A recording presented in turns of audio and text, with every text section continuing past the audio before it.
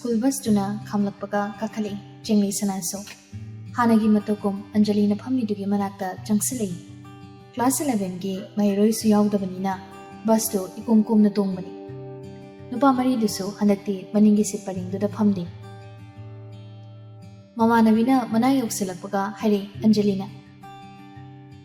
Bibicha manungda phamo thongnaw mayada. Hoi. Anjali sumasado khazik thaidoga mama nabidu jangali.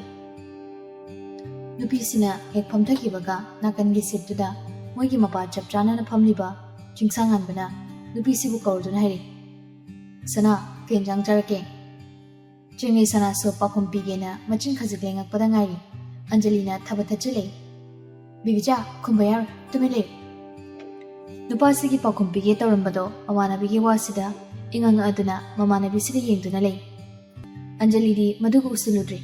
Mabung na phamliba domda mamaida satni silei.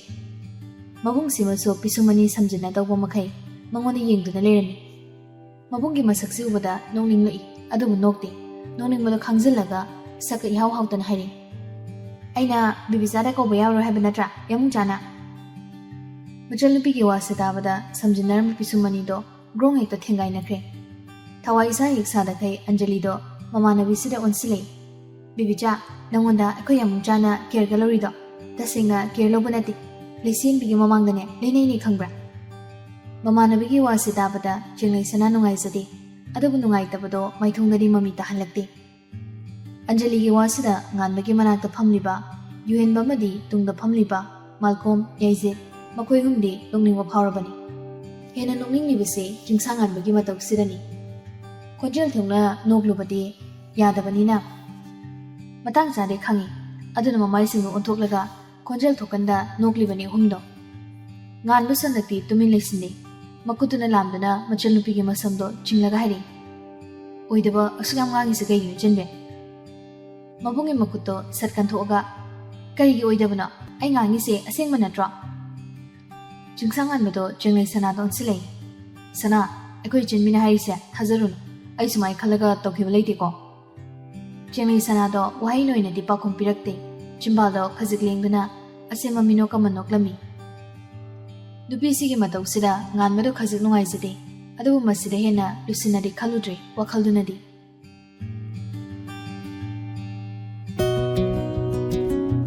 Lalaimaga leisengbiga school laklaga masa masa ki classroom da jangdam makai leiriba corridor duga jaga amada leptuna wari phudari. Lalaimanasu leisengbida ngarang sanakhiba yaijin makoini gi wari da tamlabani masaina bus manungda. Leisengbinasu handak honglaktiba jingsangan bagi mongsida ma wai sangle nungairi. Jingsangan bana jinglei sanada asumna tawi haidunasu wari liduna khanganbani. Bus manungda lushilakta wari makhadani makoini na classroom da changani khangdama makai sanaribasi. Leisina haina nangdi yaijit ka soidana nungsina khrani. Lalaimasu noki siboina ikairi ne sum taw leiramagadi mangjaroidra haibani.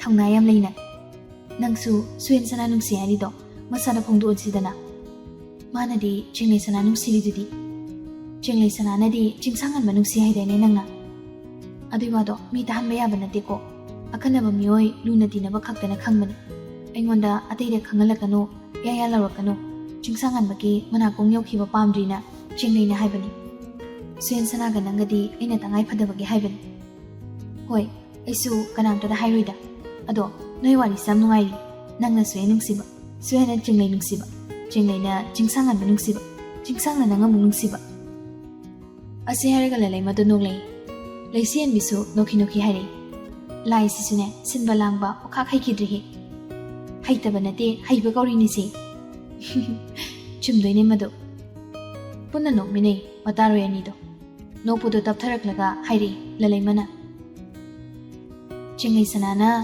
jingsangan babu nungsiringai nangi thamoigi wado suyen sanada phungdo karigumba jingsangan bana nangtabu nungsiram boiragadi jinglei sana so khongpom hundokhibe mabu nungsibiba misak thirakbe matang janana suyen sanana jinglei sanagi thamoibu khudum janba ngamkhragadi nangni ngam hore lesenbi mama nabina hairibase munna tari makhadu maktari lalaimasu jingsangan bana sengna nambu kakthoga ꯆꯦꯡꯂꯩ ꯁꯅꯥꯗ ꯃꯥꯏ ꯑꯣꯟꯁꯤꯟꯈꯤꯕ ꯑꯣꯏꯔꯗꯤ ꯐꯩ ꯑꯗꯨ ꯅꯠꯇ꯭ꯔꯗꯅ ꯅꯪꯕꯨ ꯆꯤꯡꯁꯥꯡꯉꯥꯟꯕꯅ ꯑꯗꯨꯃꯛ ꯅꯨꯡꯁꯤꯔꯝꯂꯕ ꯆꯦꯡꯂꯩ ꯁꯅꯥꯗ ꯃꯥꯅ ꯂꯧꯔꯤꯕ ꯀꯦꯌꯔꯁꯤꯗꯤ ꯅꯪꯒꯤ ꯃꯥꯡꯗ ꯂꯦꯟꯅꯕꯒꯤ ꯂꯧꯕ ꯑꯣꯏꯔꯝꯂꯒꯗꯤ ꯀꯃꯥꯏꯅ ꯇꯧꯅꯤ ꯇꯁꯦꯡꯅ ꯑꯩꯅ ꯍꯥꯏꯔꯤꯁꯤꯅ ꯆꯨꯝꯂꯝꯕ ꯑꯆꯨꯝꯕꯁꯤꯁꯨ ꯆꯦꯡꯂꯩ ꯁꯅꯥꯅ ꯈꯪꯂꯒꯗꯤ ꯃꯥ ꯑꯗꯨꯝ ꯆꯤꯡꯁꯥꯡꯉꯥꯟꯕꯗꯒꯤ ꯂꯥꯞꯊꯣꯛꯈꯤꯅꯤ ꯑꯗꯨꯒ ꯋꯥꯔꯤꯁꯤꯡꯁꯦ ꯀꯩꯒꯨꯝꯕ ꯁꯨꯌꯦꯟ ꯁꯅꯥꯒꯤ ꯃꯅꯥꯀꯣꯡ ꯌꯧꯈ꯭ꯔꯒꯗꯤ ꯆꯦꯡꯂꯩ ꯁꯅꯥꯒꯤ ꯊꯃꯣꯏꯗꯤ ꯃꯥꯅ ꯏꯔꯥꯏ ꯂꯥꯏꯅ ꯈꯨꯗꯨꯝ ꯆꯟꯕ ꯉꯝꯈꯤꯅꯤ ꯑꯩꯅ ꯍꯥꯏꯔꯤꯁꯤꯃꯛꯅꯦ ꯆꯨꯝꯂꯦ ꯍꯥꯏꯕꯗꯤ ꯅꯠꯇꯦ ꯑꯗꯨꯕꯨ ꯑꯣꯏꯊꯣꯛꯄ ꯌꯥꯕꯗꯨꯅꯤ ꯍꯥꯏꯔꯤꯁꯦ ꯂꯩꯁꯦꯟꯕꯤꯁꯨ ꯃꯀꯣꯛꯇꯣ ꯇꯞꯂꯞ ꯅꯣꯝꯂꯒ ꯍꯥꯏꯔꯤ ꯁꯨꯌꯦꯟ ꯁꯅꯥꯗ ꯍꯧꯖꯤꯛꯃꯛ ꯍꯥꯏꯕꯗꯨꯗꯤ ꯌꯥꯝꯅ ꯐꯖꯔꯔꯣꯏ ꯀꯨꯏꯗ꯭ꯔꯤ ꯃꯥꯅ ꯑꯩꯉꯣꯟꯗ ꯆꯦꯡꯂꯩ ꯁꯅꯥꯒꯤ ꯃꯔꯝꯗ ꯍꯥꯏꯔꯛꯈꯤꯕꯗꯣ ꯃꯇꯝꯗꯨꯗ ꯑꯩꯅꯁꯨ ꯊꯧꯅꯥ ꯐꯅ ꯑꯩꯅꯁꯨ ꯃꯥꯕꯨ ꯅꯨꯡꯁꯤ ꯍꯥꯏꯕꯁꯦ ꯈꯪꯍꯟꯅꯧꯕ ꯉꯝꯈꯤꯗ꯭ꯔꯦ ꯑꯗꯨꯅ ꯑꯩꯒꯤ ꯊꯃꯣꯏꯒꯤ ꯋꯥꯐꯝꯁꯦ ꯁꯨꯌꯦꯟ ꯁꯅꯥꯅ ꯅꯨꯡꯁꯤꯔꯤꯕꯤ ꯆꯦꯡꯂꯩ ꯁꯅꯥꯗ ꯑꯣꯏꯅ ꯈꯪꯍꯜꯂꯒꯦ ꯃꯗꯨꯁꯦ ꯀꯩꯝ ꯇꯧꯗꯕꯤ ꯇꯨꯃꯤꯟ ꯁꯨꯝ ꯂꯩꯊꯣꯛꯄꯗꯤ ꯇꯨꯡꯗ ꯅꯤꯡꯉꯝꯗꯕ ꯂꯥꯛꯄ ꯌꯥꯏ ꯃꯃꯥꯟꯅꯕꯤꯒꯤ ꯋꯥꯁꯤꯗ ꯅꯣꯛꯂꯩ ꯂꯩꯁꯦꯟꯕꯤꯗꯣ ꯆꯩꯔꯛꯇꯨꯗ ꯂꯂꯩꯃꯅ ꯌꯥꯏꯖꯗꯣꯏ ꯂꯥꯛꯂꯤꯕꯗꯨ ꯎꯔꯤ ꯂꯥꯛꯑꯦ ꯂꯩꯁꯦꯟꯕꯤꯁꯨ ꯀꯔꯤꯅꯣ ꯈꯟꯅ ꯃꯃꯥꯟꯅꯕꯤꯅ ꯌꯦꯡꯂꯤꯕ ꯑꯗꯣꯝꯗ ꯌꯦꯡꯂꯩ ꯃꯍꯩꯔꯣꯏ ꯈꯔ ꯆꯪꯂꯛꯂꯤꯕꯗꯨꯒꯤ ꯃꯔꯛꯇ ꯃꯈꯣꯏ ꯇꯔꯨꯛꯁꯨ ꯆꯪꯂꯛꯏꯕꯗꯨ ꯎꯔꯩ ꯆꯦꯡꯂꯩ ꯁꯅꯥꯒꯤ ꯇꯨꯡꯗ ꯆꯤꯡꯁꯥꯡꯉꯥꯟꯕ ꯆꯠꯄꯅꯤ ꯃꯗꯨ ꯎꯕꯗ ꯁꯣꯜꯂꯩ ꯂꯩꯁꯦꯟꯕꯤꯁꯨ ꯏꯇꯞ ꯇꯞꯅ ꯃꯣꯏ ꯑꯅꯤꯁꯦ ꯆꯥꯟꯗꯤ ꯌꯥꯝ ꯆꯥꯟꯅꯩ ꯃꯃꯥꯟꯅꯕꯤꯒꯤ ꯋꯥꯁꯤ ꯚꯥꯞ ꯇꯥꯕꯅ ꯂꯂꯩꯃꯗꯨ ꯅꯣꯛꯏ ꯂꯥꯛꯂꯤꯕꯁꯤꯡꯗꯨꯅ ꯃꯣꯏꯅ ꯂꯦꯞꯂꯤꯕꯗꯨꯒꯤ ꯃꯄꯥ ꯌꯧꯔꯛꯄꯒ ꯂꯂꯩꯃꯅ ꯀꯧꯔꯗꯨꯅ ꯍꯥꯏꯔꯤ ꯃꯥꯜꯀꯣꯝ ꯌꯥꯏꯖꯤꯠ ꯆꯪꯃꯤꯟꯅꯈ꯭ꯔꯁꯤ ꯌꯥꯏꯖꯤꯠꯇꯤ ꯅꯣꯛꯐꯦꯠꯇꯃꯛ ꯇꯧꯔꯛꯏ ꯃꯥꯜꯀꯣꯝꯅ ꯑꯣꯏꯅ ꯈꯨꯝꯂꯩ ꯍꯣꯏ ꯂꯥꯛꯑꯣ ꯄꯨꯂꯞ ꯍꯣꯡꯅꯗꯨꯅ ꯃꯁꯥ ꯃꯁꯥꯒꯤ ꯀ꯭ꯂꯥꯁꯔꯨꯝꯗ ꯆꯪꯃꯤꯟꯅꯔꯤ ꯄꯨꯟꯅ ꯆꯪꯉꯕꯅꯤꯅ ꯆꯦꯡꯂꯩ ꯁꯅꯥ ꯑꯟꯖꯂꯤ ꯂꯩꯁꯦꯟꯕꯤ ꯃꯈꯣꯏ ꯑꯍꯨꯝꯗꯣ ꯄꯨꯂꯞ ꯐꯝꯃꯤꯟꯅꯩ ꯄꯨꯡꯗꯤ ꯍꯧꯖꯤꯟꯈꯤꯕꯅꯤꯅ ꯈꯪꯍꯧꯗꯦ ꯄꯨꯡꯅ ꯍꯧꯈꯤꯕꯗ ꯀ꯭ꯂꯥꯁꯁꯨ ꯃꯊꯪ ꯍꯧꯖꯤꯟꯈꯤꯗꯨꯅ ꯕ꯭ꯔꯦꯛ ꯃꯇꯝ ꯑꯣꯏꯔꯝꯂꯦ ꯂꯩꯁꯦꯟꯕꯤꯅ ꯃꯃꯥꯟꯅꯕꯤ ꯑꯅꯤꯁꯤꯒꯤ ꯋꯥꯔꯤ ꯑꯃꯠꯇ ꯁꯥꯟꯅꯈꯤꯒꯦ ꯍꯥꯏꯗꯨꯅ ꯆꯤꯡꯁꯥꯡꯉꯥꯟꯕꯅꯦ ꯌꯨꯍꯦꯟꯕꯅꯦ ꯁꯨꯌꯦꯟ ꯁꯅꯥꯅꯦ ꯃꯈꯣꯏ ꯑꯍꯨꯝꯗ ꯊꯥꯗꯣꯛꯈ꯭ꯔꯦ ꯅꯣꯏ ꯍꯥꯟꯅ ꯆꯠꯂꯝꯃꯣ ꯍꯥꯏꯗꯨꯅ ꯀ꯭ꯂꯥꯁꯔꯨꯝꯗꯨꯗ ꯂꯩꯍꯧꯔꯤꯕꯁꯦ ꯃꯈꯣꯏ ꯅꯨꯄꯤ ꯑꯍꯨꯝ ꯊꯥꯔꯒ ꯃꯍꯩꯔꯣꯏ 9 ꯈꯛꯇꯅꯤ ꯆꯦꯡꯂꯩ ꯁꯅꯥꯁꯨ ꯃꯃꯥꯟꯅꯕꯤꯁꯤꯗ ꯑꯣꯟꯁꯤꯜꯂꯒ ꯍꯥꯏꯔꯤ ꯂꯩꯁꯤ ꯀꯩ ꯋꯥꯔꯤꯅꯣ ꯑꯟꯖꯂꯤꯅ ꯌꯥꯝ ꯂꯨꯕ ꯋꯥꯔꯤꯒ ꯑꯣꯏꯔꯝꯗꯧ ꯃꯥꯜꯂꯦ ꯑꯩꯗꯤ ꯇꯥꯅꯤꯡꯕꯅ ꯌꯥꯗ꯭ꯔꯦ ꯂꯩꯁꯦꯟꯕꯤꯁꯨ ꯆꯦꯡꯂꯩ ꯁꯅꯥꯗ ꯑꯣꯟꯁꯤꯜꯂꯒ ꯍꯥꯏꯔꯤ ꯆꯦꯡꯂꯩ ꯑꯩꯅ ꯅꯪꯉꯣꯟꯗ ꯍꯥꯏꯗꯣꯏ ꯋꯥꯁꯦ ꯍꯥꯏꯐꯝ ꯊꯣꯛꯄ ꯊꯣꯛꯇꯕ꯭ꯔꯗꯤ ꯑꯩ ꯈꯪꯗꯦ ꯍꯦꯛꯇ ꯍꯥꯏꯌꯨ ꯁꯨꯌꯦꯟ ꯁꯅꯥꯅ ꯅꯪꯕу ꯈꯟꯖꯩ ꯄꯥꯝꯖꯩ ꯍꯥꯏꯕꯁꯦ ꯁꯨꯌꯦꯟ ꯁꯅꯥꯅ ꯅꯪꯉꯣꯟꯗ ꯍꯥꯏꯗ꯭ꯔꯕꯁꯨ ꯃꯇꯧꯗꯗꯤ ꯅꯪ ꯈꯪꯂꯝꯒꯅꯤ ꯇꯁꯦꯡꯅ ꯈꯪꯗ꯭ꯔꯕꯁꯨ ꯅꯪ ꯆꯤꯡꯅꯕꯗꯤ ꯐꯥꯎꯔꯝꯒꯅꯤꯗ ꯐꯥꯎꯗꯕ꯭ꯔꯅ ꯆꯦꯡꯂꯩ ꯑꯟꯖꯂꯤ ꯅꯪꯁꯨ ꯈꯔ ꯃꯈꯩꯗꯤ ꯈꯪꯂꯝꯒꯅꯤꯗ ꯁꯨꯌꯦꯟ ꯁꯅꯥꯅ ꯆꯦꯡꯂꯩꯗ ꯌꯦꯡꯂꯤꯕ ꯃꯤꯠꯌꯦꯡꯁꯤ ꯁꯠ ꯈꯨꯝꯂꯩ ꯑꯟꯖꯂꯤꯅ ꯈꯪꯉꯦ ꯀꯩꯗꯧ ꯈꯪꯉꯣꯏꯗꯣꯏꯅꯣ ꯑꯩꯗꯤ ꯆꯤꯡꯅꯕꯁꯨ ꯀꯨꯏꯔꯕꯅꯤ ꯉꯁꯤ ꯉꯔꯥꯡ ꯈꯛꯀꯤ ꯋꯥ ꯅꯠꯇꯦ ꯁꯨꯌꯦꯟ ꯁꯅꯥ ꯍꯣꯏꯒ ꯍꯦꯛ ꯄꯨꯜꯂꯛꯄꯗꯩ ꯆꯤꯡꯅꯈ꯭ꯔꯕꯅꯤ ꯆꯦꯡꯂꯩ ꯁꯅꯥꯁꯨ ꯃꯀꯣꯛ ꯍꯥꯏꯐꯦꯠ ꯅꯣꯝꯂꯒ ꯁꯦꯡꯅ ꯍꯥꯏꯔꯕꯗ ꯑꯩꯁꯨ ꯈꯖꯤꯛꯇꯤ ꯆꯤꯡꯅꯩ ꯑꯗꯨꯕꯨ ꯃꯁꯤꯃꯛꯅ ꯀꯌꯥꯝ ꯆꯨꯝꯃꯤ ꯆꯨꯝꯗꯦ ꯈꯪꯗꯕꯅꯤꯅ ꯊꯋꯥ ꯁꯥꯗꯕꯅꯤ ꯍꯦꯟꯅ ꯊꯋꯥ ꯁꯥꯗ꯭ꯔꯤꯕꯒꯤ ꯃꯔꯝꯅ ꯑꯩꯒꯤ ꯊꯃꯣꯏꯗ ꯆꯤꯡꯁꯥꯡꯍꯟꯕ ꯂꯩꯕꯒꯤꯅꯤ ꯑꯟꯖꯂꯤꯅ ꯑꯗꯨ ꯀꯩꯗꯧꯔꯒꯦ ꯂꯩꯁꯦꯟꯕꯤ ꯁꯨꯌꯦꯟ ꯁꯅꯥꯅ ꯄꯥꯎꯆꯦ ꯂꯩꯔꯣ ꯅꯪꯉꯣꯟꯗ ꯑꯗꯨꯒꯤ ꯅꯠꯇꯦꯗ ꯁꯤꯗꯤ ꯑꯩꯒꯤ ꯋꯥꯅꯤꯗ ꯆꯦꯡꯂꯩ ꯁꯅꯥꯁꯨ ꯍꯥꯏꯐꯦꯠ ꯆꯤꯡꯅꯔꯞ ꯇꯧꯏ ꯅꯪꯒꯤ ꯀꯩ ꯋꯥꯅꯣ ꯅꯨꯡꯁꯥ ꯁꯣꯔꯗꯣ ꯁꯥꯡꯅ ꯍꯣꯟꯗꯣꯛꯑꯒ ꯍꯥꯏꯔꯤ ꯂꯩꯁꯦꯟꯕꯤꯅ ꯑꯩꯅ ꯁꯨꯌꯦꯟ ꯁꯅꯥꯁꯦ ꯈꯟꯖꯔꯛꯄ ꯅꯨꯡꯁꯤꯔꯛꯄ ꯀꯨꯏꯔꯤ ꯂꯩꯁꯦꯟꯕꯤꯒꯤ ꯋꯥꯁꯤꯗ ꯑꯟꯖꯂꯤꯗꯤ ꯈꯪꯅꯣꯡ ꯅꯣꯛꯊꯣꯔꯛꯏ ꯑꯁ ꯑꯩꯗꯤ ꯀꯃꯥꯏꯅ ꯇꯧꯅꯤ ꯅꯣꯏ ꯋꯥꯔꯤꯁꯦ ꯌꯥꯝ ꯅꯨꯡꯉꯥꯏꯔꯤꯅꯦ ꯆꯦꯡꯂꯩ ꯁꯅꯥꯁꯨ ꯃꯃꯥꯟꯅꯕꯤꯁꯤꯗ ꯅꯣꯛꯃꯤ ꯆꯩꯕ ꯉꯥꯡꯕ ꯇꯧꯔꯤ ꯑꯟꯖꯂꯤ ꯉꯥꯏꯈꯣꯕ ꯅꯣꯛꯈꯤ ꯍꯣꯏ ꯍꯥꯏꯕꯒꯨꯝ ꯃꯀꯣꯛꯇꯨ ꯅꯣꯝꯃꯩ ꯆꯦꯡꯂꯩ ꯁꯅꯥꯁꯨ ꯂꯩꯁꯦꯟꯕꯤꯗ ꯑꯃꯨꯛ ꯑꯣꯟꯁꯤꯜꯂꯛꯏ ꯃꯥꯅ ꯑꯣꯟꯁꯤꯟꯕꯒ ꯂꯩꯁꯦꯟꯕꯤꯅ ꯏꯇꯞ ꯇꯞꯅ ꯍꯥꯏꯔꯤ ꯁꯨꯌꯦꯟ ꯁꯅꯥꯅ ꯅꯪꯁꯦ ꯌꯥꯝ ꯅꯨꯡꯁꯤꯕꯅꯦ ꯆꯦꯡꯂꯩ ꯃꯉꯣꯟꯗ ꯑꯩꯒꯤ ꯅꯨꯡꯁꯤꯕꯁꯤꯁꯨ ꯐꯣꯡꯗꯣꯛꯄ ꯉꯝꯗꯦ ꯑꯗꯨꯅ ꯑꯩ ꯈꯟꯐꯝ ꯑꯃ ꯈꯪꯗ꯭ꯔꯗꯨꯅ ꯅꯪꯉꯣꯟꯗ ꯋꯥꯐꯝꯁꯦ ꯍꯥꯏꯕꯅꯤ ꯁꯨꯌꯦꯟ ꯁꯅꯥꯅ ꯅꯪꯕꯨ ꯈꯟꯖꯕ ꯅꯨꯡꯁꯤꯖꯕ ꯃꯇꯧꯗꯨ ꯎꯔꯒ ꯑꯩ ꯇꯁꯦꯡꯅ ꯀꯜꯂꯛꯄꯁꯨ ꯄꯣꯛꯏ ꯆꯦꯡꯂꯩꯅ ꯁꯨꯌꯦꯟ ꯁꯅꯥꯁꯦ ꯑꯩꯅ ꯑꯩꯒꯤ ꯆꯥꯟꯅꯕ ꯃꯔꯨꯞꯀꯨꯝ ꯈꯟꯗꯨꯅ ꯂꯥꯛꯄꯅꯤ ꯈꯟꯁꯨ ꯈꯟꯒꯅꯤ ꯄꯨꯟꯁꯤꯒꯤ ꯑꯣꯏꯅ ꯃꯣꯃꯣꯟ ꯃꯤꯅꯣꯛ ꯑꯃ ꯃꯥꯏꯊꯣꯡꯅ ꯂꯩꯇꯦꯡꯉꯩ ꯑꯩꯁꯨ ꯀꯜꯂꯝꯃꯣꯏ ꯍꯥꯏꯅ ꯈꯟꯕ꯭ꯔꯥ ꯆꯤꯡꯁꯥꯡꯉꯥꯟꯕꯅ ꯅꯪꯕꯨ ꯅꯨꯡꯁꯤꯖꯕꯁꯤ ꯎꯔꯒ ꯃꯃꯥꯟꯅꯕꯤ ꯑꯅꯤꯁꯤꯒꯤ ꯋꯥꯔꯤꯁꯦ ꯇꯥꯔꯒ ꯑꯟꯖꯂꯤꯗꯤ ꯀꯟꯅ ꯍꯦꯛꯇ ꯅꯣꯛꯈꯠꯂꯛꯏ ꯅꯣꯛꯅ ꯌꯥꯔꯦ ꯅꯣꯏ ꯋꯥꯔꯤꯗꯣ ꯑꯝꯇ ꯂꯦꯞꯄꯣ ꯑꯩ ꯅꯣꯛꯄ ꯈꯥꯡꯕ ꯉꯝꯗ꯭ꯔꯦꯕ ꯅꯣꯛꯄꯗ ꯃꯤ ꯁꯤꯔꯦꯅꯅꯦ ꯋꯥ ꯂꯥꯎꯅꯕ ꯇꯥꯔꯦ ꯂꯩꯁꯦꯟꯕꯤꯗꯨ ꯅꯣꯛꯂꯩ ꯑꯟꯖꯂꯤꯒꯤ ꯋꯥꯁꯤꯗ ꯑꯗꯨꯕꯨ ꯆꯦꯡꯂꯩ ꯁꯅꯥ ꯃꯥꯗꯤ ꯅꯣꯛꯂꯛꯇꯦ ꯄꯩꯔꯤ ꯄꯦꯟꯗꯕꯒꯤ ꯋꯥꯉꯥꯡꯗꯣ ꯉꯥꯡꯂꯩ ꯅꯪꯅꯗꯤ ꯅꯣꯛꯅꯤꯡꯂꯤꯕ ꯑꯩꯈꯣꯏꯗꯤ ꯅꯣꯛꯄ ꯆꯪꯗꯦ ꯏꯁꯥꯁꯦ ꯆꯥꯛꯄꯅ ꯌꯥꯗ꯭ꯔꯖꯥꯠꯅꯤ Leisen bisu nongmi nongmi mateng pangsili mangonda thokta tawri Anjali sadamak nongna nongna hairi thoksu thokjaning deidi noigi warise ataba mina nungai reso wari sidi yauri ba noidi nungai ba unade pram chakpana loira maniba Jinglei sanana aduna nolakan ayam chaibani nupani do phuning mana loi Leisen binasu aisu Anjalina warise nupani sina tarso noi nupi ani se phuning nge haiduni ni noi yani disu Anjali gi wase taraga Maya higatuna noklingai chingsangan baga yuen baga do changlai Prapap changsilaga nupi singsigi mangda thariba bensuda phamthare mamaiduna nupi singsida onsilaga Chingsangan baso mana pairakliba polythene khawdo mayai de lei patex da thamlaga hairi achapu chasise Jinglei sanana suyendi nupi sigi wangsida chingsangan baso nupi sida yenglei wahangi pakom de pirakte machina thokna wahai mahairaktrabaso mabuktadi murum sonjaribani suyen sana pamiru maisbo Jinglei sanagi pakomdo yuhen manoi nupire kentinda lehowi Anjalina khoyam bungai hoisiro Hoi moi pula lehobani akhoi mangana sida leisin Jinglei sanana noyenina sida thawen ki laiba anda mukti chingsangan mana khumlei noyum khak nungai dina akhoi ni lakpe wanida akhoi su wari loiraka mayam gi manaka chase hanerambani ngan badu moina purakpa achapon yawa polythene khawdu dagi thaknaba mahido ama lakthoga leisen bide pire leisen bia se thau Leisen bisu ngasidi nomi laksili Thank you Mana haiba wado thawaina tabi daba manba nupasigi mongsida Jinglei sana nungai zadi Chingsangan baso thaknaba mahi ama mulak machal nupi da pire Ichanbia se Anjali silaksali yuen baso smoothie ama lauraka thakpa hawi Chingsangan baso Jinglei sanagi sarukto amu pidun hairi Se sana ado aikhoi lamanina mayangge manakta chatrasu yane Moisu ada jahore aikoisu sida jarase Mana haiba wada thawaina tabide haina wakhal nungairamdabado nupasina hairakwa wase taraga magi wabu tabi khangbana haraubana momonoglei piraklibado nongmi loksili Anjali su lariba chipsu lakthoga khokpa hore chingsangan bana sana nangi sandwich sama yawarpani Anjali na sat khumai bibi chagida mabu khangba hina dabduda lairakpani Aikhoi de haina boiningiro ngangkhre ichanbi nangama yuen masu Anjali da onchale chaningiro chanbia Jinglei sanana chaningadi adum chaminase chaningbai nate yamung sase yam paktaba haina karigumba ma khangning ningsingaktuna Anjali da mabungsida onsilaga khangai hare kaino aina bibichada kawba yaro haba natra yamung chana mamana bisida monsile bibicha nangsune khoi yamung chana kawragane khunggono haba natra aina nomi khumlei Jinglei sanado ai baboi rudri Chingsangan baso machina murum sol as kaukthokre wai samlena khaluraga mabungna soli da taruduna isok tori achapo kalere isi bibichaga kauna bayana bra adugi oredina achapo sana maiduda langsilaktu baina ichanbia yari da khra sawrdi wari khangba yuenbaga Jinglei sanaga da noi adubu wari khangdaba leisen bidi gyan ingaw ngawi wari khangrabasu nokpudi nokli mayamgi matau siraga Chingsangan baso machal nupi sida onsilaga ichanbia babam phazilano aina ne nangna khali dumaina khanba kasu leite Jinglei sanada monsilai sana akhoi chanbi do amphazana hayo nangna haidri yaroiba Anjali yarese pairano sawrano ba yamung chana ngarang haikiba wado tawkhibo mong ningsing khoidaw yam sawninge ba ai adugiri nangna ngarang kinnabu thinbo sambu poibo tawbuduna yanars mabungi wasida handamukti Anjali da noglei leirima mayam duso wawanoi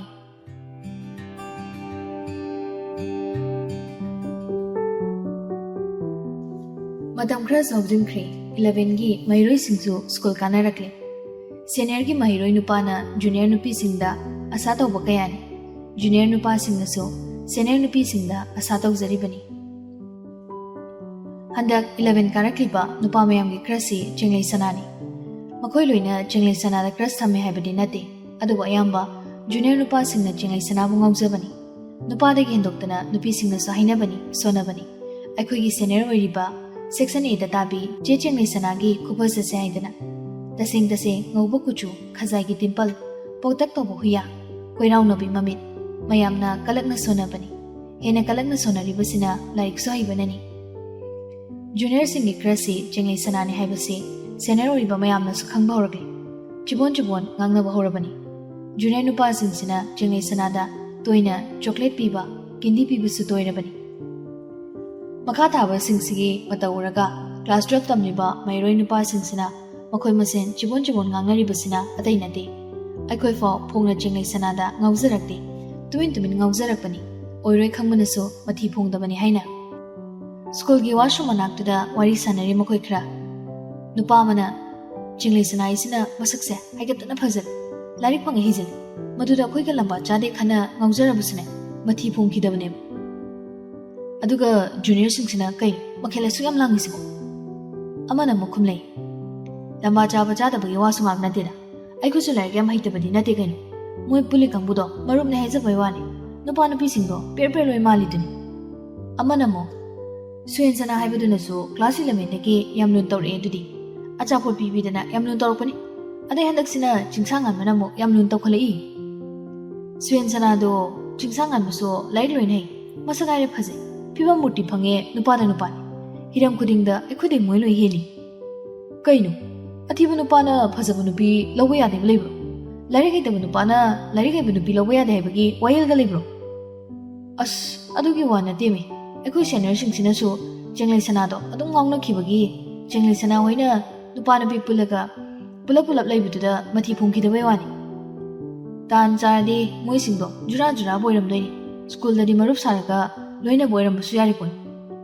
Phajabai wadi moi nupi singdo loi phajabane. Mayam dei jenglei sanana khare hinjabai wani. Nupa singdasu atai nupi sing yang ngawna bani. Adusu masak phajabi lairi kai bi singduga Miku kuding pulaga layabani injin bangamna kidabani. Tumin ngaujakibani. Mayam mamangda phongna khangandana lusanakibani ba.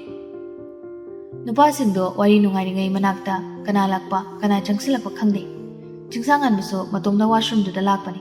Hojikta lakpa nate ngahak waire lakpa. Sanaramlibu warido makoktaki tahaudrabuso kharadi tahauре. Warido taningaktatuna khawdemai. Wari sanaramba nupa singdo wari sanabado chaplepaga khangingilei. Nganba leptuna lerambado bada khara khaje khoktok chai. Monghada yamlemna hari jingsangan muso. Nathaw moina ekhoi panarini ne loigise. Kaisu kumlakte nupa singdo maru luktharaga tumilei. Makhatari jingsangan muso. Ngasi sanariba ngangnariba miwasina aroiboi. Matung thengnardi school oraso aina khuthadaningai walidi. Maru ene nupi singse palaga miwangang bayam. Saudi sauninglabani jingsangan bado. Adubo mapamsi school oibana masana masabu phathabani henna lemthorakpani. Nupa singsu chamanana hoi haina khumnaramaga gungung chakre. Isaw sauningna yenglaga lephowi jingsangan baso. Solai machindasu sauningna murumuro. Chinglisana na. Kyamu yalna phajana uino khangdim. Junior singsina khithil layaw. Aidine mitsyam narabani. Break matamni Josh na mamana batuda ngangi. Nate karino ba nangna khalisina. Nungsi phonglani haraga hujipau tumin sum leisalisi. Felix amadeng pangsali. Hendi han male suyani bo. Hojite yong junior singsina so phongna ngausalabani ne. Adusu chingleida. Suyen sana so matha sarab khumlei. Haigi khalaga hekta ngamde. Josh na probab chithi me yuji. Suyen sana do tatu mamana busidi yenglei. Matautuda Josh sungai ngamdan hai. Nang iroi haragana aine tidiba. Felix na ekwina haibige absu yadre nasana jo absu yadre. Aduna huji ahangbo chebangi mateng loba dabani. Makhoi ni changduna suyen sanabo namdana chithi mi hali. Mafamdo canteen ni luna punjaba makhoi nupa mari nupi mari punna makhoi ni pangdo ngasidi canteen sida mo pullari. Toina makhoi khak asumna pundabasi kharedi kuiraklabani. Harau wari watai tawtuna chamini. Cheraktuda junior nupa khara moigi manakta changsilei. Nipal dudi wari duda ude changsilei busingdo. Benjamin na kawre. Che. Wari sanaduna phamlamba makhoi nipando pulab yengthuri. Table manaktuda junior makhoi hum liaptuna lerami. Christopher na mo hanjan na kauri. Chichingle. Mabu kaurabani na kumlay jinglay sanaso. How? Jeda kino mahagi to ba? Kaya hagi hai bano. Malim na accountancy ki khangdaba mayaw ba? Adu chenam ta takpiyo hagi daw ni. Jinglay sanana kumbadang ringay jingsangan bana tabok tu na kumki. Sir da takpiyo hai ba kidawe. Christopher na tapna sir na takpudo gyan tabo wali. Jingsangan ba sumangag to jinglay sanarom da haifit illaga hari. Mana ta di gyan tani siro. Jingsangan bagi wasida nupa macha humdo kumpong khangda ika tawduna lay. Yahisina mo, sir manglem na takpo bu gyan ta de hai si kayino niya, yam phazana takpo day ne. Yuhin ba na? Ay ko'y matam dadi yam phazana tak lay da. Noy dadi tak ta bro. Ahumdo chamana na kumlay. Tay. Malcolm na, phazana su tay harga noy na gyan ta sa hai si na kayino. Karimondrang torga class yaw rino. Kumpong ga khangdrabani nupa macha humdo. Karinungi lakcharubuno do hek yaw rabani. Nupi mari desu tumin lay kay shuayna rakti. Jingsangan bana, ozana takpa gyan ta deba na tro, ay take pro. Kay da tao hay bano, kintin sila di nungay do wamandi. Jingsangan bagi wa sida marup singdo nungning badok hangzani. Jinglay sanaso nungning bak hangsilaga itap-tap na hari. Ay na takpa do noy gyan tarui, mangunda takalo. Ay na gyan tarak tabadaso mana dum takpi. Jingsangan bana, kay da tao hay bano, noy humbo, noy ki classroom doy na taksira. Christopher na tahata kumlay. Ngasi huzik taktra suyani di yama. Khangda ba gyan tada badudi namsilaga thamgudu ne. Yari kay tuna gyan tahong na buhono. Yar ni yama. Asika kharam laga nupa humdo gam thokri. Huzik tada nok lagi yang hauri makoy ni panduso. Nok na hari jingsangan bana. Sakta singsi hek nungsirak taba. Anjali na noki. Yamung jada nungsibiyo haibra. Kaama hinjalak pasida yiningak treni. Yuhen mana mo, kali zukta sakpazaruba se, pahap ni ko sana. Yuhen magi wasida amupuna no imayam do. Pinky na, aikoy baby jasu single ni, aduna dum noy na bakay sukay dida, junior sing siga. Aikoy na hari kayso, hoy hay niya do ni, mana paraga sisinaba yam nungay do zani. Helena na mo, haygum da na baby ja, nang si, bungo kyan taba madi kanmaya bazani. Angelina, nupi na hanbase, nungay say na bani.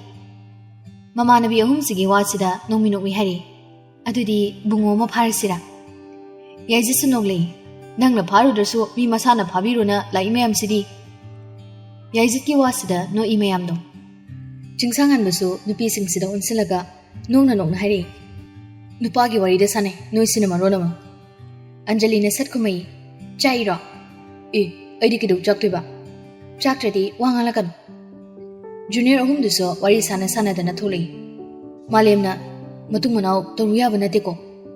Benjamin na mo, aduni nupa duso jingsangan ba kawday sakku kakto. Kaino manoy na taki kain tawrina. Chigi BF mo oiram ni ko. Christopher na mo, as bitik to wangalakan no da malim. Bitik na bangang manati ni suman bagi hayrin. Hoy ni BF oiram ba suyari ni magi sakku kakto di ya adiba. Christopher na mo, sakak di nupa mari mangne kai hanglay wahang gado yengudana police ki wahang gidan takatto na hangalay wani no ani duso Christopher gi wasida malim na nok na mayam nagi mana sakwai kakpuduna BF oram doman ba Benjamin na mo oiram ni masaloy phaje ni ma Christopher na mo hoida chena phajari saktuda kamai single oram doino ani duso samana na aduni haisi Nakanamadasu chithi ba loikre swen sanado. Josna akoy piyo haibro nang na pizza ge haibro. Nokfetar na kumlay swen sanaso. Isa na pizza ge. Felix na pida ba diaro ko. Pini. Jos ka Felix ka do makok ngomay. Swen sanana chithi budi mana loksin kini. Ado chithi ge warol se. Mana paraga mo chinangang la di kamay to ba. Ado su kiri ro na. Hoy haibago makok ngomi. Felix na, Mayor, adumay tawri kay apa manusiba ni bisu supong pangoy. Lamna kigadra na pakat banida. Magadi lamna ningda ba. Jos na, chayda adi print to buni haizilo. Asi harga no siyan sana sinok laga adumay taw bahay duni. Felix sanok minok mi, ado chithi dubu kari hani irino. ꯑꯩꯈꯣꯏꯅ ꯌꯦꯡꯒꯦꯁꯨ ꯌꯥꯗꯦ ꯁꯨꯌꯦꯟ ꯁꯅꯥꯅ ꯑꯍꯥꯡꯕ ꯆꯦꯕꯥꯡꯗꯨꯗ ꯀꯔꯤ ꯋꯥꯍꯩ ꯋꯥꯇꯥ ꯁꯤꯖꯤꯟꯅꯔꯒ ꯏꯕꯒꯦ ꯍꯥꯏꯕꯗꯣ ꯈꯪꯗꯕꯅꯤ ꯑꯅꯤꯁꯤꯅ ꯁꯨꯌꯦꯟ ꯁꯅꯥꯅꯁꯨ ꯎꯗꯅꯕ ꯏꯕꯅꯤ ꯖꯣꯁꯅ ꯑꯩꯈꯣꯏꯅ ꯅꯝꯗꯅꯁꯨ ꯏꯍꯟꯕ ꯑꯗꯨꯒ ꯀꯃꯥꯏ ꯏꯔꯤꯅꯣꯁꯨ ꯈꯪꯍꯟꯗꯕ ꯐꯦꯂꯤꯛꯁꯅ ꯅꯨꯡꯁꯤ ꯍꯥꯏꯅꯕꯨꯗꯤ ꯐꯣꯡꯗꯣꯛꯑꯝꯃꯅꯤ ꯈꯪꯉꯤ ꯑꯗꯨꯗ ꯋꯥꯍꯩ ꯋꯥꯇꯥꯗꯣ ꯀꯃꯥꯏ ꯁꯤꯖꯤꯟꯅꯒꯦꯗꯣ ꯈꯪꯅꯤꯡꯕ ꯃꯣꯂꯤ ꯍꯥꯏꯔꯤ ꯊꯃꯣꯏꯅ ꯅꯨꯡꯁꯤꯖꯕꯤ ꯃꯥꯅ ꯄꯥꯗ꯭ꯔꯤꯉꯩ ꯈꯪꯗ꯭ꯔꯤꯉꯩ ꯅꯣꯏꯅ ꯍꯦꯛꯇ ꯄꯥꯕ ꯌꯥꯕ꯭ꯔꯣ ꯈꯪꯕ ꯌꯥꯕ꯭ꯔꯕ ꯑꯅꯤꯗꯣ ꯆꯞ ꯃꯥꯟꯅꯅ ꯅꯣꯛꯃꯤ ꯍꯥꯏꯔꯤ ꯁꯦꯁ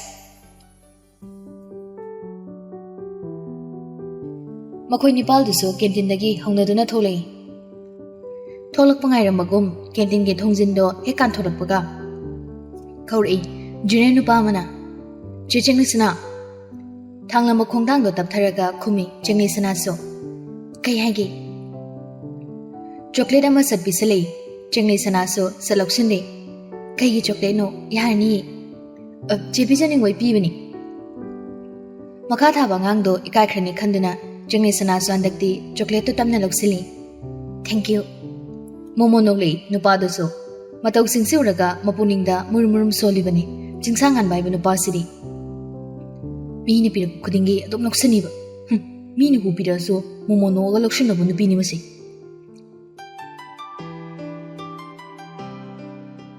ꯕ꯭ꯔꯦꯛ ꯃꯇꯝꯁꯨ ꯂꯣꯏꯈꯤꯗꯨꯅ ꯀ꯭ꯂꯥꯁ ꯃꯊꯪ ꯇꯧꯔꯛꯄꯗꯨꯅ ꯂꯥꯁ ꯄꯤꯔꯤꯌꯠ ꯑꯣꯏꯔꯛꯂꯦ ꯁꯨꯇꯤ ꯊꯥꯕꯒ ꯀ꯭ꯂꯥꯁꯔꯨꯝꯗꯒꯤ ꯃꯍꯩꯔꯣꯏꯁꯤꯡꯗꯣ ꯃꯊꯪ ꯊꯣꯛꯂꯛꯏ ꯀ꯭ꯂꯥꯁꯔꯨꯝꯒꯤ ꯋꯥꯡꯃ ꯂꯥꯟꯊꯣꯔꯛꯄꯒ ꯃꯥꯡꯗ ꯆꯠꯈ꯭ꯔꯤꯕꯤ ꯅꯨꯄꯤꯗꯨꯒꯤ ꯃꯅꯥꯛ ꯇꯝꯅ ꯈꯣꯡꯊꯥꯡ ꯌꯥꯡꯂꯞ ꯊꯥꯡꯗꯨꯅ ꯂꯥꯛꯏ ꯁꯨꯌꯦꯟ ꯁꯅꯥꯗꯣ ꯀꯧꯕꯁꯨ ꯀꯧꯔꯛꯏ ꯅꯨꯄꯤꯁꯤꯕꯨ ꯆꯦꯡꯂꯦ ꯃꯥꯕꯨ ꯀꯧꯔꯛꯄꯗꯨꯗ ꯃꯃꯥꯏ ꯂꯩꯗꯨꯅ ꯌꯦꯡꯂꯛꯏ ꯑꯟꯖꯂꯤꯁꯨ ꯂꯩꯁꯦꯟꯕꯤꯁꯨ ꯑꯣꯟꯊꯣꯛꯇꯨꯅ ꯌꯦꯡꯂꯛꯏ ꯁꯨꯌꯦꯟ ꯁꯅꯥ ꯑꯣꯏꯔꯝꯕꯗꯨꯗ ꯆꯠꯂꯝꯕꯗꯨ ꯂꯦꯞꯄꯒ ꯅꯨꯄꯥꯁꯤꯕꯨ ꯉꯥꯏ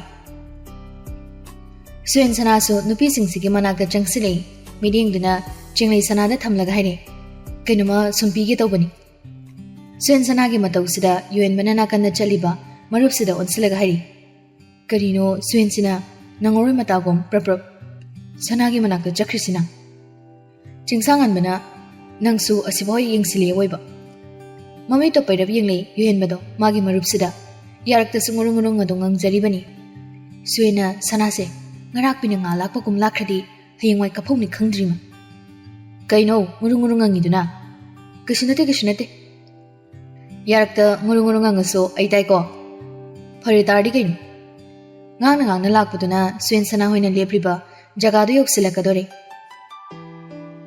ꯆꯤꯡꯂꯩꯅ ꯁꯨꯌꯦꯟ ꯀꯩ ꯄꯤꯒꯦ ꯍꯥꯏꯅꯣ ꯈꯣꯡꯒ꯭ꯔꯥꯎ ꯄꯣꯀꯦꯠꯇꯒꯤ ꯃꯊꯨꯞ ꯅꯥꯏꯅ ꯐꯖꯅ ꯇꯨꯞꯊꯤꯜꯂꯕ ꯆꯤꯊꯤꯗꯣ ꯄꯨꯊꯣꯔꯛꯇꯨꯅ ꯅꯨꯄꯤꯁꯤꯗ ꯄꯤꯔꯛꯏ ꯀꯩꯅꯣ ꯁꯤꯗꯤ ꯍꯣꯔꯦꯟ ꯌꯨꯝꯗ ꯌꯦꯡꯉꯨ ꯅꯣꯛꯂꯗꯨꯅ ꯈꯨꯝꯂꯛꯏ ꯀꯤꯕꯨ ꯀꯤꯔꯦꯗ ꯗꯤꯃꯥꯟ ꯂꯦꯇꯔꯒ ꯑꯃ ꯑꯣꯏꯔꯝꯗꯅ ꯅꯨꯄꯤꯁꯤꯒꯤ ꯋꯥꯁꯤꯗ ꯁꯨꯌꯦꯟ ꯁꯅꯥꯁꯨ ꯃꯄꯨꯛꯇ ꯃꯗꯨꯝ ꯁꯣꯟꯖꯩ ꯅꯪꯒꯤ ꯊꯃꯣꯏ ꯄꯤꯌꯨ ꯍꯥꯏꯕꯒꯤ ꯗꯤꯃꯥꯟ ꯂꯦꯇꯔꯅꯤ ꯃꯕꯨꯛꯅꯤꯡꯒꯤ ꯋꯥꯗꯣ ꯆꯤꯝꯕꯥꯜ ꯀꯥꯡꯂꯛꯇꯦ ꯆꯤꯝꯕꯥꯜꯗꯅ ꯑꯇꯣꯞꯄ ꯋꯥꯍꯩ ꯑꯣꯏꯅ ꯍꯥꯏꯔꯛꯂꯝꯃꯤ ꯀꯥꯏꯗꯩꯅꯣꯗ ꯑꯗꯣ ꯂꯧꯁꯤꯜꯂꯣ ꯄꯤꯔꯛꯂꯤꯕꯗꯣ ꯂꯧꯁꯤꯟꯗꯕ ꯇꯧꯗ꯭ꯔꯦ ꯃꯈꯨꯠꯇꯨ ꯇꯤꯡꯊꯣꯔꯒ ꯇꯞꯅ ꯂꯧꯁꯤꯜꯂꯤ ꯈꯪꯕꯁꯨ ꯈꯪꯂꯤꯕꯅꯤ ꯆꯤꯊꯤꯅꯤ ꯍꯥꯏꯕ ꯅꯨꯄꯤ ꯃꯈꯣꯏ ꯑꯍꯨꯝꯅꯁꯨ ꯈꯪꯅ ꯂꯧꯁꯤꯜꯂꯤꯕꯅꯤ ꯃꯄꯤꯅꯧꯒꯦ ꯇꯧꯔꯛꯏ ꯂꯩꯁꯤꯌꯦꯟꯕꯤꯗꯨ ꯑꯗꯨꯕꯨ ꯃꯍꯥꯛ ꯈꯪꯖꯤꯜꯂꯤ ꯌꯥꯝ ꯋꯥꯅ ꯃꯈꯣꯏ ꯅꯨꯄꯤ ꯑꯍꯨꯝꯁꯨ ꯍꯧꯅꯗꯨꯅ ꯊꯣꯛꯂꯛꯏ ꯁꯨꯌꯦꯟ ꯁꯅꯥꯗꯤ ꯅꯨꯄꯤꯁꯤꯅ ꯃꯥꯅ ꯄꯤꯔꯤꯕ ꯆꯤꯊꯤꯗꯣ ꯂꯧꯁꯤꯟꯈꯤꯕꯒ ꯅꯣꯛꯐꯦꯠ ꯇꯧꯁꯤꯜꯂꯝꯃꯒ ꯄ꯭ꯔꯞ ꯆꯠꯈ꯭ꯔꯦ ꯌꯨꯑꯦꯟꯕꯒ ꯆꯤꯡꯁꯥꯡꯍꯟꯕꯒꯅꯁꯨ ꯎꯍꯧꯏ ꯁꯨꯌꯦꯟ ꯁꯅꯥꯅ ꯅꯨꯄꯤꯁꯤꯗ ꯃꯊꯨꯞ ꯅꯥꯏꯅ ꯊꯨꯞꯆꯤꯟꯕ ꯆꯦ ꯑꯃ ꯄꯤꯈꯤꯕꯗꯣ ꯃꯗꯨ ꯎꯕꯗ ꯃꯆꯤꯟꯗ ꯁꯣꯜꯂꯛꯏ ꯆꯤꯡꯁꯥꯡꯍꯟꯕꯅ ꯀꯩꯅꯣ ꯁꯤꯅ ꯑꯃꯨꯛ ꯌꯨꯑꯦꯟꯕꯅ ꯁꯠ ꯈꯨꯝꯂꯛꯏ ꯀꯩꯅꯣ ꯑꯁꯤꯐꯥꯎ ꯚꯥꯞ ꯇꯥꯗꯕ꯭ꯔꯣꯅ ꯑꯁꯤ ꯆꯤꯊꯤ ꯅꯠꯇꯅ ꯀꯩ ꯑꯣꯏꯗꯧꯔꯤꯒꯦ ꯊꯋꯥꯏ ꯁꯥꯗ ꯅꯣꯛꯂꯒ ꯈꯨꯝꯃꯩ ꯀꯩꯒꯤ ꯆꯤꯊꯤ ꯁꯨꯌꯦꯟꯅ ꯑꯩꯈꯣꯏꯗ ꯁꯅꯥꯁꯦ ꯄꯥꯝꯖꯩ ꯀꯥꯏꯅ ꯍꯥꯏꯈ꯭ꯔꯗꯥꯏꯅꯦ ꯅꯣꯛꯂꯝꯕꯗꯨ ꯂꯦꯞꯈ꯭ꯔꯦ ꯄꯥꯎꯈꯨꯝꯁꯨ ꯄꯤꯔꯛꯈꯤꯗ꯭ꯔꯤ ꯆꯤꯡꯁꯥꯡꯍꯟꯕꯗꯣ ꯌꯨꯑꯦꯟꯕꯁꯨ ꯃꯈꯥꯗꯤ ꯇꯥꯔꯛꯇ꯭ꯔꯦ ꯍꯥꯏꯕꯕꯨ ꯃꯔꯨꯞꯀꯤ ꯃꯇꯧꯁꯤꯗ ꯅꯣꯛꯅꯤꯡꯂꯛꯏ ꯃꯈꯣꯏ ꯅꯨꯄꯤ ꯑꯍꯨꯝꯗꯣ ꯈꯥꯏꯅꯔꯝꯗꯥꯏꯗꯨꯗ ꯆꯤꯡꯂꯩ ꯁꯅꯥꯅ ꯂꯩꯁꯦꯟꯕꯤꯕꯨ ꯇꯞꯅ ꯀꯧꯔꯤ ꯂꯩꯁꯦꯟꯕꯤ ꯂꯩꯁꯦꯟꯕꯤꯁꯨ ꯏꯇꯞ ꯇꯞꯅ ꯈꯨꯝꯂꯩ ꯍꯥꯎ ꯂꯩꯁꯦꯟꯕꯤꯅ ꯐꯥꯎꯔꯝꯒꯗꯕꯗꯣ ꯆꯤꯡꯂꯩ ꯁꯅꯥ ꯃꯨꯟꯅ ꯈꯪꯉꯤ ꯑꯗꯨꯅ ꯃꯃꯥꯟꯅꯕꯤꯁꯤꯒꯤ ꯃꯈꯨꯠꯇꯣ ꯃꯥꯒꯤ ꯃꯈꯨꯠꯇꯨꯅ ꯆꯦꯅ ꯄꯥꯏꯁꯤꯟꯕꯤꯔꯒ ꯍꯥꯏꯔꯤ ꯋꯥꯈꯜ ꯌꯥꯝ ꯍꯦꯟꯖꯤꯟꯅ ꯈꯟꯖꯤꯟꯒꯅꯨ ꯑꯩꯕꯨꯁꯨ ꯊꯥꯖꯧ ꯑꯩꯅ ꯀꯩꯗꯧꯅꯨꯡꯗ ꯅꯪꯅ ꯑꯩꯉꯣꯟꯗ ꯊꯝꯂꯤꯕ ꯊꯥꯖꯕꯗꯣ ꯃꯥꯡꯍꯜꯂꯣꯏ ꯃꯃꯥꯟꯅꯕꯤꯒꯤ ꯋꯥꯁꯤ ꯇꯥꯕꯗ ꯃꯣꯃꯣ ꯅꯣꯛꯂꯗꯨꯅ ꯈꯨꯝꯂꯩ ꯑꯩ ꯅꯪꯕꯨꯗꯤ ꯊꯥꯖꯩ ꯑꯗꯨꯕꯨ Thamoina singna nuksijaba misak amana aigi imangmaktada athopa nupida chithi piba uraga ai kamai nungai doino. Anjali na nukmi atopa mi natiye nangi namanabidani nangi thamoi apamba khangliba namanabidani aduna nungai taba wakhagane kemta khanganu. Jengle sanana nukhi lasta ekhoina khalurisiga pumta tayonabada ahangba chebang oiramdoni yengu.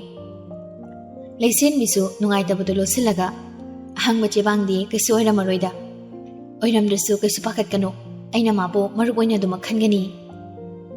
Aina nangbu thaji jengle momo nonglei jengle sanado leisen bisu makhatari adudi ngasigiri kainarisi haying amuk thengnarisi ko jengle Anjali ani dusu samana na khumlei hoi bus ta karaktuna maningi sit paring dugi hek mamangi sit tu da phamlare Anjali ga jengle sanaga so jengle sanana tapna wangang bahuri suin sanagi matau sida leisen bido nungai ramaru aingonda thokpoi ramasu ayam nungai roi. Anjalina yam henjana su khanjingano nangna suenbo maruk oina khalibaduna yari lai sisu phatmande oiba nokhi phagi tawri noi marigi wari sidine lila drama yaman silakpai wani. Jengle sanado tamna noglei mamanabigi wasida bus punba nupa mari dusu pulap hongna duna kakhalaga maningi sit pareng duda phamkhri nupi ani sisu nupa singsiga udi moigi thokpa tumin tamna juja wari tawduna lei bus dusu mairoi surabanina thauba hori. Jengle sanana chithi sidi kamai tawni hundokhragi ngai koi kai hairi ini do pahausi ai pa batali ai pa ge kadainu. Jengle sanasu chithi do mamanabi sida pirei Anjali su panthadi chithi do hangdoi khui sina marol ama phasari ba. Jengle sanasu tamna khomai handwriting am phasabani suin sanasi. Anjali su chithi gi warol do yam tapna mamanabi sigi narumai da jangsilaga pa ba hori.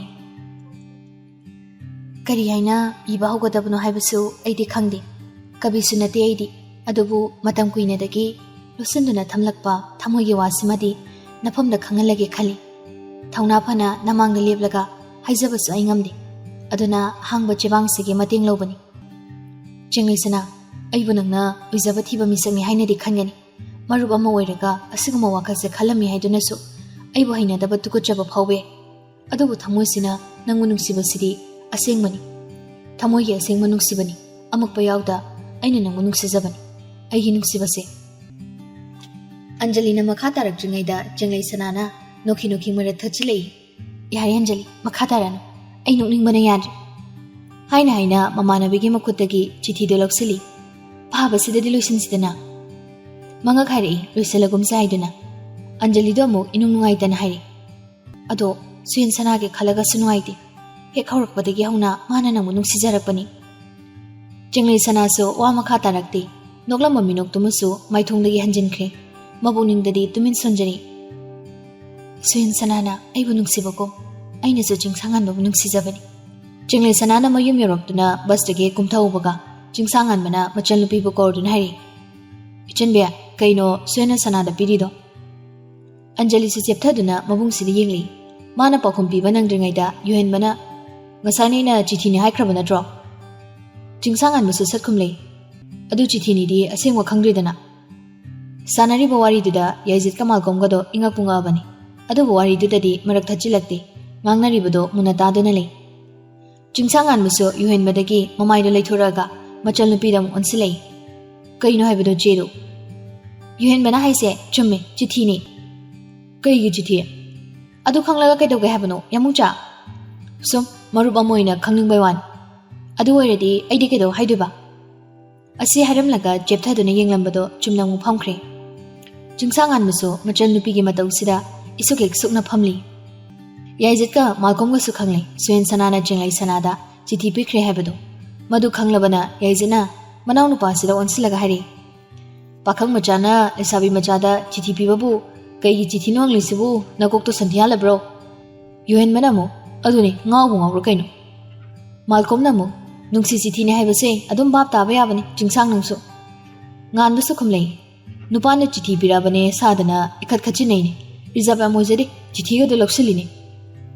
Jingsang an bage wasida manakta phamliba ahumdo mamir bana sangdoga ngan bada yengai mamangda phamlibi Anjali su mabungi wado tabana mamaido hudamu maningda onthore Yamung chagi kay na thawlay Bibi cha se yamung chagi kay wedana adu yam pani no.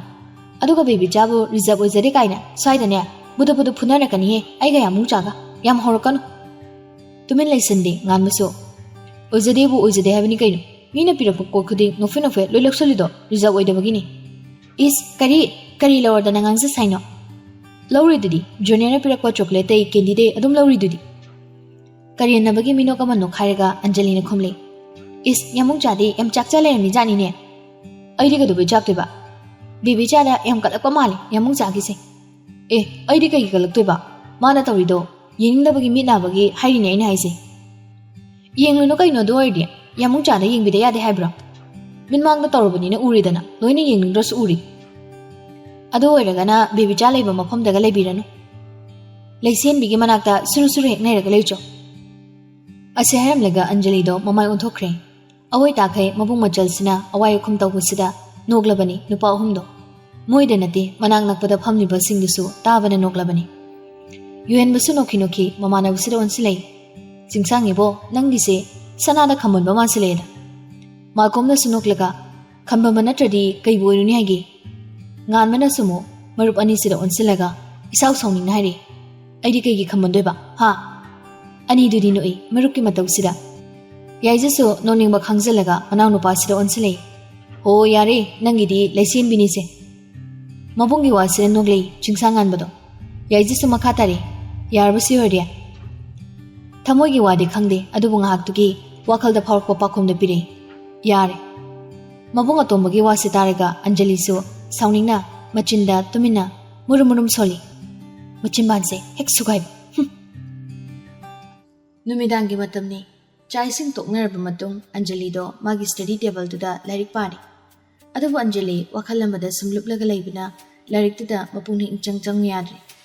Kona thangdadi lairik tu khumjilaga phamlambadagi hagolai. Kadagi thoklaaga magi kaga hek mayuknariba mabung yaigi kagi thongdo hanglaga tamna changai. Study table tuda lairik paduna lerami mabung sisu. Khonjali tapna mabung sibu kawi. Yamung yai. Lairik tagi mamai li thoraktuna thongjinromda yenglai. Machal nupi sanglakpado bududa yaizatna kaidari janbe. Mabungi manaka changsilaga laigiba study table tuda masado haifin nga tharap lepaga hairi. Lairik paba yadre ito yamung yai. Kaigya. Wakhalna ungemi. Table da laigiba scale do paikalaga machal nupi sige pambongda taplamna kalaga hairi. Hai, sungkoi thogale sasat haidi. Yamna lusinma matawda hairi. Suen sanana bibi chada nungsi phongkri. Machal nupi ke mataw sida hairi. Adu kaidawragi nate nangi se suen sana pamiro. Mabungi wasida mabungi pambongda makut khubakduna selang thazili. Kaidi lamsilaga hairi no adui waduna. Nang ngongduda hairiba. Adu kaigino nang sida asuyam matha saisina. Aina nahan kai haidoktabaneba. Bibi jana aikoi yamung chase yamung sizabani. Thawa isa sadagi khumlei. Khangi kaino kujo.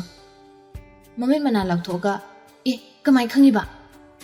Sanagi machina haidraso matawduda khangbani. Nanwai truth or dare sanabaga sana namagi crush yawi habado. Adusu no yamung chani haba koi khangi. No yamung cha masana zu chingnakhibani. Sanana no yamung cha pamjaba khanjaba manbagine aina su hangdo hangkibani. Anjali du nooga Adira, yuhen benasu makumnasu bibi chada kresto maming hairoona girigi taido. Hoi, adai sanana aikoi marakta kres yawi harakpaduda baktit taram kanano habs. Aduda maming duso haining bugi girigi tain.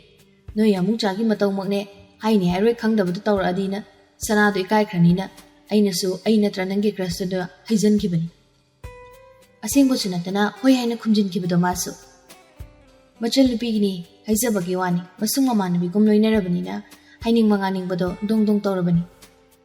Sanada no yamung cha nuksibanina suengi proposal do accept tawroi habagi nungaitiro janbinangi se.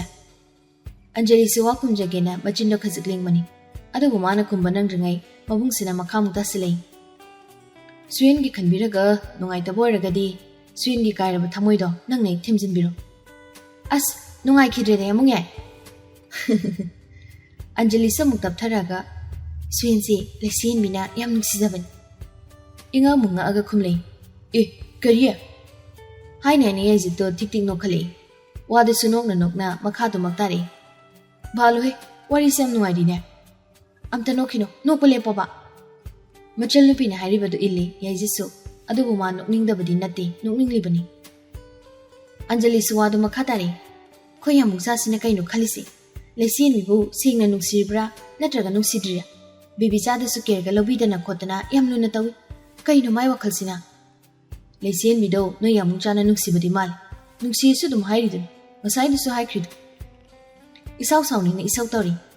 Lesien mi nungsiraga mana bibi chada tawisina kay. No yamungchana nungda khanba wakaldumadi aikoi khangdre. Adu bai khoina su mana sanada tawise. Lesien bi mamangda tawiyawna tawibra hangbudasu nati aina khumlei. Sanabu nungsirabra haina hangbudasu nungside marupum khali khaktamang khumlei. Gyan tade da tawrise. Yam charak changin halle. Ado kain nangna sida mathada am saiduna. Nungsa sorama khangon hondolaga hari. Yamujana bibisa se sungni nungsiroi da boiragadi suyen sanaga nuksina khibane hena phadong mansilaba. Nupi aikhoigidi aikhoibu nungsibiba nupase thigadabani. Suyenadi bibi chada yamna luna tawbudo noisu loina khangamnida. Lesien bina suyen nungsi haidene. Hoi, ado yamujana su lesien bida taw leirisidi. Marau nupagi thamoina chengai sanabu nungsirakpa manba khamanba manbagi wangang mayamse munna khangbana hairi yajisu. No yamungchagi wakhaldi yamung yai haiba ngamdida. Adubu thamoidudadi sanagi mami ama taramlagani haibise aigi thajabani janbi. Masi orabusu magi thamoige wase masana su khangjadri. Khangdabadunasu lesien bi haidana tawrisini. Amuksu bibi chada yamungchana khambalbai wangang ngangni dudi. Masa khangda thamoida phabu wado nganglakpoiduni. Adubu wakaldudadi mana hairido nungsibagi haibanati yeningdabagi mitnabagi haini khanane lezarini.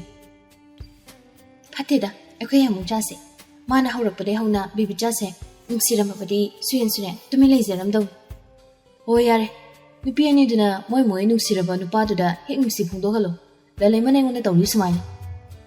Matangsi yarakpadadi paktra yamung yaina. Yamung yaidawna nupani sidi atopa nupi pamdaba nungsidaba tawdi. No yamungchana lesien bi nungsibani ba. Adai sanana no yamungcha nungsiba. Adu oitardi no yamungchagise aikoi mayam chamduna lottery otpirasi. Lottery duda khalakpa nupi aikoi mayam changlagane sembirasi. As oigadaba wam thangangdi. Asayam laga felak salamaka gam kasiri thokre Anjali do. Yajisu noklaga lehowi. Khangdreda nongdamba nangna sembiriba kumai sisu othokpagi mataw haiduni.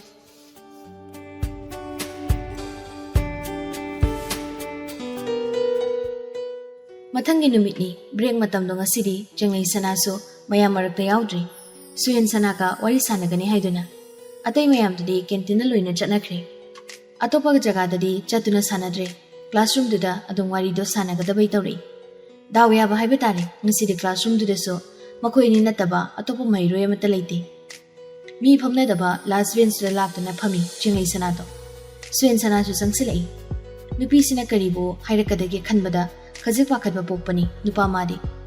Adubu nupi simadi hanagi hana hamu nofre tawraga nupa sibu kore. Phamula osuhen.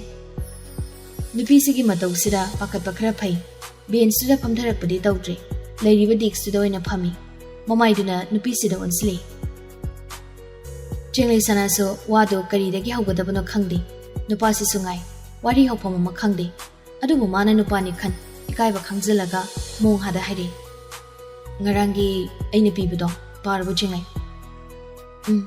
Achimba pakum khakpiura. Semjin sajinba oidaba pakumdi ai taningba poktida. Asinga pakumdo khakpiu. Tangkai mukta pai ai loiba phau pakhidre. Nupi sigi pakum sida ikaiba phaure. Adubu ikaiba yade khali. Kaigi loiba phau padriba. Aido nokninglakpagi. Ase hairage hena momon tawri. Ikaiba pumba langthokraga nupi sida nungsiba mining yengli.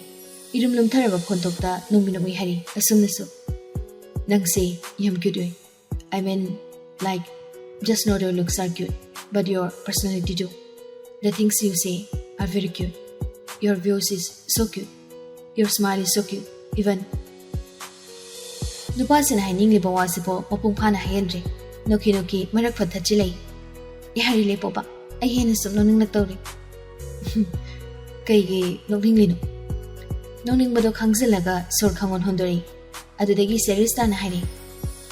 Suen, nangi proposal accept tawdi haidina ai bu arogon. Ai gisu thamoisina nuksijaba misaklai. Thamoisina ka hena singna mabu nuksijabani. Nangbu nukside haibade hairo nuksi. Nangbusu maruba moina. Suen sanasu maru luktaduna tumin thari. Makatari nupisisu. Nang naibu nuksibirambagi damaktadi thakachari. Adubu nang naingoda thamliba nuksibado. Nangbu nuksijabi kanagi mapamda thambiyo. Nupisina nuksijaba misaka malai hairaklibasini. Suen sananasu laisienbigi machindagi takrabana. Misaksi jingsangan mani haiba khangi. Nupisida misakto adura dara haina wangalakti. Magi proposal accept taruktabasida mathwai sinuaijadi. Adubu mahak nungaitaba losilaga masado hena lemthori. Lemjaba matawda hari. Aina nangbu nuksi. Aduna nangna soibu nuksigadabani. Nuksibiyo haibatumade hairu. Nangna hairibu wapam singse. Aina sukai khumnagani chingi. Adubu wapam amakakti haigi. Wasimadi nangna yabi. Hayo, kaino. Nangna nuksijaiba misaktuna nangi thamoi masak khangbiduna. Magi nuksibaduna nafamda sinaraklagadi phari. Sinarakpa soisan. Nangna harauna leiba nungainingba punsi mahingdumadi. Aisu yengba pami. Adubu nangi nuksibabu misaktuna khangbidraba. Thawaibidraba thoklaba matamduda. Nangi thamoiduda uchetana karaklaba wakhalduna. Sathina soktaraklaba. Milu pirang kangdaba matangduna. Mikuptuna. Kariguma lakpa taragadi. Mikuptuda. Nangi machetana kairaba thamoidubu samjinjagi. Choktaraba wakhaldubusu pangal hapjagi. Milu pirangdubusu ikutsina tethokchari. Masi khudong chabadumadi ifamda pibiyuko. Nangbu thimjinjanabagi tanjado. Ifamda pibiyu jingai. Asuk fazana lemjana hairakliba nupasigi wasida jenglai sana pakum khangde.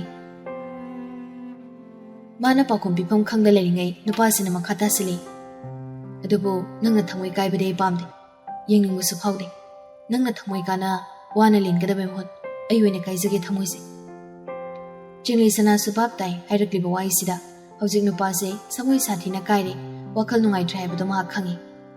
Hainabado asumna mature bisi Jayida nate miduna khaliba wakhal ngangthorakliba wangang ulakliba mong mataw midugi lijat sajata mahak major oide se takpani haidana jayina ngangoi jaraso wakal phasana khantaba ngamle nangdi suen thamoiduri kairibani adubu nubisigi wasida akaiba thamoiduna nakana mada thamkhraga chimbalda asemba mon minok amalai tinghale nominok mi makhatare nupijiso best friend oise ibanidi aduna sehena pakchani Nungsiba phangdrabusu maruboibagi mari phawdi talaroi khanglubada penthokpatham lei awa nungaida sarugya minase maruba moina nangya awa nungaitaba malakpada aibusu sarugya hal chanaba maruba moina aingoda su khangal hoi haibangom mangaktu nomi aduga asimasu hari ado nangmu nungsijabi nangtabu khanjabi amana nangi mangda leplabadi magi nungsibado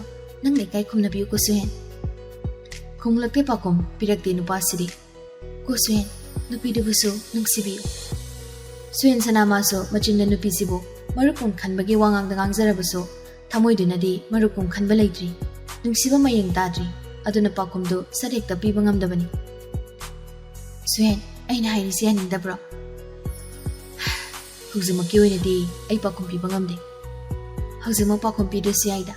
Nangi thamoida phauranggadabadusu ai khara makhaidi khangi. Adubu nungaitaba tawgon nangi thamoibu themjinba ngamgadabani nangbu harawanba ngamgadabi amadi isoidana leramgani nongmi nokmi hoi haiba pakumdo samjalai suen sanana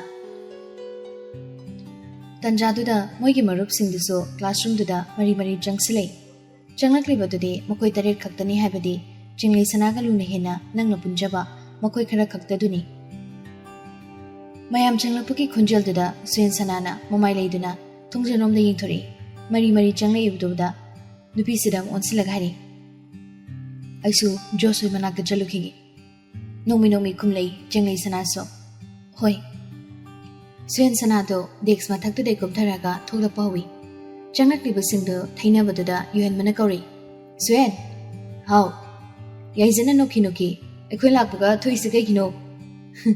José ꯍꯣꯏꯒꯤ ꯃꯅꯥꯛꯇ ꯆꯠꯂꯨꯒꯦ ꯇꯧꯅꯤ꯫ ꯍꯣꯏ, ꯆꯠꯂꯨꯔꯣ꯫ ꯁꯨꯌꯦꯟ ꯁꯅꯥꯁꯨ ꯊꯣꯛꯈ꯭ꯔꯦ꯫ ꯃꯣꯏ ꯇꯔꯦꯠꯇꯨꯁꯨ ꯃꯃꯥꯟꯅꯕꯤꯗꯨꯅ ꯐꯝꯂꯤꯕ ꯕꯦꯟꯆꯇꯨꯗ ꯆꯪꯁꯤꯜꯂꯛꯏ꯫ ꯆꯤꯡꯂꯩ ꯁꯅꯥꯒꯤ ꯃꯃꯥꯡꯗ ꯂꯩꯔꯤꯕ ꯗꯦꯛꯁ ꯃꯊꯛꯇꯨꯗ ꯑꯃꯨꯛ ꯀꯨꯜ ꯑꯌꯤꯡꯕ ꯑꯃ ꯇꯞꯅ ꯊꯝꯂꯩ ꯆꯤꯡꯁꯥꯡꯉꯥꯟꯕꯅ꯫ ꯗꯦꯠ ꯅꯨꯡꯉꯥꯏꯈꯤꯕ꯭ꯔꯣ? ꯍꯥꯏꯔꯛꯂꯤꯕ ꯅꯨꯄꯥꯁꯤꯒꯤ ꯋꯥꯁꯤꯗ ꯃꯃꯤꯠ ꯑꯔꯥꯎꯕ ꯑꯅꯤꯗꯨꯅ ꯇꯊꯛ ꯌꯦꯡꯂꯩ꯫ ꯃꯈꯥ ꯇꯥꯔꯛꯏ ꯅꯨꯄꯥꯁꯤꯁꯨ, ꯑꯃꯨꯜ ꯀꯨꯜꯁꯤ ꯊꯛꯆꯤꯜꯂꯣ꯫ ꯃꯃꯥꯡꯗ ꯂꯩꯔꯤꯕ ꯑꯃꯨꯜ ꯀꯨꯜꯗꯣ ꯅꯣꯡꯃꯤ ꯂꯧꯁꯤꯜꯂꯤ꯫ ꯍꯦꯂꯦꯅꯥꯁꯨ ꯃꯃꯥꯟꯅꯕꯤꯁꯤꯒꯤ ꯃꯅꯥꯛꯇꯨꯗ ꯒꯤꯠ ꯐꯝꯊꯔꯒ ꯈꯜꯂꯤ ꯍꯥꯏꯔꯤ꯫ ꯁꯨꯌꯦꯟꯒ ꯀꯔꯤ ꯋꯥꯔꯤ ꯁꯥꯟꯅꯈ꯭ꯔꯒꯦ? ꯀꯩꯁꯨ ꯁꯥꯟꯅꯗꯦꯗ꯫ ꯑꯟꯖꯂꯤꯅ ꯅꯣꯛꯐꯦꯠ ꯇꯧꯔꯒ ꯄ꯭ꯔꯄꯣꯖꯦꯜ ꯑꯦꯛꯁꯦꯞ ꯇꯧꯈ꯭ꯔꯕꯣ? ꯑꯩꯒꯤ ꯊꯃꯣꯏꯒꯤ ꯑꯄꯥꯝꯕ ꯀꯔꯤꯅꯣ ꯈꯪꯅ ꯋꯥꯍꯪꯗꯣ ꯍꯪꯂꯛꯏꯅꯦꯕ꯫ ꯅꯣꯛꯈꯤ ꯍꯥꯏꯔꯤ꯫ ꯁꯨꯝ ꯍꯪꯕꯅꯤꯗ꯫ ꯃꯥꯜꯀꯣꯝꯅꯁꯨ ꯅꯣꯛꯐꯦꯠ ꯇꯧꯔꯒ ꯂꯩꯅꯔꯝꯃꯤ ꯐꯤꯕꯝꯗꯨꯅꯗꯤ ꯌꯥꯅꯕ ꯃꯥꯜꯂꯤꯀꯣ꯫ ꯃꯥꯜꯀꯣꯝꯒꯤ ꯋꯥꯁꯤꯗ ꯅꯣꯛꯏ ꯆꯤꯡꯂꯩ ꯁꯅꯥꯗꯣ꯫ ꯌꯨꯍꯦꯟꯕꯅ ꯍꯩꯁ ꯅꯣꯛꯈꯥꯏꯀꯣ꯫ ꯁꯥꯟꯅꯔꯤꯕ ꯋꯥꯔꯤ ꯇꯧꯅꯔꯤꯕ ꯃꯇꯧꯁꯤꯗ ꯆꯤꯡꯁꯥꯡꯉꯥꯟꯕꯗꯣ ꯇꯥꯅꯤꯡꯉꯛꯇ꯭ꯔꯗꯨꯅ ꯃꯐꯝꯗꯨꯗ ꯃꯃꯥꯏ ꯂꯩꯊꯣꯛꯑꯒ ꯒꯝ ꯊꯣꯛꯂꯛꯏ꯫ ꯆꯤꯡꯁꯥꯡꯉꯥꯟꯕꯒꯤ ꯃꯑꯣꯡꯁꯤꯗ ꯏꯉꯛꯅ ꯌꯦꯡꯗꯨꯅ ꯂꯩꯍꯧꯏ ꯃꯌꯥꯝꯗꯨꯁꯨ꯫ ꯑꯗꯨꯕꯨ ꯌꯥꯏꯖꯠꯅ ꯃꯅꯥꯎꯅꯨꯄꯥꯒꯤ ꯏꯍꯨꯜꯗꯣ ꯈꯪꯕꯅ ꯅꯣꯛꯈꯥꯏꯔꯒ ꯌꯦꯡꯍꯧꯔꯤꯕꯅꯤ꯫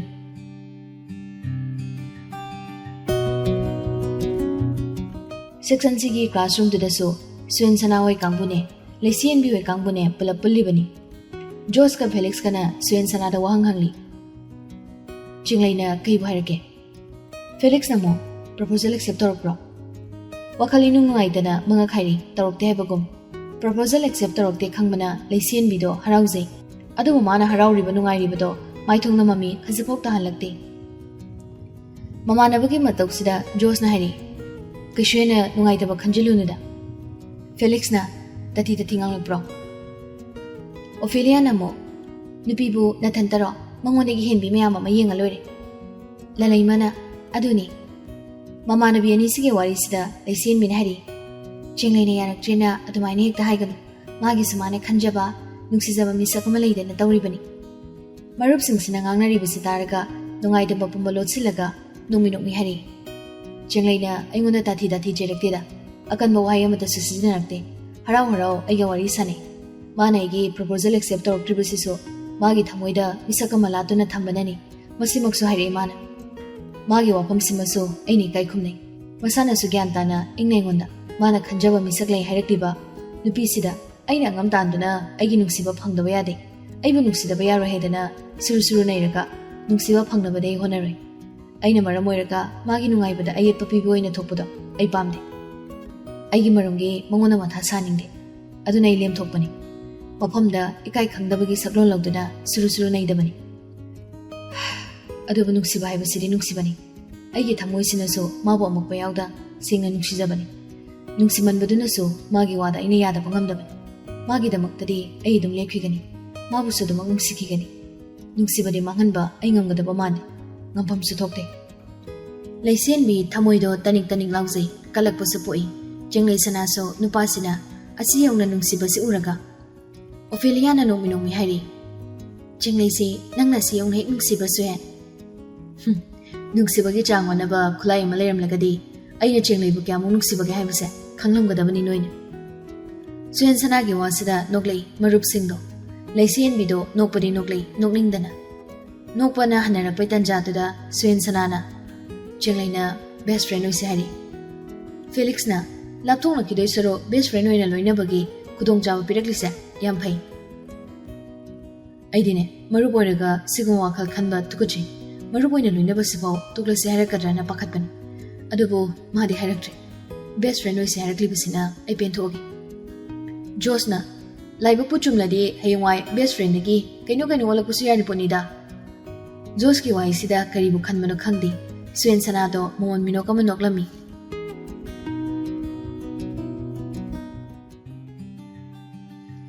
ꯕ꯭ꯔꯦꯛ ꯃꯇꯨꯡꯒꯤ ꯀ꯭ꯂꯥꯁꯇꯨꯗꯅꯤ ꯑꯣꯖꯥꯅ ꯂꯥꯏꯔꯤꯛ ꯀꯟꯅ ꯇꯥꯛꯂꯤꯕꯅ ꯆꯤꯡꯁꯥꯡꯉꯥꯟꯕꯗꯣ ꯃꯥꯒꯤ ꯍꯦꯛ ꯅꯥꯀꯟꯅ ꯐꯝꯂꯤꯕ ꯃꯔꯨꯞ ꯁꯨꯌꯦꯟ ꯁꯅꯥꯁꯤꯗ ꯋꯥꯍꯪ ꯍꯪꯅꯤꯡꯂꯁꯨ ꯄꯥꯛꯀꯤ ꯈꯪꯕ ꯉꯝꯗꯦ꯫ ꯑꯗꯨꯕꯨ ꯈꯪꯅꯤꯡꯕꯅ ꯂꯥꯡꯇꯛꯅꯕꯅ ꯍꯦꯟꯃꯟꯕꯅ ꯍꯪꯗꯗꯤ ꯍꯪꯂꯒꯦ ꯈꯜꯂꯤ꯫ ꯈꯣꯟꯖꯦꯜ ꯊꯣꯛꯅ ꯍꯪꯕꯗꯣ ꯅꯨꯡꯉꯥꯏꯇ꯭ꯔꯗꯨꯅ ꯃꯥꯒꯤ ꯅꯣꯠꯕꯨꯛꯇꯣ ꯐꯥꯛꯇꯣꯛꯑꯒ ꯑꯍꯥꯡꯕ ꯃꯆꯤ ꯑꯃꯗ ꯄꯦꯟꯗꯨꯅ ꯀꯔꯤ ꯅꯣꯏꯔꯝꯃꯤ꯫ ꯏꯕ ꯂꯣꯏꯕꯒ ꯁꯨꯌꯦꯟ ꯁꯅꯥꯒꯤ ꯃꯃꯥꯡꯗ ꯏꯟꯁꯤꯜꯂꯛꯏ꯫ ꯇꯧꯔꯛꯂꯤꯕ ꯃꯇꯧꯁꯤꯗ ꯁꯨꯌꯦꯟ ꯁꯅꯥꯁꯨ ꯀꯩꯅꯣ ꯈꯟꯅ ꯃꯃꯥꯡꯗ ꯏꯟꯁꯤꯜꯂꯛꯏꯕ ꯅꯣꯠꯕꯨꯛꯇꯨꯗ ꯌꯦꯡꯂꯤ꯫ ꯏꯔꯤꯕ ꯋꯥꯍꯩꯁꯤꯡꯗꯣ ꯈꯣꯟꯖꯦꯜ ꯊꯣꯛꯍꯟꯅ ꯄꯥꯔꯦ꯫ ꯁꯅꯥꯅ ꯅꯪꯒꯤ ꯄ꯭ꯔꯣꯄꯣꯖꯦꯜ ꯑꯦꯛꯁꯦꯞ ꯇꯧꯔꯛꯄ꯭ꯔꯣ? ꯏꯔꯛꯂꯤꯕ ꯋꯥꯍꯩꯗꯣ ꯄꯥꯕ ꯂꯣꯏꯔꯛꯄꯗ ꯁꯨꯌꯦꯟ ꯁꯅꯥꯁꯨ ꯅꯥꯀꯟꯗ ꯐꯝꯂꯤꯕ ꯃꯔꯨꯞꯁꯤꯗ ꯈꯪꯌꯦꯡ ꯌꯦꯡꯂꯛꯏ꯫ ꯁꯨꯌꯦꯟ ꯁꯅꯥꯅ ꯌꯦꯡꯂꯛꯄꯁꯤꯗ ꯆꯤꯡꯁꯥꯡꯉꯥꯟꯕꯁꯨ ꯄꯥꯎꯈꯨꯝ ꯄꯤꯔꯛꯑꯣ ꯍꯥꯏꯕꯩ ꯃꯇꯥꯗ ꯄꯦꯟ ꯑꯃ ꯃꯔꯨꯞꯁꯤꯗ ꯄꯤꯁꯜꯂꯒ ꯃꯉꯛꯅ ꯅꯣꯠꯕꯨꯛ ꯊꯝꯂꯤꯕ ꯑꯗꯣꯝꯗ ꯍꯥꯏꯐꯦꯠ ꯏꯜꯂꯒ ꯏꯪꯒꯤꯠ ꯇꯧꯔꯤ꯫ ꯄꯤꯔꯛꯂꯤꯕ ꯏꯪꯒꯤꯠꯇꯣ ꯚꯥꯞ ꯇꯥꯏ꯫ ꯃꯥ ꯋꯥꯈꯜꯗꯣ ꯈꯖꯤꯛ ꯅꯨꯡꯉꯥꯏꯖꯗꯦ꯫ ꯄꯦꯟꯗꯣ ꯇꯞꯅ ꯄꯥꯏꯈꯠꯂꯒ ꯅꯣꯠꯕꯨꯛꯇꯨꯗ ꯄꯥꯎꯈꯨꯝ ꯑꯃ ꯏꯔꯝꯃꯤ꯫ ꯊꯤꯟꯊꯕ ꯇꯧꯗꯦ ꯆꯤꯡꯁꯥꯡꯉꯥꯟꯕꯁꯨ ꯏꯔꯤꯕꯗꯨ ꯄꯥꯏ꯫ ꯆꯤꯡꯂꯩꯗ ꯍꯪꯉꯨ꯫ ꯏꯔꯝꯂꯤꯕꯗꯨ ꯎꯕꯗ ꯆꯤꯡꯁꯥꯡꯉꯥꯟꯕ ꯕꯤꯠ ꯈꯪꯇꯦꯛ ꯇꯦꯛꯈ꯭ꯔꯦ꯫ ꯅꯨꯄꯤꯁꯤꯗ ꯍꯪꯕꯁꯨ ꯇꯟꯕꯅꯤ, ꯑꯗꯨꯒ ꯁꯨꯌꯦꯟ ꯁꯅꯥꯗ ꯍꯟꯖꯤꯟꯅ ꯍꯥꯏꯕꯁꯨ ꯇꯜꯂꯤ꯫ ꯑꯗꯨꯅ ꯃꯥ ꯇꯨꯃꯤꯟ ꯂꯩꯁꯤꯜꯂꯤ꯫ ꯋꯥꯈꯜꯗꯨꯃꯗꯤ ꯇꯨꯃꯤꯟ ꯂꯩꯕ ꯅꯠꯇꯦ, ꯁꯣꯟꯖꯔꯤꯕꯅꯤ ꯋꯥꯈꯜꯗ ꯃꯨꯔꯨꯝ ꯃꯨꯔꯨꯝ꯫ ꯑꯣꯟꯊꯣꯛꯅꯁꯨ ꯃꯃꯜ ꯀꯥꯍꯜꯂꯤꯗꯀꯣ꯫ ꯍꯥꯏꯅ ꯑꯩꯅ ꯀ꯭ꯂꯥꯁ ꯃꯊꯪ ꯇꯧꯔꯛꯄꯅ ꯁꯨꯇꯤꯁꯨ ꯊꯥꯔꯦ꯫ ꯕꯁ ꯃꯅꯨꯡꯗꯅꯤ꯫ ꯆꯤꯡꯁꯥꯡꯉꯥꯟꯕꯁꯨ ꯃꯥꯅ ꯍꯪꯅꯤꯡꯂꯤꯕ ꯋꯥꯍꯪꯁꯦ ꯍꯪꯁꯤꯔ ꯍꯪꯒꯨꯝꯁꯤꯔ ꯈꯟꯖꯥꯅꯩ꯫ ꯑꯁꯨꯛ ꯈꯪꯅꯤꯡꯂꯁꯤꯕꯨ ꯈꯟꯗꯨꯅ ꯃꯃꯥꯡꯗ ꯐꯝꯂꯤꯕꯤ ꯅꯨꯄꯤꯁꯤꯕꯨ ꯀꯧꯔꯤ꯫ ꯁꯅꯥ꯫ ꯃꯃꯥꯏꯗꯣ ꯆꯦꯞꯊꯔꯛꯑꯒ ꯅꯨꯄꯥꯁꯤꯗ ꯑꯣꯟꯁꯤꯟꯗꯨꯅ ꯈꯨꯝꯃꯤ꯫ ꯍꯥꯎ, ꯁꯨꯌꯦꯟ ꯁꯅꯥꯒꯤ ꯄ꯭ꯔꯄꯣꯖꯦꯜꯗꯣ ꯑꯦꯛꯁꯦꯞ ꯇꯧꯈ꯭ꯔꯕꯣ ꯅꯪ? ꯆꯤꯡꯁꯥꯡꯉꯥꯟꯕꯒꯤ ꯋꯥꯍꯪꯁꯤꯗ ꯃꯅꯥꯛꯇ ꯐꯝꯂꯤꯕ ꯅꯨꯄꯥ ꯑꯍꯨꯝꯗꯨꯁꯨ ꯆꯤꯡꯁꯥꯡꯉꯥꯟꯕꯗ ꯈꯪꯌꯦꯡ ꯌꯦꯡꯅꯩ꯫ ꯑꯟꯖꯂꯤꯗꯤ ꯃꯕꯨꯡꯒꯤ ꯋꯥꯍꯪꯁꯤꯗ ꯈꯣꯟꯖꯦꯜ ꯊꯣꯛꯇ ꯅꯣꯛꯂꯤꯕꯅꯤ꯫ ꯆꯦꯡꯂꯩꯁꯨ ꯅꯣꯛꯃꯤ ꯅꯣꯛꯃꯤ꯫ ꯀꯩꯒꯤꯅꯣꯗꯣ ꯍꯪꯉꯤꯗꯤ?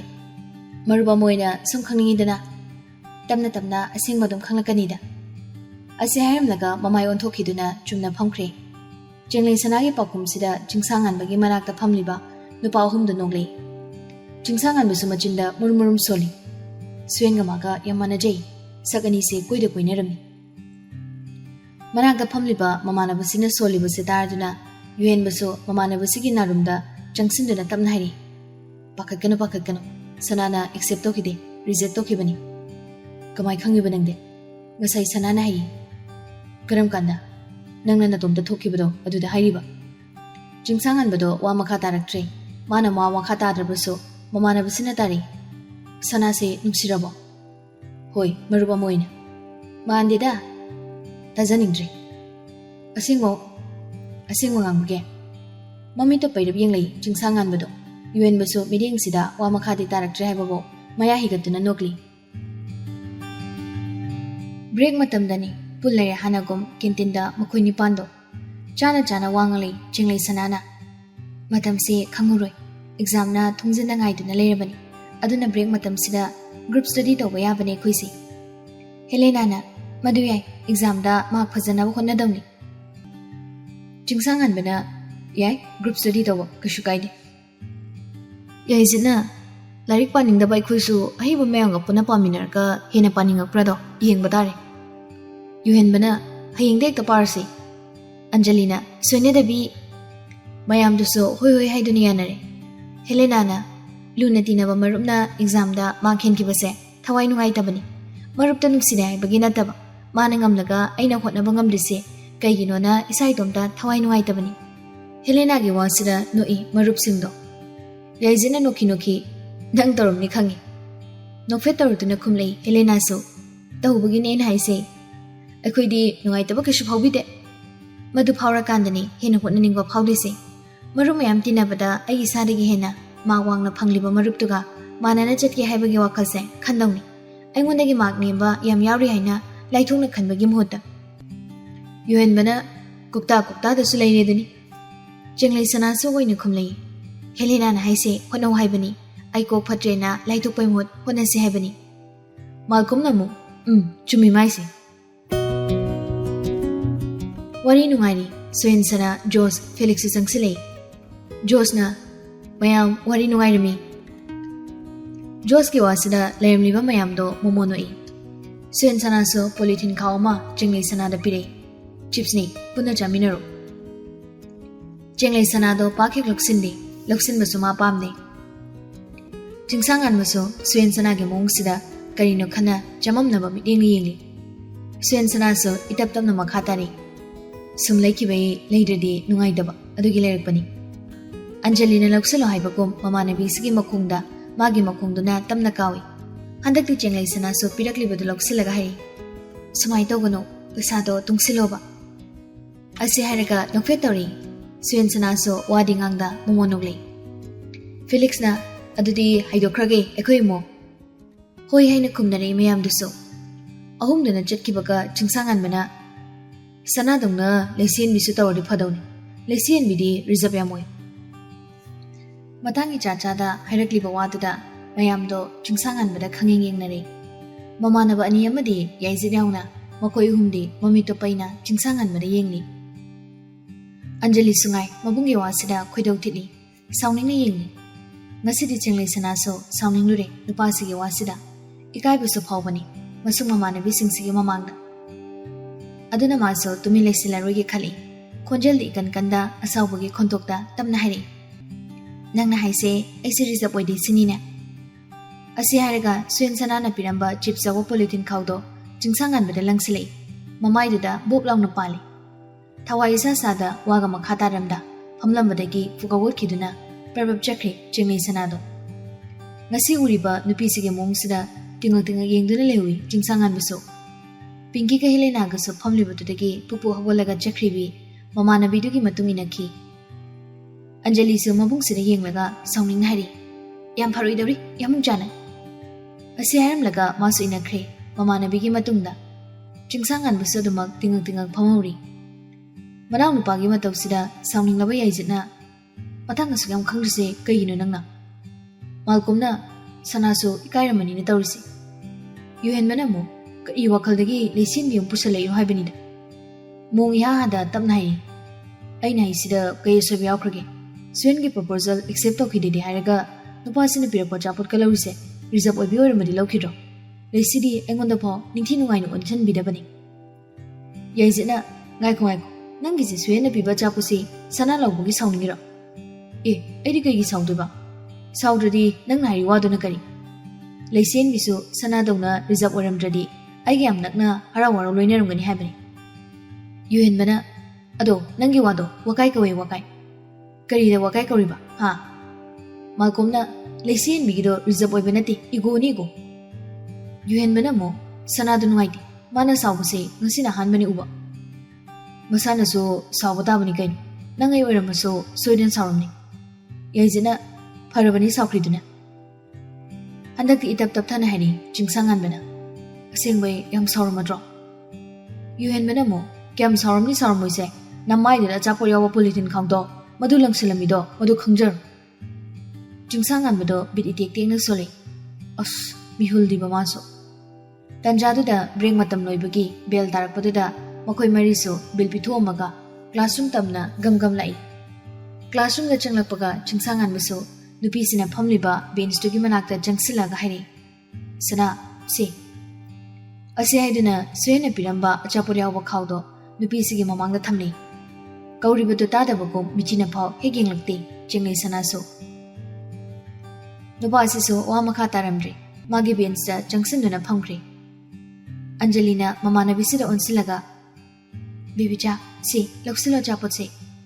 Sauning bahan ribani. Ay lauro Anjali. Sidi, yamung jana pibanati, suyin na pibaduni. Sor kamun hondok laga hari. Anjali, wa makhatarano. Mama nabi na huli ba sor da kang mana Anjali so wa makhatarakri. Tanjadu da lesin bido classroom da changlay. Anjali huiga pamina bani. Lesini yak pamtarakpaga Anjali na hari. Lesi, ibani sige chipse yenasi. Harakli bawasida leisido ingangak yengli Anjali su thokli bawari dugi losilaga hari suena bibichada pirakpani ado bibichana malawroi ekhoi jawoi wadada leisin minanok minongmi mana leibordi piro Anjali su chip ahum leisin bida piri aduga aniyamana mana lawrami nungsi thadoga chipto begta hapsin kibaga suen sanado classroom na changli madu uraga solei leisin mina itaptamna as Chupamgadabadagi samnada litlida. Lesin bigi wasida Anjali do noglei. Saurina tawriba singlei sanadu sunoglei. School suti oiraba matung bus da karaktuna phami jinglei sanaga Anjali gado. Nahan makai nupa singduga thangnana phambani adubu ngasidi phamdre. Nupa mari duso bus da kari makok waida nupi ani sina phamlambasi ubada mang tharaga lakliba yuhen man hari. Kedoriba sida noini de. Anjali na sat kumai Phamisi udra yuhen ba Thongnawromda mamai leisinduna phamlibi chenglei ubada gyan taraktuna nokfet tawra yuhen bado adudagi gam maningi sit paringduda changsinduna phamthakre ꯆꯤꯡꯁꯥꯡꯉꯥꯟꯕꯁꯨ ꯅꯨꯄꯤꯁꯤꯗ ꯃꯤꯆꯤꯅ ꯍꯥꯏꯐꯦꯠ ꯌꯦꯡꯂꯝꯃꯤ. ꯅꯨꯄꯥꯁꯤꯡꯁꯤꯅ ꯆꯠꯈ꯭ꯔꯦ ꯈꯪꯂꯕꯗ ꯃꯃꯥꯏꯗꯣ ꯃꯃꯥꯟꯅꯕꯤꯁꯤꯗ ꯑꯣꯟꯁꯤꯜꯂꯛꯏ. ꯑꯟꯖꯂꯤ, ꯍꯌꯦꯡ school ꯂꯥꯛꯄꯗꯁꯨ ꯅꯨꯄꯥꯁꯤꯡꯁꯤꯒ ꯊꯪꯅꯅ ꯐꯝꯂꯝꯒꯅꯨ. ꯅꯣꯛꯐꯦꯠ ꯇꯧꯔꯗꯨꯅ ꯈꯨꯝꯂꯩ ꯑꯟꯖꯂꯤꯁꯨ. ꯍꯣꯏ. ꯂꯥꯡꯊꯣꯛꯄ ꯅꯨꯡꯉꯥꯏꯊꯣꯛꯄ ꯈꯛ ꯅꯠꯇꯦ, ꯄꯨꯛꯅꯤꯡ ꯆꯪꯕ ꯃꯍꯩꯗꯁꯨ ꯄꯨꯛꯅꯤꯡ ꯆꯪꯕꯅꯤ ꯃꯈꯣꯏꯗꯤ. ꯉꯔꯥꯡ ꯍꯥꯏꯅꯈꯤꯕꯒꯤ ꯃꯇꯨꯡꯏꯟꯅ ꯉꯁꯤꯒꯤ ꯕ꯭ꯔꯦꯛ ꯃꯇꯝꯁꯤꯗꯤ ꯃꯈꯣꯏ ꯃꯔꯨꯞꯁꯤꯡꯗꯨ ꯄꯨꯜꯂꯒ ꯑꯦꯀꯥꯎꯟꯇꯦꯟꯁꯤ ꯍꯥꯏꯕ ꯁꯕꯖꯦꯛꯁꯤꯗꯒꯤ ꯍꯦꯛꯇ ꯍꯧꯔꯝꯃꯤ. ꯃꯊꯛꯇ ꯄꯨꯛꯅꯤꯡ ꯂꯨꯞꯂꯝꯕ ꯌꯨꯍꯦꯟꯕꯗꯣ ꯁꯣꯔ ꯈꯪꯍꯣꯟ ꯍꯣꯟꯗꯣꯔꯒ ꯍꯥꯏꯔꯛꯏ. ꯐꯤꯀꯥꯎꯗꯗꯤ ꯁꯤꯀꯤ ꯌꯥꯎꯗ ꯂꯥꯛꯀꯤ ꯀꯥꯜꯀꯨꯂꯦꯠ ꯇꯧꯔꯤꯁꯦ ꯑꯩꯈꯣꯏ ꯀꯃꯔꯁ ꯁ꯭ꯇꯨꯗꯦꯟꯠꯁ ꯃꯉꯥꯏꯔꯦꯅꯦ. ꯌꯨꯍꯦꯟꯕꯒꯤ ꯋꯥꯁꯤꯗ ꯃꯌꯥꯝꯅ ꯅꯣꯛꯂꯛꯏ. ꯌꯥꯏꯖꯤꯟꯅꯁꯨ ꯑꯃꯨꯛ ꯀꯥꯔꯟ ꯃꯈꯥ ꯆꯠꯊꯔꯤ. ꯑꯉꯥꯡꯁꯥ, ꯅꯣꯏ ꯌꯥꯝꯃꯨꯛꯅ ꯄꯔꯥ ꯇꯥꯛꯀꯦꯁꯦ.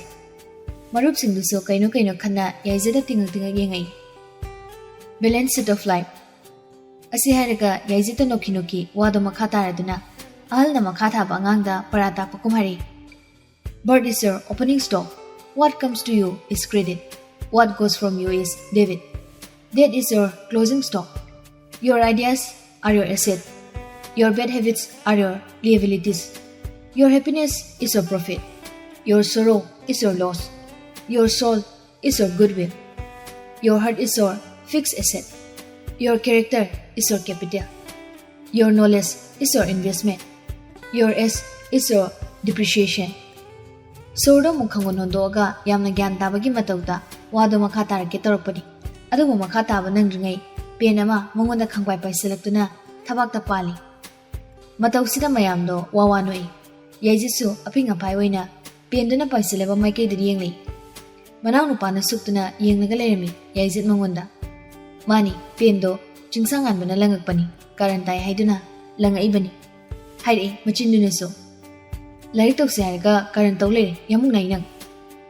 Makumnasu mating pangsilei. Karan nebu haradi pamjakrabani Yuhenbaga Yaijit kari. Yuhenbana ayimo paksilei sina kariye. Handakti Yaijit oina onsilei Yuhenbada. Nang nana karan nang bahurpana tro. Adudi sum noksina taubani. Chamane aisisune noksina taubani. Nupasingi awai akumsida nupising nunoi. Nong na nok na hari Helena. Ado yare hojikti laik tamu mai onsilasi. Hoi haina kumnari ngahak maya higalurabaso laik tu damo umai onsilai.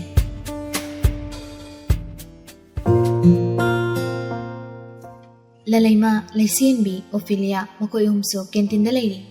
Laisina haibadagi makoi pulap section eda laik tahui khanglabani lalaima so. Jana hari lalaimana. Aingondagadi hubiramdeni Yaijito mahagi phataba haisini. Lalaimagi wasida mamanabi ani dunoi. Laisen bisunok minukmi. Moiluna pulapa khaktani. Ophelia nasu nokfeta roduna. Adugi damakta paibahungna deda lalaima. Ategi na deda. Aina su nungsizabani. Yaijito mana khangbide. Laisen mina khangbi baine mana numituda nangwanda phajana wari sarakhibado. Adu su chumi. Adu warisu aingai ngamde. Mana ibu nungsirapa mikupto sala khaningi. Nungsiragena hekta nungsiba ngamba nateda. Matam logjakisanu. Adubuma nangbudi nungsirakanida. Ngai batabani aisu. Ophelia na Laisen bidam onsilei. Laisi nangina kamdauba. Mahagi thamoida ayi mafam leite. Masimakna aina mabu nungsiraroi habadi ngam. Nungdi nungsi. Adubu phungbudi phungkiro. Exam kuidri laik tahana mai onsinkige.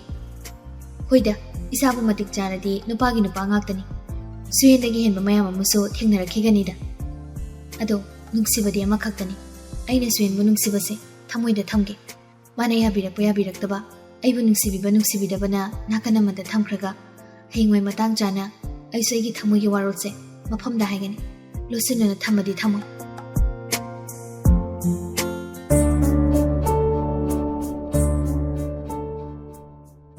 Nakan somdaso Laiktagi mai khajik laithuraga kudang da siriba gari da mifam do thanglei chenglei sanado pungdo yengla matung marup singdu da onsilei hojik holiba question sina loisilase bel tar ani hoi haina khumnari chingsangan badi nupi sida onsilaga wado makatari sana puglambra nupa sida haifedinglei chenglei sanaso ngarangi wafamdugi mahak saungning phatribani waro poklibani madunaso ngasigi onsinadribani nupasiga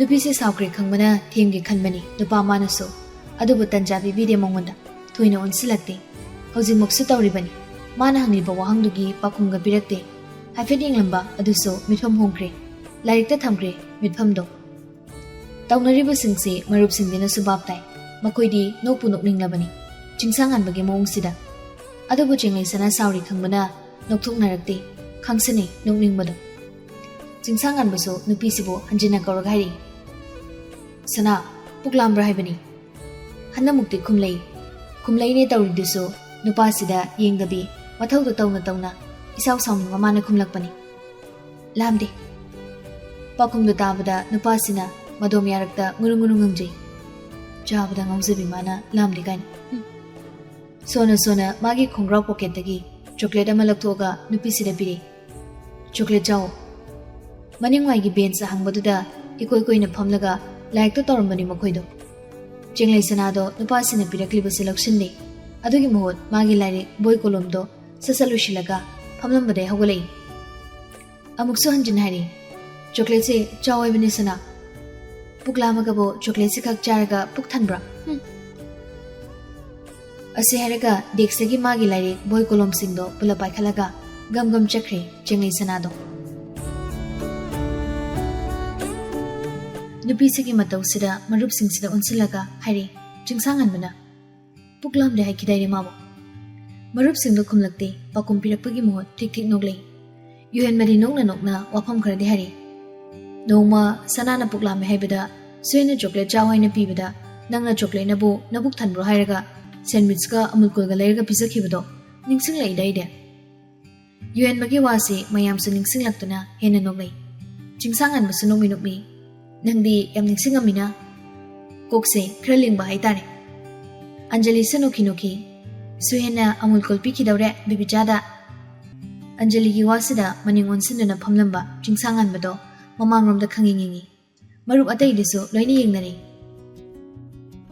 ꯃꯣꯏꯅ ꯌꯦꯡꯂꯨꯕꯒ ꯃꯄꯥ ꯆꯥꯅꯅ ꯁꯨꯍꯦꯟꯒꯤ ꯃꯈꯨꯠꯇꯒꯤ ꯆꯦꯡꯂꯩꯅ ꯅꯣꯛꯃꯤ ꯑꯃꯨꯜꯀꯨꯜ ꯂꯧꯁꯤꯟꯕꯒ ꯃꯄꯥ ꯏꯆꯥꯟ ꯆꯥꯅꯈ꯭ꯔꯦ ꯃꯇꯧꯗꯨꯔꯒ ꯆꯤꯡꯁꯥꯡꯍꯟꯕꯗꯣ ꯄꯤꯁꯨꯝ ꯁꯨꯛꯂꯩ ꯁꯣꯠꯂꯩ ꯃꯆꯤꯟꯗꯁꯨ ꯏꯈꯠ ꯈꯠꯆꯤꯟꯅꯔꯗꯅ ꯃꯅꯥꯎ ꯅꯨꯄꯥꯒꯤ ꯋꯥꯁꯦ ꯇꯥꯔꯗꯨꯅ ꯍꯦꯛ ꯅꯥꯀꯟꯗ ꯐꯝꯂꯤꯕ ꯑꯦꯖꯤꯠꯅ ꯍꯥꯏꯔꯤ ꯆꯥꯏꯔꯣꯅ ꯆꯥꯛꯇꯦ ꯃꯕꯨꯡꯁꯤꯗ ꯈꯪꯉꯣꯟ ꯑꯣꯟꯁꯤꯜꯂꯒ ꯈꯨꯝꯃꯩ ꯀꯥꯊꯦꯛꯄꯩ ꯃꯅꯝꯗꯤ ꯅꯝꯂꯩꯗ ꯍꯟꯗꯛꯃꯨꯛꯇꯤ ꯈꯨꯝꯂꯛꯇ꯭ꯔꯦ ꯐꯝꯂꯝꯕꯗꯩ ꯍꯧꯒꯠꯂꯒ ꯃꯃꯥꯡꯂꯣꯝꯗ ꯂꯥꯛꯏ ꯆꯤꯡꯁꯥꯡꯍꯟꯕꯗꯣ ꯒꯝ ꯂꯥꯛꯑꯒ ꯅꯨꯄꯤꯁꯤꯒꯤ ꯃꯈꯨꯠꯇ ꯄꯥꯏꯔꯤꯕ ꯂꯥꯏꯔꯤꯛ ꯃꯊꯛꯇꯨꯗ ꯃꯥꯒꯤ ꯆꯣꯀ꯭ꯂꯦꯠꯇꯣ ꯊꯣꯛ ꯊꯝꯖꯤꯜꯂꯩ ꯁꯨꯍꯦꯟꯁꯨ ꯆꯤꯡꯂꯩꯁꯨ ꯆꯤꯡꯁꯥꯡꯍꯟꯕꯗ ꯈꯪꯌꯦꯡ ꯌꯦꯡꯂꯩ ꯀꯔꯤꯁꯨ ꯍꯥꯏꯔꯝꯗ ꯃꯁꯥꯒꯤ ꯕꯦꯟꯁꯇ ꯆꯪꯁꯤꯟꯗꯨꯅ ꯐꯝꯈ꯭ꯔꯦ ꯆꯤꯡꯁꯥꯡꯍꯟꯕꯗꯤ ꯆꯦꯡꯂꯩꯁꯅꯥꯁꯨ ꯂꯥꯏꯔꯤꯛ ꯃꯊꯛꯇꯨꯗꯒꯤ ꯆꯣꯀ꯭ꯂꯦꯠꯇꯣ ꯄꯥꯏꯔꯒ ꯍꯥꯏ ꯆꯣꯀ꯭ꯂꯦꯠ ꯌꯥꯝ ꯄꯥꯝꯗꯥꯏ ꯁꯨꯍꯦꯟ ꯅꯪꯗꯤ ꯁꯤ ꯅꯪ ꯆꯥꯔꯣ ꯑꯁꯤ ꯍꯥꯏꯅ ꯆꯣꯀ꯭ꯂꯦꯠꯇꯣ ꯅꯨꯄꯥꯁꯤꯗ ꯄꯤꯔꯤ ꯅꯣꯛꯃꯤ ꯁꯨꯍꯦꯟ ꯁꯅꯥꯅ ꯅꯪꯗꯤ ꯀꯃꯥꯏ ꯈꯪꯉꯤꯕ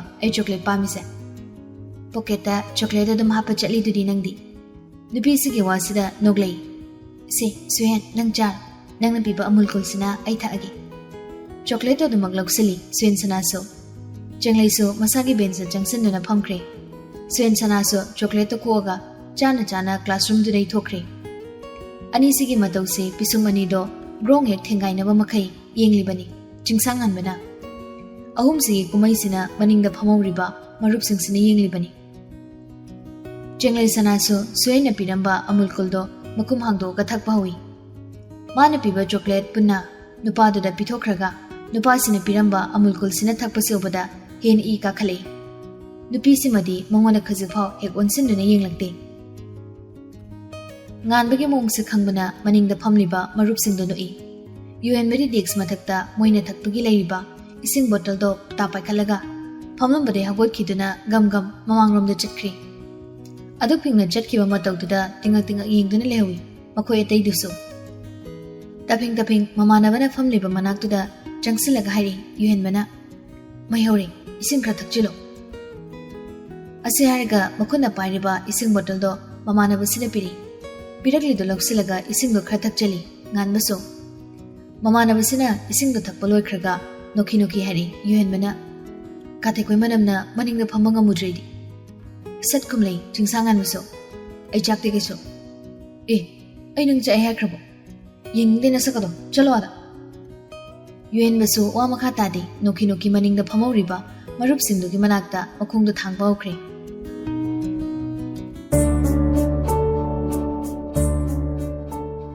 Jingsangan basu mamituna paina jinglei sanana phamliba domda yenglaga sonjai machinda saksu yam kakuri nangse nangna nate sakakwa hiba sungka oi kauri bema nangondadi nupa ma khakta nate murum solibasi nupi simaso machina murum solibani nuksira sa pamjara so nawalaut sukone onsinare nang aibu hantana khanbe wanga ngangladana ngarang mabo reserve oide haikibado ningsinglakna makhata na soli is aibu reserve oisade kain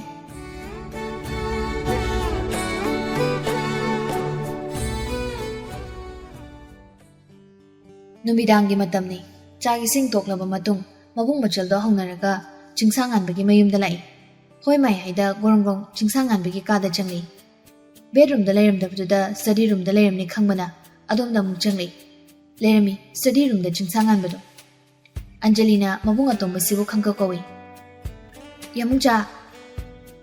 yamungcha layrik da pungnim lambado ikhang khangni yingthori ani du study table manaka jangsilei Yaizina chakcharba tumbu tumkidoreda kari hinsang hawki yamuja tinfish noigidi irombaga boraga nongmi hani jingsangan bana ado yamung yaiga chenbiga nangnar laise warubaga leram dongwaliko ani do chamanana lei haibagom makokto nomai matawdu da makhatari kayerugo wano yamung jana bibichada khalise kaino asingma mahai Thawai sa da kumle kaisu khanraga nangna tawri mayam sina kain aduni marupun khanba oiram lagadi yamung nana chawrise tawrumoi bibicha se yamung chana nuksiri natro nukside kaiba aina ma nukside ba sunu e nukside magi wari sabagi la poire chal like tum parcho yamung cha nachin thijanu nangna bibicha se nuksi hai bai khangi reserve adoyam oizada bi nupido aina kaigi nukside ba ha adumai harakanu yamung cha adugane aisi masaigi leisien bina reserve cam oiredana bibicha kamaga changam naino leisien bidi akoina ko bungang modaga ningthi nungaina kumbira pugana tene adudi reserve oibagi wangang nate leisien bina yamungja hina dabagi unsin biraktabani jingsangan busu machin khungena machin do khazika thori adubu nangde mayamung yaizina wamarak phathachile nangna sanase nukside khotena hai adu nangna sanad oliba mongsidi marup amada utkadaba mong nati nan makai nangna sanada keryam logo sarise leisien bigi mamangda lina bainatra nan ngai leisien bina nangi proposal accept toroktena leisien bi mamangda linei natro akon bagi wafam simadi Angelina huzu pawa khangdribani yaizit maso bring ang tharakpada machin lagi nan thokhibani wado tabada Anjali so mamin mana lakthori kai heba huzu kida yamunge kai hebano Machal nupigi masing khangbani mabung ani siso wafam si nan makai losil haiduna makoi ni da unsilaga subtrator ani khangbana yaizit ka chingsangan bagado phadi ingmanaga kadu dei hotana chentokre nahan kai engonda haidokaba khangni huran ba sanoi leirmu ba asi hairaga mabung ani do botanari ani do study room du dei hotana chentoraga leiriba dressing room da paisinkhre Angelina yoksalakpadadi manungdagi thongdolon sinkre Thong hango haibane mabung ani do karisu khumlakte Anjali su thong do hanga roi khangi aigi iman bibu sana potong na sana bayabra sona khonjel horab yamungja nangdi laisien bina kasunung sibira kadaba laitre asi haram laga ka tadegi gam thuglei dressing room da laiba ani do ngunu ngangnani aina ichen bi khangal gano hairaga hai haigin haibana de aisu bring ang thorpada chindai na thokrini yam pharoi dori yamung yaina namondegi aine na mi wata din chenbi asukui bise aina lo silaga thamina kidu lai nu sida like paraga lebu kidu khoini like to paraga le jarmadi sitho moidam sor khangon hundura ga hairi yamung yai exam se khangor aduna like to aduda na mai unsinsi hoi haibago makok to nomle yaijetsu Matamagi khongjal se yangmankhre matamgi khonjal la yaukre tha kharaso hokiba tha kharasida jingsangan baga jingai sanagadi adumak irap lapthoknei amada painaduna laikhre matamdo hojiksu duma painari ꯍꯧꯈꯤꯕ ꯃꯇꯝꯁꯤꯗ ꯃꯕꯨꯡ ꯑꯇꯣꯝꯕꯅ ꯂꯩꯁꯦꯟꯕꯤꯒꯤ ꯃꯐꯝꯗ ꯅꯨꯡꯁꯤ ꯐꯣꯡꯈ꯭ꯔꯦ ꯑꯃꯗꯤ ꯂꯩꯁꯦꯟꯕꯤꯅ proposal accept ꯇꯧꯈꯤꯗꯦ ꯍꯥꯏꯕꯒꯤ ꯋꯥꯔꯤꯁꯤꯃꯁꯨ ꯃꯆꯤꯟ ꯀꯥꯡꯊꯣꯛꯈꯤꯗꯦ ꯑꯟꯖꯂꯤ ꯃꯥꯅ ꯃꯃꯥꯟꯅꯕꯤ ꯆꯦꯡꯂꯩꯁꯅꯥꯒꯤ ꯈꯟꯕꯗ ꯋꯥꯐꯝꯁꯤ ꯃꯆꯤꯟ ꯀꯥꯡꯊꯣꯛꯄꯁꯨ ꯃꯄꯥꯝꯈꯤꯗꯕꯅꯤ ꯃꯃꯥꯟꯅꯕꯤꯁꯤꯅ ꯅꯨꯡꯉꯥꯏꯈꯤꯔꯣꯏ ꯈꯪꯕꯅꯁꯨ ꯍꯧꯖꯤꯛꯐꯥꯎ ꯀꯥꯡꯊꯣꯛꯇꯨꯅ ꯂꯥꯛꯄꯅꯤ ꯃꯈꯣꯏ ꯈꯨꯗꯤꯡꯃꯛ ꯏꯊꯛ ꯏꯔꯥꯡꯗꯒꯤ ꯃꯥꯏ ꯂꯩꯊꯣꯛꯇꯨꯅ ꯃꯍꯩꯗ ꯃꯥꯏ ꯑꯣꯟꯁꯤꯜꯂꯤ ꯍꯦꯟꯅ ꯄꯨꯛꯅꯤꯡ ꯆꯪꯅ ꯍꯣꯠꯅꯩ council of higher secondary education ꯃꯅꯤꯄꯨꯔꯅ ꯂꯧꯕ ꯀ꯭ꯂꯥꯁ 12ꯀꯤ ꯑꯦꯛꯖꯥꯝꯁꯨ ꯀꯨꯏꯁꯤꯜꯂꯛꯇ꯭ꯔꯦ ꯑꯦꯛꯖꯥꯝꯁꯦ ꯀꯨꯏꯁꯤꯜꯂꯛꯇꯕ ꯃꯔꯝꯅ ꯃꯈꯣꯏꯅ ꯁ꯭ꯀꯨꯜꯁꯤꯗ ꯀꯥꯔꯛꯄꯒꯤ ꯃꯇꯝꯁꯨ ꯂꯣꯏꯁꯤꯜꯂꯛꯂꯤ 11ꯒꯤ ꯃꯍꯩꯔꯣꯏꯅ 12 ꯀꯥꯔꯤꯕ ꯃꯈꯣꯏꯒꯤ ꯁꯦꯅꯤꯌꯔꯁꯤꯡꯗ ꯐꯦꯌꯔꯋꯦꯜ ꯄꯤꯕꯒꯤ ꯅꯨꯃꯤꯠꯇꯨꯁꯨ ꯍꯌꯦꯡ ꯍꯥꯏꯕ ꯅꯨꯃꯤꯠꯁꯤꯅ ꯑꯣꯏꯔꯦ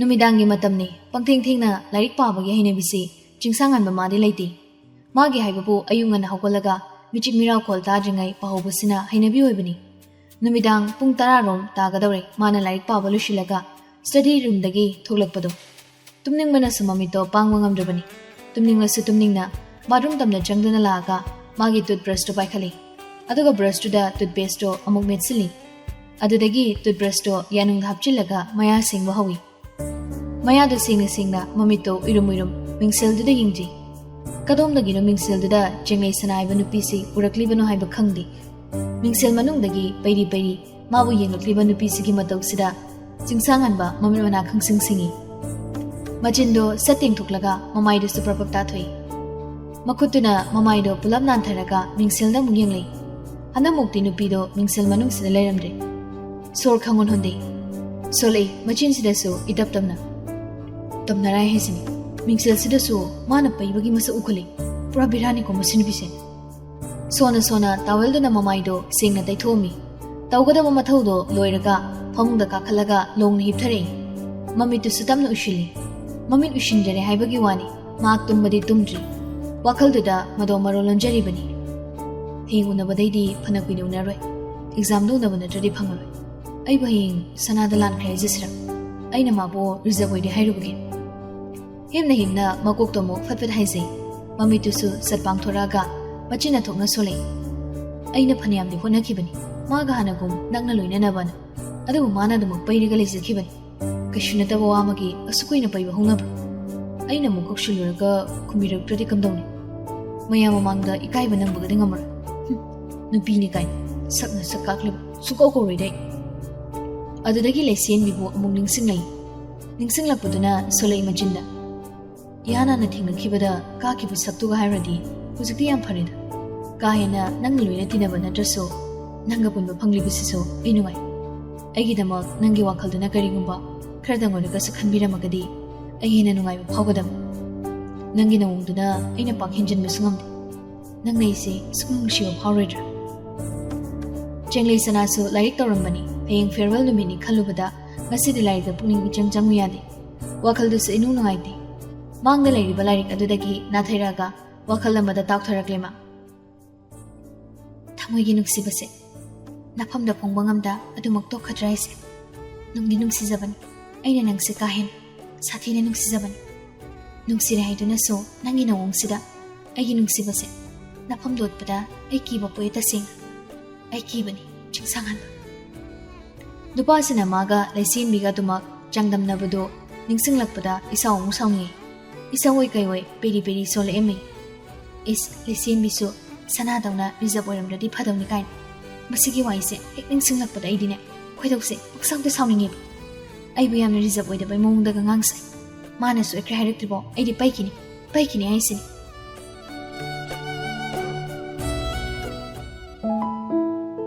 ꯃꯊꯪꯒꯤ ꯅꯨꯃꯤꯠꯅꯤ 12 ꯑꯦꯛꯖꯥꯝ ꯊꯥꯒꯗꯧꯔꯤꯕ ꯃꯍꯩꯔꯣꯏ ꯃꯈꯣꯏꯒꯤꯗꯤ ꯁ꯭ꯀꯨꯜꯁꯤꯒꯤ ꯌꯨꯅꯤꯐꯣꯔꯝ ꯁꯦꯠꯂꯒ ꯁ꯭ꯀꯨꯜꯁꯤꯗ ꯀꯥꯔꯛꯄꯁꯤ ꯉꯁꯤꯅ ꯑꯔꯣꯏꯕ ꯅꯨꯃꯤꯠꯅꯤ ꯄꯨꯛꯅꯤꯡ ꯏꯅꯧ ꯅꯧꯕ ꯅꯨꯡꯁꯤꯕ ꯍꯥꯏꯕꯗꯣ ꯑꯣꯏꯅꯤ ꯃꯍꯩꯔꯣꯏ ꯈꯨꯗꯤꯡꯃꯛ ꯃꯍꯩꯔꯣꯏ ꯈꯛꯇ ꯅꯠꯇꯦ ꯑꯣꯖꯥꯁꯤꯡꯁꯨ ꯃꯄꯨꯛꯅꯤꯡ ꯅꯨꯡꯁꯤꯔꯤꯕꯅꯤ ꯀꯔꯤꯒꯤꯁꯨ ꯅꯨꯡꯁꯤꯖꯅꯤ ꯌꯥꯝꯈ꯭ꯔꯕ ꯅꯨꯃꯤꯠ ꯁꯥꯡꯈ꯭ꯔꯕ ꯃꯇꯝ ꯑꯁꯤ ꯁ꯭ꯀꯨꯜꯁꯤꯗ ꯂꯣꯏꯅꯗꯨꯅ ꯂꯩꯃꯤꯟꯅꯔꯛꯂꯤꯕꯅꯤ ꯃꯤꯀꯨꯞꯁꯤꯗꯗꯤ ꯑꯣꯖꯥꯅ ꯉꯥꯡꯕꯗ ꯁꯥꯎꯅꯤꯡꯕ ꯐꯥꯎꯈꯤꯕ ꯃꯁꯤ ꯑꯣꯖꯥꯁꯦ ꯐꯠꯇꯦ ꯍꯥꯏꯅ ꯈꯟꯈꯤꯕꯁꯤꯡꯗꯨꯒꯤ ꯄꯨꯝꯇꯥ ꯇꯥꯌꯣꯟꯅꯕꯗ ꯑꯣꯖꯥꯁꯤꯡꯁꯤꯕꯨ ꯀꯥ ꯍꯦꯟꯅ ꯅꯨꯡꯁꯤꯔꯛꯄꯅꯤ ꯃꯍꯩꯔꯣꯏ ꯃꯈꯣꯏꯗ ꯇꯣꯏꯅ ꯆꯩꯉꯥꯡ ꯇꯧꯔꯤꯕ ꯑꯣꯖꯥꯅꯁꯨ ꯍꯦꯟꯅ ꯅꯨꯡꯁꯤꯔꯛꯄꯅꯤ ꯃꯍꯩꯔꯣꯏꯁꯤꯡꯅ ꯊꯥꯒꯗꯧꯔꯤꯕ ꯑꯦꯛꯖꯥꯝꯁꯤꯒꯤ ꯌꯥꯏꯐ ꯃꯪꯒꯣꯜ ꯀꯌꯥ ꯑꯃ ꯑꯣꯖꯥꯁꯤꯡꯅ ꯃꯍꯩꯔꯣꯏꯁꯤꯡꯗ ꯄꯤ꯫ ꯑꯦꯛꯖꯥꯝꯁꯤ ꯈꯛꯀꯤ ꯅꯠꯇꯅ ꯇꯨꯡ ꯇꯥꯔꯛꯄ ꯄꯨꯟꯁꯤꯗꯁꯨ ꯃꯁꯛ ꯅꯥꯏꯕ, ꯑꯐꯕ ꯃꯇꯤꯛ ꯆꯥꯕ ꯃꯤ ꯑꯃ ꯑꯣꯏꯕ ꯉꯝꯅꯕ, ꯃꯉꯥꯜ ꯅꯥꯏꯕ ꯄꯨꯟꯁꯤ ꯑꯃꯗ ꯍꯤꯡꯕ ꯉꯝꯅꯕ ꯍꯣꯠꯅꯒꯗꯕꯅꯤ ꯍꯥꯏꯅ ꯊꯧꯅꯥ ꯍꯥꯞꯄ ꯋꯥꯍꯩ ꯀꯌꯥ ꯑꯃ ꯑꯣꯖꯥꯁꯤꯡꯅ ꯃꯍꯩꯔꯣꯏꯁꯤꯡꯒꯤ ꯃꯐꯝꯗ ꯍꯥꯏꯔꯝꯃꯤ꯫ ꯃꯍꯩꯔꯣꯏꯁꯤꯡꯅꯁꯨ ꯑꯣꯖꯥꯁꯤꯡꯒꯤ ꯃꯈꯣꯡ ꯁꯣꯛꯅ ꯈꯨꯔꯨꯝꯖꯩ꯫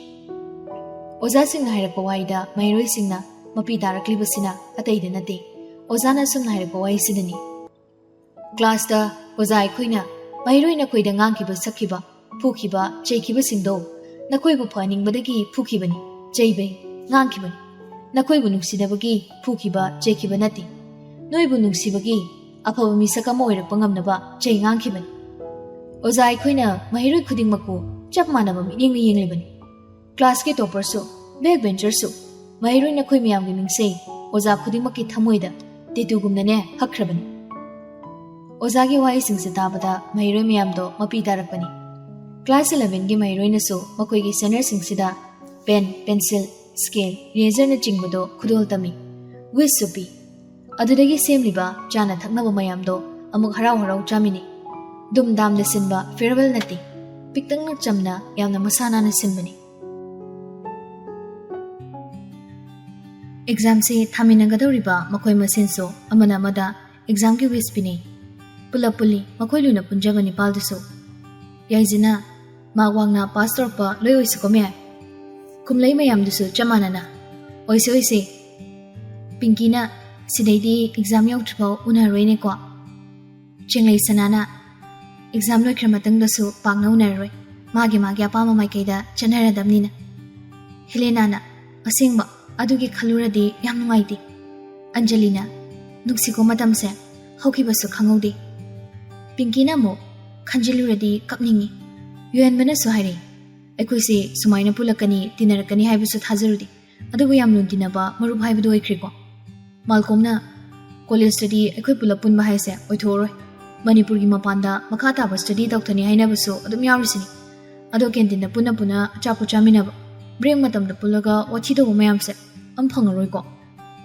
ꯃꯈꯣꯏ ꯅꯤꯄꯥꯜꯁꯨ ꯃꯄꯨꯛꯅꯤꯡꯗꯤ ꯅꯨꯡꯁꯤꯔꯕꯅꯤ꯫ ꯅꯨꯄꯤꯁꯤꯡꯁꯤꯗꯤ ꯃꯃꯤꯠ ꯏꯔꯥꯕꯨ ꯊꯥꯡꯂꯛꯄ ꯍꯧꯔꯕꯅꯤ꯫ ꯃꯇꯧꯗꯨ ꯈꯪꯂꯕ ꯌꯥꯏꯖꯅ ꯑꯁ ꯌꯥꯔꯦꯁꯦ, ꯄꯨꯟꯁꯤꯒꯤ ꯀꯥꯏꯅꯔꯗꯧꯁꯨ ꯅꯠꯇꯕꯁꯤꯗ ꯀꯣꯂꯦꯖ ꯄꯨꯟꯗ꯭ꯔꯁꯨ ꯃꯔꯛ ꯃꯔꯛꯇ ꯑꯗꯨꯝ ꯄꯨꯜꯂꯒ ꯂꯣꯏꯔꯦ, ꯄꯨꯟꯁꯤꯒꯤ ꯑꯗꯨꯝ ꯄꯨꯜꯂꯗꯕ ꯃꯔꯨꯞ ꯉꯥꯛꯇꯅꯤꯅꯦ ꯑꯩꯈꯣꯏꯁꯦ꯫ ꯆꯦꯡꯂꯩ ꯁꯅꯥꯁꯨ ꯃꯄꯤ ꯅꯧꯒꯦ ꯇꯧꯔꯝꯕꯗꯣ ꯈꯪꯁꯤꯟꯈ꯭ꯔꯦ꯫ ꯆꯨꯝꯃꯤ ꯌꯥꯏꯖꯅ ꯍꯥꯏꯕ, ꯑꯩꯈꯣꯏꯗꯤ ꯑꯗꯨꯝ ꯇꯤꯟꯅꯔꯗꯕꯅꯤ꯫ ꯍꯦꯂꯦꯅꯥꯅ ꯅꯣꯛꯐꯦꯠ ꯇꯧꯔꯒ ꯍꯥꯏꯔꯛꯏ, ꯃꯇꯤꯛ ꯆꯥꯕ ꯃꯤ ꯑꯃꯃꯝ ꯂꯣꯏꯅ ꯑꯣꯏꯅꯔꯛꯁꯤꯀꯣ ꯇꯨꯡꯗ꯫ ꯍꯦꯂꯦꯅꯥꯒꯤ ꯋꯥꯁꯤꯗ ꯃꯌꯥꯝꯗꯣ ꯅꯣꯛꯃꯤ ꯍꯣꯏ ꯍꯥꯏꯕꯀꯣ ꯃꯀꯣꯛꯇ ꯅꯣꯝꯃꯛꯏ꯫ ꯇꯟꯖꯥꯗꯨꯗ ꯁꯨꯌꯦꯟ ꯍꯣꯏ ꯀꯥꯡꯕꯨꯁꯨ ꯆꯪꯁꯤꯜꯂꯛꯏ꯫ ꯖꯣꯁꯅ ꯑꯦꯛꯖꯥꯝꯗ ꯑꯃꯨꯛ ꯊꯦꯡꯅꯕ ꯇꯥꯔꯦꯅꯦ꯫ ꯌꯨꯍꯦꯟꯕꯅ ꯅꯣꯛꯃꯤ ꯍꯣꯏ꯫ ꯑꯇꯩ ꯃꯌꯥꯝꯗꯨꯁꯨ ꯅꯣꯛꯐꯦꯠ ꯇꯧꯅꯔꯤ꯫ ꯐꯦꯂꯤꯛꯁꯅ ꯅꯣꯏ ꯅꯤꯄꯥꯜꯁꯦ ꯂꯥꯏꯔꯤꯛ ꯂꯣꯏ ꯍꯩꯕ ꯉꯥꯛꯇꯅꯤꯅ ꯑꯦꯛꯖꯥꯝꯒꯤ ꯀꯌꯥꯝ ꯄꯥꯔꯒꯦ ꯀꯥꯏꯅ ꯋꯥꯍꯪꯒ ꯍꯪꯗꯣꯛ ꯇꯜꯂꯕꯅꯦ ꯑꯩꯗꯤ꯫ ꯐꯦꯂꯤꯛꯁꯀꯤ ꯋꯥꯁꯤꯗ ꯅꯣꯛꯏ ꯃꯌꯥꯝꯗꯣ꯫ ꯄꯤꯡꯀꯤꯅꯁꯨ ꯅꯣꯛꯃꯤ ꯑꯩꯗꯤ ꯀꯩꯁꯨ ꯍꯩꯇꯦꯍꯦ, ꯑꯍꯩꯕ ꯃꯌꯥꯝꯒ ꯇꯤꯟꯅꯕꯒꯤ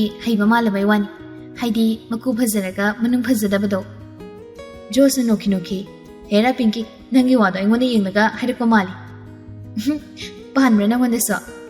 ꯑꯧ ꯄꯥꯜꯂꯦ꯫ ꯑꯃꯨꯛ ꯄꯨꯟꯅ ꯋꯥ ꯅꯣꯛꯃꯤꯟꯅꯩ꯫ ꯂꯩꯁꯦꯟꯕꯤꯁꯨ ꯆꯪꯁꯤꯜꯂꯛꯏ꯫ ꯂꯂꯩꯃꯅ ꯌꯥ ꯌꯥꯝ ꯍꯤꯒꯠꯅꯔꯦꯗ꯫ ꯑꯣꯐꯦꯂꯤꯌꯥꯅ ꯀꯞꯄꯒ ꯀꯥꯏꯅꯗꯣꯏ ꯁꯔꯨꯛ ꯌꯥ ꯍꯤꯒꯠꯂꯒ ꯀꯥꯏꯅꯕꯁꯤꯅ ꯐꯩꯀꯣ꯫ ꯑꯟꯖꯂꯤꯅ ꯅꯣꯛꯃꯤ ꯑꯩꯈꯣꯏꯗꯤ ꯀꯩꯁꯨ ꯀꯥꯏꯅꯔꯣꯏꯍꯦ꯫ ꯁꯨꯌꯦꯟ ꯁꯅꯥꯗꯣ ꯆꯦꯡꯂꯩꯗ ꯑꯣꯟꯁꯤꯜꯂꯒ ꯇꯞꯅ ꯍꯥꯏꯔꯛꯏ, ꯆꯦꯡꯂꯩ ꯏꯕꯥꯅꯤ ꯑꯁ꯭ꯋꯥꯏꯗ ꯋꯥꯔꯤ ꯉꯥꯛ ꯁꯥꯔꯨꯁꯤ꯫ ꯁꯨꯌꯦꯟ ꯁꯅꯥꯒꯤ ꯋꯥꯁꯤꯗ ꯃꯌꯥꯝꯗꯣ ꯇꯤꯡꯉꯛ ꯌꯦꯡꯅꯔꯦ꯫ ꯆꯤꯡꯁꯥꯡꯉꯥꯟꯕꯗꯤ ꯅꯨꯄꯥꯁꯤꯗ ꯌꯦꯡꯁꯤꯜꯂꯨꯗꯦ, ꯆꯦꯡꯂꯩ ꯁꯅꯥ ꯍꯥꯏꯕꯤ ꯅꯨꯄꯤꯁꯤꯗ ꯃꯤꯠꯌꯦꯡꯗ ꯊꯝꯂꯤꯕꯅꯤ꯫ ꯑꯁꯨꯛ ꯀꯨꯏꯕꯁꯦ ꯆꯦꯡꯂꯩ ꯁꯅꯥꯅ ꯁꯨꯌꯦꯟꯕꯨ ꯆꯥꯅꯕ ꯃꯔꯨꯞꯀꯨꯝ ꯈꯟꯕꯅꯤ꯫ ꯁꯨꯌꯦꯟꯒꯤ ꯏꯆꯝ ꯆꯝꯊꯣꯛꯄ ꯃꯇꯧꯗ ꯃꯥꯅꯁꯨ ꯍꯦꯟꯅ ꯆꯝꯊꯣꯛꯄꯅꯤ꯫ ꯅꯨꯄꯥꯁꯤꯅ ꯍꯥꯏꯔꯛꯂꯤꯕ ꯋꯥꯁꯤꯗ ꯇꯜꯂꯤꯉꯝꯃꯣꯏ ꯍꯥꯏꯔꯛꯇꯦ꯫ ꯐꯝꯂꯝꯕꯗꯒꯤ ꯍꯧꯒꯠꯇꯨꯅ ꯅꯣꯛꯃꯤ ꯍꯥꯏꯔꯛꯏ, ꯂꯥꯛꯑꯣ ꯆꯠꯁꯦ꯫ ꯅꯨꯄꯤꯁꯤꯒꯤ ꯃꯑꯣꯡꯁꯤꯗ ꯆꯤꯡꯁꯥꯡꯉꯥꯟꯕꯗꯣ ꯃꯃꯥꯏ ꯈꯖꯤꯛ ꯁꯨꯛꯂꯩ꯫ ꯃꯆꯤꯟꯅ ꯊꯣꯛꯅ ꯋꯥꯍꯩ ꯑꯃ ꯍꯥꯏꯔꯛꯇ꯭ꯔꯕꯁꯨ ꯃꯄꯨꯛꯅꯤꯡꯗꯨꯗꯗꯤ ꯁꯣꯜꯂꯤꯕꯅꯤ꯫ ꯑꯁꯤꯅꯁꯨ ꯔꯤꯖꯔꯕ ꯑꯣꯏꯖꯗꯦ ꯍꯥꯏꯕꯗ ꯁꯥꯎꯔꯤꯅꯤꯅꯦ, ꯔꯤꯖꯔꯕ ꯑꯣꯏꯗꯦ ꯍꯥꯏꯕꯅꯦꯕ, ꯁꯛꯇꯥꯁꯤꯒ ꯁꯨꯛꯅꯨꯡꯗꯤ ꯅꯨꯡꯁꯤꯗꯦ ꯍꯥꯏꯁꯤꯅꯤ꯫ ꯅꯧꯅ ꯂꯥꯛꯂꯤꯕꯁꯤꯡꯗꯨꯁꯨ ꯃꯥꯒꯤ ꯊꯣꯛꯄ ꯐꯝꯊꯅꯔꯤ꯫ ꯆꯤꯡꯁꯥꯡꯉꯥꯟꯕꯁꯨ ꯂꯩꯁꯦꯟꯕꯤꯗ ꯑꯣꯟꯁꯤꯜꯂꯒ ꯏꯇꯞ ꯇꯞꯅ ꯃꯑꯣꯡ ꯍꯥꯗ ꯍꯥꯏꯔꯛꯏ, ꯂꯩꯁꯦ ꯑꯩꯁꯨ ꯅꯪꯒ ꯇꯣꯉꯥꯟꯅ ꯋꯥꯔꯤ ꯁꯥꯟꯅꯕ ꯄꯥꯝꯃꯤ, ꯅꯪ ꯌꯥꯅꯤꯡꯗꯕ꯭ꯔꯣ? ꯂꯩꯁꯦꯟꯕꯤꯁꯨ ꯉꯁꯤꯗꯤ ꯍꯔꯥꯎ ꯌꯥꯊꯣꯔꯛꯏ, ꯁꯥꯟꯅꯁꯤ ꯌꯥꯏꯌꯦ꯫ ꯅꯨꯄꯤꯁꯤꯒꯤ ꯄꯥꯎꯈꯨꯝꯁꯤ ꯇꯥꯕꯗ ꯌꯥꯇꯣꯟ ꯈꯖꯤꯛ ꯎꯅ ꯃꯣꯃꯣꯟ ꯅꯣꯛꯂꯩ ꯅꯨꯄꯥꯁꯤ ꯊꯣꯛꯂꯩ ꯃꯈꯣꯏ ꯑꯅꯤꯁꯨ ꯃꯌꯥꯝꯗꯒꯤ ꯇꯣꯈꯥꯏꯅ ꯎꯍꯧꯏ ꯆꯦꯡꯂꯩ ꯁꯅꯥꯅꯁꯨ ꯑꯅꯤꯁꯤꯅ ꯊꯣꯛꯈꯤꯕꯁꯤ ꯃꯊ꯭ꯋꯥꯏ ꯅꯨꯡꯉꯥꯏꯖꯗꯦ ꯃꯗꯨ ꯎꯔꯒ ꯁ꯭ꯋꯦꯟꯁꯨ ꯅꯨꯄꯤꯁꯤꯒꯤ ꯃꯑꯣꯡ ꯈꯪꯕꯅ ꯊꯦꯝꯖꯤꯟ ꯋꯥꯍꯩ ꯑꯃ ꯍꯥꯏꯔꯛꯂꯝꯃꯤ ꯀꯩꯁꯨ ꯈꯜꯂꯨꯅꯨꯗ ꯁ꯭ꯋꯦꯟ ꯃꯥꯁꯨ ꯆꯦꯡꯂꯩꯅ ꯍꯥꯏꯕꯗꯒꯤ ꯆꯤꯡꯁꯥꯡꯉꯥꯟꯕꯅ ꯂꯩꯁꯦꯟꯕꯤꯕꯨ ꯄꯥꯝꯖꯩ ꯅꯨꯡꯁꯤꯖꯩ ꯍꯥꯏꯕꯁꯦ ꯈꯪꯂꯕꯅꯤ ꯈꯪꯕꯗꯨꯅꯁꯨ ꯋꯥꯐꯝꯁꯦ ꯍꯥꯏꯔꯛꯂꯤꯕꯅꯤ ꯆꯥꯅꯕ ꯃꯔꯨꯞꯅꯤ ꯈꯟ ꯑꯔꯣꯠꯄ ꯊꯝꯖꯗꯦ ꯆꯦꯡꯂꯩ ꯁꯅꯥꯅꯁꯨ ꯅꯨꯄꯥꯁꯤꯗ ꯑꯗꯨꯅ ꯊꯃꯣꯏꯗ ꯐꯥꯎꯕꯗꯣ ꯀꯩꯁꯨ ꯆꯤꯡꯅꯕ ꯂꯩꯇꯦ ꯍꯥꯏꯔꯛꯂꯝꯃꯤ ꯊꯃꯣꯏꯅ ꯁꯦꯡꯅ ꯅꯨꯡꯁꯤꯖꯕ ꯃꯤꯁꯛꯁꯤꯅ ꯑꯇꯣꯞꯄ ꯃꯤꯁꯛ ꯑꯃꯒꯤ ꯅꯨꯡꯁꯤꯕꯗ ꯂꯨꯞꯂꯒ ꯂꯩꯔꯒ ꯑꯩꯅ ꯀꯩꯝ ꯈꯜꯂꯣꯏꯗꯣꯏꯁꯦ ꯀꯃꯥꯏꯅꯅꯣ ꯑꯩ ꯅꯨꯡꯉꯥꯏꯔꯝꯒꯅꯤ ꯍꯥꯏꯅ ꯈꯟꯕ꯭ꯔꯥ ꯃꯥꯅ ꯑꯇꯣꯞꯄ ꯃꯤꯁꯛꯁꯤ ꯅꯨꯡꯁꯤꯕꯨꯔꯒ ꯑꯩ ꯀꯜꯂꯝꯃꯣꯏ ꯍꯥꯏꯅ ꯈꯟꯕ꯭ꯔꯥ ꯍꯥꯏꯔꯛꯂꯤꯕ ꯅꯨꯄꯤꯁꯤꯒꯤ ꯋꯥꯁꯦ ꯇꯥꯔꯒ ꯁ꯭ꯋꯦꯟ ꯁꯅꯥꯃꯥꯁꯨ ꯃꯗꯣꯝ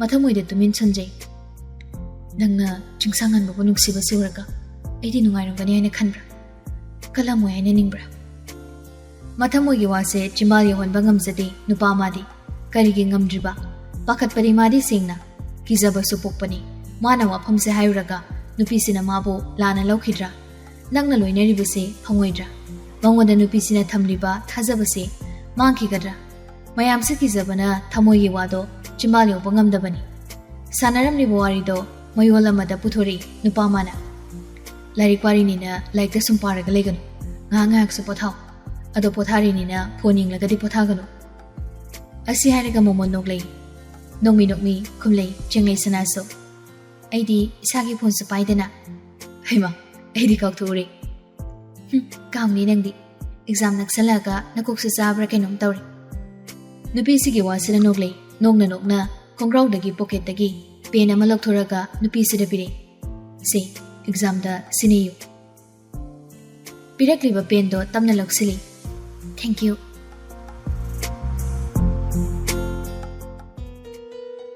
ꯅꯥꯀꯟ ꯑꯃꯗꯁꯨ ꯆꯤꯡꯁꯥꯡꯉꯥꯟꯕꯒ ꯂꯩꯁꯦꯟꯕꯤꯒ ꯂꯩꯔꯤ ꯋꯥꯔꯤꯗꯣ ꯂꯩꯁꯦꯟꯕꯤꯅ ꯇꯞꯅ ꯍꯧꯔꯛꯏ ꯑꯦꯛꯖꯥꯝꯒꯤ ꯀꯌꯥꯝ ꯄꯥꯔꯒꯦ ꯄꯥꯕꯗꯤ ꯂꯣꯏꯔꯦꯗ ꯃꯣꯃꯣꯟ ꯅꯣꯛꯂꯩ ꯂꯩꯁꯦꯟꯕꯤꯁꯨ ꯆꯤꯡꯁꯥꯡꯉꯥꯟꯕꯅ ꯅꯣꯛꯂꯝꯕꯗꯣ ꯆꯞ ꯂꯦꯞꯄꯒ ꯑꯗꯣ ꯂꯩꯁꯦꯟ ꯄꯥꯎꯈꯨꯝ ꯑꯣꯏꯅꯗꯤ ꯄꯤꯔꯛꯇꯦ ꯃꯀꯣꯛꯇꯣ ꯈꯖꯤꯛ ꯅꯣꯝꯃꯛꯏ ꯅꯨꯄꯥꯁꯤꯃꯁꯨ ꯋꯥꯗꯣ ꯃꯈꯥ ꯇꯥꯔꯛꯏ ꯑꯩꯅ ꯅꯪꯕꯨ ꯅꯨꯡꯁꯤ ꯍꯥꯏꯈꯤꯕꯗꯣ ꯑꯁꯦꯡꯕꯅꯤ ꯋꯥꯐꯝꯁꯤ ꯑꯃꯨꯛ ꯍꯟꯅ ꯅꯐꯝꯗ ꯍꯥꯏꯕꯒꯤ ꯅꯪ ꯑꯩꯕꯨꯗꯤ ꯂꯥꯟꯅ ꯂꯧꯒꯅꯨ ꯅꯪꯅ ꯍꯥꯏꯈꯤꯕꯗꯨꯁꯨ ꯑꯩ ꯀꯥꯎꯗꯦ ꯑꯩꯕꯨ ꯅꯨꯡꯁꯤꯗꯕ ꯃꯌꯥꯝꯒꯤ ꯃꯔꯛꯇ ꯅꯪꯅ ꯈ꯭ꯋꯥꯏꯗꯒꯤ ꯍꯦꯟꯅ ꯑꯩꯕꯨ ꯅꯨꯡꯁꯤꯗꯦ ꯅꯨꯡꯁꯤꯔꯛꯀꯗꯕꯁꯨ ꯂꯩꯇꯦ ꯍꯥꯏꯈꯤꯕꯗꯣ ꯑꯩ ꯀꯥꯎꯗ꯭ꯔꯤ ꯑꯗꯨꯕꯨ ꯑꯩ ꯅꯪꯕꯨꯗꯤ ꯅꯨꯡꯁꯤ ꯅꯨꯄꯥꯁꯤꯒꯤ ꯋꯥꯁꯤ ꯇꯥꯔꯒ ꯂꯩꯁꯦꯟꯕꯤꯅ ꯏꯇꯞ ꯇꯞꯅ ꯍꯥꯏꯔꯛꯏ ꯉꯟꯕ ꯑꯩ ꯋꯥꯍꯪ ꯑꯃꯗꯤ ꯍꯪꯒꯦ ꯍꯪꯉꯨ ꯍꯪꯅꯤꯡꯕ ꯃꯈꯩ ꯅꯪꯅ ꯆꯦꯡꯂꯩ ꯁꯅꯥꯕꯨ ꯈꯖꯤꯛꯇ ꯑꯣꯏꯔꯕꯁꯨ ꯅꯨꯡꯁꯤꯕ ꯐꯥꯎꯗꯕ꯭ꯔꯥ ꯃꯥꯗꯤ ꯑꯩꯒꯤ ꯃꯔꯨꯞꯅꯤ ꯆꯤꯝꯕꯥꯜꯒꯤ ꯋꯥꯅꯤ ꯃꯗꯨꯗꯤ ꯅꯪꯅ ꯆꯦꯡꯂꯩꯒꯤ ꯃꯐꯝꯗ ꯎꯠꯂꯤꯕ ꯃꯑꯣꯡ ꯆꯦꯡꯂꯩꯒꯤꯗꯃꯛ ꯂꯧꯈꯤꯕꯕꯨ ꯀꯦꯔ ꯃꯗꯨꯗꯤ ꯃꯔꯨꯞꯀꯨꯝ ꯈꯜꯂꯦ ꯍꯥꯏꯕꯗ ꯀꯅꯥꯅ ꯊꯥꯖꯕꯤꯒꯅꯤ ꯑꯩꯅꯁꯨ ꯊꯥꯖꯗꯦ ꯁꯣꯔ ꯈꯪꯍꯣꯟ ꯍꯣꯟꯗꯣꯔꯤ ꯆꯤꯡꯁꯥꯡꯉꯥꯟꯕꯗꯣ ꯑꯗꯨꯗꯒꯤ ꯂꯦꯝꯖꯅ ꯍꯥꯏꯔꯛꯏ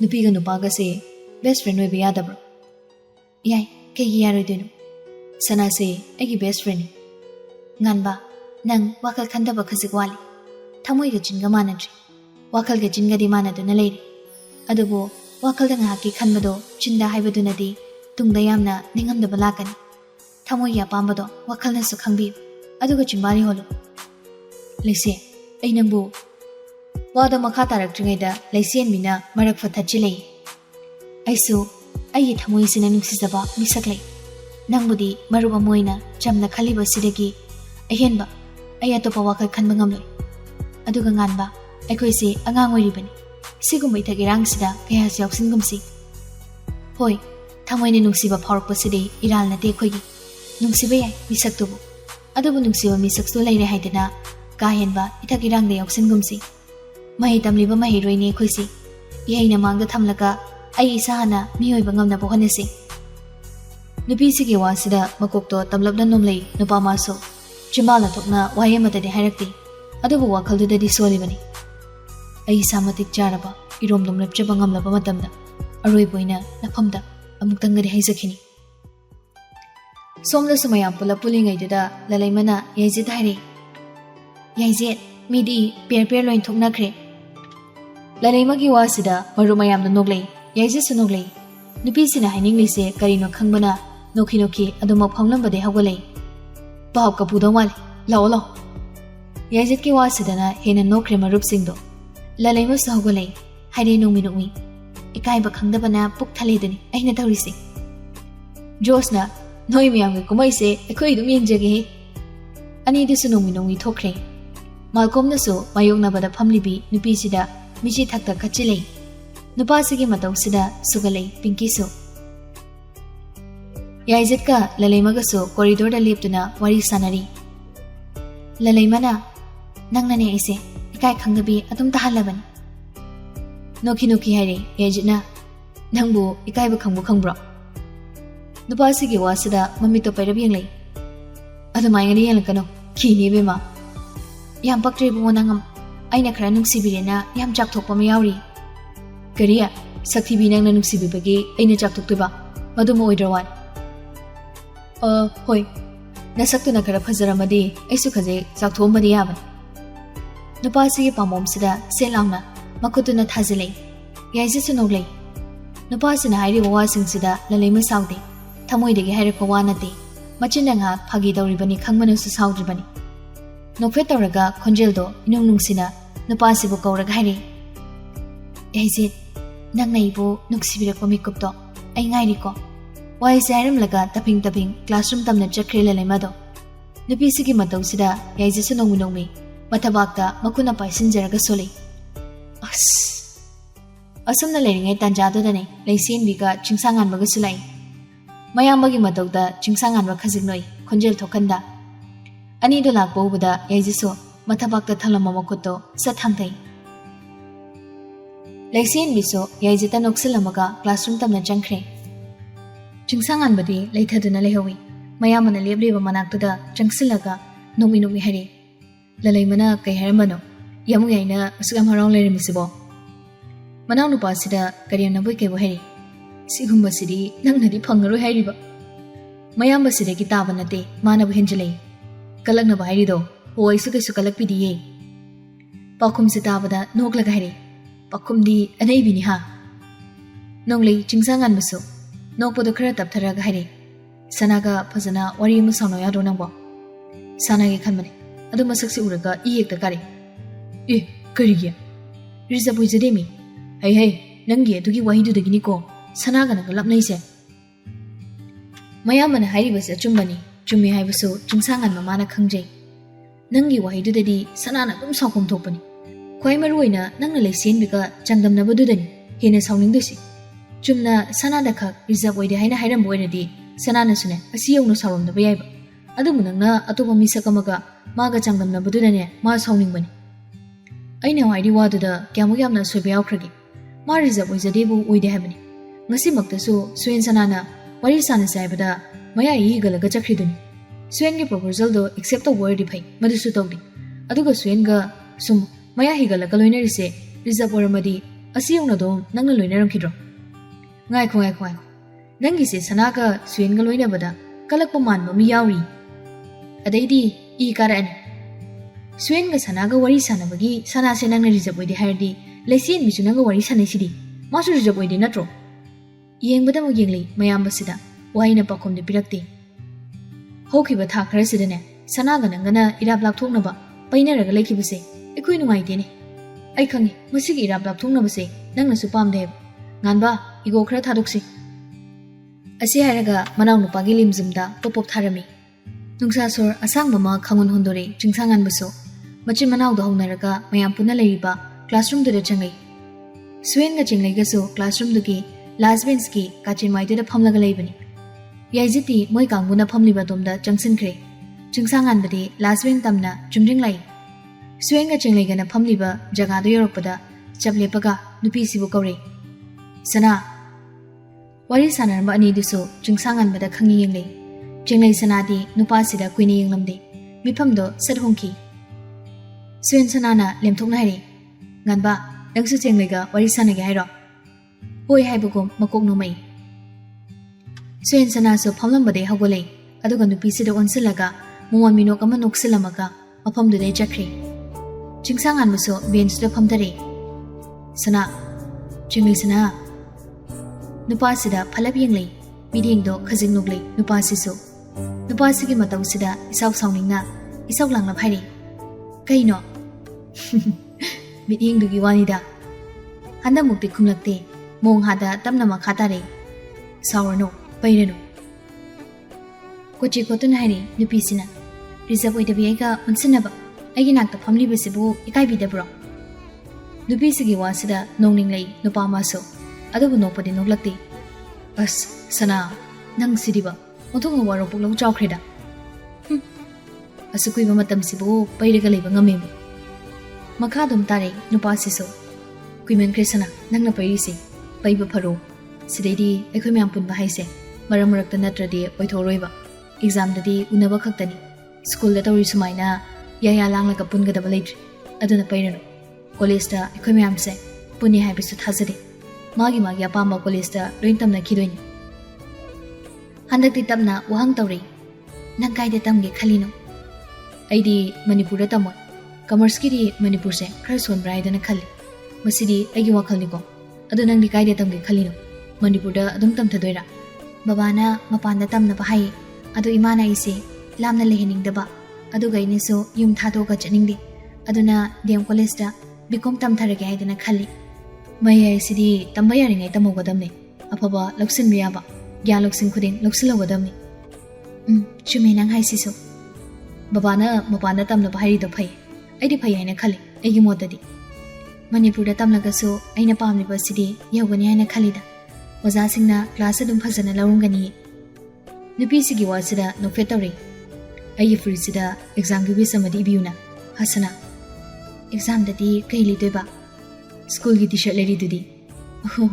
ꯀꯥꯎꯏꯅꯤ ꯁꯤꯒꯤ ꯁꯔꯠꯁꯤꯁꯨ ꯑꯅꯤ ꯁꯨꯏ ꯑꯗꯨꯅ ꯃꯦꯃꯣꯔꯤ ꯑꯣꯏꯅꯕ ꯏꯁꯜꯂꯣ ꯁ꯭ꯀꯨꯜ ꯐꯨꯔꯤꯠꯇꯗꯤ ꯀꯅꯥꯝꯇ ꯏꯁꯤꯟꯕ ꯌꯦꯛꯁꯤꯟꯕ ꯑꯝꯇ ꯇꯧꯗꯕꯅꯤ ꯁ꯭ꯀꯨꯜꯁꯤꯒꯤꯁꯨ ꯅꯤꯌꯣꯝ ꯑꯣꯏꯕꯅꯤ ꯑꯗꯨꯅ ꯆꯦꯡꯂꯩ ꯃꯥꯅ ꯇꯞꯅ ꯑꯃꯨꯛ ꯍꯥꯏꯔꯛꯏ ꯑꯣꯖꯥꯅ ꯎꯔꯒ ꯉꯥꯡꯂꯗꯤ ꯀꯃꯥꯏꯅ ꯇꯧꯅꯤ ꯐꯦꯔꯋꯦꯜ ꯅꯨꯃꯤꯠꯁꯤꯗ ꯄꯨꯛꯅꯤꯡ ꯌꯥꯝ ꯅꯨꯡꯁꯤꯅꯤ ꯑꯣꯖꯥꯅ ꯉꯥꯡꯂꯛꯄꯗꯣ ꯑꯄꯪꯕꯤ ꯕ꯭ꯂꯦꯖꯔ ꯂꯤꯠꯂꯤꯁꯤꯗꯤ ꯃꯅꯨꯡꯒꯤ ꯁꯔꯠꯁꯤꯗ ꯏꯗꯧꯅꯤ ꯑꯗꯨꯅ ꯕ꯭ꯂꯦꯖꯔꯅ ꯑꯗꯨꯝ ꯈꯨꯝꯗꯧ ꯂꯩꯔꯦ ꯑꯗꯣ ꯀꯩꯅ ꯏꯗꯣꯏꯅꯣ ꯃꯥꯔꯀꯔꯁꯨ ꯌꯥꯎꯗꯦ ꯆꯤꯡꯁꯥꯡꯉꯥꯟꯕꯅ ꯃꯉꯛꯇꯣ ꯈꯖꯤꯛ ꯏꯜꯂꯒ ꯍꯥꯏꯔꯤ ꯅꯈꯨꯠꯇ ꯄꯥꯏꯔꯤꯕ ꯄꯦꯟꯗꯣ ꯑꯗꯨꯅ ꯏꯔꯣ ꯃꯈꯨꯠꯇ ꯄꯥꯏꯔꯤꯕ ꯁ꯭ꯋꯦꯅ ꯍꯧꯖꯤꯛꯇ ꯄꯤꯔꯝꯕ ꯄꯦꯟꯗꯨꯗ ꯌꯦꯡꯂꯩ ꯅꯨꯡꯉꯥꯏꯒꯗ꯭ꯔꯣ ꯄꯦꯟꯁꯤꯅ ꯁꯔꯠꯇꯨꯗ ꯏꯕ ꯃꯌꯦꯛ ꯁꯦꯡꯒꯗ꯭ꯔꯕ ꯀꯩꯁꯨ ꯇꯧꯗꯕꯅꯤ ꯅꯍꯥꯟꯋꯥꯏ ꯀ꯭ꯂꯥꯁ 10ꯒꯤ ꯐꯦꯔꯋꯦꯜꯗ ꯃꯥꯔꯀꯔ ꯈꯛꯇ ꯅꯠꯇꯅ ꯄꯦꯟꯅꯁꯨ ꯐꯨꯔꯤꯠꯇ ꯏꯅꯔꯛꯏꯗꯨꯗꯤ ꯃꯌꯦꯛ ꯏꯁꯦꯡ ꯁꯦꯡꯗ꯭ꯔꯗꯤ ꯅꯨꯡꯉꯥꯏꯇꯦ ꯇꯧꯅꯤ ꯏꯗ ꯏꯔꯣꯁꯦ ꯃꯌꯦꯛ ꯁꯦꯡꯗ꯭ꯔꯁꯨ ꯍꯣꯔꯦꯟ ꯌꯨꯝꯗ ꯑꯃꯨꯛ ꯂꯣꯟꯁꯤꯜꯂꯨꯒꯦ ꯑꯁꯤ ꯍꯥꯏꯔꯒ ꯅꯣꯛꯂꯩ ꯆꯤꯡꯁꯥꯡꯉꯥꯟꯕꯗꯣ ꯅꯨꯄꯤꯁꯤꯃꯁꯨ ꯅꯣꯛꯈꯤ ꯐꯥꯒꯤ ꯇꯧꯗꯨꯅ ꯍꯥꯏꯔꯤ ꯀꯔꯝꯕ ꯂꯣꯟꯗ ꯏꯌꯨꯒꯦ ꯀꯣꯔꯤꯌꯟ ꯆꯥꯏꯅꯤꯁ ꯊꯥꯏ English Spanish Manipuri French Hindi ꯀꯔꯝꯕꯗ ꯅꯨꯄꯤꯁꯤꯒꯤ ꯃꯇꯧꯁꯤꯗ ꯅꯣꯛꯈꯤ ꯍꯥꯏꯔꯤ ꯑꯗꯨꯅ ꯂꯣꯏꯔꯕꯣ ꯅꯪꯅ ꯑꯄꯥꯝꯕ ꯂꯣꯟꯗꯣ ꯁꯤ ꯄꯥꯝꯃꯦꯅ ꯍꯥꯏꯔꯛꯑꯣ ꯅꯪꯅ ꯍꯥꯏꯔꯛꯄꯗꯣ ꯑꯗꯨꯗ ꯑꯗꯨꯝ ꯏꯔꯗꯧꯅꯤ ꯅꯣꯛꯐꯦꯠ ꯇꯧꯔꯨꯗꯨꯅ ꯇꯞꯅ ꯃꯣꯡꯍꯥꯗ ꯈꯣꯟꯖꯦꯜꯗꯣ ꯏꯔꯨꯝ ꯂꯨꯝꯊꯅ ꯍꯥꯏꯔꯤ ꯏꯃꯥꯂꯣꯟꯗ ꯏꯔꯣ ꯁꯅꯥ ꯆꯦꯡꯂꯩ ꯁꯅꯥꯁꯨ ꯄꯦꯟꯗꯣ ꯃꯈꯨꯝ ꯍꯥꯡꯗꯣꯛꯏ ꯅꯨꯄꯥꯁꯤꯃꯁꯨ ꯂꯤꯠꯂꯤꯕ ꯕ꯭ꯂꯦꯖꯔꯗꯣ ꯂꯧꯊꯣꯛꯅꯕ ꯇꯧꯔꯤ ꯑꯗꯨꯕꯨ ꯂꯧꯊꯣꯛꯄ ꯅꯪꯗ꯭ꯔꯤꯉꯩ ꯃꯥꯅ ꯈꯖꯤꯛ ꯕ꯭ꯂꯦꯖꯔꯗꯣ ꯍꯥꯏꯗꯣꯛꯄ ꯍꯧꯔꯛꯄꯒ ꯃꯅꯥꯛꯇ ꯐꯝꯂꯤꯕꯤ ꯅꯨꯄꯤꯁꯤꯅ ꯃꯥꯒꯤ ꯑꯣꯏꯔꯣꯝꯒꯤ ꯊꯕꯥꯛ ꯃꯄꯥꯗꯨꯗ ꯏꯃꯣꯟ ꯃꯣꯜꯂꯕ ꯃꯈꯨꯠꯇꯨꯅ ꯈꯪꯊꯝ ꯊꯝꯂꯩ ꯇꯧꯔꯛꯂꯤꯕ ꯃꯇꯧꯁꯤꯗ ꯅꯨꯄꯥ ꯃꯥꯗꯤ ꯏꯉꯪ ꯑꯗꯨꯅ ꯅꯨꯄꯤꯁꯤꯗ ꯌꯦꯡꯂꯩ ꯅꯨꯄꯤ ꯃꯥꯗꯤ ꯀꯩꯁꯨ ꯈꯟꯗ ꯃꯁꯥꯗꯣ ꯈꯖꯤꯛ ꯅꯣꯟꯊꯔꯒ ꯅꯨꯄꯥꯁꯤꯒꯤ ꯑꯣꯏꯔꯣꯝ ꯊꯪꯕꯒꯤ ꯊꯕꯥꯛꯇꯨꯗ ꯄꯦꯟꯗꯨꯅ ꯀꯔꯤꯅꯣ ꯏꯕ ꯍꯧꯈ꯭ꯔꯦ ꯅꯨꯄꯥ ꯃꯥꯅꯗꯤ ꯕ꯭ꯂꯦꯖꯔꯗꯨ ꯂꯧꯊꯣꯛꯑꯒ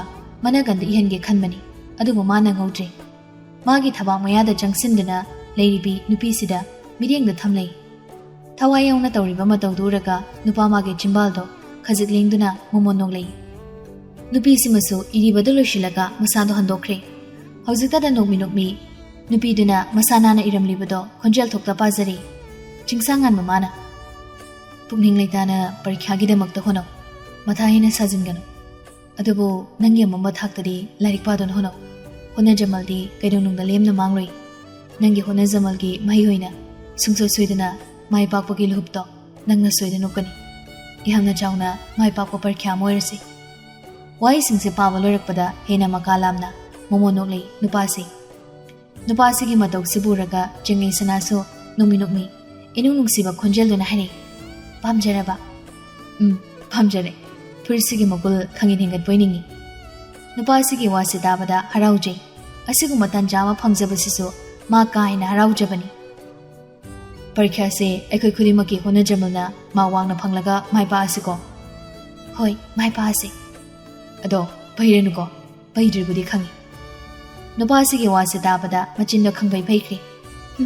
ꯑꯩ ꯁꯥꯎꯕ ꯊꯦꯝꯂꯤꯅꯤꯅꯦ ꯅꯪꯒꯤꯁꯦ. ꯑꯁꯤ ꯍꯥꯏꯔꯝꯂꯒ ꯐꯝꯂꯝꯕꯗꯒꯤ ꯐꯨꯛ ꯍꯧꯒꯠꯇꯨꯅ ꯃꯈꯣꯡ ꯊꯥꯡꯕ ꯍꯧꯏ. ꯃꯇꯧꯁꯤꯗ ꯅꯣꯛꯈꯤ ꯀꯧꯖꯩ. ꯁꯅꯥ! ꯏꯁꯧ ꯂꯥꯡꯅꯤ ꯈꯨꯝꯂꯝꯃꯤ. ꯀꯧꯕꯤꯔꯛꯀꯅꯨ, ꯇꯥꯖꯅꯤꯡꯗ꯭ꯔꯦ. ꯐꯦꯠ ꯂꯥꯎꯁꯤꯜꯂꯝꯂꯒ ꯒꯝꯒꯝ ꯆꯠꯈ꯭ꯔꯤꯕ ꯅꯨꯄꯤꯁꯤꯗ ꯅꯣꯡꯃꯤ ꯌꯦꯡꯗꯨꯅ ꯐꯝꯍꯧꯔꯤ ꯅꯨꯄꯥꯁꯤꯁꯨ. ꯃꯇꯝꯗꯣ ꯉꯟꯗ꯭ꯔꯦ. ꯅꯨꯃꯤꯗꯥꯡꯒꯤ ꯄꯨꯡ 12 ꯇꯥꯁꯤꯜꯂꯛꯂꯦ. ꯍꯦꯂꯦꯅꯥꯗꯣ ꯇꯨꯝꯗꯤ ꯇꯨꯝꯅꯤꯡꯂꯕꯅꯤ. ꯑꯗꯨꯕꯨ ꯃꯍꯥꯛ ꯃꯃꯥ ꯀꯤꯕꯒꯤ ꯇꯨꯝꯅꯤꯡꯕ ꯈꯪꯖꯤꯜꯂꯒ ꯂꯥꯏꯔꯤꯛꯇꯣ ꯄꯥꯔꯤ. ꯃꯄꯥꯅꯗꯤ ꯇꯨꯝꯃꯣ ꯍꯥꯏꯔꯝꯂꯕꯅꯤ. ꯑꯗꯨꯕꯨ ꯃꯃꯥꯅ ꯌꯥꯗꯕꯒꯤ ꯍꯧꯖꯤꯛꯁꯨ ꯂꯥꯏꯔꯤꯛ ꯃꯃꯥꯡꯁꯤꯗ ꯐꯝꯂꯤꯕꯅꯤ.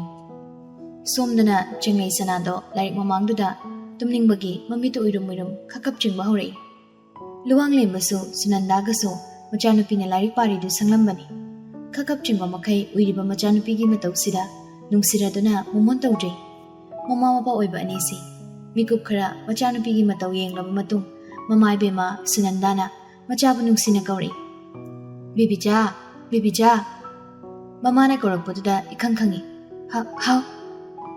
ꯂꯨꯋꯥꯡꯂꯦꯝꯕꯅ ꯇꯨꯝꯅꯤꯡꯂꯗꯤ ꯐꯃꯨꯡꯗ ꯀꯥꯈꯠꯂꯒ ꯇꯨꯝꯃꯨꯗꯅ ꯕꯦꯕꯤꯆꯥ, ꯂꯥꯏꯔꯤꯛꯇꯨ ꯂꯣꯏꯁꯤꯜꯂꯣ. ꯁꯨꯅꯟꯗꯥꯅꯁꯨ ꯇꯞꯅ, ꯁꯤꯒꯤ ꯐꯤꯕꯝꯁꯤꯗ ꯂꯥꯏꯔꯤꯛ ꯄꯥꯔꯒꯅꯦ ꯀꯔꯤꯁꯨ ꯈꯪꯉꯣꯏ. ꯑꯗꯨꯅ ꯐꯖꯅ ꯇꯨꯝꯊꯣꯛꯑꯣ. ꯍꯌꯦꯡ ꯑꯃꯨꯛ ꯄꯥꯔꯣ. ꯃꯃꯥ ꯃꯄꯥꯒꯤ ꯋꯥꯁꯤꯗ ꯆꯤꯡꯂꯩ ꯁꯅꯥꯁꯨ ꯐꯥꯛꯇꯣꯛꯂꯝꯕ ꯂꯥꯏꯔꯤꯛꯇꯣ ꯁꯠ ꯈꯨꯝꯖꯤꯜꯂꯤ. ꯃꯁꯥꯗ ꯇꯨꯝꯅꯤꯡꯕꯒꯤ ꯏꯇꯟ ꯇꯟꯊꯅꯁꯨ ꯍꯥꯏꯔꯤ. ꯃꯥ, ꯍꯌꯦꯡ ꯉꯟꯅ ꯍꯧꯒꯠꯂꯒ ꯑꯃꯨꯛ ꯄꯥꯔꯒꯦ. ꯍꯣꯏ. ꯂꯥꯏꯔꯤꯛꯇ ꯁꯨꯝ ꯄꯥꯔꯒ ꯂꯩꯕ ꯌꯥꯕ ꯅꯠꯇꯦ. ꯇꯨꯝꯕ ꯆꯥꯕꯁꯨ ꯃꯇꯝ ナꯏꯒꯗꯕꯅꯤ. ꯍꯛꯆꯥꯡ ꯐꯠꯇ꯭ꯔꯒꯗꯤ ꯂꯥꯏꯔꯤꯛꯇ ꯃꯥꯏ ꯑꯣꯟꯁꯤꯟꯕ ꯉꯝꯂꯣꯏꯗꯧꯔꯤ. ꯇꯨꯝꯁꯤꯠ ꯐꯥꯅꯕ ꯇꯨꯝꯊꯣꯛꯎ. ꯑꯗꯨꯒ ꯍꯧꯒꯠꯂꯒꯅꯦ ꯄꯨꯛꯅꯤꯡ ꯆꯪꯅ ꯑꯃꯨꯛ ꯄꯥꯊꯣꯛꯎ. ꯍꯣꯏ ꯏꯕꯥ. ꯅꯨꯃꯤꯗꯥꯡꯒꯤ ꯃꯃꯥꯏ ꯃꯃꯤꯠ ꯇꯥꯕ ꯃꯆꯤꯟ ꯃꯌꯥ ꯁꯦꯡꯕꯗꯤ ꯉꯁꯥꯏꯅ ꯁꯦꯡꯈ꯭ꯔꯕꯅꯤ. ꯑꯗꯨꯅ ꯐꯃꯨꯡꯗ ꯐꯟ ꯆꯣꯡꯈꯠꯂꯒ ꯐꯩꯖꯨꯞꯇꯣ ꯆꯤꯡꯈꯠꯇꯨꯅ ꯍꯤꯞꯊꯈ꯭ꯔꯦ. ꯁꯨꯅꯟꯗꯥꯁꯨ ꯃꯆꯥꯅꯨꯄꯤꯒꯤ ꯀꯥꯡꯈꯜꯗꯣ ꯐꯖꯅ ꯊꯥꯗꯕꯤꯔꯒ ꯌꯦꯞꯁꯤꯟꯕꯤꯔꯝꯃꯤ. ꯃꯆꯥꯅꯨꯄꯤꯗ ꯅꯨꯡꯁꯤꯅ ꯌꯦꯡꯂꯝꯃꯒ ꯊꯣꯛꯂꯛꯂꯦ ꯂꯨꯋꯥꯡꯂꯦꯝꯕꯒ ꯁꯨꯅꯟꯗꯥꯒꯁꯨ. ꯁꯪꯒꯤꯇꯥꯗꯣ ꯃꯈꯨꯠꯇ ꯆꯥꯉꯥꯡ ꯒ꯭ꯂꯥꯁ ꯑꯃ ꯄꯥꯏꯔꯒ ꯃꯆꯥꯅꯨꯄꯤꯒꯤ ꯀꯥꯗ ꯆꯪꯂꯛꯏ. ꯂꯥꯏꯔꯤꯛ ꯃꯃꯥꯡꯗ ꯃꯆꯥꯅꯨꯄꯤꯅ ꯃꯃꯤꯠ ꯄꯥꯡꯕꯣꯏ ꯄꯥꯡꯗꯕꯣꯏ ꯍꯀꯥꯝ ꯋꯥꯋꯥ ꯆꯟꯕ ꯃꯈꯩ ꯂꯩꯔꯝꯕꯗꯨ ꯎꯕꯗ ꯈꯣꯏꯗꯧ ꯈꯪꯁꯥꯎ ꯁꯥꯎꯅꯤ. ꯄ꯭ꯔꯚꯞ ꯆꯪꯁꯤꯜꯂꯛꯑꯒ ꯆꯥꯉꯥꯡ ꯒ꯭ꯂꯥꯁꯇꯨ ꯁ꯭ꯇꯗꯤ ꯇꯦꯕꯜꯗꯨꯗ ꯊꯣꯛ ꯊꯝꯃꯤ. ꯈꯔ ꯀꯟꯅ ꯊꯝꯕꯅ ꯃꯈꯣꯜ ꯊꯣꯛꯄꯅꯤ. ꯃꯈꯣꯜꯗꯨꯗ ꯍꯦꯂꯦꯅꯥ ꯃꯃꯤꯠ ꯃꯅꯥ ꯈꯪꯁꯤꯡ. ꯁꯪꯒꯤꯇꯥꯁꯨ ꯁꯥꯎꯗꯤ ꯁꯥꯎꯅꯤꯡꯂꯕꯅꯤ. ꯑꯗꯨꯕꯨ ꯑꯁꯥꯎꯕꯗꯣ ꯐꯥꯖꯤꯜꯂꯒ ꯍꯥꯏꯔꯤ. ꯑꯕꯦꯝꯃ, ꯑꯦꯛꯖꯥꯝꯁꯦ ꯀꯨꯏꯗ꯭ꯔꯕꯅꯤ. ꯑꯗꯨꯒ ꯑꯁꯨꯛ ꯌꯥꯝ ꯄꯨꯛꯅꯤꯡ ꯆꯪꯗ꯭ꯔꯤꯁꯦ ꯀꯔꯤꯒꯤꯅꯣ? ꯍꯦꯂꯦꯅꯥꯁꯨ ꯏꯇꯞ ꯇꯞꯅ ꯈꯨꯝꯃꯩ. ꯏꯃꯥ, ꯑꯩ ꯌꯥꯝ ꯇꯨꯝꯅꯤꯡꯉꯤ. ꯀꯔꯤꯒꯤ ꯇꯨꯝꯅꯤꯡꯕꯅꯣ? ꯌꯥꯗ꯭ꯔꯤ ꯇꯨꯝꯕꯒ. ꯆꯥꯗꯣ ꯊꯛꯆꯤꯜꯂꯨ. ꯑꯗꯨꯒꯅꯦ ꯂꯥꯏꯔꯤꯛ ꯃꯈꯥ ꯑꯃꯨꯛ ꯄꯥꯅꯕ. ꯍꯥꯏꯅ ꯂꯩꯔꯤꯕ ꯑꯍꯥꯡꯕ ꯆꯦꯌꯔꯗꯨꯗ ꯐꯝꯊꯔꯛꯏ. ꯍꯦꯂꯦꯅꯥꯁꯨ ꯃꯃꯥꯒꯤ ꯃꯤꯍꯨꯜ ꯈꯪꯕꯅ ꯋꯥꯒ ꯃꯈꯥ ꯇꯥꯖꯗꯦ. ꯆꯥ ꯒ꯭ꯂꯥꯁꯇꯣ ꯄꯥꯏꯈꯠꯂꯒ ꯊꯛꯏ. ꯁꯪꯒꯤꯇꯥꯗꯣ ꯃꯆꯤꯟ ꯁꯨꯡꯂꯦꯞ ꯂꯦꯞꯇꯦ. ꯇꯨꯝꯅꯤꯡꯉꯁꯨꯅꯦ ꯇꯨꯝꯅꯤꯡꯕ ꯈꯪꯁꯤꯜꯂꯒ ꯂꯥꯏꯔꯤꯛꯇꯣ ꯄꯥꯒꯗꯕꯅꯤ. ꯅꯁꯨꯡ ꯅꯃꯥꯟꯅꯕꯤꯁꯤꯡꯅ ꯃꯥꯔꯛ ꯑꯃꯈꯛ ꯍꯦꯟꯈꯤꯕꯗ ꯏꯀꯥꯏꯕ ꯄꯣꯛꯀꯗꯕꯅꯤ. ꯃꯌꯥꯝ ꯇꯤꯟꯅꯕ ꯃꯔꯛꯇꯒꯤꯅꯦ ꯑꯩꯅ ꯍꯦꯟꯗꯕ ꯌꯥꯗꯦ ꯍꯥꯏꯕꯒꯤ ꯋꯥꯈꯜꯗꯣ ꯈꯜꯂꯨ ꯍꯥꯏꯕꯅꯤꯅꯦ ꯑꯕꯦꯝꯃ ꯅꯪꯕꯣ. ꯏꯃꯥ, ꯑꯩꯁꯨ ꯍꯣꯠꯅꯔꯤꯁꯤꯗꯤ. ꯍꯦꯟꯅ ꯍꯣꯠꯅꯒꯗꯕꯅꯤ, ꯃꯤꯀꯣꯛ ꯊꯣꯡꯕ ꯉꯝꯅꯕ. Matric ꯑꯦꯛꯖꯥꯝꯗꯁꯨ ꯆꯤꯡꯂꯩ ꯁꯅꯥꯅ mark ꯍꯦꯜꯂꯤꯗꯨꯅꯤ. ꯄꯤꯡꯀꯤꯒꯗꯤ ꯆꯞꯄꯨ ꯃꯥꯟꯅꯈꯤꯗꯥꯏ ꯅꯪꯒ. ꯂꯨꯅ ꯇꯤꯟꯅꯕ ꯅꯃꯥꯟꯅꯕꯤ ꯑꯅꯤꯁꯤꯗꯒꯤ ꯐꯥꯎ ꯑꯗꯨꯝ ꯍꯦꯜꯂꯒ ꯆꯠꯄ ꯉꯝꯅꯕ ꯍꯣꯠꯅꯗꯦ. ꯑꯁꯤꯅꯗꯤ ꯃꯤꯌꯥꯝꯗꯒꯤ ꯀꯃꯥꯏꯅ ꯃꯀꯣꯛ ꯊꯣꯡꯕ ꯉꯝꯗꯣꯏꯅꯣ? ꯑꯗꯣ 11ꯀꯤ ꯃꯜꯂꯤ ꯇꯦꯁꯇꯗꯤ ꯑꯩꯁꯨ ꯀ꯭ꯂꯥꯁ ꯇꯣꯄꯔ ꯑꯣꯏꯔꯤꯗꯨꯗꯤ ꯏꯃꯥ. ꯁꯦꯀꯦꯟ ꯇꯥꯕꯗꯨꯗꯒꯤ ꯅꯪꯅ ꯃꯥꯔꯛ ꯑꯃꯈꯛ ꯅꯠꯇ꯭ꯔꯣ ꯍꯦꯟꯈꯤꯕꯗꯣ? ꯑꯗꯨꯒ ꯆꯤꯡꯂꯩꯅ ꯊꯥꯔꯠ. ꯑꯗꯨꯗꯒꯤꯅ ꯃꯥꯔꯛ 3ꯈꯛ ꯅꯪꯅ ꯍꯦꯟꯕ. ꯍꯣꯏ ꯐꯔꯦ. ꯑꯗꯨꯕꯨ ꯀ꯭ꯂꯥꯁꯀꯤ ꯇꯣꯄꯔꯗꯤ ꯅꯪꯅ ꯑꯣꯏꯔꯦ. ꯑꯗꯣ ꯀ꯭ꯂꯥꯁ 12 ꯀꯥꯔꯛꯄꯗꯩꯗꯤ ꯑꯃꯨꯛ ꯈꯪꯁꯣꯟ ꯁꯣꯟꯊꯈ꯭ꯔꯦ. ꯁꯤꯗꯅꯤ ꯏꯃꯥꯅ ꯃꯊꯥ ꯁꯥꯔꯤꯁꯦ. ꯑꯩꯁꯨ ꯀꯟꯅꯗꯤ ꯍꯣꯠꯅꯕꯅꯤ ꯏꯃꯥ. ꯑꯩꯉꯣꯟꯗꯒꯤ ꯍꯦꯟꯅ ꯈꯪꯍꯩꯕꯁꯤꯡꯗꯨꯅ ꯍꯦꯟꯖꯈꯤꯕꯅꯤ. ꯃꯣꯏꯅ ꯈꯪꯂꯒ ꯅꯪꯅ ꯀꯔꯤꯒꯤ ꯈꯪꯗ꯭ꯔꯤꯕ? ꯃꯣꯏꯅ ꯃꯀꯣꯛ 10 ꯄꯥꯟꯕ꯭ꯔꯣ? ꯀ꯭ꯂꯥꯁ 12 ꯀꯥꯔꯛꯄꯗꯩꯗꯤ ꯅꯪ ꯌꯥꯝ ꯁꯣꯟꯊꯔꯦ. ꯆꯤꯡꯂꯩꯅꯁꯨ ꯅꯪꯉꯣꯟꯗꯒꯤ ꯍꯦꯜꯂꯤ. ꯍꯟꯗꯛ ꯅꯧꯅ ꯇꯤꯟꯅꯕꯤ ꯑꯟꯖꯂꯤ ꯍꯥꯏꯗꯨꯅꯁꯨ ꯅꯪꯉꯣꯟꯗꯒꯤ ꯍꯦꯟꯈꯤꯕꯗꯣ ꯏꯃꯥ ꯅꯨꯡꯉꯥꯏꯔꯝꯒꯅꯤ ꯍꯥꯏꯅ ꯈꯟꯒꯅꯨ. ꯂꯨꯅ ꯅꯛꯅ ꯂꯣꯏꯅ ꯇꯤꯟꯅꯔꯤꯕ ꯃꯌꯥꯝꯗꯨꯗꯒꯤ ꯅꯪꯅ ꯏꯍꯦꯟ ꯍꯦꯟꯗꯕ ꯌꯥꯗꯕꯅꯤ. ꯄꯣꯖꯤꯁꯟꯅꯦ ꯌꯥꯎꯔꯛꯇꯕ ꯌꯥꯗꯕꯅꯤ. ꯃꯃꯥꯒꯤ ꯋꯥꯈꯜꯂꯣꯟꯁꯦ ꯍꯦꯂꯦꯅꯥ ꯃꯥꯅ ꯈꯖꯤꯛ ꯌꯥꯅꯤꯡꯕ ꯋꯥꯠꯂꯤ. ꯑꯗꯨꯕꯨ ꯃꯃꯥꯕꯨ ꯀꯤꯕꯅ ꯌꯥꯗꯕꯅꯤ ꯉꯝꯗꯦ. ꯇꯞꯅ ꯍꯥꯏꯔꯤ. ꯀꯃꯔꯁꯀꯤꯗꯤ 5th ꯄꯣꯖꯤꯁꯟꯗꯒꯤ ꯍꯦꯟꯅ ꯈꯟꯗꯦ ꯑꯗꯣ ꯏꯃꯥ ꯑꯩ ꯍꯣꯠꯅꯒꯦ ꯆꯤꯟꯗ ꯍꯣꯠꯅꯒꯦ ꯍꯥꯏꯕꯗꯨꯅꯅꯦ ꯏꯃꯥꯅ ꯄꯦꯟꯒꯗꯕ ꯅꯠꯇꯦ ꯊꯕꯛꯅ ꯎꯠꯂꯨ ꯑꯕꯦꯝꯃ ꯅꯃꯥ ꯅꯄꯥ ꯑꯩꯈꯣꯏꯁꯦ ꯇꯣꯂꯣꯞ ꯆꯥꯕ ꯅꯠꯇꯦ ꯑꯗꯨꯕꯨ ꯏꯆꯥꯒꯤꯗꯤ ꯍꯥꯏꯗꯨꯅ ꯑꯋꯥꯕ ꯊꯤꯗ ꯁꯨ ꯅꯣꯝꯂꯒ ꯅꯪꯕꯨ ꯁꯦꯜꯇꯪꯅ ꯑꯐꯕ ꯁ꯭ꯀꯨꯜꯗ ꯂꯥꯏꯔꯤꯛ ꯇꯝꯍꯜꯂꯤꯁꯦ ꯃꯍꯩ ꯆꯥꯗꯕ ꯌꯥꯗꯕꯅꯤ ꯃꯃꯥꯒꯤ ꯋꯥꯁꯤꯗ ꯍꯦꯂꯦꯅꯥ ꯇꯨꯝꯅꯤꯡꯕꯒ ꯂꯣꯏꯅ ꯐꯈ꯭ꯔꯕꯅꯤ ꯃꯀꯣꯛ ꯆꯤꯛꯄꯕꯨ ꯍꯧꯔꯛꯂꯕꯅꯤ ꯃꯃꯥꯒꯤ ꯋꯥ ꯃꯌꯥꯝꯁꯤ ꯇꯥꯕꯗ ꯃꯈꯥ ꯇꯥꯔꯦ ꯁꯪꯒꯤꯇꯥꯗꯤ ꯏꯆꯥꯗꯒꯤ ꯃꯤꯒꯤ ꯃꯆꯥꯅ ꯍꯦꯟꯈꯤꯕꯁꯦ ꯏꯃꯥ ꯊꯋꯥꯏ ꯅꯨꯡꯉꯥꯏꯇꯦ ꯄꯨꯝꯅꯃꯛꯇꯒꯤ ꯏꯆꯥꯅ ꯏꯍꯦꯟ ꯍꯦꯜꯍꯟꯅꯤꯡꯉꯤ ꯇꯟꯖꯥꯗꯨꯗ ꯍꯦꯂꯦꯅꯥꯒꯤ ꯃꯄꯥ ꯏꯕꯨꯡꯉꯣ ꯁꯣꯕꯥꯁꯨ ꯆꯪꯂꯛꯏ ꯇꯨꯝꯂꯨꯕꯗꯒꯤ ꯍꯧꯒꯠꯂꯛꯄꯅꯤ ꯍꯀꯥꯝ ꯋꯥꯋꯥ ꯆꯜꯂꯒ ꯍꯩ ꯃꯇꯝꯁꯤ ꯊꯦꯡꯂꯤꯅꯦ ꯂꯥꯏꯔꯤꯛꯇꯣ ꯂꯣꯏꯁꯤꯜꯂꯒ ꯇꯨꯝꯅꯕ ꯇꯧꯔꯣꯅꯦ ꯑꯕꯦꯝꯃ ꯉꯁꯥꯏꯅꯁꯨ ꯕꯕꯥꯅ ꯇꯨꯝꯃꯨ ꯍꯥꯏꯔꯝꯃꯒ ꯍꯧꯖꯤꯛꯐꯥꯎ ꯇꯨꯝꯂꯝꯗꯦꯅꯦ ꯃꯁꯦ ꯃꯄꯥꯒꯤ ꯋꯥꯁꯤꯗ ꯍꯦꯂꯦꯅꯥꯗꯣ ꯍꯔꯥꯎꯖꯩ ꯁꯪꯒꯤꯇꯥꯅ ꯃꯄꯨꯔꯣꯏꯕꯗ ꯑꯣꯟꯁꯤꯜꯂꯒ ꯀꯔꯤꯅꯣ ꯇꯥꯃꯣ ꯑꯦꯛꯖꯥꯝꯁꯨ ꯀꯨꯏꯁꯜꯂꯛꯇ꯭ꯔꯕꯅꯤ ꯍꯣꯏꯅꯦ ꯑꯗꯨꯕꯨꯕ ꯑꯍꯤꯡ ꯇꯨꯝꯗꯒꯩ ꯂꯥꯏꯔꯤꯛ ꯄꯥꯔꯒ ꯍꯦꯛꯇ ꯂꯥꯏꯔꯤꯛꯇꯣ ꯐꯥꯅꯤ ꯍꯥꯏꯕ ꯂꯩꯄꯣꯟꯇꯦꯅꯦ ꯑꯍꯤꯡ ꯇꯨꯝꯗꯒꯩ ꯂꯥꯏꯔꯤꯛ ꯄꯥꯔꯒ ꯇꯣꯄꯔ ꯑꯣꯏꯅꯔꯤꯕ ꯃꯌꯥꯝꯁꯤꯅ ꯀꯝꯗꯧꯕ ꯇꯥꯔꯦ ꯑꯗꯨꯗꯤ ꯍꯩ ꯅꯨꯡꯉꯥꯏꯈꯤꯗ꯭ꯔꯦꯗ ꯁꯪꯒꯤꯇꯥ ꯃꯣꯏ ꯇꯥꯃꯣꯒꯤ ꯋꯥꯗꯣ ꯌꯥꯖꯅꯤꯡꯗꯕ ꯑꯩꯅ ꯁꯣꯕꯥꯗꯣ ꯃꯥꯒꯤ ꯂꯣꯏꯅꯕꯤꯁꯤꯗ ꯑꯣꯟꯁꯤꯜꯂꯛꯇ꯭ꯔꯦ ꯁꯣ ꯇꯨꯝꯃꯨꯔꯣ ꯑꯕꯦꯝꯃ ꯏꯆꯥ ꯇꯨꯝꯅꯤꯡꯉꯝꯃꯅꯤ ꯈꯪꯉꯤ ꯄꯨꯡꯁꯦ 12 ꯇꯥꯗꯧꯔꯦ ꯅꯣꯡꯃꯤ ꯈꯨꯝꯂꯩ ꯍꯣꯏ ꯕꯕꯥ ꯃꯄꯥ ꯃꯆꯥꯒꯤ ꯃꯇꯧꯁꯤꯗ ꯁꯪꯒꯤꯇꯥꯗꯣ ꯐꯦꯠ ꯂꯥꯎꯅ ꯀꯥꯗꯒꯤ ꯊꯣꯛꯈ꯭ꯔꯦ ꯃꯇꯧꯁꯤꯗ ꯃꯄꯥ ꯃꯆꯥꯗꯣ ꯅꯣꯛꯂꯒ ꯌꯦꯡꯍꯧꯔꯤ ꯅꯣꯡꯃꯤ ꯃꯄꯥꯗ ꯑꯣꯟꯁꯤꯜꯂꯒ ꯍꯥꯏꯔꯤ ꯊꯦꯡꯛ ꯌꯨ ꯕꯕꯥ ꯑꯩ ꯇꯨꯝꯅꯤꯡꯕꯅ ꯂꯣꯏꯔꯕꯅꯤ ꯇꯨꯝꯊꯣ ꯅꯨꯡꯉꯥꯏ ꯅꯃꯥꯁꯤꯗꯤꯅꯦ ꯃꯀꯣꯛ ꯕꯦꯔꯥ ꯂꯩꯕꯅꯤ ꯅꯣꯛꯂꯩ ꯃꯄꯥꯒꯤ ꯋꯥꯁꯤꯗ ꯃꯇꯝ ꯈꯔꯁꯨ ꯍꯧꯖꯤꯟꯈ꯭ꯔꯦ ꯑꯦꯛꯖꯥꯝ ꯅꯛꯁꯤꯜꯂꯛꯂꯦ ꯍꯞꯇꯥ ꯑꯃꯔꯣꯝꯗ ꯉꯥꯏꯔꯦ ꯑꯦꯛꯖꯥꯝ ꯍꯧꯒꯗꯕ ꯃꯇꯝ ꯂꯥꯏꯔꯤꯛꯇ ꯍꯦꯟꯅ ꯄꯨꯛꯅꯤꯡ ꯂꯨꯞꯁꯤꯟꯅꯈꯤꯕꯅ ꯃꯔꯨꯞꯁꯤꯡꯗꯣ ꯄꯥꯛ ꯍꯦꯛ ꯋꯥꯔꯤ ꯋꯥꯇꯥꯏ ꯇꯧꯖꯕ ꯁꯪꯖꯗꯦ ꯑꯗꯨꯕꯨ ꯉꯁꯤꯗꯤ ꯉꯥꯏꯍꯥꯛ ꯃꯇꯝ ꯀꯥꯏꯊꯣꯛꯅꯩ ꯅꯨꯡꯊꯤꯟꯋꯥꯏꯗꯨꯗ ꯀꯟꯐꯔꯦꯟꯁ ꯀꯣꯜꯗ ꯋꯥꯔꯤ ꯁꯥꯟꯅꯔꯤ ꯃꯈꯣꯏ ꯅꯨꯄꯥ ꯃꯔꯤꯗꯣ ꯌꯨꯍꯦꯟꯕꯅ ꯆꯤꯡꯁꯥꯡꯒ ꯃꯥꯜꯀꯣꯝꯒꯗꯤ ꯔꯤꯚꯤꯖꯟ ꯆꯠꯄ ꯐꯥꯎ ꯂꯣꯏꯔꯕꯅꯤꯅꯦ ꯃꯥꯜꯀꯣꯝꯅ ꯕꯤꯖꯤꯅꯦꯁ ꯁ꯭ꯇꯗꯤꯁꯀ ꯏꯀꯣꯅꯣꯃꯤꯛꯁꯀꯗꯤ ꯔꯤꯚꯤꯖꯟ ꯆꯠꯇ꯭ꯔꯤꯗꯩ ꯌꯥꯏꯖꯅ ꯑꯗꯨꯇ ꯉꯥꯏꯔꯕ ꯅꯠꯇ꯭ꯔꯣ ꯍꯣꯏ ꯌꯨꯍꯦꯟꯕꯅ ꯆꯤꯡꯁꯥꯡꯅ ꯇꯨꯃꯤ ꯂꯩꯔꯤꯁꯦ ꯔꯤꯚꯤꯖꯟ ꯇꯧꯕ ꯂꯣꯏꯔꯝꯃꯅꯤ ꯃꯁꯦ ꯃꯔꯨꯞꯀꯤ ꯋꯥꯁꯤꯗ ꯅꯣꯛꯂꯩ ꯆꯤꯡꯁꯥꯡꯍꯟꯕꯁꯨ ꯌꯥꯏꯖꯁꯨ ꯅꯣꯡꯃꯤ ꯈꯨꯝꯂꯩ ꯑꯩꯈꯣꯏ ꯑꯃꯨꯛ ꯆꯥꯎꯅ ꯍꯪꯕꯗ ꯂꯣꯏꯔꯦꯅ ꯈꯨꯝꯈ꯭ꯔꯕꯅꯤ ꯌꯨꯍꯦꯟꯕꯅ ꯑꯗꯨꯅꯦꯕ ꯑꯩ ꯈꯪꯉꯦꯕ ꯃꯁꯦ ꯃꯥꯜꯀꯣꯝꯅ ꯅꯨꯡꯁꯤ ꯅꯨꯡꯉꯣꯟꯗ ꯂꯨꯞꯆꯕ ꯀꯌꯥ ꯃꯥꯜꯂꯒ ꯑꯩꯈꯣꯏ ꯃꯌꯥꯝꯗꯒꯤ ꯆꯤꯡꯁꯥꯡꯅ ꯑꯗꯨꯝ ꯏꯅꯩꯗ ꯅꯩꯁꯤꯜꯂꯛꯄꯅꯤ ꯑꯗꯨꯒꯤ ꯋꯥꯗꯤ ꯂꯥꯏꯔꯤꯛ ꯈꯛꯇꯗ ꯅꯠꯇꯦꯗ ꯃꯥꯅ ꯑꯩꯈꯣꯏꯗ ꯍꯦꯜꯂꯤꯕ ꯂꯛꯀꯤ ꯃꯇꯥꯡꯁꯤꯗꯁꯨ ꯑꯩꯈꯣꯏꯗꯤ ꯃꯥꯅ ꯕꯥꯔꯤꯗ ꯍꯦꯜꯂꯤꯗ ꯌꯥꯏꯖꯅꯁꯨ ꯅꯣꯛꯈꯤ ꯁꯛꯀꯥꯛꯄꯁꯨ ꯍꯦꯜꯂꯤ ꯄꯨꯟꯅ ꯅꯣꯛꯏ ꯑꯍꯨꯝꯗꯣ ꯆꯤꯡꯁꯥꯡꯍꯟꯕꯁꯨ ꯅꯣꯛꯂꯩ ꯑꯗꯨꯗꯒꯤ ꯅꯣꯛꯄꯗꯣ ꯈꯔ ꯇꯞꯊꯔꯒ ꯍꯥꯏꯔꯛꯏ ꯑꯇꯩ ꯁꯕꯖꯦꯛ ꯃꯤꯔꯥꯏꯕꯒꯤ ꯋꯥꯗꯤ ꯅꯠꯇꯦ ꯑꯦꯀꯥꯎꯟꯇꯦꯟꯁꯤꯒ ꯃꯦꯊꯃꯦꯇꯤꯛꯁꯀꯗꯤ ꯍꯟꯖꯤꯟ ꯍꯣꯠꯄ ꯁꯥꯟꯅꯔꯕꯅꯤ ꯌꯨꯍꯦꯟꯕꯅ ꯁꯕꯖꯦꯛ ꯇꯣꯞꯄꯔ ꯑꯣꯏꯗꯕ ꯌꯥꯗꯦ ꯅꯠꯇ꯭ꯔꯥ ꯆꯤꯡꯁꯥꯡꯍꯟꯕ ꯃꯥꯒꯤ ꯑꯁꯥꯁꯨ ꯌꯨꯍꯦꯟꯕꯅ ꯍꯥꯏꯔꯤꯕꯃꯛꯅꯤ ꯁꯕꯖꯦꯛ ꯑꯅꯤꯁꯤꯒꯤ ꯃꯅꯨꯡꯗ ꯑꯃꯈꯛ ꯑꯣꯏꯔꯁꯨ ꯁꯕꯖꯦꯛ ꯇꯣꯞꯄꯔꯗꯤ ꯃꯥꯅ ꯑꯣꯏꯅꯤꯡꯕꯅꯤ ꯑꯗꯨꯅ ꯍꯥꯏꯔꯤ ꯄꯣꯖꯤꯁꯟ ꯌꯥꯎꯗꯕ ꯌꯥꯗꯦ ꯑꯗꯨꯗ ꯑꯩ ꯀꯩꯁꯨ ꯍꯦꯟꯅ ꯈꯟꯖꯤꯜꯂꯨꯗꯦ ꯑꯦꯛꯖꯥꯝꯒꯤ ꯇꯦꯟꯁꯟꯁꯨ ꯑꯩ ꯂꯩꯇꯦ ꯑꯗꯨꯕꯨ ꯑꯩꯅ ꯍꯣꯠꯅꯖꯔꯤꯕ ꯈꯔꯁꯤꯒꯤ ꯃꯍꯩꯗꯤ ꯆꯥꯅꯤꯡꯉꯤ ꯄꯣꯖꯤꯁꯟ ꯌꯥꯎꯗ꯭ꯔꯁꯨ ꯑꯩ ꯀꯩꯁꯨ ꯅꯨꯡꯉꯥꯏꯇꯕ ꯄꯣꯏ ꯑꯗꯨꯕꯨ ꯁꯕꯖꯦꯛ ꯇꯣꯞꯄꯔꯗꯤ ꯑꯣꯏꯅꯤꯡꯉꯤ ꯃꯥꯜꯀꯣꯝꯅ ꯅꯪꯒꯤ ꯅꯨꯡꯇꯤꯒꯤ ꯑꯦꯀꯥꯎꯟꯇꯦꯟꯁꯤꯒ ꯃꯦꯊꯃꯦꯇꯤꯛꯁꯀꯗꯤ ꯑꯗꯨꯝ ꯍꯣꯠꯂꯤꯗꯨꯗꯤ ꯁꯣꯏꯗꯅ ꯑꯣꯏꯔꯛꯀꯅꯤꯗ ꯁꯕꯖꯦꯛ ꯇꯣꯞꯄꯔꯗꯤ ꯑꯦꯛꯖꯥꯝꯗꯣ ꯄꯤꯈ꯭ꯔꯒ ꯈꯪꯂꯅꯤ ꯑꯣꯏꯔꯛꯀꯅꯤ ꯑꯣꯏꯔꯣꯏꯗꯣ ꯑꯁꯤ ꯍꯥꯏꯔꯒ ꯅꯣꯛꯂꯩ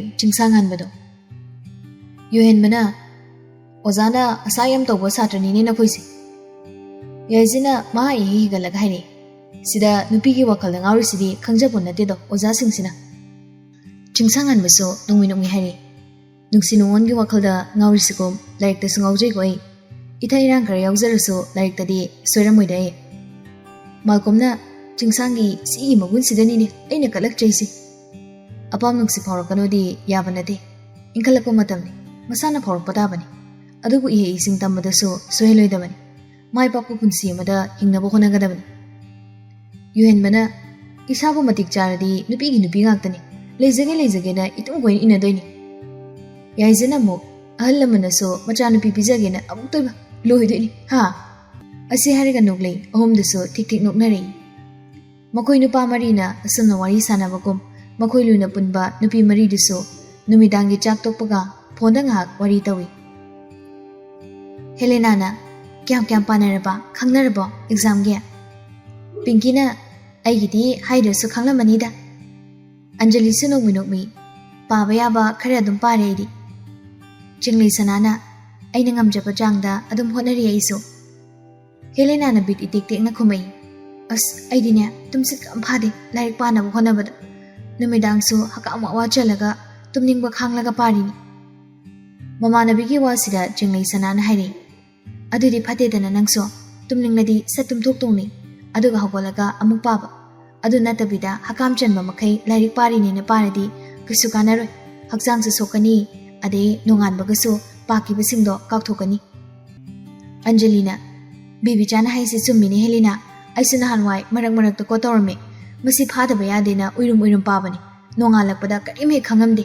ꯑꯩꯈꯣꯏ ꯌꯥꯃꯨꯡ ꯑꯍꯨꯝꯅꯁꯨꯅꯦ ꯑꯩꯒꯤ ꯃꯑꯣꯡꯁꯤꯗ ꯉꯥꯡꯉꯤ ꯑꯗꯨꯅ ꯍꯧꯖꯤꯛꯇꯤ ꯇꯨꯝꯅꯤꯡꯂꯛ ꯇꯥꯔꯗꯤꯅꯦ ꯑꯗꯨꯝ ꯇꯨꯝꯊꯣꯛꯑꯦ ꯄꯤꯡꯀꯤꯅ ꯂꯥꯏꯔꯤꯛꯁꯤꯗꯤ ꯄꯥꯔꯤꯉꯩ ꯉꯥꯏꯍꯥꯛꯇꯨꯗ ꯄꯨꯛꯅꯤꯡ ꯆꯪꯅ ꯃꯃꯨꯠ ꯇꯥꯅ ꯄꯥꯍꯧꯕ ꯏꯁꯥ ꯆꯣꯛꯊꯔꯛꯄ ꯑꯗꯩ ꯇꯨꯝꯅꯤꯡꯂꯒꯅ ꯀꯣꯛ ꯇꯨꯝꯊꯣꯛꯑꯒ ꯄꯣꯊꯥꯕ ꯌꯥꯎꯗꯅ ꯏꯁꯥ ꯏꯐ ꯐꯣꯛꯆꯤꯟꯒꯩꯅꯦ ꯏꯆꯣꯛ ꯆꯣꯛꯊꯒꯩ ꯂꯥꯏꯔꯤꯛꯇ ꯁꯨꯝ ꯄꯥꯔꯒ ꯍꯦꯟꯅ ꯈꯪ ꯍꯩꯔꯛꯀꯗꯕ ꯅꯠꯇꯦꯗ ꯍꯦꯂꯦꯅꯥꯅ ꯑꯗꯨꯅꯤ ꯑꯩꯗꯤ ꯑꯩꯈꯣꯏ ꯃꯥ ꯀꯤꯕꯒꯤ ꯈꯥꯡꯂꯕ ꯋꯥꯅꯤ ꯄꯨꯔꯥ ꯕꯦꯠ ꯅꯨꯄꯤꯅꯤ ꯍꯦꯂꯦꯅꯥꯒꯤ ꯋꯥꯁꯤꯅ ꯅꯣꯛꯏ ꯑꯍꯨꯝꯗꯣ ꯅꯣꯛꯄꯗꯣ ꯈꯪꯂꯦꯞ ꯂꯦꯞꯄꯒ ꯑꯟꯖꯂꯤꯅ ꯃꯃꯥꯟꯅꯕꯤꯗꯣ ꯈꯪꯀꯧ ꯀꯧꯔꯦ ꯕꯦꯕꯤꯆꯥ ꯍꯥꯎ ꯑꯩꯈꯣꯏ ꯏꯃꯥꯁꯤꯅ ꯉꯁꯥꯏ ꯅꯪꯒ ꯅꯣꯏ ꯏꯃꯥꯒ ꯊꯦꯡꯅꯩꯅ ꯇꯝꯃꯤ ꯑꯩꯁꯨ ꯑꯗꯨ ꯇꯝꯒꯦꯅ ꯇꯧꯔꯤꯅꯤ ꯗꯤꯄꯥꯔꯠꯃꯦꯟꯇꯦꯜ ꯁ꯭ꯇꯣꯔꯗ ꯊꯦꯡꯅꯕꯅꯤ ꯌꯥꯃꯨꯡꯆꯧꯒ ꯏꯃꯥꯁꯤꯒꯗꯣ ꯌꯥꯃꯨꯡꯆꯧꯅꯁꯨ ꯅꯠꯁꯀ ꯆꯣꯀ꯭ꯂꯦꯠꯀ ꯂꯩꯔꯝꯃꯦ ꯑꯩꯒꯤ ꯑꯗꯨꯒ ꯏꯃꯥꯁꯤꯅꯁꯨ ꯅꯣꯏꯒꯤꯅꯦꯅ ꯑꯦꯚꯣꯀꯦꯗꯣꯗꯣ ꯂꯩꯔꯛꯏ ꯑꯩꯒꯤ ꯁꯔꯨꯛꯁꯨ ꯈꯔ ꯈꯥꯏꯔꯝꯃꯤꯕ ꯈꯥꯏꯔꯝꯒꯅꯣ ꯍꯥꯏꯕ ꯌꯥꯗꯦ ꯅꯝꯗꯅ ꯈꯥꯏꯔꯝꯃꯤ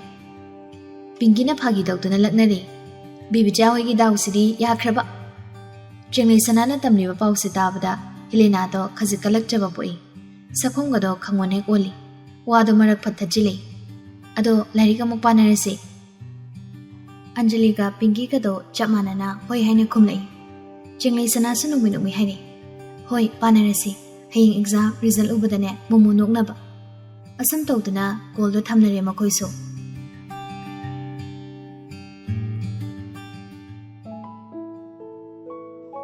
ꯁ꯭ꯀꯨꯜꯒꯤ ꯑꯣꯏꯅ ꯑꯣꯖꯥꯁꯤꯡꯅ ꯈ꯭ꯋꯥꯏꯗꯒꯤ ꯆꯥꯎꯅ ꯑꯁꯥ ꯊꯝꯕ ꯃꯍꯩꯔꯣꯏꯁꯤꯡꯒꯤ ꯃꯔꯛꯇ ꯁꯨꯌꯦꯟ ꯁꯅꯥꯁꯨ ꯑꯃꯅꯤ ꯑꯣꯖꯥꯁꯤꯡꯅ ꯊꯝꯂꯤꯕ ꯑꯁꯥꯗꯣ ꯀꯥꯏꯍꯟꯕ ꯌꯥꯗꯦ ꯈꯟꯗꯨꯅ ꯃꯥꯁꯨ ꯑꯇꯣꯞꯄꯗ ꯋꯥꯈꯜ ꯆꯣꯏꯊꯣꯛꯇ ꯂꯥꯏꯔꯤꯛꯇ ꯀꯟꯅ ꯍꯣꯠꯅꯩ ꯃꯇꯝꯅ ꯈꯣꯡꯖꯦꯜ ꯌꯥꯡꯃꯟꯕꯅ council of higher secondary education ꯃꯅꯤꯄꯨꯔꯅ ꯂꯧꯕ ꯀ꯭ꯂꯥꯁ 12ꯒꯤ ꯄꯔꯤꯈ꯭ꯌꯥꯗꯣ ꯉꯁꯤ ꯑꯣꯏꯔꯔꯤ ꯌꯥꯎꯁꯪ ꯃꯃꯥꯡꯗ ꯄꯔꯤꯈ꯭ꯌꯥꯁꯤ ꯂꯣꯏꯕꯅ ꯃꯍꯩꯔꯣꯏꯁꯤꯡꯒꯤꯗꯤ ꯍꯔꯥꯎꯖꯕ ꯅꯨꯡꯉꯥꯏꯖꯕ ꯍꯥꯏꯕꯗꯨꯁꯨ ꯑꯣꯏꯖꯔꯤꯕꯅꯤ ꯂꯨꯆꯤꯡꯕꯅ ꯃꯅꯥꯎꯅꯨꯄꯥ ꯑꯅꯤꯗꯨꯒ ꯃꯆꯜ ꯅꯨꯄꯤꯒꯗꯣ ꯑꯦꯛꯖꯥꯝ ꯁꯦꯟꯇꯔ ꯐꯥꯎ ꯊꯤꯟꯅꯕ ꯁꯦꯝ ꯁꯥꯏ ꯃꯈꯣꯏ ꯑꯍꯨꯝꯁꯨ ꯂꯥꯏꯅꯤꯡꯊꯧ ꯁꯅꯥꯃꯍꯤ ꯏꯄꯥꯗꯒꯤ ꯍꯧꯔꯒ ꯌꯨꯝꯗ ꯏꯃꯨꯡꯗ ꯂꯥꯠꯆꯔꯤꯕ ꯂꯥꯏ ꯈꯨꯗꯤꯡꯃꯛꯄꯨ ꯈꯨꯔꯨꯝꯖꯩ ꯑꯗꯨꯗꯒꯤ ꯃꯣꯏꯕꯨ ꯄꯣꯛꯄꯤꯔꯤꯕ ꯃꯃꯥꯁꯤ ꯃꯄꯥꯕꯨꯡꯒꯤ ꯃꯈꯣꯡ ꯁꯣꯛꯅ ꯑꯃꯨꯛ ꯈꯨꯔꯨꯝꯖꯩ ꯃꯆꯥꯁꯤꯡꯒꯤꯗꯃꯛ ꯃꯃꯥ ꯃꯄꯥ ꯑꯣꯏꯕ ꯃꯈꯣꯏꯅꯁꯨ ꯌꯥꯏꯐ-ꯃꯪꯒꯣꯜ ꯀꯌꯥ ꯑꯃꯁꯨ ꯄꯤꯕꯤ ꯑꯄꯣꯛꯄ ꯃꯃꯥ ꯃꯄꯥꯗꯒꯤ ꯌꯥꯏꯐ-ꯃꯪꯒꯣꯜꯒ ꯂꯣꯏꯅꯅ ꯑꯦꯛꯖꯥꯝ ꯁꯦꯟꯇꯔ ꯇꯝꯅ ꯂꯥꯛꯂꯤ ꯒꯥꯔꯤ ꯃꯅꯨꯡꯗ ꯂꯨꯆꯤꯡꯕꯅ ꯃꯅꯥꯎꯁꯤꯡꯗ ꯍꯥꯏꯔꯝꯃꯤ ꯑꯦꯛꯖꯥꯝ ꯍꯣꯜꯗꯗꯤ ꯃꯇꯝ ꯁꯨꯡꯍꯟ ꯃꯥꯡꯍꯟꯕ ꯌꯥꯗꯦꯀꯣ ꯅꯤꯡꯁꯤꯡꯕ ꯉꯝꯗꯕ ꯃꯇꯥꯡ ꯌꯥꯎꯔꯁꯨ ꯊꯣꯛ ꯀꯥꯟꯊꯣꯛꯑꯒ ꯑꯈꯪꯕ ꯅꯤꯡꯁꯤꯡꯕꯁꯤꯡꯗꯣ ꯍꯥꯟꯅ ꯂꯣꯏꯅ ꯏꯊꯣꯛꯀꯗꯕꯅꯤ ꯃꯌꯥꯝꯗꯨ ꯏꯕ ꯂꯣꯏꯔꯀꯥꯟꯗꯨꯗ ꯉꯁꯥꯏ ꯍꯨꯟꯗꯣꯛꯂꯝꯕ ꯅꯤꯡꯁꯤꯡꯕ ꯉꯝꯈꯤꯗꯕꯗꯣ ꯅꯤꯡꯁꯤꯡꯅꯕ ꯍꯣꯠꯅꯗꯧꯅꯤ ꯑꯍꯨꯝꯗꯨꯁꯨ ꯆꯞ ꯃꯥꯟꯅꯅ ꯈꯨꯝꯃꯩ ꯍꯣꯏ ꯌꯥꯃꯨꯡꯆꯧ ꯃꯈꯣꯏꯒꯤ ꯌꯥꯃꯨꯡꯆꯧꯁꯤꯁꯨ ꯃꯈꯥꯗ ꯃꯛ ꯇꯥꯔꯤ ꯑꯦꯛꯖꯥꯝ ꯍꯣꯜꯗ ꯆꯔꯥꯡꯅꯕ ꯄꯥꯈꯠꯄ ꯑꯝꯇ ꯐꯥꯎꯗꯅꯕ ꯍꯣꯠꯅꯧ ꯁꯣꯔ ꯆꯥꯅꯤꯡ ꯇꯥꯅ ꯍꯣꯠꯂꯒꯅꯦ ꯑꯦꯛꯖꯥꯝꯁꯤ ꯄꯤꯕ ꯉꯝꯅꯕ ꯍꯣꯠꯅꯖꯒꯗꯕꯅꯤ ꯅꯁꯥꯅ ꯍꯟꯗꯛꯃꯨꯛꯁꯨ ꯍꯣꯏ ꯍꯥꯏꯅ ꯈꯨꯝꯂꯛꯏ ꯑꯍꯨꯝꯃꯛꯇꯣ ꯇꯨꯃꯤꯟ ꯂꯩꯇꯦ ꯃꯈꯥ ꯇꯥꯔꯤ ꯍꯥꯟꯅꯗꯩꯁꯨ ꯍꯟꯖꯤꯟ ꯍꯟꯖꯤꯟ ꯑꯗꯨꯝ ꯍꯥꯏꯔꯒ ꯂꯥꯛꯑꯕꯅꯤ ꯌꯥꯃꯨꯡꯆꯧꯅ ꯉꯁꯤꯁꯨ ꯑꯃꯨꯛ ꯍꯥꯏꯒꯦ ꯀꯣꯏꯁꯟ ꯄꯦꯄꯔꯗꯣ ꯍꯦꯛ ꯐꯪꯕꯒ ꯀꯣꯏꯁꯟꯗꯣ ꯍꯥꯟꯅ ꯄꯨꯂꯞ ꯄꯥꯊꯣꯛꯎ ꯀꯣꯏꯁꯟ ꯄꯥꯕ ꯃꯇꯝꯗꯁꯨ ꯃꯤꯠ ꯅꯥ ꯁꯤꯡꯅ ꯃꯃꯨꯠ ꯇꯥꯅ ꯄꯥꯒꯗꯕꯅꯤ ꯑꯁꯨꯝꯅ ꯁꯨꯝ ꯂꯥꯛꯄꯅ ꯑꯦꯛꯖꯥꯝ ꯁꯦꯟꯇꯔꯗꯨꯁꯨ ꯌꯧꯔꯦ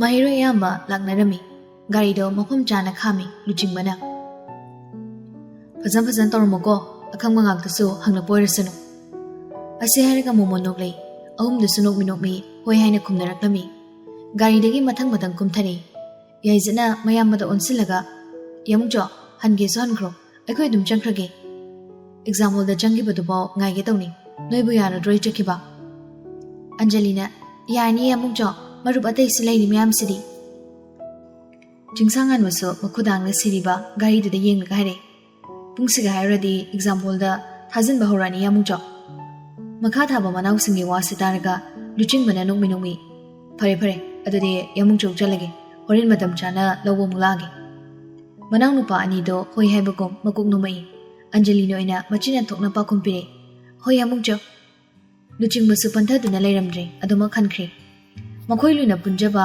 kangbuda makhoi humna ihan hale exam center sida yorokpa gate theliba cheduda junction duna yengi makhoi na tariba room number duso atai marup singisu roll number khangbana yingthokpi Anjalina bibicha ka pinky ka igadi room pulle yaizina mo akhoi nupa mari di loi pulini chingsangan mana akhoi nipalgi manungda Helena kakta tongan tai akhoi taret amadi room pullene aduni nungaiti yaizina musinu pisina kamai to bono khangde tongan da targale class 12 ki section khaidorapadu so matom tongan tari duni nupi da pinky su tongan ta ja hebe wani nupa da malkonga iga tawani na akhoi hum section pulleba chingsangan mana noklaga ama magi wana tana Helena se wangang sangang so kainom to bani masa khakai khanme wangang ama hi ngangi yaiji sinoki ai se do mai khalamini ne ko kamai to male na mabung ani gi wasida Anjali ne jehele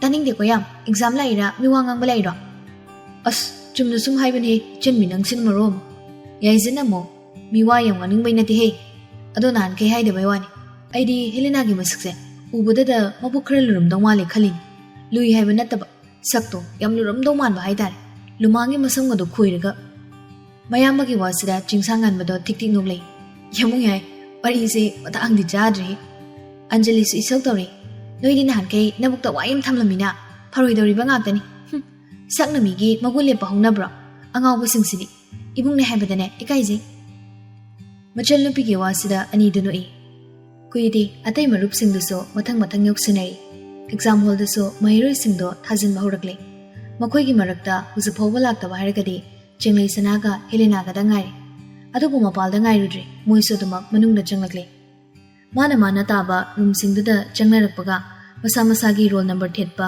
desk to amuk thirami makhoi puna tamina ba tareto bench sangnaba khara yaw thangnada ba khara yaw tori kuidi chenglei sanaso room duda prapap changlei madubada Anjalina mukut khatuna kausili changsili chenglei sinong winumi Anjalina magi maningi desk tuda makut thilaga hari bibicha sida phamo Anjali gi hek matung da phamthari chenglei sanado Anjali su mamai leselakuna wahang makha chathari kanana thilake mama na thili noidi yamung jong na thili chenglei sana magi hek matung dana chingsangan ba phambani mang da phamlibi nupi sibu kori chingsangan mana sana mako khajik lei toktuna nupa sini yenglei makha tare nupa siso loi herabo machine thokna pakhum pirakti makuk to ina hoi haibagum nomai nupi sigi matau sida chingsangan mana mamit pairab yenglaktuna hairi china pakhum bibuso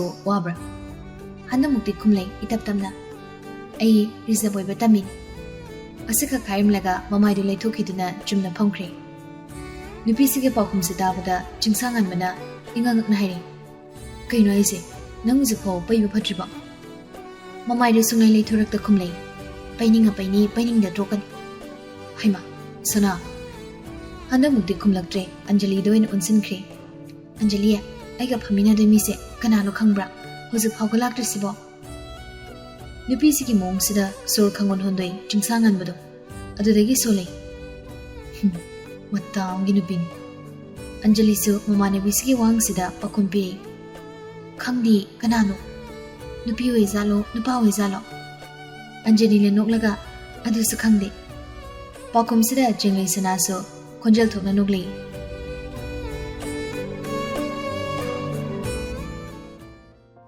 Suyan sana so makoi ga punna room duda tabani khara thengkhri mana laklebase classroom duda prabhap changlaga ben samle basing dugi manakta junction duna desk da magi roll number do thetprana mathang sumyeng lakpada thelamle bench da hana phamduna lermi banu bidu buda kaure chingle wari saduna leramba Anjali ga chinglei sanaga so khangi yenglei Suyan so bench da tamna phamthare madu buda nongwinung mi hari nangsida phamdoira Nupasi muso mumo noklaga aigi roll number thelamabnina phambadharidana ani sige mong sida moige matungna phamliba Jingsangan biso mabukta madom tumina murum sonjay. Oh, aigi mitse makoi ni na awaba otok na bidawri day mangsida phamjilaga. Nati bu exam lakpada anuk amuwa mo upala patarib. Natraga eyedrop oina hapsira. Ikoi koida oza sa sanglaktuna answer paper hana yingthokpa hore. Mairoi singsi magi ming roll number na chingba main gada mo mayamdo loina isili minsili. Matam khazipau manganade. Question yen bagi matam oirakpaga question paper singdo mathang amu yen thori. Check mok launa da unwai muk chikna pung ahumgi exam do lushinkre. Subject mathang exam pirakpatuna ngasiri aroiba subject oina mathematics ki exam si piraka kosem na lawba class 12 ki parikha loini. Ngasini exam loirani khanbada mairoi singdi haraunai wai khangsing sangnari bani tumba jaba phajana phanglaktabado exam loirabani na pula phugalani khana harauna bani adoge exam loibaga humni suba numitta yaksang hobo numit oibana su hen haraunai mairoi mayamdo.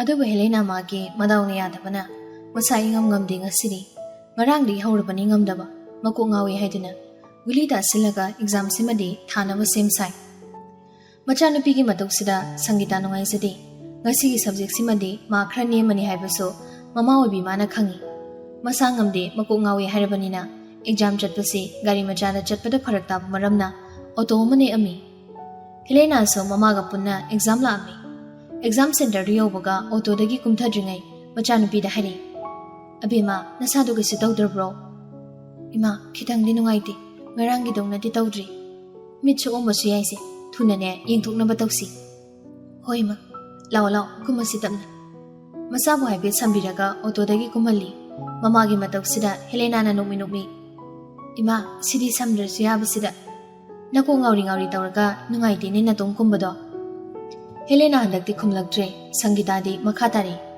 ozada haipit haisiro nasangam dina yani dema aisi sangagi misi sangnakri gate phawba machabu thinjin birei masung mamanabi makhoi galuna tinaba singdudi ude changlamani khangi masa gi rumda Helena sa changai Helena mana tabli janglakpada beranda da leptuna lermi chengai sana Anjali Pinky makhoi humdo hara kauri Anjalina Helena nangdi loi hairamani haiba haitaba ai horene maths ko pangam dong mande ahumdo angak pamaga loinena chamana na khumlei kaiya ngarang lagi narini ko ngorga bo meeting tawrini guli chasilaga laini exam se kokti khara ngauri tawi Pinkina kai chasiluragi nangbo kaisi jaba nateba hanigi hana hamu jarini adu tinbung wei chenglei sanana chakhau sokpagi oirambase doctor yengthoga guli chana batawo Angelina chakhau so amadi muruk chaningasune chaba phongloi doini ngalinga yengtho hoi law nangi room phau thinjin biramge makoi humna tawduna mamanabi Helena bu thinjin birei chalamdaida chinglei sanana tamna hairi Helena mathaina sajingano tamna holo angkase hoi fourth subject tarani maths na di tahaning dabani ado tarani Angelina kaisu khanjilunu se Helena Pinky na mo aisu mathematics na fourth subject tabra khangde Helena sino minukmi hoida ai khanjilaroi adudi aikhoi su thokrage ahum dusu room adudagi thoklaga makhoina taba room duda changnari ngahak leibaga exam su hawre hawbo hawkhradi loikibasu khangaude duni Helena magidi ngasigi numitse ningba kaiba numit haibado oirabani masa nungai mandabagi mahag maths to ihot holamdri room tongan jarabasu punna thominare nupi marido Helena na mathwai nungai da hare exam hawraga ko ngawkhalakpagi wani koksu sikhali ngawgo henjilak patare na itumi leirabani mahakun bu yogodra khangde aina tawramido Angelina kaisu khalunuda atai subject to phajana tawkhibani na first division di yauniye Helena do khumakte nokphetamak tawre geta mamanda ma bungai duna leirami Sangita na machanupi do onsilaga abima kamai tawrame full mark tawramro Sangita gi wahang sida Angelina mabukning da tumin sonjei kari wahang no sibo machanupi se masangam dana exam thaba jangkhre aduga hek tholakpaga nasa kaisu tawdabra hangde full mark tawramre masi ai ima goiramadine mapom sida iga soi khanarani sa ꯍꯦꯂꯦꯅꯥꯁꯨ ꯃꯃꯥꯒꯤ ꯄꯥꯎꯈꯨꯝ ꯄꯤꯔꯛꯏ꯫ ꯇꯧꯔꯝꯗꯦꯗ ꯏꯃꯥ꯫ ꯄꯤꯡꯀꯤꯅꯁꯨ ꯃꯇꯦꯡ ꯄꯥꯡꯁꯤꯜꯂꯛꯏ꯫ ꯏꯃꯥ, ꯃꯥ 10 ꯈꯛꯇ ꯇꯧꯔꯝꯃꯦꯅ ꯍꯥꯏꯕꯅꯤ꯫ ꯄꯤꯡꯀꯤꯒꯤ ꯋꯥꯁꯤ ꯇꯥꯕꯗ ꯁꯪꯒꯤꯇꯥ ꯃꯁꯥꯗꯣ ꯁꯥꯎꯅꯤꯡꯉꯤ꯫ ꯃꯥꯅ ꯁꯥꯒꯠꯆꯔꯨꯕ ꯑꯁꯥꯗꯣ ꯀꯥꯏꯕꯅ꯫ ꯆꯦꯡꯂꯩꯁꯅꯥꯅꯁꯨ ꯃꯇꯦꯡ ꯄꯥꯡꯁꯤꯜꯂꯛꯏ꯫ ꯑꯦꯛꯖꯥꯝ ꯍꯧꯕꯒ ꯃꯁꯥ ꯅꯨꯡꯉꯥꯏꯔꯛꯇꯦ ꯍꯥꯏꯌꯦ ꯏꯃꯥ꯫ ꯑꯗꯣ ꯀꯩꯁꯨ ꯈꯟꯖꯤꯜꯂꯨꯅꯨꯗ ꯏꯃꯥ꯫ ꯍꯦꯂꯦꯅꯥꯅ ꯍꯩꯇꯕꯒꯤ ꯍꯣꯜꯂꯝꯕꯁꯨ ꯅꯠꯇꯦ꯫ ꯅꯪꯗꯤ ꯀꯌꯥꯝ ꯇꯧꯔꯝꯃꯦ ꯆꯦꯡꯂꯩ? ꯇꯧꯕꯒꯤꯗꯤ ꯂꯣꯏ ꯇꯧꯔꯝꯃꯤ ꯏꯃꯥ꯫ ꯑꯗꯣ ꯈꯪꯗꯦ, ꯑꯁꯣꯏꯕ ꯌꯥꯎꯔꯝꯃꯗꯤ꯫ ꯄꯤꯡꯀꯤꯅ ꯅꯣꯛꯂꯒ, ꯍꯣ ꯅꯪꯗꯤ ꯀꯩꯁꯨ ꯁꯣꯏꯔꯦ ꯏꯃꯥ꯫ ꯁꯣꯏꯔꯁꯨ ꯃꯥꯔꯛ 2-3 ꯃꯉꯥꯏ꯫ ꯁꯪꯒꯤꯇꯥꯗꯣ ꯃꯆꯥꯅꯨꯄꯤꯗꯒꯤ ꯃꯃꯥꯟꯅꯕꯤꯁꯤꯅ ꯀꯥ ꯍꯦꯟꯅ ꯃꯥꯔꯛ ꯋꯥꯡꯂꯛꯀꯗꯕꯒꯤ ꯃꯃꯤ ꯎꯔꯛꯄꯁꯤꯗ ꯃꯁꯥꯗꯣ ꯁꯥꯎꯅꯤꯡꯕꯅ ꯂꯣꯏꯔꯦ꯫ ꯀꯜꯂꯛꯄꯁꯨ ꯄꯣꯛꯏ꯫ ꯑꯗꯨꯕꯨ ꯄꯨꯝꯅꯃꯛ ꯂꯣꯠꯁꯤꯜꯂꯒ, ꯅꯣꯏ ꯑꯅꯤꯗꯤ ꯀꯌꯥꯝ ꯇꯧꯔꯝꯃꯕ? ꯄꯤꯡꯀꯤꯗꯤ ꯃꯌꯥ ꯌꯤꯒꯠꯂꯒ, ꯑꯩꯗꯤ 50 ꯃꯥꯔꯛꯁꯃꯨꯛ ꯇꯧꯔꯝꯃꯤ꯫ ꯑꯟꯖꯂꯤꯅ, ꯑꯩꯗꯤ 70 ꯃꯨꯛꯇ ꯇꯧꯔꯝꯃꯤ ꯏꯃꯥ꯫ ꯃꯃꯥꯟꯅꯕꯤ ꯑꯍꯨꯝꯁꯤꯅ ꯃꯉꯣꯟꯗꯒꯤ ꯃꯥꯔꯛꯁꯤ ꯀꯥ ꯍꯦꯟꯅ ꯍꯦꯟꯈ꯭ꯔꯅꯤ ꯈꯜꯂꯨꯕꯗ ꯍꯦꯂꯦꯅꯥꯁꯨ ꯅꯨꯡꯉꯥꯏꯖꯗꯦ꯫ ꯀꯔꯝꯅꯁꯨ ꯅꯨꯡꯉꯥꯏꯔꯨꯅꯤ? ꯃꯃꯥꯟꯅꯕꯤꯅ ꯃꯥꯔꯛ ꯑꯃꯈꯛ ꯍꯦꯟꯈꯤꯕꯗ ꯅꯨꯡꯉꯥꯏꯇꯕ ꯄꯣꯛꯄꯅꯤ ꯍꯦꯂꯦꯅꯥꯗꯤ꯫ ꯑꯗꯨꯕꯨ ꯍꯟꯗꯛꯇꯤ ꯀꯥ ꯍꯦꯟꯅ ꯍꯦꯟꯈꯤꯕꯒꯤ ꯃꯑꯣꯡꯁꯤꯗ ꯇꯁꯦꯡꯅ ꯅꯨꯡꯉꯥꯏꯖꯗ꯭ꯔꯦ꯫ ꯁꯪꯒꯤꯇꯥꯅ, ꯐꯔꯦ ꯑꯗꯨꯗꯤ ꯑꯩꯈꯣꯏꯁꯨ ꯆꯠꯂꯒꯦꯀꯣ꯫ ꯑꯍꯨꯝꯗꯨꯁꯨ ꯍꯣꯏ ꯍꯥꯏꯅ ꯈꯨꯝꯂꯩ꯫ ꯁꯪꯒꯤꯇꯥꯒ ꯍꯦꯂꯦꯅꯥꯒꯁꯨ ꯃꯐꯝ ꯑꯗꯨꯗꯩ ꯆꯠꯈ꯭ꯔꯦ꯫ ꯃꯈꯣꯏ ꯑꯍꯨꯝꯁꯨ ꯈꯥꯏꯅꯗꯨꯅ ꯃꯣꯏꯕꯨ ꯂꯧꯕ ꯂꯥꯛꯂꯤꯕ ꯃꯃꯥ ꯃꯄꯥ ꯃꯕꯨꯡꯁꯤꯡꯗꯨꯒꯤ ꯃꯅꯥꯛꯇ ꯆꯪꯁꯤꯟꯅꯈ꯭ꯔꯦ꯫ ꯂꯣꯏꯈ꯭ꯔꯦ ꯃꯍꯩꯔꯣꯏꯁꯤꯡꯅ ꯂꯣꯏꯍꯟꯅꯤꯡꯕ ꯑꯦꯛꯖꯥꯝꯗꯨꯁꯨ꯫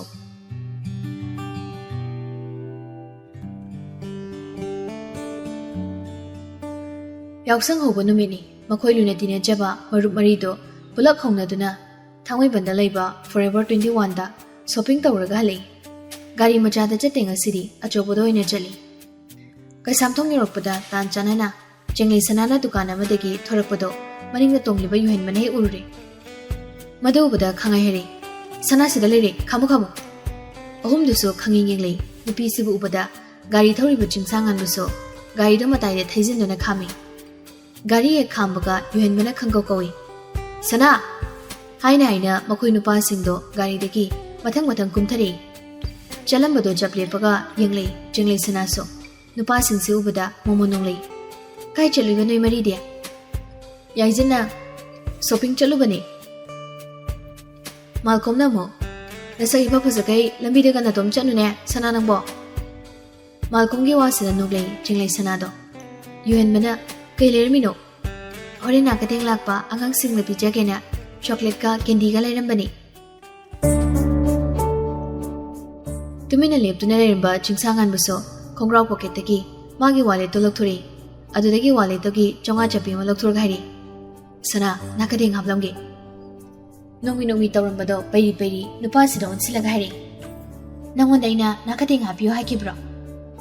ꯅꯨꯄꯤꯁꯤꯒꯤ ꯄꯥꯎꯈꯨꯝꯁꯤꯗ ꯅꯨꯄꯥ ꯃꯔꯤꯃꯛ ꯂꯣꯏ ꯅꯣꯛꯅ ꯍꯥꯏꯔꯤ, ꯀꯣꯟꯅ ꯄꯤꯒꯦꯁꯨ ꯄꯩꯖꯔꯣꯁꯦ, ꯍꯧꯖꯤꯛꯀꯤꯗꯤ ꯌꯥꯎꯁꯪꯒꯤ ꯅꯥꯀꯗꯦꯡꯁꯦ ꯂꯧꯁꯤꯜꯂꯣ꯫ ꯑꯁꯤ ꯍꯥꯏꯔꯒ ꯄꯩꯁꯥꯗꯣ ꯄꯤꯔꯛꯏ꯫ ꯌꯨꯍꯦꯟꯕꯅꯁꯨ ꯃꯇꯦꯡ ꯄꯥꯡꯁꯤꯜꯂꯩ, ꯁꯅꯥ ꯂꯧꯁꯤꯜꯂꯣ꯫ ꯌꯥꯏꯖꯅꯁꯨ ꯃꯥꯜꯀꯣꯝꯅꯁꯨ ꯂꯧꯁꯤꯜꯂꯣ ꯍꯥꯏꯗꯅ ꯍꯥꯏꯔꯝꯃꯤ꯫ ꯍꯟꯗꯛꯃꯨꯛꯇꯤ ꯅꯣꯛꯈꯤ ꯂꯧꯁꯤꯜꯂꯒ, ꯄꯤꯔꯛꯑꯕꯅꯤꯅ ꯂꯧꯁꯤꯜꯂꯦꯀꯣ꯫ ꯑꯁꯤ ꯍꯥꯏꯔꯒ ꯉꯥꯟꯕꯒꯤ ꯃꯈꯨꯠꯇꯒꯤ ꯄꯩꯁꯥꯗꯣ ꯂꯧꯁꯤꯜꯂꯤ꯫ ꯃꯈꯥꯁꯨ ꯑꯗꯨꯃꯛ ꯇꯥꯔꯤ, ꯄꯩꯁꯥꯒꯁꯦ ꯌꯥꯝ ꯄꯥꯏꯔ ꯃꯥꯜꯂꯦꯅꯦ꯫ ꯉꯥꯟꯕꯁꯨ ꯈꯨꯝꯂꯩ ꯅꯣꯛꯈꯤ, ꯑꯩꯈꯣই ꯄꯥꯕꯨꯡꯗꯩ ꯂꯧꯔꯛꯄ ꯄꯩꯁꯥꯅꯤ꯫ ꯍꯌꯦꯡꯋꯥꯏ ꯑꯩꯅ ꯁꯦꯜ ꯊꯣꯛꯑꯒ ꯁꯤꯗꯩ ꯍꯦꯟꯅ ꯄꯤꯒꯦ ꯅꯥꯀꯗꯦꯡꯁꯦ꯫ ꯍꯣꯏ ꯑꯩ ꯉꯥꯏꯒꯦꯀꯣ ꯃꯇꯝꯗꯣ꯫ ꯌꯥꯏꯖꯅ, ꯑꯗꯨꯗꯤ ꯑꯩꯈꯣꯏ ꯑꯃꯨꯛ ꯆꯠꯈ꯭ꯔꯒꯦ ꯁꯅꯥ꯫ ꯍꯣꯏ꯫ ꯑꯇꯩ ꯑꯍꯨꯝꯗꯨꯁꯨ ꯆꯠꯂꯨꯈꯤꯒꯦ ꯍꯥꯏꯕ ꯋꯥꯍꯩꯁꯦ ꯅꯨꯄꯤꯁꯤꯗ ꯍꯥꯏꯔꯝꯃꯤ꯫ ꯋꯥꯍꯩꯗꯣ ꯍꯥꯏꯔꯝꯂꯒ ꯑꯩꯈꯣꯏ ꯅꯨꯄꯥ ꯃꯔꯤꯗꯣ ꯃꯌꯨꯝ ꯃꯥꯏꯀꯩ ꯄꯥꯡꯈ꯭ꯔꯦ꯫ ꯆꯦꯡꯂꯩꯁꯅꯥꯁꯨ ꯃꯌꯨꯝꯗ ꯍꯜꯂꯛꯂꯦ꯫ ꯃꯌꯨꯝ ꯍꯦꯛ ꯌꯧꯕꯒ ꯄ꯭ꯔꯞ ꯃꯥꯒꯤ ꯀꯥꯗ ꯆꯪꯂꯛꯑꯒ ꯂꯩꯔꯤꯕ ꯃꯥꯒꯤ ꯎꯄꯨꯗꯣ ꯍꯥꯡꯗꯣꯛꯏ꯫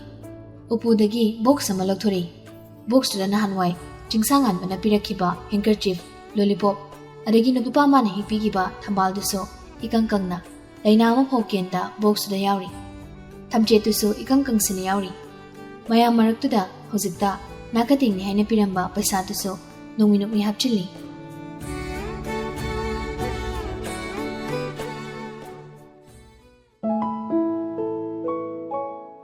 ꯌꯥꯎꯁꯪ 5ꯅꯤ ꯆꯟꯕ ꯅꯨꯃꯤꯠꯅꯤ, ꯍꯥꯏꯕꯗꯤ ꯌꯥꯎꯁꯪ ꯂꯣꯏꯕ ꯅꯨꯃꯤꯠꯅꯤ꯫ ꯑꯌꯨꯛ ꯉꯟꯂꯞꯅ ꯍꯦꯂꯦꯅꯥꯗꯣ ꯃꯃꯥꯒ ꯂꯣꯏꯅꯅ ꯆꯦꯡꯂꯩꯁꯅꯥꯒꯤ ꯃꯌꯨꯝꯗ ꯌꯧꯔꯛꯂꯦ꯫ ꯍꯦꯂꯦꯅꯥ ꯍꯣꯏꯒꯤ ꯂꯩꯀꯥꯏꯒꯤ ꯊꯥꯕꯜ ꯂꯩꯕꯒꯤ ꯆꯦꯡꯂꯩꯁꯅꯥ ꯂꯧꯕ ꯂꯥꯛꯄꯅꯤ, ꯊꯥꯕꯜ ꯆꯣꯡꯃꯤꯟꯅꯅꯤ ꯍꯥꯏꯗꯨꯅ꯫ ꯃꯃꯥꯟꯅꯕꯤ ꯑꯅꯤ ꯄꯤꯡꯀꯤꯒ ꯑꯟꯖꯂꯤꯒꯁꯨ ꯂꯧꯕ ꯆꯠꯆꯒꯗꯕꯅꯤ꯫ ꯑꯗꯨꯕꯨ ꯃꯈꯣꯏꯗꯤ ꯃꯣꯏꯒꯤ ꯂꯩꯀꯥꯏꯒꯤ ꯊꯥꯕꯜ ꯂꯩ, ꯑꯗꯨꯅ ꯃꯇꯨꯡꯗ ꯄꯨꯜꯂꯁꯤ ꯍꯥꯏꯗꯅ ꯍꯥꯏꯗꯣꯔꯛꯄꯅꯤ꯫ ꯆꯦꯡꯂꯩꯁꯅꯥ ꯃꯥꯗꯤ ꯊꯥꯕꯜꯁꯦ ꯀꯌꯥ ꯄꯥꯝꯗꯕꯅꯤ, ꯑꯗꯨꯕꯨ ꯃꯈꯣꯏ ꯑꯍꯨꯝꯃꯛ ꯆꯠꯇ꯭ꯔꯒꯗꯤ ꯍꯦꯂꯦꯅꯥ ꯅꯨꯡꯉꯥꯏꯔꯣꯏ ꯈꯪꯉꯤ ꯑꯃꯗꯤ ꯍꯦꯂꯦꯅꯥꯒꯤ ꯃꯃꯥ ꯁꯪꯒꯤꯇꯥꯅꯁꯨ ꯀꯟꯅ ꯍꯥꯏꯃꯟꯕꯗꯒꯤ ꯃꯈꯣꯏꯅ ꯅꯨꯡꯉꯥꯏꯔꯣꯏ ꯈꯟꯗꯨꯅ ꯆꯠꯄ ꯍꯥꯏꯕꯁꯤꯗ ꯌꯥꯊꯣꯛꯈꯤꯕꯅꯤ ꯑꯌꯨꯛꯇꯨꯃꯗꯤ ꯆꯦꯡꯂꯩ ꯁꯅꯥꯍꯣꯏꯗ ꯆꯥꯛ ꯆꯥꯏ ꯃꯃꯥ ꯃꯆꯥꯅꯤꯗꯣ ꯂꯨꯋꯥꯡ ꯂꯩꯔꯝꯕꯅ ꯍꯦꯂꯦꯅꯥꯗ ꯌꯥꯎꯁꯪꯒꯤ ꯅꯥꯀꯊꯦꯡꯁꯨ ꯄꯤꯔꯝꯃꯤ ꯆꯥꯛ ꯇꯣꯛꯄ ꯑꯗꯨꯃꯛ ꯆꯠꯅꯕ ꯁꯦꯝ ꯁꯥꯔꯤ ꯁꯨꯅꯟꯗꯥꯅ ꯃꯆꯥꯅꯨꯄꯤꯕꯨ ꯃꯅꯝ ꯅꯝꯕꯤ ꯆꯠꯂꯝꯗꯥꯏꯗꯨꯗ ꯏꯇꯞ ꯇꯞꯅ ꯍꯥꯏꯔꯛꯏ ꯕꯤꯕꯤꯆꯥ ꯃꯤꯒꯤ ꯂꯝꯗ ꯆꯠꯂꯒ ꯘꯥꯒꯥ ꯇꯧꯒꯅꯨꯀꯣ ꯆꯦꯛꯁꯤꯟꯅ ꯂꯩꯌꯨ ꯏꯃꯥꯅꯦ ꯃꯪꯍꯥꯒ ꯏꯅꯨꯡ ꯅꯨꯡꯉꯥꯏꯇꯦ ꯍꯣꯏ ꯏꯃꯥ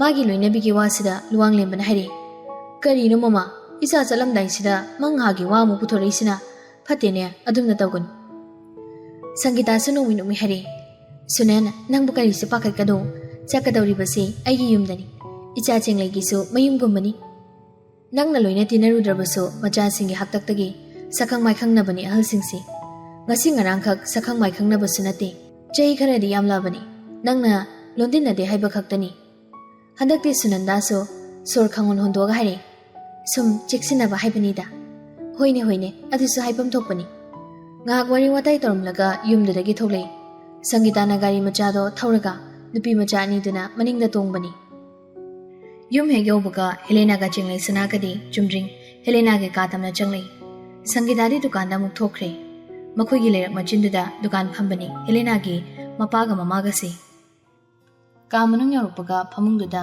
ꯕꯣꯝ ꯕꯣꯝ ꯍꯥꯏꯊꯔꯛꯏ ꯆꯦꯡꯂꯩ ꯁꯅꯥꯅ ꯑꯣꯟꯊꯣꯛꯅꯁꯨ ꯁꯥꯈ꯭ꯔꯦ ꯋꯥꯅꯤ ꯇꯥꯃꯣ ꯀꯣꯔꯧꯁꯤꯁꯨ ꯃꯃꯥꯟꯅꯕꯤꯒꯤ ꯋꯥꯁꯤꯗ ꯍꯦꯂꯦꯅꯥ ꯁꯨꯅꯣꯛꯑꯒ ꯑꯁꯦꯡꯕ ꯍꯨꯃꯥꯡ ꯒꯣꯔꯣ ꯆꯦꯟꯊꯔꯦ ꯑꯌꯤꯡꯕ ꯃꯊꯛꯁꯤꯕ ꯏꯁꯤꯡ ꯅꯠꯇꯕ ꯑꯩꯗꯤ ꯀꯥꯎꯕꯨ ꯀꯥꯎꯋꯦ ꯄꯨꯔꯛꯀꯦ ꯑꯁꯤ ꯍꯥꯏꯔꯒ ꯍꯤꯞꯂꯝꯕꯗꯒꯤ ꯍꯧꯒꯠꯈꯤꯗꯨꯅ ꯆꯦꯟꯖ ꯆꯠꯈ꯭ꯔꯦ ꯍꯦꯂꯦꯅꯥꯗꯣ ꯀꯨꯏꯗꯦ ꯃꯈꯨꯠꯇ ꯁ꯭ꯄ꯭ꯔꯥꯏꯠ ꯄꯤꯛ ꯊꯟꯅ ꯍꯩꯔꯕ ꯂꯤꯛꯂꯤꯒꯤ ꯒ꯭ꯂꯥꯁ ꯑꯁꯥꯡꯕꯅꯤ ꯃꯈꯨꯠꯅ ꯄꯥꯏꯗꯨꯅ ꯄꯨꯔꯛꯏ ꯕꯤꯕꯤꯆꯥ ꯁꯤ ꯊꯛꯑꯣ ꯍꯤꯞꯂꯝꯕꯗꯩ ꯍꯧꯒꯠꯂꯒ ꯃꯃꯥꯟꯅꯕꯤꯁꯤꯗꯒꯤ ꯒ꯭ꯂꯥꯁ ꯑꯃ ꯂꯧꯏ ꯍꯦꯂꯦꯅꯥ ꯅꯣꯏ ꯆꯝꯄ꯭ꯔꯥ ꯂꯩꯕ꯭ꯔꯣ ꯁ꯭ꯄ꯭ꯔꯥꯏꯠꯇꯣ ꯑꯩꯅ ꯈꯪꯅ ꯆꯝꯄ꯭ꯔꯥ ꯃꯍꯤ ꯁꯨꯝꯖꯤꯜꯂꯛꯑꯕꯅꯤ ꯋꯥꯗꯨ ꯇꯥꯕꯗ ꯅꯣꯛꯂꯒ ꯆꯦꯅꯩ ꯁꯅꯥꯁꯨ ꯒ꯭ꯂꯥꯁꯇꯣ ꯊꯥꯡꯒꯠꯇꯨꯅ ꯊꯛꯏ ꯍꯦꯂꯦꯅꯥꯅ ꯑꯩꯈꯣꯏ ꯃꯔꯤ ꯁꯨꯔꯗꯤ ꯅꯨꯡꯉꯥꯏꯗꯧꯅꯤꯀꯣ ꯅꯨꯡꯉꯥꯏꯗꯣꯏꯅꯤ ꯑꯗꯣ ꯃꯣꯏꯁꯨ ꯐꯔꯛꯇꯥ ꯇꯧꯔꯤꯅꯤ ꯍꯦꯔꯥ ꯃꯣꯏꯁꯨ ꯁꯤꯗ ꯄꯨꯟꯅ ꯆꯣꯡꯃꯤꯟꯅ ꯌꯥꯏ ꯊꯥꯕꯜꯁꯤꯕꯨꯕ ꯃꯣꯏꯁꯨ ꯂꯩꯀꯥꯏꯒꯤ ꯑꯣꯏꯕꯗꯨꯗ ꯅꯨꯡꯉꯥꯏꯇ ꯇꯧꯔꯤꯅꯤ ꯊꯥꯕꯜꯁꯨ ꯁꯤꯟꯕ ꯌꯥꯎꯏ ꯍꯥꯏꯗꯨꯅꯤ ꯍꯣꯏꯅꯦ ꯑꯗꯨꯁꯨ ꯆꯨꯝꯃꯤ ꯑꯗꯨꯗꯒꯤ ꯈꯜꯂꯤ ꯃꯈꯥ ꯇꯥꯔꯛꯏ ꯍꯣꯔꯦꯟ ꯆꯤꯡꯁꯥꯡ ꯉꯥꯟꯕ ꯍꯣꯏ ꯂꯥꯛꯀꯅꯤ ꯍꯥꯏ ꯊꯥꯕꯜ ꯆꯣꯡꯕ ꯋꯥꯗ ꯇꯥꯕꯗ ꯆꯦꯡꯂꯩ ꯁꯅꯥꯁꯨ ꯍꯔꯥꯎꯅ ꯑꯌꯥ ꯑꯁꯦꯡꯕꯩꯔꯣ ꯃꯣꯏ ꯃꯔꯤꯃꯛ ꯂꯥꯛꯇꯣꯏꯔꯣ ꯍꯣꯏ ꯃꯤ ꯑꯩꯅ ꯂꯥꯛꯑꯣꯅ ꯀꯧꯕ ꯑꯩꯈꯣꯏ ꯁꯤꯗ ꯉꯥꯏꯍꯥꯛ ꯆꯣꯡꯉꯝꯃꯒ ꯄꯤꯡꯀꯤ ꯍꯣꯏꯔꯣꯝꯗꯁꯨ ꯆꯠꯅꯤ ꯍꯥꯏꯕꯅꯤ ꯑꯗꯣ ꯂꯥꯞꯇꯤ ꯂꯥꯞꯄꯤꯍꯦ ꯃꯣꯏ ꯂꯥꯛꯇꯣꯏꯁꯦ ꯅꯨꯄꯥꯅꯤ ꯀꯩꯅꯣ ꯂꯥꯛꯆꯁꯅꯤ ꯍꯣꯏꯗ ꯑꯗꯨꯕꯨꯗꯤ ꯑꯗꯣ ꯅꯪꯁꯨ ꯃꯇꯥꯡ ꯆꯥꯔꯤꯉꯩ ꯊꯃꯣꯏꯒꯤ ꯋꯥꯗꯣ ꯉꯥꯟꯕꯗ ꯐꯣꯡꯗꯣꯛꯍꯧ ꯌꯥꯔꯕꯅꯤ ꯁꯨꯝ ꯇꯞꯊ ꯂꯩꯔꯤꯉꯩ ꯂꯩꯁꯦꯟꯕꯤꯒꯤ ꯑꯣꯏꯖꯈꯤꯅꯤ ꯐꯤꯔꯋꯦꯜ ꯅꯨꯃꯤꯠꯇꯁꯨ ꯃꯣꯏꯅꯤ ꯇꯣꯉꯥꯟꯅ ꯋꯥꯔꯤ ꯁꯥꯟꯅꯩꯗꯨꯅꯤ ꯂꯩꯁꯤꯅꯗꯤ ꯁꯨꯌꯦꯟ ꯅꯨꯡꯁꯤꯖꯕꯅꯤ ꯑꯗꯩ ꯋꯥꯔꯤ ꯁꯥꯕꯩ ꯍꯥꯏꯔꯗꯤ ꯁꯨꯌꯦꯟ ꯀꯩꯒꯁꯨ ꯁꯥꯟꯅꯩꯗꯨꯗꯤ ꯑꯗꯨꯃꯥꯏ ꯐꯅ ꯈꯟꯗꯣꯛꯄꯗꯨꯅꯗꯤꯅꯦ ꯌꯥꯔꯔꯣꯏꯗ ꯕꯤꯕꯤꯆꯥꯅ ꯅꯪꯅ ꯃꯔꯨꯞ ꯂꯣꯏꯅꯁꯦ ꯍꯥꯏꯕꯗ ꯁꯨꯌꯦꯟꯅꯗꯤ ꯌꯥꯔꯛꯄꯅꯤ ꯑꯗꯣ ꯂꯩꯁꯤꯅ ꯍꯥꯏꯕꯗꯗꯤ ꯉꯥꯟꯕꯅ ꯌꯥꯈꯤꯕ ꯂꯩꯇꯦ ꯉꯥꯟꯕ ꯃꯁꯥꯅꯁꯨ ꯅꯍꯥꯟꯋꯥꯏ ꯑꯩꯉꯣꯟꯗ ꯍꯥꯏꯈ꯭ꯔꯕꯅꯤ ꯍꯌꯦꯡꯋꯥꯏ ꯂꯩꯁꯦꯟꯕꯤꯁꯦ ꯃꯥꯅ ꯑꯗꯨꯝ ꯂꯧꯅꯤ ꯑꯍꯜ ꯊꯥꯔꯁꯨ ꯊꯥꯅꯤ ꯃꯗꯨꯗ ꯌꯥꯔꯛꯇ꯭ꯔꯗꯤ ꯐꯥꯕꯅꯤ ꯈꯪꯗꯦ ꯂꯥꯛꯄꯅꯤ ꯈꯪꯗꯦ ꯎꯄꯥꯏ ꯑꯃ ꯇꯧꯅꯤ ꯍꯥꯏꯕꯅꯤ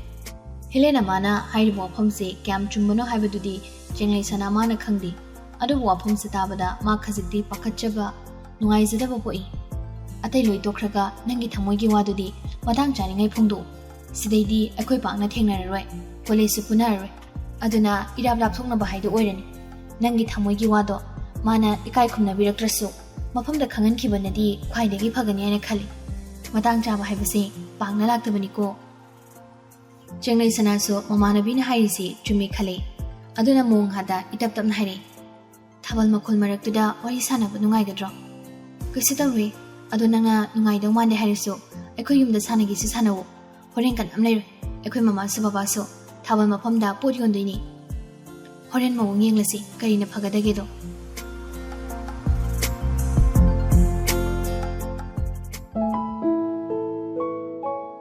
ꯅꯨꯃꯤꯗꯥꯡ ꯋꯥꯏꯔꯝ ꯇꯥꯁꯜꯂꯛꯄꯒ ꯁꯪꯒꯤꯇꯥ ꯆꯪꯂꯛꯇꯨꯅ ꯆꯥꯛ ꯏꯁꯤꯡ ꯉꯟꯅ ꯊꯥꯡꯒꯠꯄ ꯍꯧꯈ꯭ꯔꯦ ꯏꯟꯁꯥꯡꯗꯤ ꯌꯦꯡ ꯑꯣꯏꯅ ꯊꯣꯡꯉꯤ ꯁꯪꯒꯤꯇꯥꯅ ꯊꯣꯡꯕ ꯂꯣꯏꯁꯤꯜꯂꯛꯄꯩꯗꯨꯗ ꯁꯣꯕꯥꯗꯣ ꯗꯨꯀꯥꯟ ꯂꯣꯟꯁꯤꯜꯂꯝꯃꯒ ꯃꯌꯨꯝꯗ ꯆꯪꯂꯛꯏ ꯆꯥꯛꯇꯣ ꯄꯨꯟꯅ ꯃꯈꯣꯏ ꯃꯔꯤ ꯆꯥꯊꯣꯛꯃꯤꯟꯅꯩ ꯆꯥꯕ ꯂꯣꯏꯕꯒ ꯁꯣꯕꯥꯗꯤ ꯊꯥꯕꯜ ꯃꯐꯝꯗ ꯌꯣꯟꯒꯗꯕ ꯄꯣꯠ ꯆꯩꯁꯤꯡꯗꯣ ꯊꯥꯡꯂꯨꯅꯤ ꯍꯥꯏꯗꯨꯅ ꯆꯠꯈ꯭ꯔꯦ ꯁꯪꯒꯤꯇꯥꯁꯨ ꯃꯄꯨꯔꯣꯏꯕꯒꯤ ꯃꯇꯦꯡ ꯉꯥꯏꯍꯥꯛ ꯄꯥꯡꯂꯨꯒꯦ ꯑꯗꯨꯒ ꯑꯃꯨꯛ ꯆꯪꯂꯛꯀꯦ ꯍꯥꯏꯔꯝꯃꯒ ꯆꯠꯈ꯭ꯔꯦ ꯆꯥꯛ ꯆꯥꯕꯒꯤ ꯀꯣꯜꯂꯤꯛꯇꯣ ꯅꯨꯄꯤ ꯃꯆꯥ ꯑꯅꯤꯗꯨꯅ ꯐꯦꯡꯕ ꯆꯥꯝꯕ ꯇꯧꯏ꯫ ꯅꯍꯥꯟ ꯃꯈꯩꯗꯤ ꯁꯪꯒꯤꯇꯥꯁꯨ ꯅꯨꯃꯤꯗꯥꯡ ꯆꯠꯊꯣꯛꯇꯕꯅꯤ, ꯃꯆꯥꯅꯨꯄꯤꯒꯤ ꯌꯨꯝꯗ ꯂꯩꯕꯅꯤ꯫ ꯅꯨꯃꯤꯗꯥꯡ ꯗꯨꯀꯥꯟꯁꯤ ꯁꯣꯕꯥꯈꯛꯅ ꯐꯝꯕꯅꯤ, ꯆꯥꯛꯁꯨ ꯅꯨꯃꯤꯗꯥꯡ ꯊꯦꯡꯅ ꯍꯟꯖꯤꯜꯂꯒ ꯑꯗꯨꯝ ꯆꯥꯕꯅꯤ꯫ ꯁꯪꯒꯤꯇꯥꯁꯨ ꯉꯁꯤꯗꯤ ꯊꯕꯛ ꯈꯔ ꯆꯤꯟꯕꯅ ꯃꯇꯦꯡ ꯄꯥꯡꯂꯨꯒꯦ ꯍꯥꯏꯗꯅ ꯊꯣꯛꯈꯤꯕꯅꯤ꯫ ꯆꯦꯡꯂꯩ ꯁꯅꯥꯒ ꯍꯦꯂꯦꯅꯥꯒꯅ ꯀꯣꯟ ꯐꯦꯡꯕꯗꯨ ꯂꯣꯏꯔꯛꯄꯗ ꯄꯨꯡꯗꯤ 8 ꯇꯥꯔꯦ꯫ ꯀꯣꯟ ꯐꯦꯡꯕꯗꯨ ꯂꯣꯏꯕꯒ ꯊꯥꯕꯜ ꯆꯣꯡꯅꯕꯒꯤ ꯂꯣꯏꯁꯤꯟꯕ ꯀꯦꯕ ꯑꯃꯨꯛ ꯍꯧꯔꯛꯏ꯫ ꯌꯥꯝ ꯍꯦꯟꯅ ꯇꯞꯇꯥꯏ ꯃꯆꯨꯝ ꯇꯥꯈꯩ ꯀꯦꯕꯗꯨꯗꯤ ꯇꯧꯔꯝꯗꯦ, ꯏꯆꯝ ꯆꯝꯅ ꯃꯥꯒꯤ ꯍꯩꯖꯕꯤ ꯃꯑꯣꯡꯗ ꯀꯦꯖꯕꯅꯤ꯫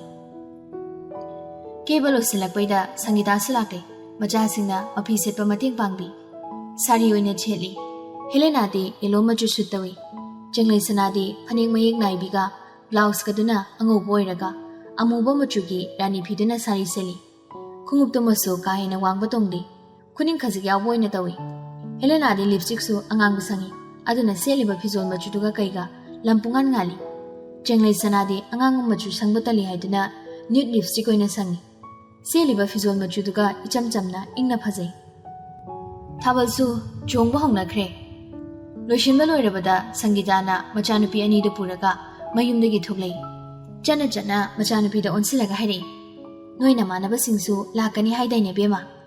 ꯍꯣꯏ ꯏꯃꯥ, ꯅꯣꯏꯅꯕꯨꯗꯤ ꯅꯃꯥꯟꯅꯕꯅꯦꯅ ꯏꯀꯣꯏ ꯀꯣꯏꯗ ꯗꯣꯔꯣ ꯇꯧꯔꯁꯨꯅꯦ, ꯃꯤꯅ ꯍꯦꯛ ꯎꯕꯗꯗꯤ ꯂꯥꯟꯅ ꯈꯟꯗꯣꯏꯅꯤ, ꯃꯤꯠ ꯅꯥꯗꯣꯏꯅꯤ꯫ ꯑꯗꯨꯅ ꯃꯤꯅ ꯃꯤꯠ ꯅꯥꯒꯗꯧꯕ ꯊꯕꯛꯇꯤ ꯇꯧ ꯂꯥꯛꯀꯅꯨꯀꯣ ꯅꯣꯏ ꯑꯅꯤ꯫ ꯍꯟꯗꯛꯇꯤ ꯆꯞ ꯃꯥꯟꯅꯅ ꯈꯨꯝꯂꯛꯏ꯫ ꯍꯣꯏ ꯏꯃꯥ꯫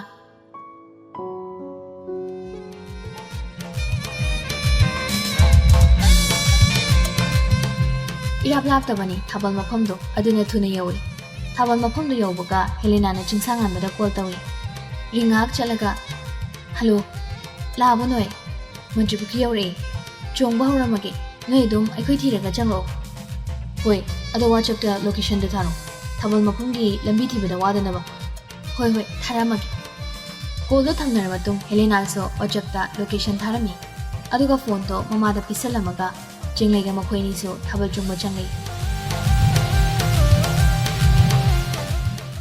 ꯆꯦꯡꯂꯩ ꯁꯅꯥꯅ, ꯑꯩꯁꯦ ꯊꯥꯕꯜ ꯆꯣꯡꯕꯗꯤ ꯀꯌꯥ ꯍꯩꯇꯕꯅꯤ, ꯈꯔꯗꯤ ꯍꯩꯔꯤꯗꯨꯗꯤ ꯅꯪ, ꯑꯗꯩ ꯁꯨꯝ ꯆꯣꯡꯉ ꯍꯩꯔꯛꯇꯧꯅꯤ꯫ ꯍꯣꯏ ꯑꯗꯨꯕꯨꯗꯤ, ꯁꯥꯔꯤ ꯁꯦꯠꯄꯒꯤ ꯊꯥꯕꯜ ꯈꯨꯆꯣꯡꯁꯤꯅ ꯈꯔꯁꯨ ലാꯏꯕꯅꯤ꯫ ꯑꯧ, ꯑꯗꯨꯒꯤꯁꯨ ꯅꯪꯅ ꯁꯥꯔꯤ ꯁꯦꯠꯁꯤ ꯍꯥꯏꯕꯗ ꯍꯔꯥꯎ ꯁꯦꯠꯂꯤꯁꯤꯅꯤ꯫ ꯊꯥꯕꯜ ꯈꯨꯆꯣꯡꯁꯨ ꯁꯥꯔꯤ ꯁꯦꯠꯄꯩꯗꯤ ꯍꯩꯌꯦꯕ, ꯃꯈꯜ ꯆꯣꯡꯕꯗꯨꯗꯤ ꯀꯌꯥ ꯍꯩꯇꯦ꯫ ꯍꯦꯂꯦꯅꯥꯅ ꯂꯨꯆꯤꯡꯂꯒ ꯂꯩꯀꯥꯏ ꯃꯃꯥꯟꯅꯕꯤ ꯃꯆꯦꯁꯤꯡꯗꯨꯒꯤ ꯃꯔꯛꯇ ꯆꯪꯁꯤꯜꯂꯒ ꯊꯥꯕꯜꯗꯣ ꯄꯥꯏꯔꯝꯃꯤ꯫ ꯍꯦꯛ ꯆꯪꯕꯒ ꯅꯨꯄꯥꯁꯨ ꯑꯗꯨꯝ ꯏꯟꯅꯔꯛꯇꯨꯅ ꯅꯨꯄꯥꯒ ꯄꯥꯏꯃꯤꯟꯅꯔꯒ ꯆꯣꯡꯃꯤꯟꯅꯔꯦ ꯃꯈꯣꯏ ꯑꯅꯤꯁꯨ꯫ ꯃꯤꯅꯤꯠ 15 ꯔꯣꯝ ꯂꯩꯕꯒ ꯊꯥꯕꯜ ꯃꯐꯝ ꯌꯧꯔꯛꯂꯦ ꯅꯨꯄꯥ ꯃꯔꯤꯗꯣ꯫ ꯂꯝ ꯂꯥꯞꯄꯤ ꯍꯥꯏꯗꯨꯅ ꯒꯥꯔꯤ ꯃꯆꯥꯗꯒ ꯂꯥꯛꯇꯦ, ꯑꯆꯧꯕꯗ ꯑꯣꯏꯅ ꯂꯥꯛꯏ꯫ ꯃꯌꯨꯝꯗꯗꯤ ꯑꯁꯤ ꯌꯧꯅ ꯂꯥꯞꯅ ꯆꯠꯅꯤꯒ ꯍꯥꯏꯔꯝꯕ ꯅꯠꯇꯦ ꯃꯔꯤꯗꯣ꯫ ꯒꯥꯔꯤꯗꯣ ꯃꯐꯝ ꯆꯥꯅ ꯈꯥꯝꯂꯝꯂꯒ ꯀꯨꯝꯊꯔꯛꯏ, ꯑꯗꯨꯒ ꯊꯥꯕꯜ ꯆꯣꯡꯂꯤꯕ ꯖꯒꯥꯗꯨꯗ ꯆꯨꯝꯗ꯭ꯔꯤꯡ ꯆꯪꯁꯤꯜꯂꯛꯇꯨꯅ ꯅꯨꯄꯤ ꯑꯅꯤꯗꯨ ꯎꯕ꯭ꯔꯅ ꯃꯃꯤꯠꯇꯣ ꯀꯣꯏꯌꯦꯡ ꯌꯦꯡꯅꯔꯦ꯫ ꯉꯥꯏꯍꯥꯛ ꯂꯩꯕꯒ ꯎꯔꯦ ꯅꯨꯄꯥ ꯃꯌꯥꯝꯒꯤ ꯃꯔꯛꯇ ꯆꯣꯡꯂꯤꯕꯗꯣ꯫ ꯅꯨꯄꯤ ꯑꯅꯤꯗꯨꯒꯤ ꯌꯦꯠ ꯑꯣꯏ ꯅꯨꯄꯥ ꯉꯥꯛꯇꯅꯤ꯫ ꯃꯈꯣꯏ ꯑꯅꯤꯁꯨ ꯅꯨꯄꯥ 3-4ꯅ ꯃꯔꯛꯇ ꯂꯦꯞꯈꯤꯕꯅ ꯏꯔꯥꯞ ꯂꯥꯞꯅꯔꯦ꯫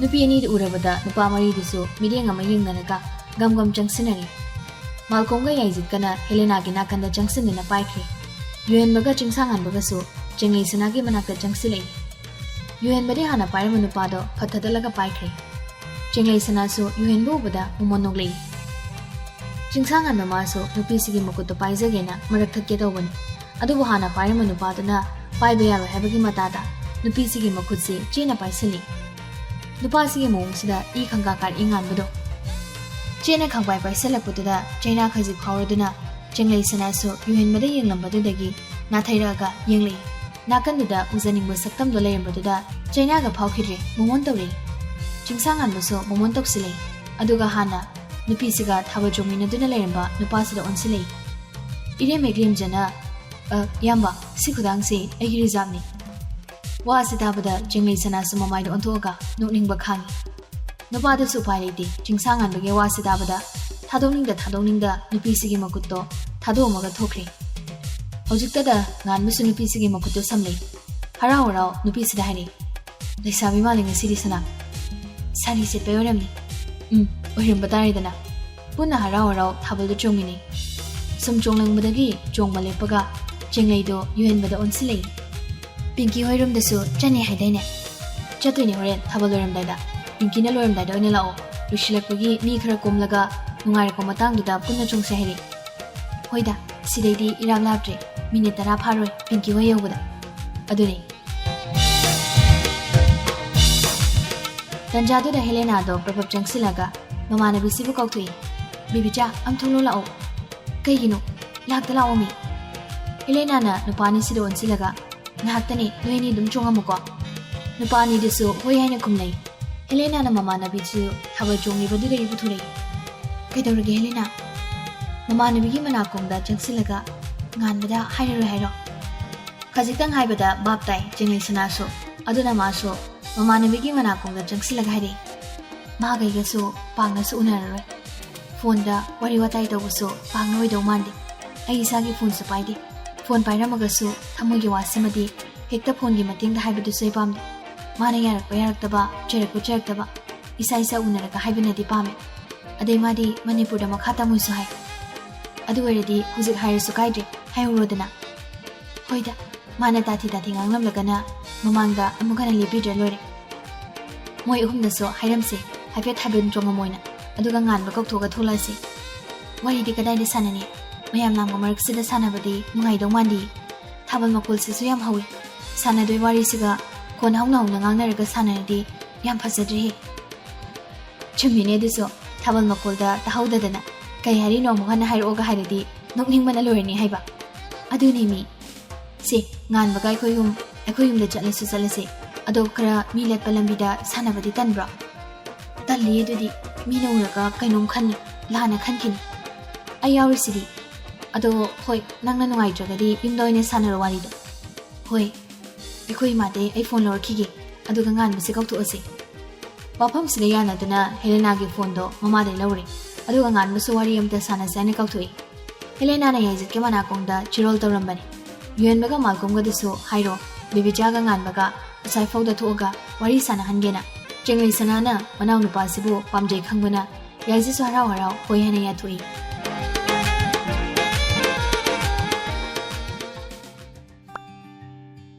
Chatliba punchi khongchatsida tungda lakadabu khuding hana mangjona khanglamlabadi khudongthiba awaba kayadagi so kanba ngamlamgadabani.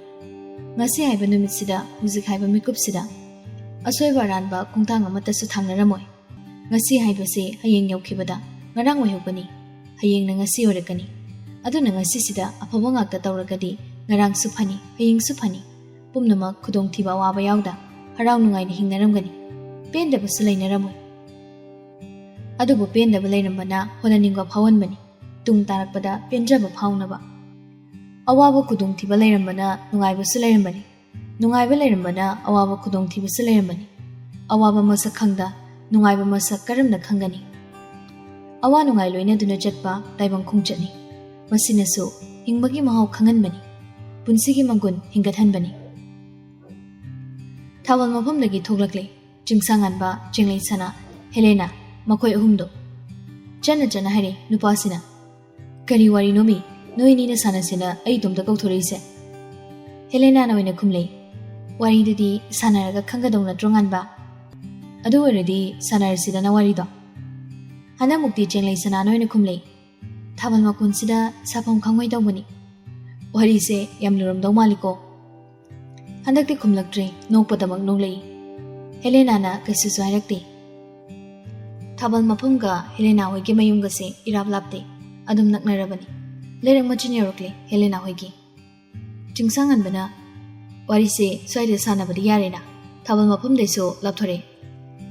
Chingsangan bana jenglai sanana itak tapna khumlei.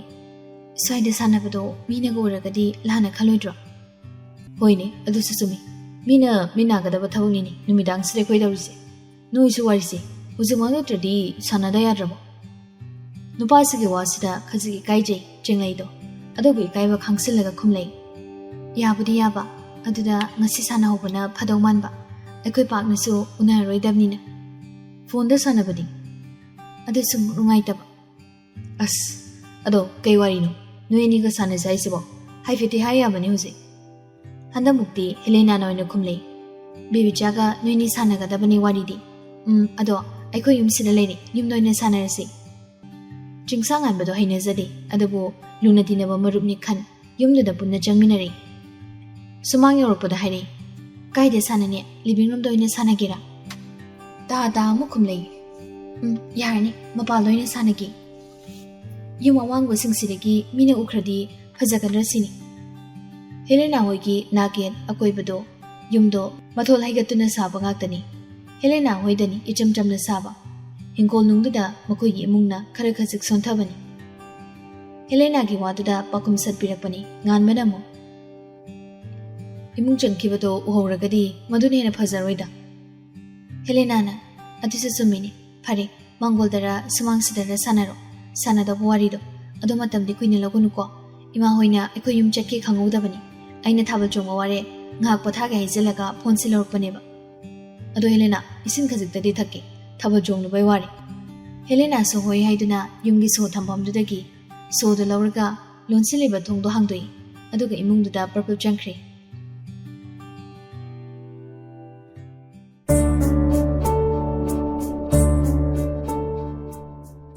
Ani disu Jurita Pum to the Pumtari.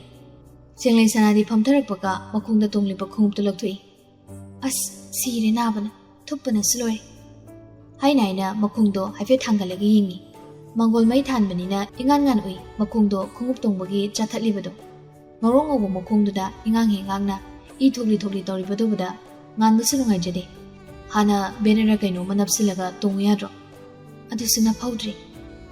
Haina, Makung Manindo, Amugingi, Madumari Karasatina Talame, Madubada Makatari.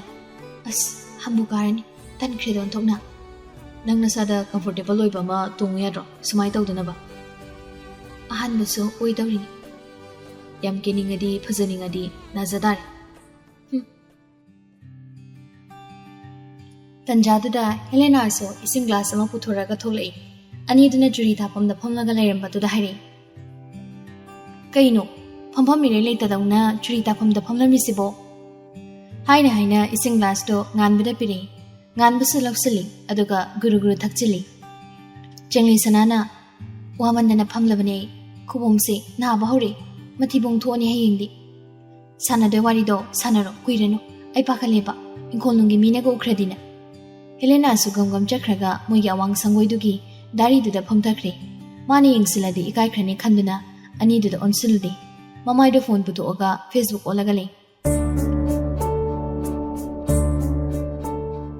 Jingsangan Buso, Manaka Pamlibi, Nupisido Onsili. Kainosana, Orisana Sina, Ibupuraga, Tumilesibo. Haido Ribuado, Bake Haibangamdi, Nupisimuso, Ikaiman Banangam Davani. Adobo Haida Wadi, Hirakta, Atopoin Hari. Kain Sansaraki. Siro, Sanase, what is it? In Sangbudi, Yoksang Lubinumin in a Yamung Jona Poktongi. Naga Muktumile, Nupisi Mongsida, Ijamjam Kalamanoba Simuso, Karinone Haiba Makale. Somdan Helena's Pambangam Dravani, Mina Kankra Ukradi Kandana Bakale. As quick crayon tona, Karinumidang Sida, what is Sanon in Silubuno Ibo. Mango Jurita Pumda Tumin Pami and Idiso. What is Sanasai, Dana, Mapum Sitana Puraga, Nupisina Tumile Mongsida, Nupasa Kazik Sami. Sana, Numidang Sida, Sumai Sumle say, Minuraga Pazavoid. What is Sana Dravnina, Ejalagi? Homlambadagi Pukawale. Nupasigi Matoxida, Tahataha. Naiku. Tanjadu dagi, Gate Room dagi, Muikara, Murungurung Changlapagi Makoltani. Helena do Makoltabada, phone with Lambadagi, Ipapakana, Gate Room Dape Changli. Mi Marimanga, Changli with Ubada, Lawayuton Satkri. Homlambade Hawalaga, Tahata, Marubani Duginak the Lai. Makoldo Tabada, Nandusa Changli Ipapakana, Tahata, Gate Room the Yingli. Mi Changlapadu Ubada, Hena Pakat Christian lady. Homlambadagi, Pukawale. Jingsangan Buso, Lawai Samdo, Chapsab Yunkat Kre. Tata Chensilaga, Marubani Sidahiri. Kamaito do into Sibo. Marubani dina Kumba Paunan Ringai, Changlaklipa, Nupising Dugi, Maraktagi, Amanahari. Karino, Abemananga, Yumsida Taurise. Helena so, Mamai Laduniangle, Laklibado, Sagagi, Mamapok, Madumcha, Lekaigi, Manama Madumcha Topusiari, Sagagi Mapok Amusiari. Helena no kumlaktabsida, Lekaigi Manamadun Hari. Numidang ating busida, Yumsida no Papusila Katosika no Habani.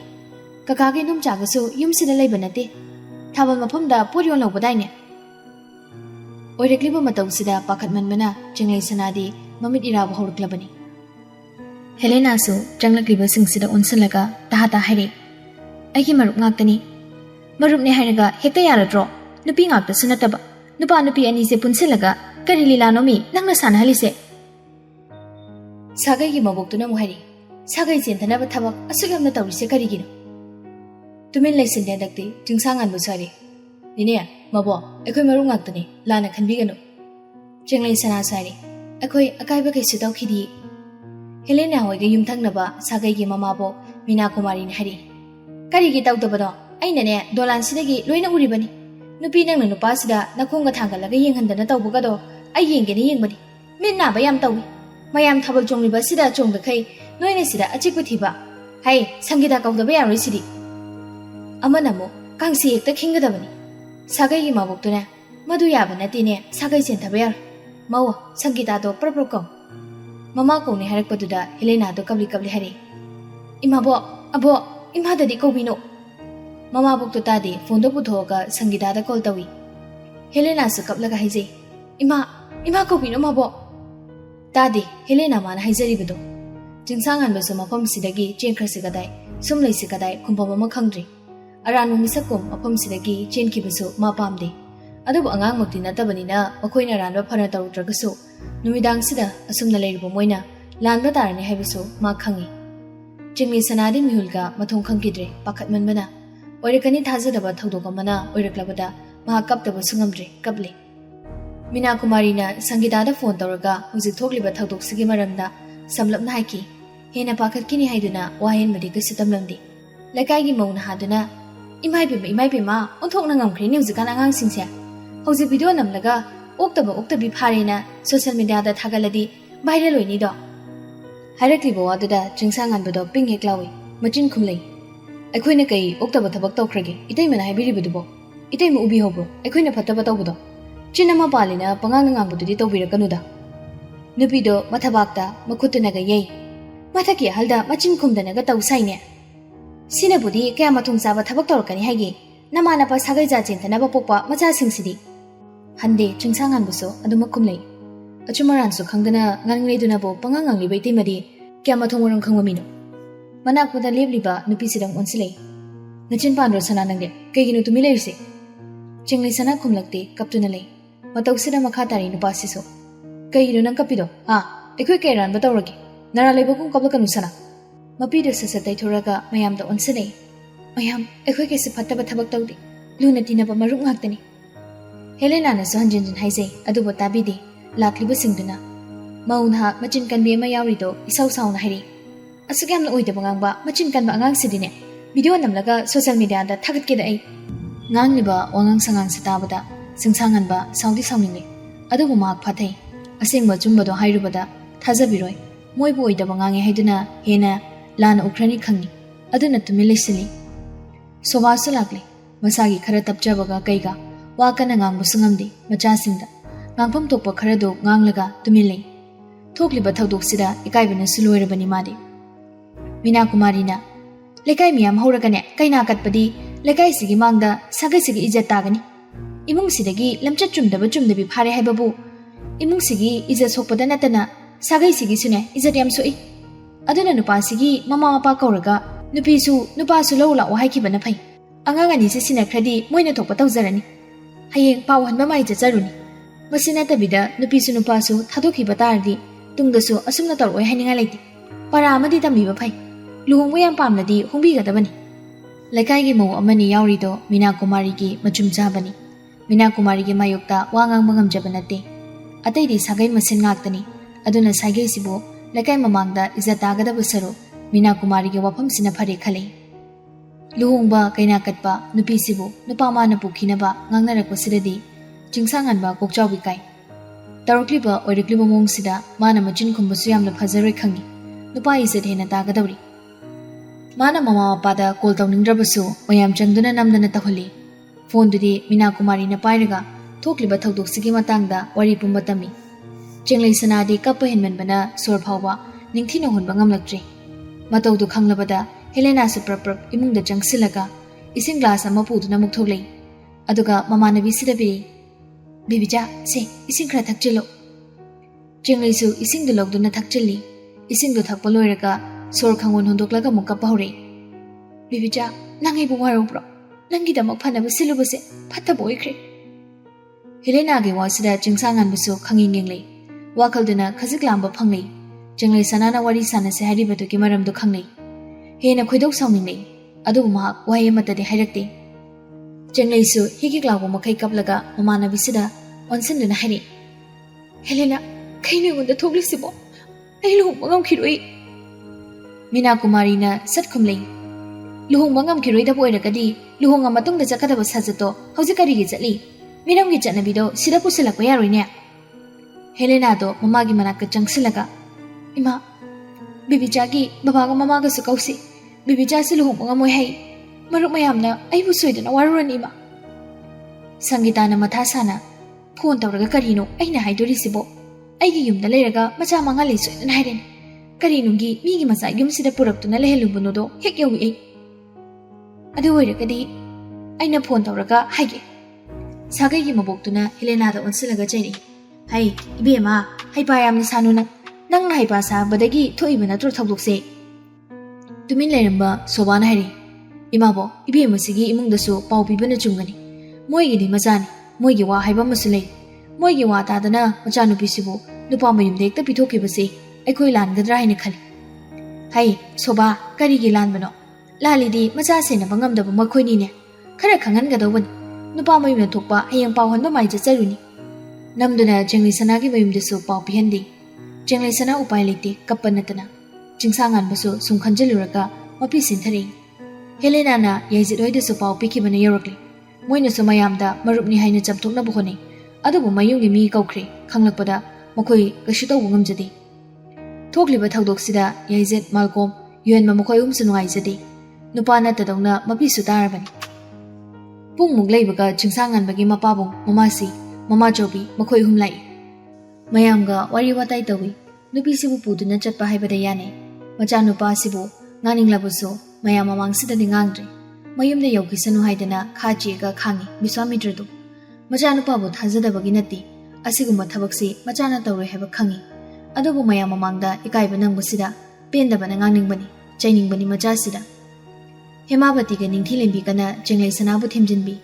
Phana themjilabasu kapale phanbadi ngamde aduma kaptuna lei jingsangan badana tana yaiziloi miwa tarani khonti charani haiba khangi adubu madude hena khanjilude makhoi humdo khudong thiba nangliba dasa tariba nisigi khanbadana hena nungaijade makhoido khudong thiba sidagi nathairaga chatpa ngamkhidre film da drama da wari da gaida thokpa thakdokto jingsangan bamadi Jenglei Sanagi mafamda thoklare Jenglei Sanabu puduna mayuma ke pangai Al singa tongminari nupi simadi adubu jingsangan badi marup singa oina dumaklai gari manungda wam tangangnade marup manido makhoi ahumso karigumba wahang ama tarakte lairiba jingsangan bagi phibamsida wahang hangba matang chade khangi aduna tumin laibani jingsangan buso wa machet ama phawba ngangda matha sana phamli Jenglei Sanadi magi mayum hendoktuna lakpotuda hene kappa henjilei wakhal muna khanthaudana thangluba soiba khongthang amana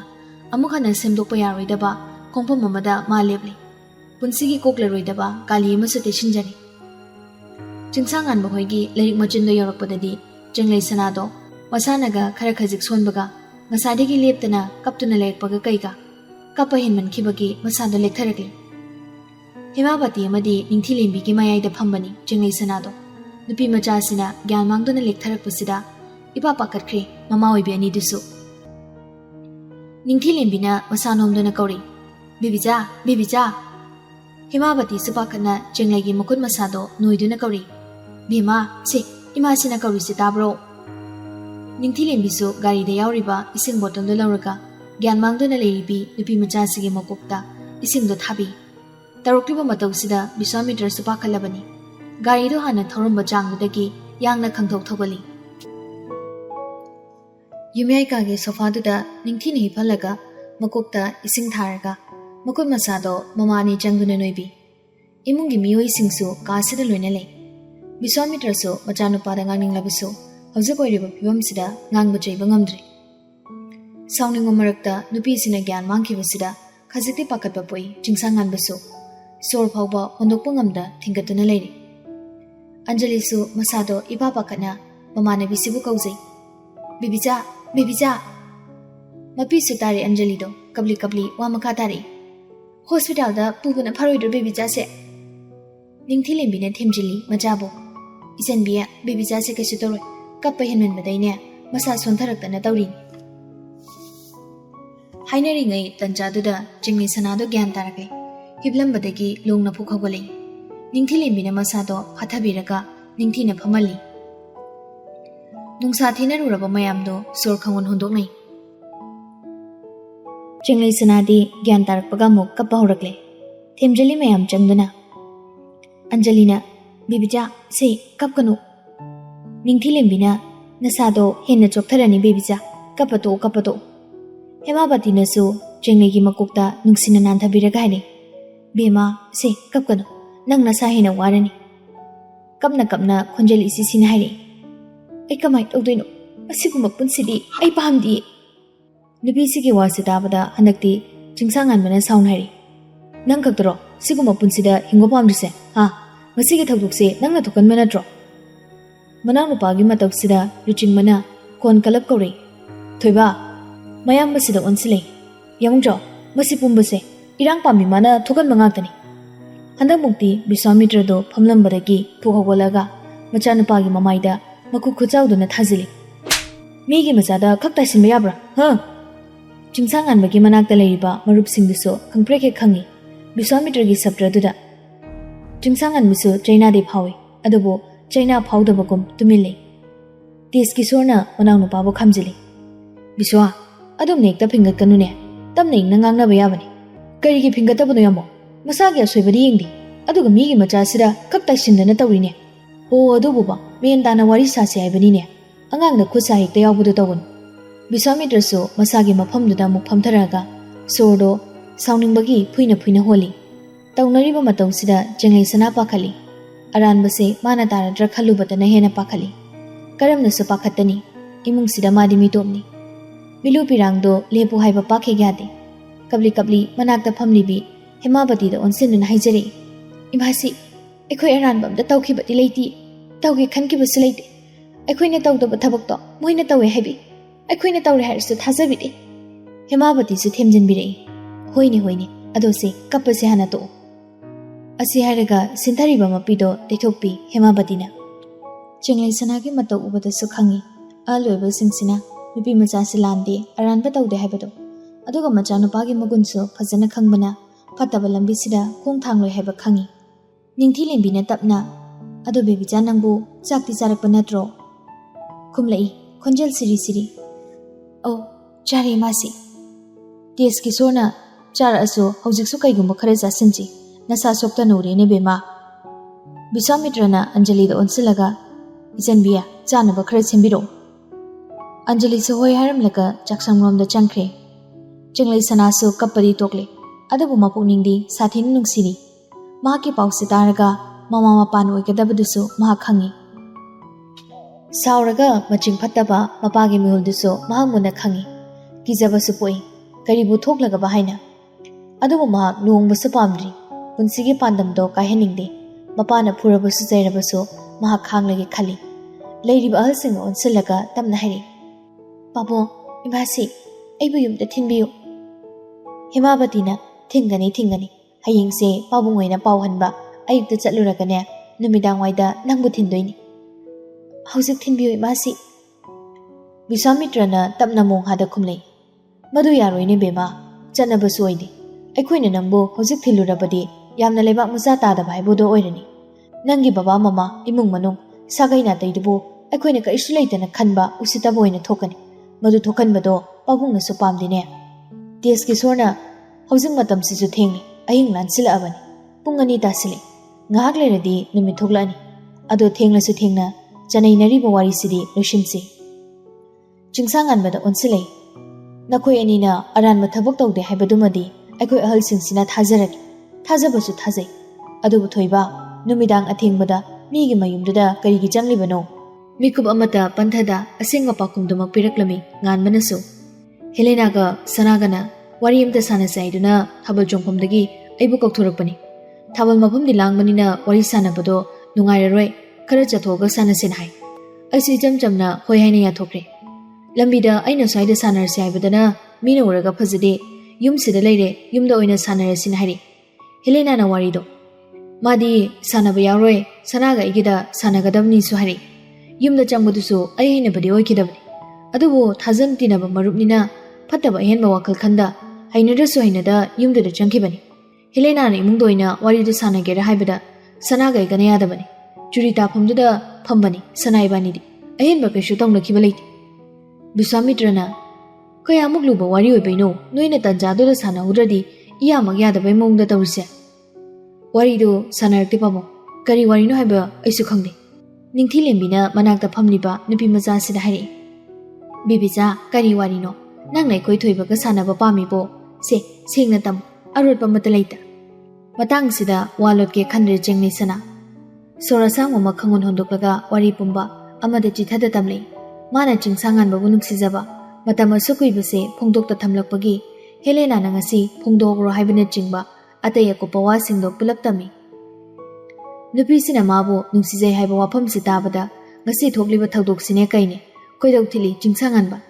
Nupi sina onsinduna thina ngangningai. Adubu ahal mayam mamang sidadi ma nganglaba sungang thorakte. Sauningli bado phathai. Wari singdo tabada Yaizet Malcolm Yuhenba makoi umso amana mada yengnei. Thokliba thawdokse karamna haina thokliba no khanbada gyan mamlambani. Adubu wari se tabada Helena da khajik singnari. Chingnafam su thokpani. Moibusu thabal jongbala o haidana Helena na kaurakpani. Machani ge wari do taraga Hemabatin hari. Noyani pikliba angang amata nati. Aikoi ge khunai sida kari chatnei chanade haibado khangliba ngaktani. Bema nangsuni namanabi na hayeduna bo nangore matagom kari ge duktuna mikup amada phirep to loribano. Aduga thoiba nangis asoiba yamne. Yumdugi ahal leitringai adu thengnaba matamduda karigi migi mayumda changlui nangna changlamdaba taragadi thawdokse thomoidabani. Biswamitrana kon khajik wangkhatna hairi. Adai dokrone karigi noba noina duglamna thabal jongbone na chalisibo. Noibu ngasai chatlamdaidadi singjamaigi thabal mafamduda chaluni hairambadaine. Namana pai khoida pau oidaba minamba asugam nganglise karigino. Ha handakti yaizina babungja ekoi noidaba ngangkhibaidi ekoi soikre. Adubu thabal sidi Helena na moigi thabal leila o hairakpaduda aikoi su tinaruba marupnina chalubani. Tanjaduda andalisu thonei warido haipe tahauban haire. Helena do aingondasu punna thabal chongminasi lawba lakena hairakpani. Aduda aikoi lekaigi thabal leibisida aisu chatabani. Haina mana sem saduna putharakliba chanabadusu mamanabisida piri. Bibicha se chaoina nolabani. Achapusika khara chasilo. Piraklibado chenglei sana sulausilaga bangda leiriba table duda mukthami. Mataududa Anjali do AI na soli. Wadusu makha tarakke tawbani. Adubu nangde mabung hal luchingmana thajinkre. Thokliba thawdokse tan chanakiduna thokpoiramuse. Laibakta sum thowaida tamlambagi soirambe. Adu waigi wakhaldadi atamnana migi khut yauraga sinmagum amadi mali. Maruaina Helena bu khajikchini. Masimangna hekta oiramani haibadi nate. Adubu noi mayamna liriba warisiga hairagadi oithokpadi yaribani. Yaningi mayam mungsin hairakliba wahise Yaizet Malcolm Yuhenba makoi ahumnasu. Ningthilembina asengba khangdringaidane adumne hekta haibasu langane choba. Pharasu phatrasu makoise luna tinaba maruk ngaktani. Marumna marukki mangnaba tawba haunade. Chumi masi. Adubu unsana kupa mioibani. Mi khudimak afaba oiba nate. Luna tinaba marupsingi marakta mabuk sengdaba marupsu adumak mayawnabani. Hemabati namo Helena na sinba oiragadi kari maramgi sindoiba haiba wahangsi amuk thoklei. Lure tawdorisi. Biswamitrana yare hokhradi hokre. Hayinganane pawhanbu chalasi. Nupi mayumna kari harakpado yenglaga amuk khanarasi. Teski sona maduna phare. Hayeng kharangana yoksilungnaba tawsi. Helena bu jingnabage wangangama mayamna nganglibasida wari mamutana khangdriba Anjali do gyan ingawi.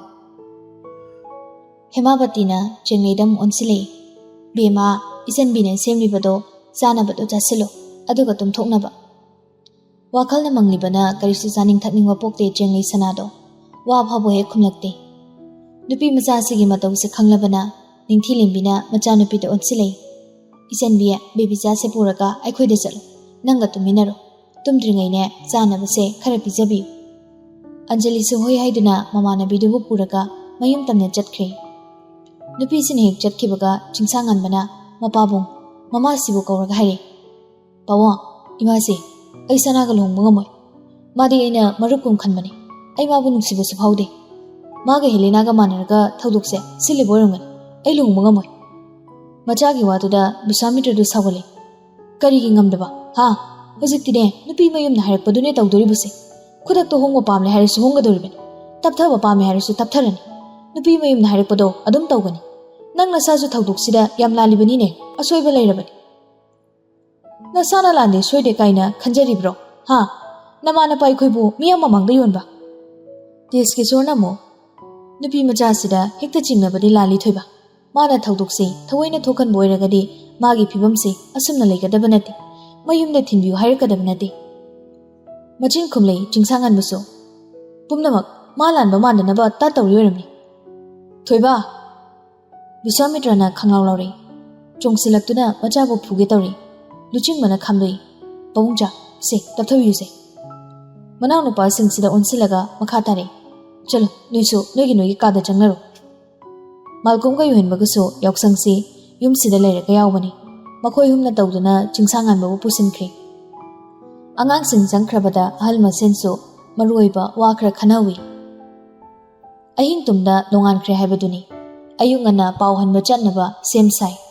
Deski sor Biswamitra amadi Sagaygi makhura amaga phaijom setuna pauhanba lakle. Lam laptabanina yaukiba khangaude. Lekaigi mida koyang hangnadanaba Chenglei sanagi mayumdo phajana gyan tana takle ningthilembina. Madi hanasu chalurabanina phajana khangbani. Ningthilembina taklakpa thongal tari subaduda garido khami Biswamitrana. Garidagi kumtharaklaga gate manung lansilai. Ichikchi yumdo mapanda miyoy amata lairamdabaduda Biswamitrana bevaramada yumbubu gauri. Yumsibu kana leibige. Amukobuda taraduna Sunandado imungdagi tholei. Phaijom setpa nupa hom churi taphamda leblambasu ubada ingak sungakri. Kana Deski sorna yumsibu athokpam luang nembagi oibirabra. Au mani. Ichanupigi pauhanba laksabani. Hairakliba waduda Sunanda ngakpane pakhatpane punsinkre. Lagliba singsigi phida phau tharamda mapuroibabu iba pakana khonjal haurap kawi. Moi baba tabro amta thokpirao. Magi loinabina iba pakhatna korokpaduda ipingpingna tholei luang lembasu. Hai kaidore mama. Haina mangol tamna tholakpani. Phaijom setuna lemliba miyoi singdo ubada masu ingangai. Moi baba aikhoi bibi chagi pauhanba laknini hai. Hairakliba waduda luang lemba ingangakre. Mamanabagi mayumda thaba chongluni haidana chakraga tariba pausida ngakpani. Thajabasu hek ngamde. Helena amadi Sangitanasu machanupi hanjilakte chenkre habagi wamatusu hairakpa natabanina pausida thajaba ngamde. Lakliba singduda onsilaga haire luang lembana. Sumdawbani aige chanupidi mamanabigi mayumda thabal chongba yaruni haidana ngarang chakhibani. Mayamgisi yumonaba oiramlani. Biswamitra hoiga lakminaba ahalama yauragiduna haire. Yumonaba nachade ibungogi icha Ningol Chenglei sanado aikhoigi isu nupana puduna lakle. Madugi pauhanba laksabani. Wada tabada luang lemba sauningbana pinglaukre. Magi nupido onsilaga ipingpingna haire. Hai mama Helena da phone tohujima. Sunanda su machanupigi pause tabada mamit ira thanglei. Adubo khangsilaga mapuroibabu khamjili. Moi baba amta phingat bikinuse. Adudagi lakliba sindo onsilaga makhatari. Mangol sida kakhatpiro phida somda lengsinbiu. Haina Mangolgi kachinwaida leiriba phakto thai. Lakliba humdusu makhoina tonglakpa phenato lakthoga Mangolgi dari duda kakhatke tawrakpagani. Luang lembana magi loinabida subtract tawrakibado. Helena da phone taw haibani mama. Aikhoi bebi cha kadai lei hangu. Luang lembagi subtract duda lakliba humdo kamuk chai. Sunandana taptharaga moi baba pauhanba lakliba ahal singsiga nena tana wari sanar matungdane kona tapna tawrisi. Karigi konba ꯏꯆꯥꯅꯨꯄꯤ ꯍꯟꯖꯤꯜꯂꯛꯇ꯭ꯔꯦ ꯆꯠꯈ꯭ꯔꯦ ꯍꯥꯏꯕꯒꯤ ꯄꯥꯎꯁꯦ ꯃꯃꯥ ꯃꯄꯥ ꯑꯣꯏꯕ ꯑꯩꯈꯣꯏꯗ ꯄꯥꯎ ꯄꯤꯐꯝ ꯊꯣꯛꯇꯕ꯭ꯔꯣ? ꯃꯣꯏ ꯃꯃꯥ ꯃꯆꯥꯗꯣ ꯂꯥꯛꯑꯒ ꯅꯠꯇ꯭ꯔꯣ ꯏꯆꯥꯅꯨꯄꯤ ꯄꯨꯈꯤꯕꯗꯣ? ꯑꯗꯨꯒ ꯁꯤꯒꯨꯝꯕ ꯋꯥ ꯑꯃ ꯂꯩꯔꯕ ꯄꯥꯎ ꯑꯃꯠꯇ ꯈꯪꯍꯜꯂꯛꯇꯕ ꯍꯥꯏꯕꯁꯦ ꯑꯩꯈꯣꯏꯕꯨ ꯎꯁꯤꯠꯇꯕꯅꯤ. ꯏꯆꯥꯅꯨꯄꯤꯗꯣ ꯑꯉꯥꯡ ꯑꯣꯏꯔꯤꯅꯦ ꯃꯃꯥ. ꯃꯥꯡꯒꯣꯜꯗ ꯄꯥꯛ ꯀꯥꯈꯠꯄ ꯉꯝꯗ꯭ꯔꯤ ꯂꯥꯛꯂꯤꯕꯁꯤꯡꯗꯣ ꯆꯨꯔꯤ ꯇꯥꯐꯝꯗꯨꯗ ꯂꯦꯞꯂꯒ ꯕꯤꯁ꯭ꯋꯥꯃꯤꯇ꯭ꯔꯅ ꯌꯥꯝ ꯏꯪꯅ ꯃꯣꯡꯍꯥꯗ ꯍꯥꯏꯔꯛꯂꯝꯃꯤ. ꯃꯔꯨꯞ, ꯁꯨꯝꯗꯧꯕꯅꯤ. ꯑꯩꯒꯤ ꯏꯆꯥꯅꯨꯄꯥꯒ ꯃꯔꯨꯞꯀꯤ ꯏꯆꯥꯅꯨꯄꯤꯒꯗꯣ ꯍꯧꯖꯤꯛ ꯃꯔꯨꯞꯅ ꯍꯥꯏꯔꯤꯕ ꯍꯦꯂꯦꯅꯥ ꯍꯣꯏꯒꯤ ꯃꯌꯨꯝꯗ ꯅꯨꯃꯤꯗꯥꯡ ꯂꯩꯃꯤꯟꯅꯔꯝꯕꯗꯒꯤ ꯂꯩꯀꯥꯏꯒꯤ ꯃꯤꯌꯥꯝꯅ ꯐꯥꯔꯒ ꯋꯥꯗꯣ ꯃꯈꯥ ꯇꯥꯔꯛꯇ꯭ꯔꯤꯉꯩ ꯂꯨꯋꯥꯡꯂꯦꯝꯕꯅ ꯁꯥꯎꯅ ꯃꯔꯛ ꯐꯊꯜꯂꯦ. ꯌꯥꯔꯦ ꯑꯩ ꯚꯥꯞ ꯇꯥꯔꯦ. ꯋꯥꯗꯣ ꯃꯈꯥ ꯇꯥꯕꯤꯔꯅꯨ. ꯁꯨꯅꯟꯗꯥꯁꯨ ꯍꯥꯏꯔꯤꯕ ꯋꯥꯗꯣ ꯀꯔꯤꯅꯣ ꯍꯥꯏꯕ ꯋꯥꯈꯜꯅ ꯂꯥꯝꯕ ꯐꯪꯕꯅ ꯃꯄꯤ ꯇꯥꯗꯨꯅ ꯀꯞꯂꯦ. ꯃꯆꯥꯅꯨꯄꯤꯅ ꯑꯁꯤꯒꯨꯝꯕ ꯊꯕꯛꯁꯤ ꯇꯧꯔꯝꯒꯅꯤ ꯍꯥꯏꯕꯁꯨ ꯃꯥ ꯊꯥꯖꯗꯦ. ꯄꯥꯎꯁꯤ ꯇꯥꯕꯗ ꯃꯊ꯭ꯋꯥꯏ ꯆꯥꯛꯂꯦ. ꯇꯞꯂꯤ ꯃꯇꯤꯛ ꯁꯥꯎꯕ ꯊꯨꯕꯅꯤ ꯂꯨꯋꯥꯡꯂꯦꯝꯕꯁꯦ. ꯃꯆꯥꯅꯨꯄꯤꯒꯤ ꯄꯥꯎꯁꯤ ꯇꯥꯕꯗ ꯁꯥꯎꯕꯅ ꯃꯃꯤꯠ ꯏ ꯀꯥꯔꯛꯂꯦ. ꯑꯁꯥꯎꯕ ꯃꯔꯛꯇ ꯏꯀꯥꯏꯕꯁꯨ ꯐꯥꯎꯔꯕꯅꯤ. ꯁꯥꯊꯤꯅ ꯏꯀꯥꯏꯔꯕꯅꯤ. ꯂꯥꯛꯂꯤꯕꯁꯤꯡꯗꯨꯗ ꯑꯣꯟꯁꯤꯜꯂꯒ ꯍꯥꯏꯔꯛꯏ. ꯃꯌꯥꯝ ꯂꯦꯡꯕꯤꯔꯣ. ꯂꯝꯆꯠ ꯆꯨꯝꯗꯕꯤꯒꯤ ꯃꯐꯝ ꯌꯨꯝꯁꯤꯗ ꯂꯩꯇꯦ. ꯑꯃꯨꯛ ꯍꯟꯅꯁꯨ ꯌꯨꯝꯁꯤꯗ ꯈꯣꯡꯒꯨꯜ ꯇꯥꯍꯜꯂꯣꯏ ꯑꯩꯅ. ꯅꯨꯄꯥ ꯃꯌꯨꯝꯅꯅꯦ ꯊꯣꯛꯄ ꯇꯧꯕꯤꯈ꯭ꯔꯣ. ꯃꯣꯏ ꯕꯕꯥ ꯑꯗꯨꯝꯅ ꯍꯦꯛꯇ ꯍꯥꯏꯕꯤꯒꯅꯨ. ꯐꯔꯁꯨ ꯐꯠꯇ꯭ꯔꯁꯨ ꯑꯩꯈꯣꯏꯒꯤꯗꯤ ꯏꯆꯥꯅꯨꯄꯤꯅꯤ. ꯂꯨꯋꯥꯡꯂꯦꯝꯕꯁꯨ ꯃꯆꯥꯅꯨꯄꯤꯕꯨ ꯅꯨꯡꯁꯤꯕꯅꯤ, ꯀꯥ ꯍꯦꯟꯅ ꯅꯨꯡꯁꯤꯕꯅꯤ. ꯑꯗꯨꯕꯨ ꯇꯥꯔꯤꯕ ꯄꯥꯎꯁꯤꯗ ꯃꯍꯥꯛ ꯁꯥꯎꯕꯅ ꯃꯥꯡ ꯊꯥꯈ꯭ꯔꯦ. ꯀꯅꯥꯒꯤ ꯏꯆꯥꯅꯨꯄꯤ? ꯁꯥꯒꯩ ꯖꯥꯠ ꯆꯦꯟꯊꯅꯕ ꯄꯣꯛꯄꯤ. ꯃꯃꯥ ꯃꯄꯥ ꯑꯩꯈꯣꯏꯕꯨ. ꯋꯥ ꯃꯈꯥ ꯇꯥꯔꯛꯇ꯭ꯔꯤꯉꯩ ꯇꯦꯖꯀꯤꯁꯣꯔꯅ ꯑꯉꯥꯡꯁꯤꯡꯒꯤꯁꯨ ꯃꯣꯔꯥꯜꯗꯤ ꯂꯩꯖꯕ ꯅꯠꯇꯦ. ꯋꯥꯔꯤꯁꯤ ꯑꯃꯨꯛꯇ ꯒ꯭ꯌꯥꯟ ꯇꯥꯅ ꯁꯥꯟꯅꯁꯤꯅꯦ ꯏꯅꯥꯎ ꯏꯕꯨꯡꯉꯣ. ꯇꯦꯖꯀꯤꯁꯣꯔꯒꯤ ꯋꯥꯁꯤꯗ ꯍꯦꯟꯅ ꯁꯥꯎꯒꯠꯈ꯭ꯔꯦ. ꯂꯝꯆꯠ ꯆꯨꯝꯗꯕꯤ ꯌꯣꯛꯈꯠꯄꯗꯣ ꯑꯩꯗꯤ ꯉꯝꯃꯣꯏ. ꯏꯆꯥ ꯑꯣꯏꯔꯁꯨ ꯂꯝꯆꯠ ꯆꯨꯝꯗ꯭ꯔꯗꯤ ꯌꯨꯝꯁꯤꯗ ꯃꯥꯒꯤ ꯆꯪꯖꯐꯝ ꯂꯩꯇꯦ. ꯈꯣꯡꯒꯨꯜ ꯐꯥꯎꯕ ꯇꯥꯍꯜꯂꯣꯏ ꯑꯩꯅ. ꯕꯤꯁ꯭ꯋꯥꯃꯤꯇ꯭ꯔꯅ ꯑꯃꯨꯛ ꯇꯞꯊꯅ ꯑꯉꯥꯡꯁꯤꯡꯁꯨ ꯑꯁꯨꯝꯅ ꯊꯣꯛꯀꯅꯤ ꯍꯥꯏꯕꯁꯦ ꯈꯪꯂꯨꯗꯕꯖꯥꯠꯅꯤ. ꯏꯆꯝ ꯆꯝꯅ ꯃꯥ ꯍꯦꯟꯅ ꯏ ꯍꯥꯞꯈ꯭ꯔꯦ ꯂꯨꯋꯥꯡꯂꯦꯝꯕꯒꯤ ꯃꯐꯝꯗ. ꯋꯥꯗꯣ ꯊꯕꯠꯈꯠꯂꯦ. ꯀꯔꯤꯅꯣ ꯏꯆꯝ ꯆꯝꯕ ꯍꯥꯏꯗꯤ? ꯅꯨꯃꯤꯗꯥꯡ ꯑꯊꯦꯡꯕꯗ ꯄꯥꯈꯪ ꯂꯩꯁꯥꯕꯤ ꯂꯩꯃꯤꯟꯅꯔꯝꯕꯒꯤ ꯂꯩꯀꯥꯏ ꯃꯤꯌꯥꯝꯅ ꯐꯥꯔꯦ ꯍꯥꯏꯔꯤꯁꯤꯕꯨ ꯏꯆꯝ ꯆꯝꯕ ꯋꯥꯔꯣ? ꯑꯗꯨꯁꯨ ꯃꯤꯒꯤ ꯃꯌꯨꯝꯗꯒꯤ. ꯌꯥꯔꯦ ꯃꯌꯥꯝ ꯂꯦꯡꯕꯤꯈ꯭ꯔꯣ. ꯀꯨꯏꯊꯔꯛꯂꯕꯗꯤ ꯄꯥꯝꯗꯕ ꯊꯧꯗꯣꯛ ꯊꯣꯛꯂꯛꯄ ꯌꯥꯏ. ꯑꯩꯅ ꯂꯦꯝꯅ ꯍꯥꯏꯔꯤꯁꯤꯅꯤ. ꯃꯌꯥꯝ ꯂꯦꯡꯕꯤꯈ꯭ꯔో. ꯑꯩꯈꯣꯏꯒꯤꯗꯤ ꯏꯆꯥ ꯉꯥꯛꯇꯅꯤ. ꯀꯔꯤꯅ ꯐꯒꯗꯒꯦ ꯍꯥꯏꯗꯣ ꯈꯟꯅꯁꯤꯅꯦ ꯃꯔꯣ. ꯅꯨꯄꯥ ꯃꯌꯨꯝꯅ ꯊꯣꯛꯄ ꯇꯧꯕꯤꯈ꯭ꯔꯣ. ꯁꯨꯅꯟꯗꯥꯁꯨ ꯃꯄꯨꯔꯣꯏꯕꯕꯨ ꯈꯥꯝꯖꯤꯟꯖꯩ. ꯑꯗꯨꯕꯨ ꯑꯔꯦꯝꯕ ꯇꯥꯏ. ꯕꯤꯁ꯭ꯋꯥꯃꯤꯇ꯭ꯔ ꯍꯣꯏꯅꯁꯨ ꯑꯀꯨꯞꯄ ꯋꯥꯔꯤꯗꯣ ꯍꯥꯏꯅꯕ ꯐꯅ ꯀꯟꯅ ꯍꯣꯠꯅꯩ. ꯑꯗꯨꯕꯨ ꯑꯁꯥꯎꯕꯅ ꯃꯅꯥ ꯄꯥꯏꯕ ꯌꯥꯗ꯭ꯔꯕ ꯂꯨꯋꯥꯡꯂꯦꯝꯕꯅ ꯋꯥꯗꯣ ꯊꯕꯛ ꯀꯛꯊꯛꯇꯨꯅ ꯌꯨꯝꯗꯨꯗꯒꯤ ꯇꯥꯟꯊꯣꯔꯛꯏ.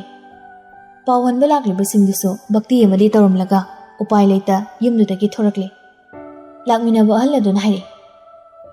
ꯃꯤꯍꯨꯜꯕꯨ ꯑꯣꯟꯊꯣꯛꯅ ꯐꯠꯈꯤꯗ꯭ꯔꯦꯅꯦ ꯃꯄꯥꯁꯦ. ꯋꯥ ꯉꯥꯡꯅꯕ ꯌꯥꯗꯦꯅꯦ. ꯕꯤꯁ꯭ꯋꯥꯃꯤꯇ꯭ꯔꯅ ꯑꯩꯈꯣꯏꯅ ꯁꯥꯎꯔꯨꯕ ꯌꯥꯕ ꯅꯠꯇꯦꯗ ꯈꯨꯔꯥ. ꯃꯄꯥꯁꯤꯅ ꯁꯥꯎꯔꯁꯨ ꯁꯥꯎꯐꯝ ꯊꯣꯛꯄꯅꯤ.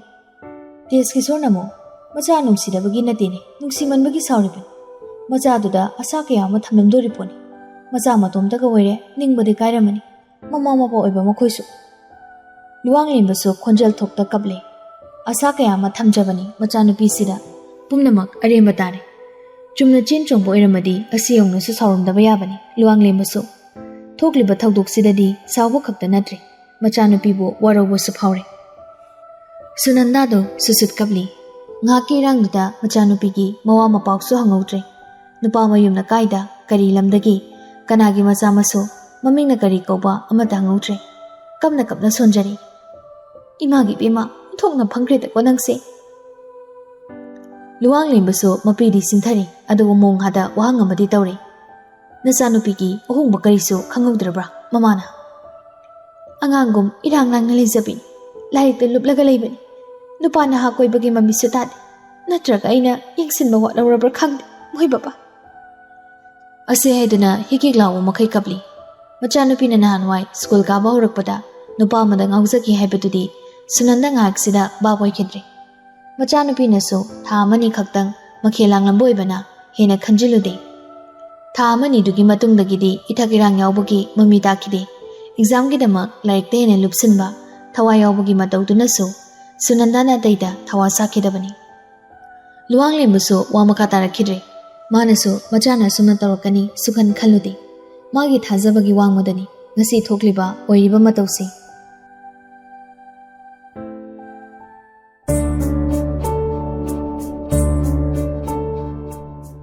ꯑꯟꯖꯂꯤꯒꯤ ꯀꯥꯗꯅꯤ. ꯆꯤꯡꯁꯥꯡꯉꯥꯟꯕꯗꯣ ꯄꯔꯕꯞ ꯆꯪꯂꯩ. ꯑꯟꯖꯂꯤ ꯂꯩꯇꯦ ꯈꯪꯅ ꯆꯪꯂꯩꯕꯅꯤ. ꯀꯥꯒꯤ ꯂꯩꯔꯤꯕ ꯀꯥꯎꯁꯤꯗ ꯇꯨꯃꯤꯟ ꯃꯪꯂꯒ ꯐꯝꯗꯨꯅ ꯂꯩꯔꯝꯃꯤ ꯆꯦꯡꯂꯩ ꯁꯅꯥꯗꯣ ꯀꯥꯒꯤ ꯊꯣꯡ ꯍꯥꯡꯂꯒ ꯃꯤ ꯆꯪꯂꯛꯄꯒꯤ ꯁꯥꯍꯨꯝꯗꯨꯗ ꯊꯣꯡꯖꯤꯟꯔꯣꯝꯗ ꯌꯦꯡꯂꯩ ꯅꯨꯄꯥꯁꯤꯅ ꯄꯔꯕꯞ ꯆꯪꯂꯛꯂꯤꯕ ꯃꯇꯧꯁꯤꯗ ꯃꯍꯥꯛ ꯄꯥꯈꯠꯈ꯭ꯔꯦ ꯊꯣꯛꯂꯤꯕ ꯊꯧꯗꯣꯛꯁꯤꯅ ꯃꯔꯝ ꯑꯣꯏꯔꯒ ꯐꯖꯕ ꯈꯣꯟ ꯊꯥꯔꯛꯂꯔꯣꯏ ꯍꯥꯏꯕ ꯈꯪꯉꯤ नुपासीसु गम गम चंगसिले नुपीसिगी मांगने लेप्तुन हारी असुक तौंगंबे नुपासिगी वासे ताबदा नुपी मागी मिtludagi pirang sinthare adubu thamoi mana sontharabsu wakaldunadi nupasiga chamanana mayoknagi khali wakalna waraklaba choktharaklabadi achikpa mabu thirakpa haibasi hongna sani chenglei sanamasu achikpa mabu thirakpani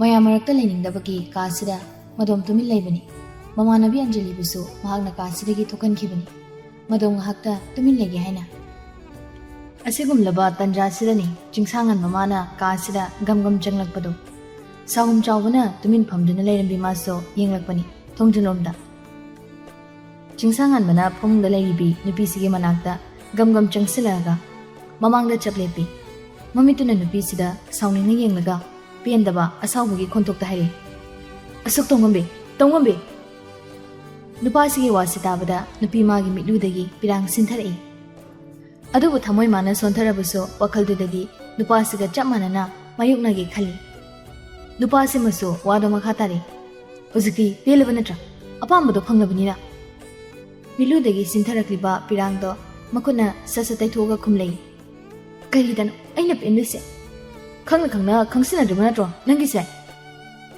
sor khangon hondoga tapna monghada lemjana hari chengli sanana nganba nang thokro mai da gi hei boina thokre wai se nganbagi mafam dadi kon khra wangkhana luhongba nang pamba luhongbo do hongga nang pelaba natro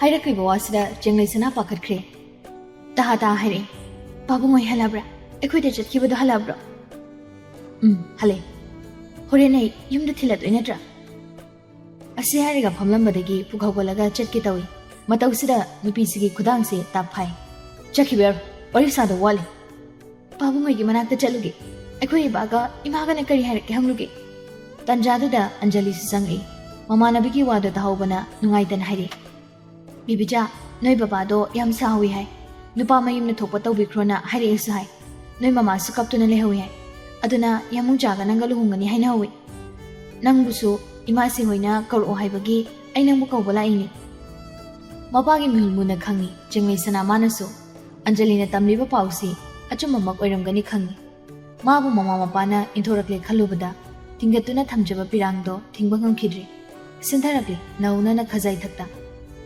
chingsangan busu mana paisiliba nupisi khudangdo thadorakle asawbodi hanbanatri aduna hairi isau sauna apamba ningba thunglaba nangna kari kapli tariba pido haraubugi pi natra khumlakte nupisidi kaptuna le Anjali noina yamja kaino nangna haidubo ngawrubo machal nupina haise dade dadabadi natte thoksadabani nupa mari mamangni leblibi nupisidi yengiga wado dumo makhatare nangna maramoiraga aigi punsise lekhata pungma manghale hanamukti tumin leite kamnga ngangduna khumlei nangkhaki punsira lekhata ise aigide dade siro nasana pamjabado phanglaga karidanu nangi punsina lekhata rise wada sum makhata ragani khangbana Anjalina mabungi makut pare chingi yamcha nangtho chatlo kaishina chungde chingsangan bado nupisida adomo onsili thajaba yaba minadina maruba moina aina nang bosu thajaraga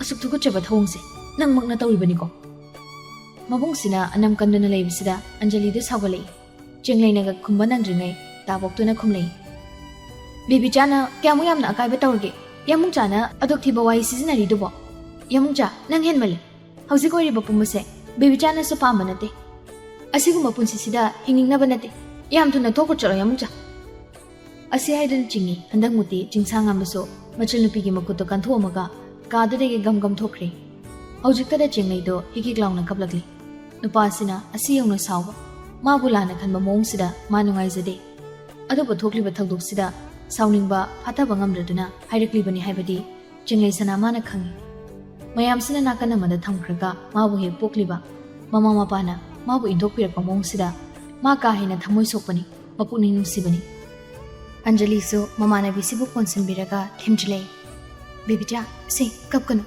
यामुं जाना ngangbado कैसु खंजिलुनु ngahak sauningbagi pangang dangang jarin nangi sa khoi myam leisidi yamung jana pangin hinjin ba yaba nateda kapladuna hairi chinglei sanaso ngan bana ngangbagi di ai hena khanjilut adu image magana ai bu ithokpirabasidi ai thawa hem nungai anjali baba ga mama ga su saudana tawrini haying sawba pharaga nangi nakta soidana lakani se kapkanu ba mama nabigi mapi dubo deithokpi chinglei maso mapungning di nungsiri अदबु मपीदी तारक्तनबा वाना खांजिनख्रे तंजादुदा हेमावतीगा निंथिलेंबिगासु कादुदा चंगलई निंथिलेंबिना इचनबिया नंगना बेबिजा कौरुसु हाइदना चख्रगा सुंगलांग लाक्तिने तौरिबा अंजलि से सटखुमलै यामुंग जाना बेबिजादा ngangbि लेरमिन आइखोय थोइबसे कमाइन तौनि तौरिसिदे हाइना हाइना जंगसिलागा चिंगले सनागी मकुक्ता नानथबिरगा नुंसिना हारि अंगावदु नंगांगबदो कैसु तारुनु बेमा नंगिदमक एखोय मयाम लेरिसिदि थोइबदो इमा सिंगांगे निंथिलेंबिनसु माने मौदा पंगांगांग बयाब्रदो लाओ लाओ नंग पाबुंग चौ पाबुंग होइनने नंगाय हौरि मने मनिना थेमदुना पुथोखरे चिंगले सनादो अंजलि दि लेथौदुना लेहौइ थोगलिबा थौदोक ओइरक्लिबा मोंगसिदा अंजलि सु थमोइ सोइ मथ्वाइ नुआइजदे मबुंग अमदि मागी लुना तिनबि मतारोइसिगी मतौसु महाग येंबा ngamjade थोकलिबा थौदोकसे करमना थोखिबो ओइखिबनो हाइबसु महांगना ममुताना खंगले मतारोइ चिंगलै सनागी मफमदगी सुम खंजिलुरगा महाग हेलेनादा साउनिंगबा हेनेना फाउरि वारिसे ताबगसु महाग साउनिंगमना लोइखिबनी खुदक्ता हेलेनादा कॉल तौरगा ngange तौबनी अदुबु चिंगलै सनाना खामबदगी मा तुमिन लेखिबनी हौजिक हाकि ममांगदा थोखिबा इसिंगदुसु निंगसिंगलगा हेना खुइदोक थिपे हेलै फमुंग मनाक्ता गमगम चंगसिलगा फमुंगदा लेरिबा मागी फोनदो पाइखली अदुगा खुदक्ता हेलेनादा कॉल तौसिली अहानबा तौबदा पाइरक्ते अनिरक सुबदसु पाइरक्ते अहुमरक तौबदसु पाइरक्ते प्राण चाकवा हेलक्ले कॉल पाइखलक्तबसिदा अदु पाइरक्ट्रिफाउ तौनि हाइबगी मताता अंजलि सु हंजनजन तौसिली कोना थंगददी पाइखलै हेलेनाना हलो फो हाइरक्ट्रिङैदा अंजलिना साउनिंगना हाइरि मिस कॉल क्या तारमे असोमदगी हेलेनासु इतपतमना खुमलै अइ ताहौद्रि फोनसिसु म्यूट थमजिनबनी हेलेना नंगना हाइरि वासे अतै मतमदा ओइरमलदि अइ थाजबसु याबनी थाजबसु थाजरमगनी अदुबो हुजिक थोक्लिबा ओइरिबा थौदुकसिना मरम ओइरगा नंगना हाइरिबा वासे अइ थाजदे हेलेना नंग फोन लाई खांगला खांगना पाइखलक्तब नट्रो खोन नौरि हेलेनादो कबली कबली हाइजरी अइ असेंबा खंगदबनी नंगी कॉलबो अइना कइगी पाइखलोइदोइनो अंजलि दि साव हंड्रिबनी अदुना खोनदो दुमा अकनबा थारे कीबगी पाइरक्ट्रिबा नट्रो कइगिनो नंगना युंगे हलैत्रिङैदुदा नुमिदांग अथेंबदुदा नयुमदा बेबिचागा यामुंग जागा पुसलिदि बेबिचागी फनबा खलगा अइ तौखिबनी नोंनिंगदना नुई अंजलिदो मिनोक्तुगा लोइनदुनासु हाइरे ओ बेबिचागी फनबा खनबिबै तौखिबनेबा असुमना थोकनी हाइबदि अइ खलुदि अइदे सुनतगी बेबिचाना nganbu nungsiजबदो मतंग जारिङै फोंदोखरो हाइबनी नान खैदि अदुगी वाइदो बेबिचादा निंथि नुंगाइना हाइद्रगा ngarangna कइगी गिरिगिरि तागा हाइरिनो अंजलि नंगी जेबु चिंगनरिरो मसाना चिंगना बताबनी हेलेना चिंगनरोइदबुगी मरमसे कइनि मरुपना मरुपकी मांगनबा तौगद्र अंजलि दे साउरिबनीना मीना नुंगाइखिरो हाइबगी वाखलदो खंथकिद्रे माना हाइनिंगलिबदो अदुमक अपनबा लेता हाइरे होइने अदुनाने नंगलिसे मरुपना मरुपकी मांगनबा तौरिसे कइगिनोना अंजलि ए लानदि लानखिदबनी बेबिचागा यामुंग जागना लेइबो जगादुदा नंगसु लेइबनी मखोय अनिना नतबदि चटखिबा लेते हाइबसे नंगसु खंगलिबनी मधु खंगना खंगना नंगना थावना फन चोंथोगा मरुपु पनबा ngamखिद्रिसे कइगिनो फरेने मोइनिना नतबदि चटलंबगी ngasi तारिबा दसासे ताबोइरगदि लमचट चुमदबि अनिसिबो नयुमदा पुसलिबा नंगदि मयामना कइसु चेराक पिद्रिसे कइगिनो चेराकसे नंगोंदना हेना चावना पिफम थोकपनी हेलेना अंजलिगी वाई सिंगसे कनमनखिबना हेलेनासो हिकिक्लावो मखै कप्पि नंगना तसिंगना नरा लेतबा मिसकम ओइरमलगदि बेबिचागा nganbaga kamdawre बेबिचा करी फिबमदा लेरि हाइबसे नंगरांगना phone तौरक्लगा हंगपम थोकपनी marang gyan tadre हाइरसो ngase युक्ति हंगपम थोकपनी अइदा हंगबा तलसो यामुंग जागी यामुंग याइगी मालकोंगी युहेनबगी मखोय खुदिमकी number नंगोंदा यावरिबा नट्रो अदुगा नंगना तुमिना लेसिनबा अंजलिगी Wasay Taba ngamlaktraदुना हेलेनाना कॉलदो पटकथली अंजलिसो ngangai nganglurगा मपि सिनथरि Machanupina hiki glawo makai kapagi makol tarakpududa Sangeetado ipa pakhana changlei. Abema kaidore. Haina aina machanupigi phamung machiduda phamthare. Ima ai tawkhom kangdri marup mayam aibu soidina warorongmani. Anjali se sauna call tawrame ima. Isada kaigi moina sauriba saphom thoktina warupom se thokte. Baby jaga nganba kabu aina kanba ngamkide haiduna moina ibu warogani. Ima madugi marongini Anjali na sauduna call tawribase. Hera moina mapungning warakpa ngamdraga lamcha chumdraga isada pakdai tesimba yabro. Hende henjeladine ima da hero ima tawge. Ima adumai haigano nganba ka baby jaga kisu ahenba tawde. Icham chamna loina bani moidi. Lamcha chumdabi sunate.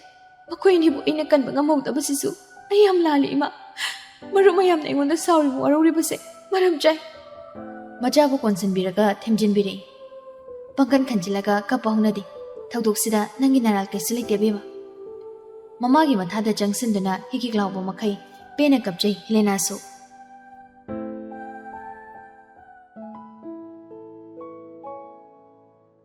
Biswamitragi imungdani luhungba haiba waripsida lepnari. Chenglai sanagi kuthidi leitabana ahalsingna chenglai sanada oina pokpa tha pokpa numit rasi yumnak sagaina chingba hangba yaba maruiba wahangsidnu hangi. Pakhum tar matungda teski sorna haire. Thoibagi kuthida puraga imogi pokpa tha kaika mayamsiga panjiduda ningthina hairaga mane ne luhungbagi afaba nubi thabando ingbiruro. Yarikai anakpada pibiyu hayu thintaba nungairu. Thuna hongdoknaba tawsi. Aikhoina hekta afaba nubi thabana ma yenglaga hongbusu nungaiti. Aduna panjiga tanasi. Ningthilembina hoi samkhya. Hemabatinasu tamna khumle. Hoi ite. Biswamitrado tumin phamduna lairibani. Mamong nupi oigadaurisida minungsi amabaga loinana hairi. Bema luhungle haiduna nangbu imungsida phajinduna namsinduna tham. Nangna hek pamjaba thaktane naina sing tamhangadauribani. Aikhoibu midopne haina khanganuko. Lairiba mipum khuding nangi naknaba mioi ngaktani. Nangi imung manungni. Aibusu nangbu hek pokpa pabungni haina khalu. Ainasu nangbu imongni haina khande. Hek poktraba icha Ningol makni haina khalibani. Hemabatinasu nongminokni hairi. Adubudi ainasu imongni haina khandeda. Hek pokjaba icha Ningol ni haina khalibani. Ningthinembinasu icha Ningol ani sure haidana haraujari Deski sornamo bema pungning hantaganu. Isagi damakta aikoi mayam lairibani ko. Luchingbasu wari sire yaubani. Masu momo nokladun hairi. Hojikti ichalani surena harauribani. Nungairibani. Ahal singsigi wapam singsi tabada Chenglai sanaso mapungning khara lumjai. Mathwai nungairamdabado khajik phare. Chingsangan bagi kadani makhoi marup nupa marido pulap lairi. Asuluraba tanjasida yuhenbadu khangnung nokthori. Tumin phamduna lairamba makhoi marido khangauda yuhenbana khangnung nokthorakpududa ahumdusu yuhenbada loina yengnarei. Adumadi chumna yenglakpani adubu chingsangan badi mamito pairab yenglakpani. Yaizana hairaklambi. Karino yuhenibo. Malcolm namo as ngawra kenum tawri. Yuhen basu chingsangan maromda mangaktu ilaga tik noktun hairi. Bor kaido oidawribani saksi. Kaina sina nahalmai mana hina de haidana solambanu bidunidana. Yuhen magi wasitabada ani du sunoglami. Ahum sigi matawsida sauningladun hairi nganbana. Thokliba thokdukse phagi gi dabda naya higalibnine. Yuhen mana phagi nati di khangeba ado kaidongni handokpa semdokpa su yaroidabsida thawai nuaitana mata asana suklaga leidum ho nokhai sigain career raudana noktino yaijina nokhi masak phajabi nupi phangwai makum su maya yi higalaga hari nahal wainangna tatan haibado aingondagi hena thiba nupi gadi lobi dong nupa natina ado hujikti nangonda hena phajabi nupi phangabadina harauna nokhabi yare kaino asuglu khraba matam sida phagi hek ta thokpi makoi hum changdana chingsangan baso isau langlap sauning hari noi makna ayawa basa khambide natra yuhen mana khangdabaina timi khangi adu bai nangonda gidi sanana hena warangani malcolm namo mari nupini kya warangani khalo nangna khara dorga su khangbiu kaino tati mabu jebi ganone ngangbi ganoba kayino aina ma cheruidise ngangloidise mana tanjamen ja khangda irang pambadai thokliba natro yaizina mo tainaba yarena pangtai da taina ganuda sanada nang sumi mayum da changlurido yamlali lande kaina khaliro Changning changbaga nate isu. Sana na ngarang hikik lawa makai kapliba. Gyan manglaga wantharai basingbo ningsingo. Mado tat nate. Hojik oiriba phibam se nangna pamdabagum sana na su pamdrabani. Masi khangna wanganguna. Khalu khaluraga yam pendriba jani isi. Yuhen mana yare yare thokradi thokre. Pende pamde hairaga halaga semdokpa yakidro hoje. Malcolmna mo sanada tati toba yaro hairisina khoidi. Yaizina muk taptharaga yam serious tan hairi. Sana se hojik mathoi kam nungairama. Noidi amta khangoi. Aikoi khudingna khangpam thokpani mase. Maruina nganba nangna khangbigadabani. Moigi babai manasu mabu inthokpiraklibani. Masina magi thamoida kyamu yamna chaina phanglamgani haibado khalaga amti yenguni. Yuhen manamo asawbana mang thagano bai. Malcolm nasu bai nangbu nungsidabagi nati hairibasingse nungsibagi haibani. Luhongbase harawara hongsi. Nangna yaningdabagi mamido sanada uhangan. Hena mathoi nungaikiroiba. Nungsa sura sangoma khangun hondoklaga hairi nganbana. Hoi, aisu asoiba khongthang amadi thangkre. Asoiba khongthangsina maram oiraga aina pamdaba luhong asidagi ai theiduna chenba ngamloi khangi. Chengena su khanre. Masimakna aina sanabu nungsibagi tawbadi nate. Nupi oibagi izzatbo ikai khumnabagi aina luhongbase honggadawribani. Tanjasida yuhenbana karena amuk tasilai. Luhonga matung film drama gi type ta nupiga olaba naru kokadamni yenguna. Yaizitnaga Malcolmga na sahari kokadam. Ahum sigi matawsida chingsangan ba khoidok thili. Adubu maha kaishu tawbadi ngamde. Aduna phamlambadagi pukhagolaga balcony leiriba tomna thokre. Makoi humna tawribasisu chingsangan babu nungsidabagi nati. Thokliba oiriba thawdoksida makoisu sathina nungaizadabani. Adubu nungaitra haiduna amuk handoga semdokpa yabadi natabana. Asumna marupsibo lagna boy themboi tawbani. Mapana thokriba marupsida nungaida yengje makoi humso. Yaizitu machinda tamna soli. Lure tawdishe. Yuena setapna mangka chap manai wane. Malcolmna nganbase yam nungairamoroi. Sanasu nungairamoroi. Yaizina muk noki machinda sana nungsida ejibai wane. Mathamoidadi nungsiributniba. Masana khangjadabra dudi khangde. Yuhen bana khanglagabu nungside harakidro khangdabaini nungside harise. Malcolmna nooga matai manau lairik tamminaba haibadani. Yaizina atei lairi Pinky pausu khanglajalo. Yuhen bana Pinky Helena na tambasu yaina. Ado leisioi kangbu suenoi kangbu du khanglongani thajade. Malcolmna Pinky do kolam toraga hangi. Yaizina mo hango atei sidi kona phaunabe yai. Pinky ekhoiluna pulibani. Malcolm sa tindadi magi phone do puthore. Ngarang thabal laktubagi isau tokshilakna. Ngarang mana torokpo kol dusu marang tawbuto da paihudre.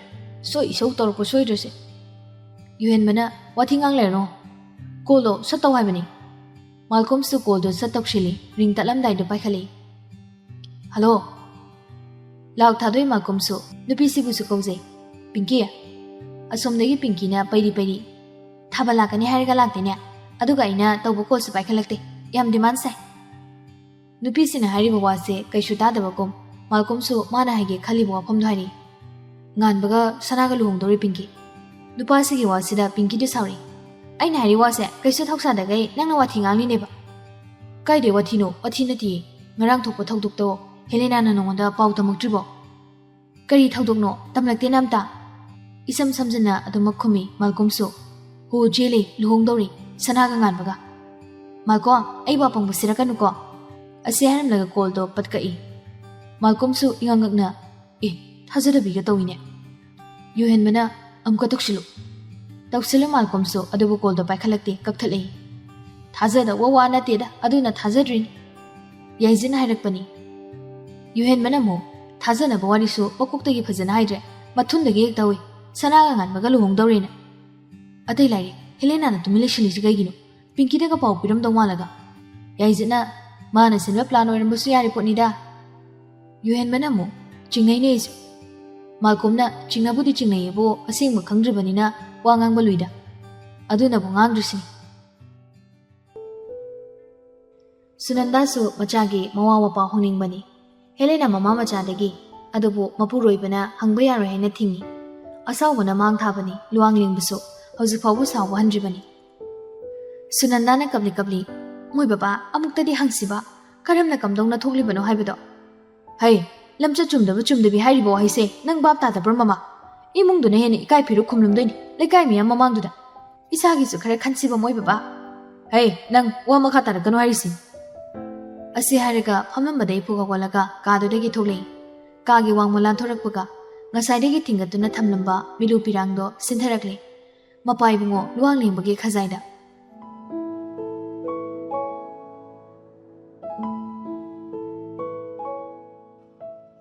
ngasina kari hayengna kari tamangamdaba taibang khongchani thoglakani oirakani haiba sukta thajarudaba thodok mangandaba oirakani khalludaba thodokuna taibangda thoklabani laibakta asum tho haidana tamlambani pamde yaningde haidana amuk semdokluba yaba nate amuk semdokpa ngamlaroidaba khongpam amada sileblubani maning khaji khanduna semdokpa yaroidabana mangromda jangsin badabani laibaki matungina mioibe khoin inaduna jangsin badabani haina basulai ngasi thokliba oiriba awaba nungaitaba thodokse hayeng tungda nungainabagi maram ama oiribani tungda tarakpa punsi khongjatsida nungaiba haraubana thanba punsi ma oiraknabagi ahanba khongthangni awaba nungaitaba khudongthiba mayoknaribasi karigumba awaba nungaitaba khudongthibasibu mayoknabakiduna tunghanna chatlabadi kaidongnungda nungaiba masak khangloi hena awaba khudongthiba thengnani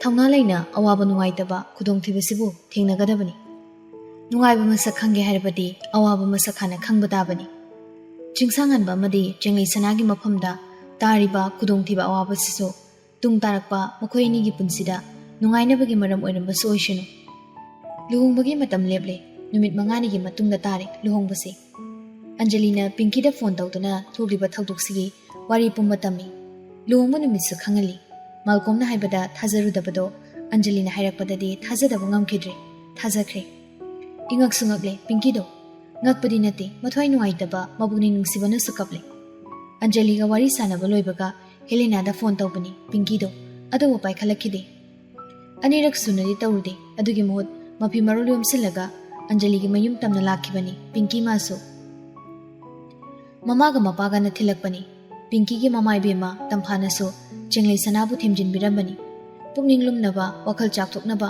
wafam kaya amasu hairami luhongbu su soidani yaugani mama gi awatpado mana mensingani hairami Pinky gi mapa ibungo ningthemna su hai luhongbu numitta mapa gi awatpado leheloi isagi damak pukning sonthaganu baba leni haina wafam simak thamlami ahlani sigi wasi taraga chenglei sana mapukning nungsiraduna pena kapjai lamlapanina kuina panthadunadi leiramdre Pinky bu thanamlaga aduma khankhre mama mapa ani do Pinky sumangani jakabo phawdi leigani haiduna lehobani Anjali gi kada makhoi mamanabi ahum do leiri chenglei sana so luhongdri phawdi mapum sida leiba haina yanabani Anjali su Pinky su thokliba thodok sida penjade mabuni nungsi kapningi adubo mamanabi sina hina nungai khiroi khangbana nungai taba pumbalo sinjai chenglei sana so mayam sina magi dama khona biba jobada nungai taba phana leirabsu losili sintandi miludagi pirang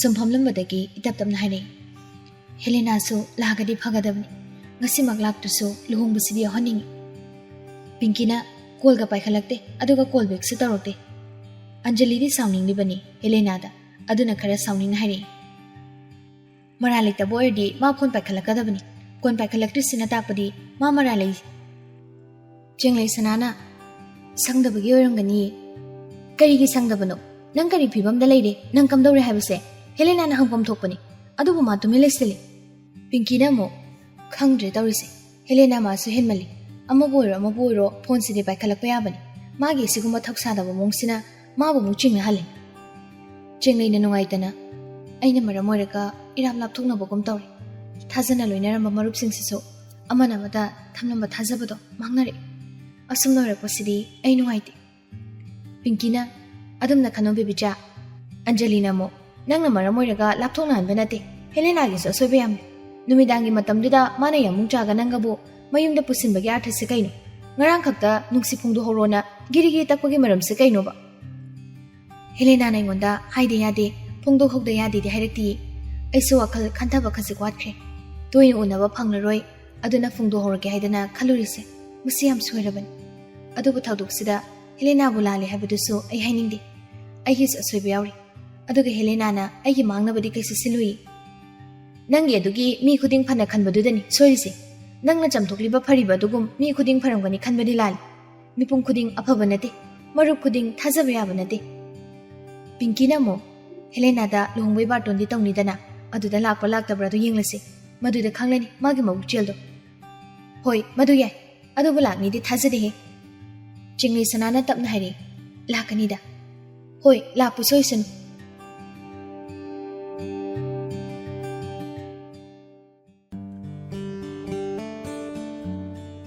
ꯈꯪꯊꯨ ꯊꯨꯖꯟꯅ ꯁꯤꯟꯕ ꯂꯨꯍꯣꯡꯕꯅꯤ ꯑꯗꯨꯅ ꯀꯣꯏꯆꯦꯟ ꯆꯦꯟꯕꯗ ꯃꯌꯥꯝ ꯋꯥꯅꯩ ꯄꯩꯁꯥꯒꯤ ꯑꯋꯥꯠꯄꯗꯤ ꯂꯩꯇꯦ ꯀꯔꯤꯒꯨꯝꯕ ꯄꯩꯁꯥ ꯑꯋꯥꯠꯄꯁꯤꯒ ꯂꯩꯔꯝꯕ ꯇꯥꯔꯒꯗꯤ ꯀꯣꯛꯇ ꯈꯨꯠ ꯍꯥꯞꯄꯒꯤ ꯐꯤꯕꯝꯗ ꯑꯣꯏꯔꯝꯒꯅꯤ ꯃꯥꯜꯀꯣꯝꯒ ꯌꯨꯍꯦꯟꯕꯒꯁꯨ ꯃꯌꯨꯝꯗ ꯍꯟꯗ꯭ꯔꯦ ꯂꯨꯍꯣꯡꯕꯁꯤ ꯌꯥꯎꯅꯕ ꯑꯗꯨꯃꯛ ꯂꯩꯊꯔꯦ ꯊꯕꯛ ꯑꯇꯩ ꯑꯇꯩꯁꯨ ꯀꯣꯏꯆꯦꯟ ꯆꯦꯟꯗꯨꯅ ꯍꯣꯠꯅꯕ ꯌꯥꯕ ꯍꯣꯠꯅꯖꯩ ꯃꯁꯨꯡ ꯃꯃꯥꯟꯅꯕ ꯃꯃꯥꯟꯅꯕꯤꯒꯤ ꯕꯥꯔꯇꯣꯟꯁꯨ ꯌꯨꯍꯦꯟꯕꯒ ꯃꯥꯜꯀꯣꯝꯒꯅ ꯊꯤꯟꯕ ꯆꯠꯂꯤ ꯈꯨꯔꯥꯏꯔꯣꯝꯗ ꯍꯥꯟꯅ ꯂꯥꯛꯂꯦ ꯁꯨꯋꯦꯟ ꯁꯅꯥꯒꯤ ꯃꯌꯨꯝ ꯊꯤꯔꯒ ꯊꯤꯕꯗ ꯂꯨꯅ ꯊꯣꯛꯇꯦ ꯒꯥꯔꯤꯗꯣ ꯊꯣꯡꯒꯥꯜꯗ ꯖꯞ ꯈꯥꯝꯃꯤ ꯑꯅꯤꯗꯣ ꯒꯥꯔꯤꯗꯒꯤ ꯀꯨꯝꯊꯔꯛꯂꯒ ꯒꯦꯠꯔꯣꯝꯗ ꯆꯪꯁꯤꯜꯂꯛꯏ ꯒꯦꯠ ꯍꯥꯡꯗꯣꯛꯇꯨꯅ ꯆꯪꯗ꯭ꯔꯤꯉꯩ ꯌꯨꯍꯦꯟꯕꯅ ꯉꯨꯔꯨ ꯉꯨꯔꯨ ꯉꯪꯗꯨꯅ ꯍꯥꯏꯔꯤ ꯕꯥꯔꯇꯣꯟꯁꯤ ꯎꯕꯗ ꯁꯨꯋꯦꯟꯗꯣ ꯂꯤꯛꯊꯈꯤꯗꯅ ꯃꯥꯜꯀꯣꯝꯁꯨ ꯇꯥꯔꯒ ꯍꯥꯟꯅ ꯄꯥꯎꯁꯦ ꯈꯪꯍꯜꯂꯝꯃꯁꯨ ꯐꯗꯧꯅꯤ ꯑꯗꯨꯁꯨ ꯅꯠꯇꯦ ꯍꯧꯖꯤꯛ ꯈꯪꯄ꯭ꯔꯦꯛ ꯈꯪꯕꯗꯒꯤ ꯉꯥꯎꯈ꯭ꯔꯗꯤ ꯕꯥꯔꯇꯣꯟ ꯇꯧ ꯂꯥꯛꯄ ꯏꯕꯥꯅꯤ ꯑꯣꯏꯅ ꯗꯁꯥ ꯇꯥꯕ ꯁꯣꯏꯔꯣꯏꯁꯦ ꯑꯋꯣꯏꯕ ꯀꯤꯕꯨ ꯀꯤꯖꯩ ꯁꯨꯋꯦꯟꯅ ꯁꯂꯥ ꯅꯨꯡꯁꯤꯔꯤꯗꯨꯒ ꯏꯕꯥꯅꯤꯅ ꯄꯨꯁꯤꯜꯂꯤꯕ ꯕꯥꯔꯇꯣꯟꯁꯤꯒ ꯑꯁ ꯆꯥꯟꯗꯤ ꯆꯥꯟꯅꯈꯤꯗ꯭ꯔꯦꯍꯦ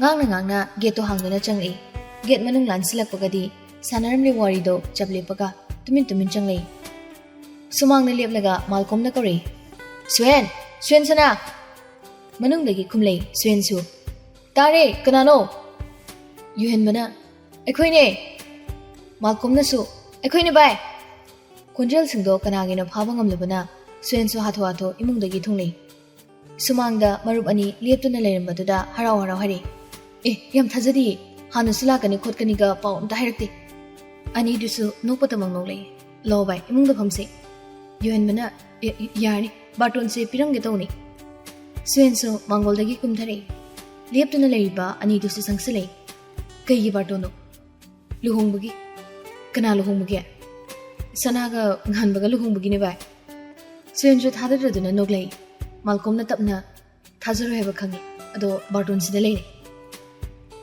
ꯑꯁꯤ ꯍꯥꯏꯔꯒ ꯕꯥꯔꯇꯣꯟꯗꯣ ꯄꯤꯁꯤꯜꯂꯤ ꯁꯨꯋꯦꯟ ꯁꯅꯥꯁꯨ ꯕꯥꯔꯇꯣꯟꯗꯣ ꯂꯧꯔꯒ ꯌꯦꯡꯉꯤ ꯕꯥꯔꯇꯣꯟꯗꯨꯗ ꯑꯥꯔ ꯀꯦ ꯆꯤꯡꯁꯥꯡꯉꯥꯟꯕ ꯋꯦꯠꯁ ꯆꯤꯡꯂꯩ ꯁꯅꯥ ꯍꯥꯏꯅ ꯃꯁꯥ ꯅꯥꯟꯅ ꯊꯥꯔꯤꯕꯗꯨ ꯎꯕꯗ ꯃꯣꯃꯣ ꯅꯣꯛꯂꯝꯕ ꯁꯛꯐꯝꯗꯣ ꯈꯪꯍꯟ ꯍꯟꯖꯤꯟꯈꯤ ꯃꯤꯀꯨꯞꯁꯤꯗ ꯁꯨꯋꯦꯟ ꯁꯅꯥ ꯃꯥꯒꯤ ꯃꯆꯤꯟꯗꯒꯤ ꯀꯔꯤꯕꯨ ꯍꯥꯏꯅꯤ ꯍꯥꯏꯐꯝ ꯈꯪꯗꯦ ꯑꯗꯨꯕꯨ ꯃꯤꯠꯂꯨꯗꯒꯤ ꯌꯥꯝꯅ ꯂꯤꯛꯅ ꯄꯤꯔꯥꯡ ꯃꯔꯤꯛ ꯑꯃ ꯁꯤꯟꯊꯔꯛꯏ ꯀꯨꯏꯅꯗꯤ ꯁꯤꯟꯊꯍꯟꯗꯦ ꯃꯀꯨꯞ ꯆꯥꯎꯗꯨꯅ ꯁꯠ ꯇꯩꯊꯣꯛꯏ ꯀꯝꯗꯧꯅ ꯀꯃꯥꯏꯅ ꯍꯥꯏꯕ ꯋꯥꯍꯪꯁꯦ ꯍꯪꯅꯤꯡꯕꯅꯤ ꯑꯗꯨꯕꯨ ꯃꯍꯥꯛ ꯋꯥ ꯉꯥꯡꯊꯣꯛꯄ ꯉꯝꯗꯦ ꯃꯆꯤꯟꯗꯣ ꯈꯖꯤꯛ ꯀꯥꯊꯣꯛꯂꯝꯕꯅꯤ ꯋꯥꯍꯪ ꯍꯪꯖꯒꯦ ꯈꯟꯅ ꯑꯗꯨꯕꯨ ꯍꯪꯕ ꯉꯝꯗ꯭ꯔꯗꯨꯅ ꯇꯨꯃꯤꯟ ꯂꯩꯁꯤꯜꯂꯤ ꯃꯇꯧꯗꯨ ꯈꯪꯂꯕ ꯃꯥꯜꯀꯣꯝꯅ ꯊꯣꯛꯈꯤꯕ ꯄꯨꯝꯕ ꯁꯞꯂꯞꯅ ꯁꯨꯋꯦꯟꯗ ꯋꯥꯔꯤ ꯂꯤꯔꯝꯃꯤ ꯋꯥꯔꯤꯁꯤꯡꯗꯣ ꯇꯥꯔꯒ ꯁꯨꯋꯦꯟ ꯅꯨꯡꯉꯥꯏꯖꯗꯦ ꯃꯤꯀꯨꯞꯇꯨꯗ ꯆꯤꯡꯂꯩ ꯁꯅꯥꯅ ꯑꯣꯏꯔꯝꯒꯗꯕ ꯃꯇꯧꯗꯣ ꯃꯤꯠꯃꯥꯡꯗ ꯎꯔꯤ ꯈꯟꯖꯤꯜꯂꯨꯕꯗ ꯊꯃꯣꯏꯗꯣ ꯈꯪꯅꯥ ꯅꯥꯏ ꯃꯌꯨꯝꯗꯒꯤꯁꯨ ꯏꯟꯊꯣꯔꯛꯑꯦ ꯍꯥꯏꯕ ꯄꯥꯎꯁꯤ ꯇꯥꯕꯗ ꯁꯨꯋꯦꯟ ꯃꯥꯒꯤ ꯊꯃꯣꯏꯗ ꯀꯥ ꯍꯦꯟꯅ ꯅꯨꯡꯉꯥꯏꯇꯕ ꯄꯣꯛꯆꯩ ꯌꯨꯍꯦꯟꯕꯅ ꯑꯩꯈꯣꯏꯁꯨ ꯆꯠꯅꯕ ꯇꯧꯔꯒꯦ ꯕꯥꯔꯇꯣꯟ ꯇꯧꯔꯒꯗꯕ ꯋꯥꯠꯂꯤ ꯑꯗꯨ ꯁꯨꯋꯦꯟ ꯂꯨꯍꯣꯡꯕ ꯉꯟꯅ ꯂꯥꯛꯎꯀꯣ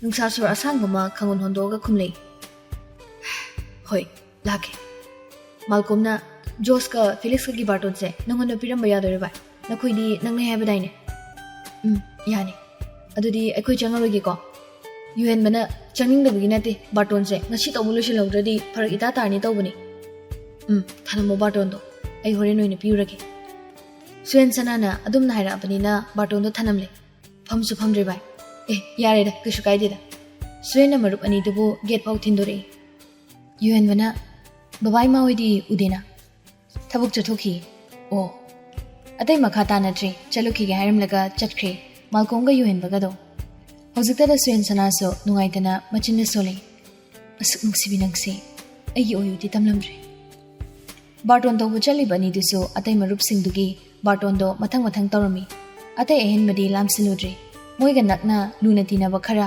ꯈꯛꯇꯨꯗꯪ ꯇꯧꯕꯅꯤ ꯕꯥꯔꯇꯣꯟꯁꯤ ꯎꯕꯗ ꯂꯩꯁꯦꯟꯕꯤ ꯂꯂꯩꯃ ꯑꯣꯐꯤꯂꯤꯌꯥ ꯃꯈꯣꯏ ꯈꯨꯗꯤꯡꯃꯛ ꯏꯉꯛ ꯉꯛꯇꯨꯅ ꯂꯩꯍꯧꯕꯅꯤ ꯃꯌꯥꯝꯒꯤ ꯕꯥꯔꯇꯣꯟ ꯇꯧꯕ ꯂꯣꯏꯁꯤꯜꯂꯒ ꯍꯦꯂꯦꯅꯥꯒꯤꯗ ꯏꯀꯣꯟ ꯀꯣꯟꯅ ꯂꯥꯛꯏ ꯁꯨꯃꯥꯡꯗ ꯂꯦꯞꯂꯒ ꯍꯦꯂꯦꯅꯥꯕꯨ ꯀꯧꯏ ꯍꯦꯂꯦꯅꯥ ꯏꯃꯨꯡꯗꯒꯤ ꯊꯣꯛꯂꯛꯏ ꯂꯥꯝꯃꯤꯕ ꯎꯕꯗ ꯍꯦꯂꯦꯅꯥ Khajik khoktak chai. Yuhen bana mama hoy de leitro. Leiti dukan thoki adu ka khalo. Yarni baton si piram ge tawbani. Helena sukum thare. Malcolmna baton do Helena da piraga. Sanana luhungmanga na lao harakpani. Wado tabada Helena mapi sinthare. Mapi do taito aga baton do laksili. Bibi chaga ngan bakado ay buyam saubro. Handakti yuhen manoy na kumlay. Nangonda saubo saudabadi ekoy khangre Helena. Adubu makoy ni gi khanbada ekoy yam nanuaide. Sanado sidagi hankibada wantaraktana mayam na laikatne. Adagi yam nuaide haragadi Sanado mayumdagi su intore. Helena sawasi dabada singna nuaizadi. Nuaitaba lusilaga hari. Chathaki se. Malcolmna yar Helena thabakna sumay hori hujikse. Aduna ekoy chatlage. Kuina panthadana layamdre aduma khali ani duso. Luhongbagi upu kangthol singsu awat palaitana phajana sillangi. Upudumadi Jingle Sanagi mapi hamnaba khakta oina tawi. Mapi marol Sanalupa pumnamak walhandana langi. Biswamitra madi Hemabadina.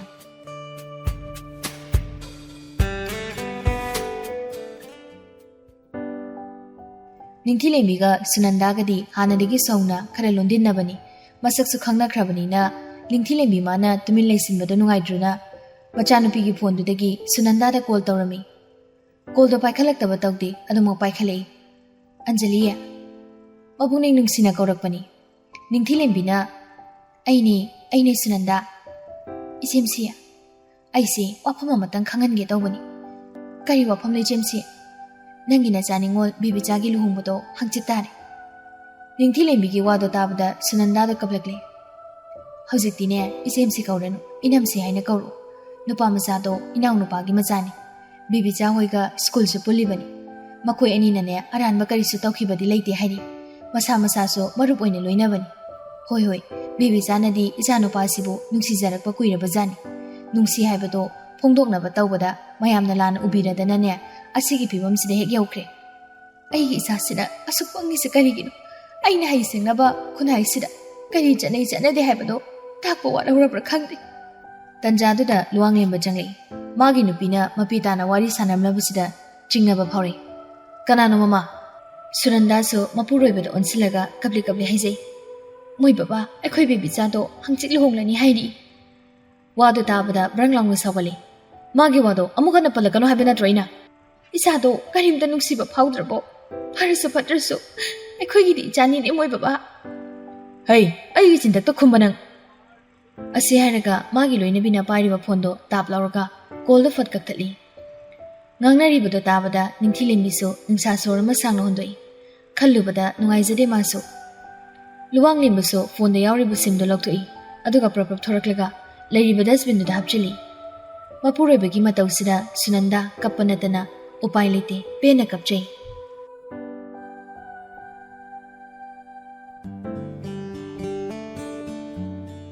Jingsangan baga Jingle Sanagas unadi.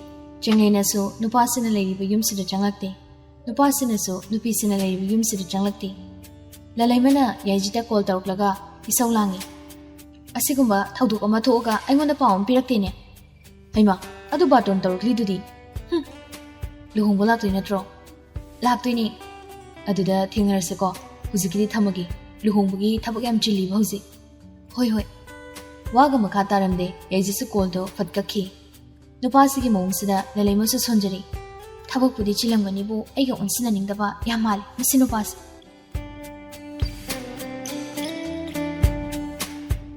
Jingsanganba madi Jingle Sanada thukliba thawduksi leisen biso wari pumba khangle. Angang oina ribanina luhnglani haiba pausi tabada ma nungaizadi. Adu phana horakpi mamanabisi lama khangda mangnadra haina sapakhali. Adubu jingsanganbana mangonda yesilaroi khanbada masado khari yangjai. Aduga muksu pausi tabada Suen Sanana nungairamoidabudusu mahak khangi. Amuksu Suenga Jinglega lapthoknarni khanbada haraujai wakhaldo yangjai. Nomanini hausan kibana oiring asi haiba numatsida jingsanganba madi Jingle Sanagi punsili punsemgadaba luhungbu numit. Deski sorgi yumda nupi mayum sarami. Yumsida nupi mayum sarabasu Jingle Sanagi mama mapadi Pinkigi mamai bema tampha amadi mapai bungo ningthemna sarami. Nongadringai deski sorgi yumda yaurai. Luhungbu numit oirabanina marang irang langnai yum anima. Chenglei Sanasu ayung ngana hawatuna irumai thaduna masa mau sengdokpa loikre. Mapukningdi sathina nungsijai. Mahagi luhungba numisida apokpa mama mapa yaudabasida thamoidu ihang hangi. Thamoida chena su phawi. Ngarang ahingduma pena kapchaima. Ngahak leibaga makeup artist lakle. Kundo lingbagi chamtakna kiri. Keba loshilaba matung kundo lingnabagi damak phazaraba changkholaba sabanduda ningthiraba phizetna leitingduna suwang tamna thorakle. Khwangda maitai ekhoyi phazaraba thamba lekho leimachu awawboda mapala ngawbana moirang phijan hakpa rani phi. Phidugi machuga chamanaba design kya am hablaba blouse. Khudang anida ka hena chawdaba khuji amamamsi. Ngaksamda necklace ama. Nada laputharo maungi sana. Yetki khusada mayai wirap chawba khudop amakaksi. Aduga oigi khusadana ka hena chawdaba piktak tawba amaga mayai wirap chawba khudop amagasi. Ningol gi ningdu yairiba samlang aduso manang tana thadokli. Oigi napadana phazaraba takhilei Nachom ama chili. Thiliba sandol taying na kiriba khuke yengmada tasengna awatpa leita ing launa magunna mayawna phazarami. Pi angobana masanana kuptuna thariba phakaduda laibaka humrakatuna kakhalaga tamna phamtharei. Leiriba dup candle dusu mai chukhali. Asumna yetumda langdusu lengselaba matung sengkada yauriba kundo leirang sakhenbi mayamdudagi Ningol thawaina tajaba phazaraba kundo leirang ama lokhotuna lei parengdo lengba haurai. Pinkiga laikaidugi nupi macha amagana Chenglei Sanagi nakanda hamduna mateng panglami. Leirang laktagi athoibi singe laktagi ehenbi ningtham nungsitsu kidabi chabul oina satbi leichu henbi singel leipul leirang kundo sakhenbido Ningol magi khutsa tanobina lengkhre pareng oina. Lei pareng ani sibudi adu khoida jana lengbani Chenglei Sana manuso. Ngaki matung kundo lengbudu suloreduna mama mapa sakliba anigi mayai phamduna chak chanaba sem sari. Mikupsida Chenglei Sana mapungning nungsiduna kapi ningsinglakpani apoko mama mapabu themjenbi mayam sangduna kaptana bahairaga mayamgi matau suraga mahaksu khangsankhre kapningbodo adubu mapukningdi adumak nungsiri. Ningthemna chak chakho mama machanupi saklibisida illaduna hairi. Ipagi thoibi ipana ngasi iliba chak saraga ngasidagi nauna thangadoriba isagi khongthang asida nako phawbu chitabo yuko afaba nungaibada oyu chadi. Chenglei Sana milu pirang ihona ningthemna ilakliba chak to charami. Tamphana somo chak chakho mama macha Ningol saklibisida illaduna hairi. Haukiba manglam chat oikhrabasu lakadoriba anauba punsi asidadi nako phawchikta nungai yaibi marang kaina pahalu koi chadi. Chenglei Sana masu kapningwada wana khangjanbani adubu ngamkhidre kablei mapi daduna leiriba mayam sisu Chenglei Sanagi matawsida kapi. Ningthi lembina hairakibaduna ngasisi machanupigi luhongbu numini khangi kapladuna machinda sonjari. Nahanmuk mapokta aina kari pataba hapchenba thabak tawrubana handak mapoksida naitom pokjabi icha Ningolgi luhongpase yawba phangdribanu. Luwang lembasu kamada leiri masu kapi khangsu khangi naitom yawjabi machanupisigi luhongbu numini haibado sonjai mapa oiba masu ningamda. Ipagi bibicha nang ipabu aruganuko isagi koktakta nanthabiraga famangol pibide haidana nang ipabudi waruganuko.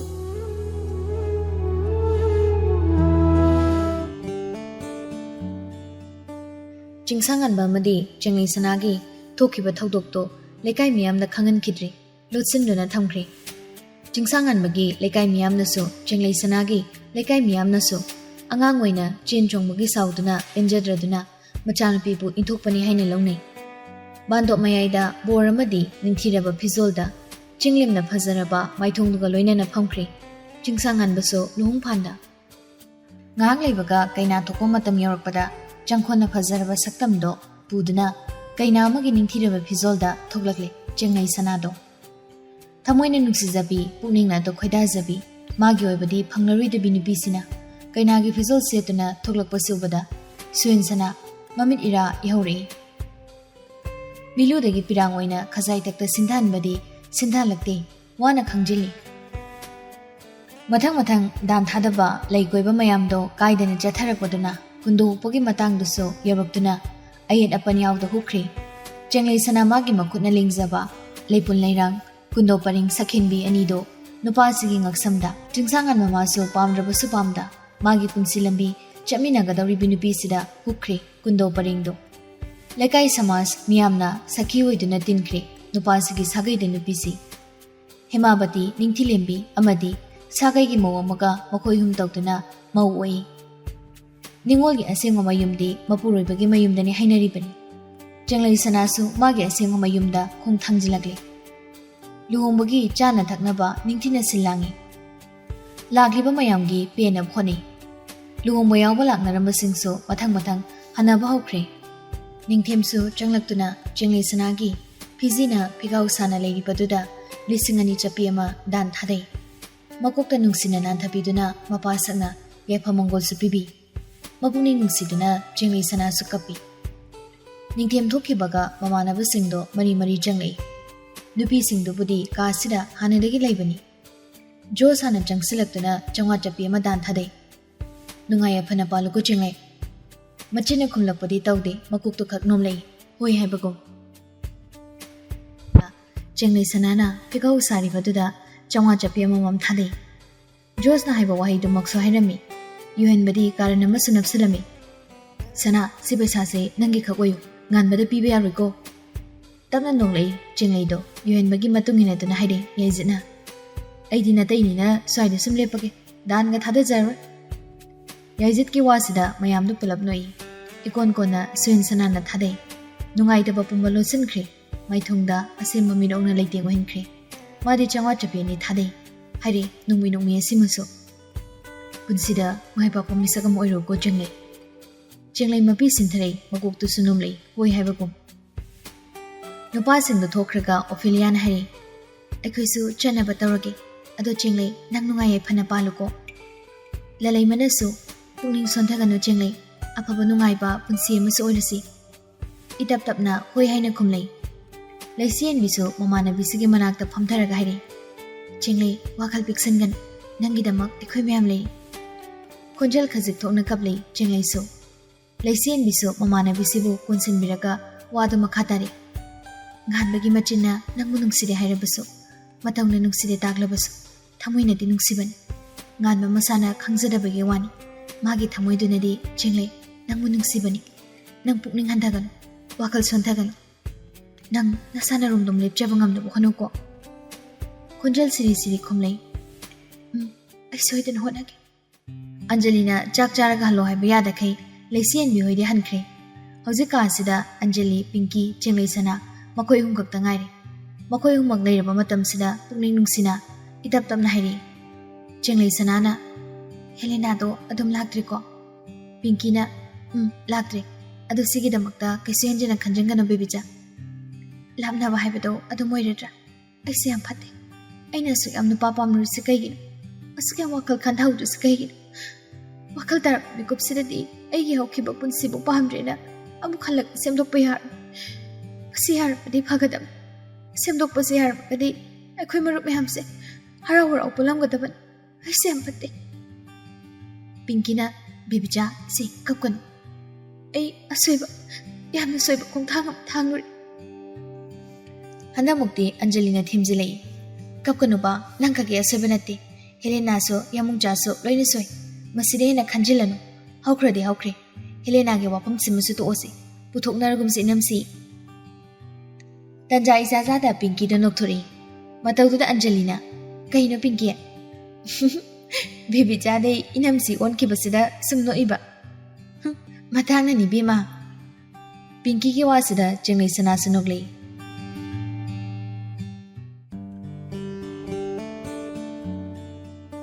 ꯕꯣꯔ ꯑꯣꯏꯔꯤꯕ ꯆꯤꯡꯁꯥꯡꯉꯥꯟꯕꯅ ꯆꯥꯛ ꯆꯥꯕ ꯂꯣꯏꯈ꯭ꯔꯒ ꯆꯦꯡꯂꯩ ꯁꯅꯥꯃꯨꯛ ꯄꯤꯖꯩ꯫ ꯃꯌꯥꯝ ꯄꯨꯟꯅ ꯆꯥꯏ꯫ ꯇꯧꯕꯇꯕꯨ ꯆꯤꯡꯁꯥꯡꯉꯥꯟꯕꯒꯤ ꯑꯔꯦꯝꯕ ꯈꯔꯗꯣ ꯂꯧꯔꯒ ꯆꯐꯨꯗꯒꯤ ꯑꯁꯦꯡꯕ ꯆꯥꯛ ꯈꯔ ꯇꯧꯔꯒ ꯆꯦꯡꯂꯩꯒꯤ ꯇꯣꯉꯥꯟꯅ ꯃꯁꯥ ꯅꯥꯟꯅ ꯆꯥꯛ ꯄꯨꯈꯝ ꯑꯃ ꯁꯦꯝꯃꯤ꯫ ꯆꯥꯛ ꯏꯁꯤꯡ ꯆꯥꯕ ꯇꯣꯛꯂꯒ ꯑꯇꯩ ꯊꯕꯛ ꯂꯣꯏꯁꯤꯟꯕ ꯈꯔ ꯌꯥꯎꯔꯝꯂꯒ ꯆꯦꯡꯂꯩ ꯁꯅꯥꯗꯣ ꯀꯥꯗ ꯆꯪꯂꯛꯏ꯫ ꯑꯟꯖꯂꯤꯅ ꯇꯠꯇꯅ ꯍꯥꯏꯔꯝꯕ ꯊꯧꯅꯥ ꯂꯩꯕꯤ ꯑꯣꯏꯌꯨ ꯏꯅꯝꯁꯤ ꯍꯥꯏꯅ ꯍꯥꯏꯕꯗꯣ ꯃꯥ ꯀꯥꯎꯗꯦ ꯑꯗꯨꯃꯛ ꯅꯤꯡꯁꯤꯡꯉꯤ꯫ Pung Taramathoi taramdaidada chingsanganbasu changlei.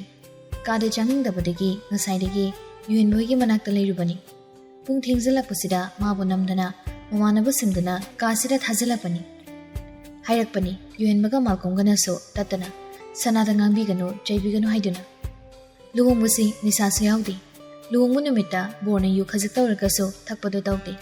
Yu yaudi ngasigi luhongbusina. Kada changlakpada nupisidi leiramde. Kaide chakrajano khali. Yam kahenesu khanjalude. Masu mapi hongba magi dressing room duda changli. Liliba puri kadamdo lathokpa horakpagidida barumgi thongdo hanglei. Tawrama mathaudu leplaga yenglui masu. Changlei sanasu mamai taba loiraga tholakpani. Nupasi leibasi ma ui. Adab usinada gam chali. Nupisina kagi wangmada thokidringai chingsanganbana khamkham khami. Ngaikho. Khamlabanina changlei sanasu chaplepi. Chingsanganbasu nupisigi manakta changsilaktuna kaishu thoksadaba matauda hari.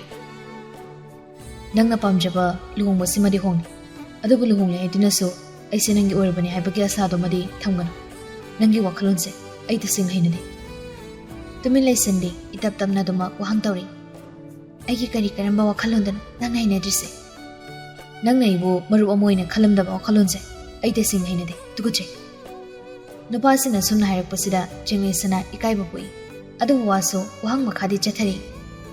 Aigi wasina nakanamada thamkraga. Nahanwai nangna ingon utkiba mong matawsingduna karino. Aise marup amoina duma khankribra. Aibu nungsiba khasaktaba phawkhidabra. Noningdana noglei nupasi aduga hairi. O marup amagi mafamda utkiba mi nungsidubu nungsibane haina khalamiba nangna. Mi nungsibaga yam khetnai nganba. Nangna haise ai nang nungsisinine. Kumlakte tumilai nupisi. Nupisige mongda chingsanganba henena sauningai. Mamanabasingnadi sanada ngangbiganu chaibiganu hairakpani. Adubu ngango chayo haidana hairakpoina khalamal. Nupasina asawba phathangamda hairi. Nangna maram oiraga aigi punsise lekhata halamni. Aduga simusu khangjalo. Aigi thamoisina nangmu nungsibadi thambu thamgro. Wakalsina nangba pambu pokhiba leide khangbra. Hairakliba nupasigi wasida nupi ube masu ikaiba pukjei. Mabu nungside pamde hairakpagidi kaishuin nungaitaba pukludi. Adubu mana maram oiraga nupasigi punsise lekhata hanle hairakpa waisidadi ma tasenga nungaizadi. Ngasaidagi thingatuna thamlamba pirangdusu thingbayada sintharakle miludagi. Nupa masu muktaptharaga makhatari. Aigi asoiba khongthang amakakna maram oiraga aina khwaidagi pamjadaba mikupse ohelakpan. Thangkiba asoiba khongthang asigidamaktadi ai tasengna ningamdaba poi. Aina soirubase isane yaja. Maram asina nangi jatki khalaga nanga luhongkibane. Nangu nuksibagi hongkiba luhongbanade. Luhongle haidinasu aina namu nuksirakani haibadugi wakhaldumasu lamna tham. Nupa pami asugam irang pami nangse ai taseng hainade tuguche. Nangi ithak irangna pangthagadaba nupaso ainade. Aigi nuksibasuso nafamda sinagadaba leidi. Hairakliba nupasigi wasa tabada nupi oiba masu penjade chakchei ikai nungsi yane sauningba phawre. Mana khantauda thangjiluba asoiba khongthang amakhakna maram oiraga nupasina mabu tukachana ubasida ma penjade. Sauningba phathaba ngamda nupasigi mamaida kupangna thajili. Mamina mapi taba makai asawa khontokta khonjeldi ka henda hauda hari. Aina nabu nungsire haidanasu nangi khongyada turaga nungsiri khazakta khikbiyo haina nangi nungsiri punigadaba nupido aisu nate. Waise hairamlaga kasidagi prabhab thokre nupisi. Hojiktada nungsasor asangma makhangun hondore chingsanganbado. Wakalda karibu khanmanusu khangde. Chimbal khazak lengduna momon minok ama noglei. Chenglei sanaso phamungda kakhalaktun hipi. Mabuni nungsiba henmankibana milu pirang sukhangde. Sonjay mapukningdasu. Masi pumnamak isana thokanjabe. Aina nungsibada ngaurubana pumnamak soibe. Adubu amukhana nafamda nungsibi yengsu yengkraro. Aibu nungsibiyu haidumasu ai hairaro. Nafamdagi nungsibi kyasuniro. Sithariba ningamdaba pirangsisu ngasina roibu helage. Ai thawna laibi ama oiba ngamnaba honagani.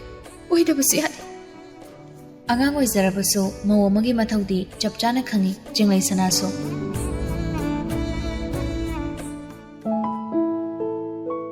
Tumba yadratuna ayukanna numi thoktringaida hawalaga sumang mangkol sitsing bahawi. Mapanda mina thabak tawbagi makol tabada Hemabati so mamit singlai. Tumlambadagi hawgotuna mapanda thoglai. Mamong nupina sumang waidai duna layamli badobada nungsiba poi. Nungmi mangoldagi kumtharaktuna kauri. Bema Jenglai sana so mamaido khanglai leithoktuni yenglai. Manem leptuna layambatuda makuna pairamba nurado manungda salo silag hairi. Imasi thoglakpado ayu hodre. Mamong nupigi matausida hena momonoglai.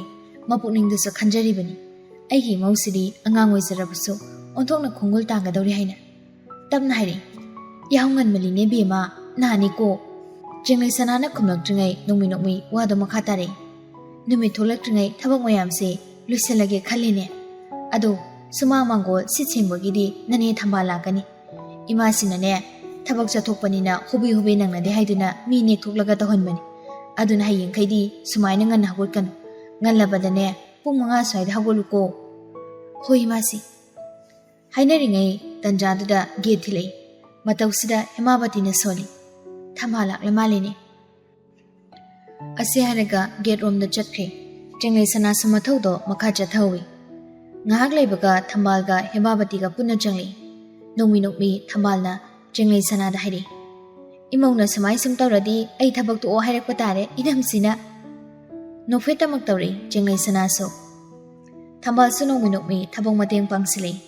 Yumyai kana singba imungi ka singdo waisilam sing hokre. Chingsangan muhoigi kaga Hemabati amadi Biswamitra gi kagadi thambal hanadagi suchangdi. Atai ka singdudi mana dum rushili. Chakungi chai singso Hemabati na dum honi. Thambal gi haibubu ayuki waisilam sing tormlaga mayumda hankiba. Aduga numidang wainam amuk waisilam sing tawba lakpasini. Thabak pumba loiraga iruzamai thai.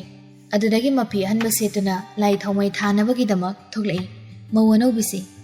Manem ibema Hemabati so iruba loiramli. Anjaliga Pinkiga so ngantai yoroklame. Mamanabisina maugi phizolda lai thawmai thanabagi tholakpasi ubada lagnarei Pinkina. Mahuya male bibiza. Anjalina noklaga kaino mahudubu mau male haisibo. Anidugi watada jenglai sana sunoi. Hemabati sunoi. Isan biye Pinki no ini salon ka pahururo. Ngarang no balak ngdabasingdo poyeng pi balak narani. Ani disu hoi ma se haramlaga chaksangda changkhre. Hemabati su imungi kadai jagata lai thongmai thali haibado mamong nupisida takpi duna lai khurumhali. Laining thosana mahidagi hauraga imungda latpa lai singdo mathang khoiramhalaga mapanda thoklei. Sumangda korowanba ipa khoiramba loiraba matung ingkholgi lai laliba lai sangduda khoiramba losinhali. Dop maira langduna lai khoiramba losilaga Hemabatina numidang wairamdana mapandagi khoiramba hauragane imungda laining thosana mahida khoiramba losingadabani kobema. Hoi masi. Jenglai sana su kada muchanglei hagolamle nupaduso sofada phamduna leirmi. Nupisi maso phamduna leiriba nupasida hana yenglamda thangnaba kada mapi hongdokpa chumdring changki. Nupisina changkibase michina haipit kasu yengobani nupasing maso. Lepa leitaba matam lairembi magi khongchatni. Leptana chatkibana matam khara sawdankhre. Mangani chakobasu loikre. Chakobada nate. Maitei aikhoigi chahi yawba numit. Sajibugi nongma panba cheraubasu loikre. Mangani chakobaga tungda mangda oikibani. Luhongba numida chaikiba ngangkibadudagi makha tabadi nupisida chai ngangkidre. Onsiludre nupisida. Nupisinasu nupa mangonda thoina onsilakte. Yumatada kamatada puna laiminariba anisi ningthina kauna ngangnakidre onsinakidre. Anisigi mawngsi ahalsingnasu khangi. Aduba angang oiri hayeng kona gyan tarakani khanduna ahal oibusingnasu kanna chai ngangduna tawde. Jenglai sanamaso nungaitaba phana leirabaso lotsinduna thamkhre. Maithongna mami tahalakidre. Awaba nungaitaba pumnamak minokna khumjinduna thamkhre.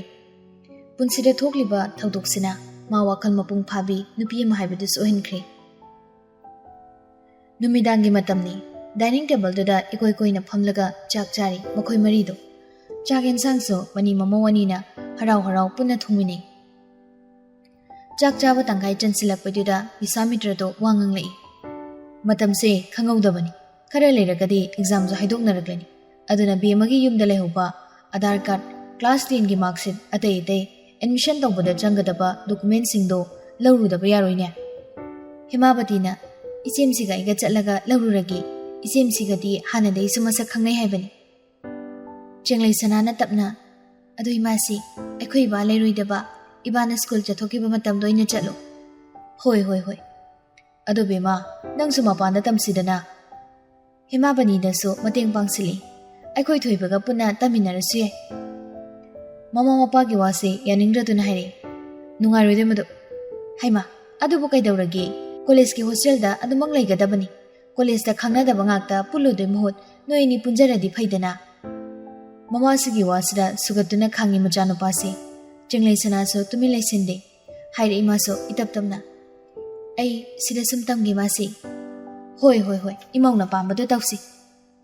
Biswamitra namo hoida exam haidoklaga karina phagada gedo khanarasi.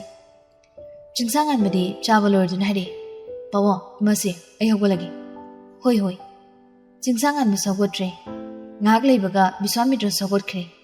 Lukak chagumdo chenglai sanana loshili. Kolik phimbuduso manemna yawge tawbada mane yawhandi. Chakumdo ningthin loshilamaga kada changli. Sofa da phamduna leramba nupaduna hare. Pawngai masigana mapanda tamna bhaido nangyagano. Luhungmudagi nupasina mongonda mingkaur khidrabani. Nang ma haiduna adumak sizinarabani. Masida thoine hena khanjilude. Masu nupaduna haikiba wadugi pakumpire. Adugairadi aisi Manipurda adum tamge haridudi. Tambagi Manipurda natraso nangi apamba lamda college da dum tamu. Tabudabu ibani di college pungumse. Aina hena puningde. Asiharam laga bathroom lairiba tomda gamgam chakre. Nupisigi sakai kaka komatawsida murum solawi. Luhungmudagi saksayam kakhal inimuse. Nanwaidi khat panglayda leibi. Leim kre huzikti. Huzikli mishwaina nanwai shilemamadi taribada sase taramoy.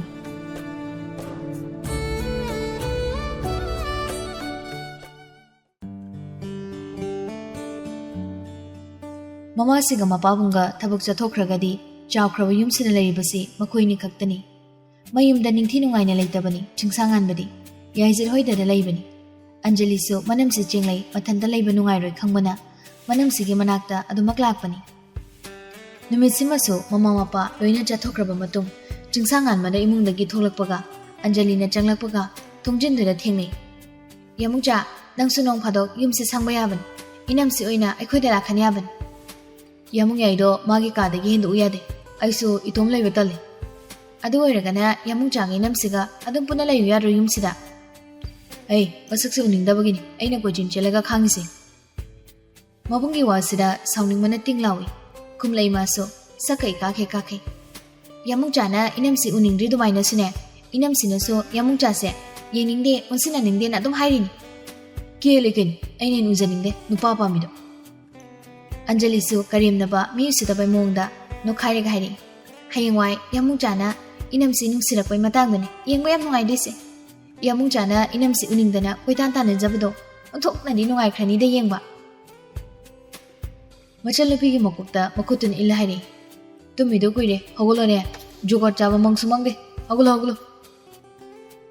Anjali su mabungi makutu intoklaga hayeng aige khayata popta hardamni. Matamdudane ay matengadi pangloy ko. Tanjadula chenglai sanasu thoglai. Ichanbi. Chenglai sananasu Anjalida ichanbi haina kaurabani. Kay hagi namse. Machal nupigi mawngsida nakanda othoklaga sugatuna khangi nupado.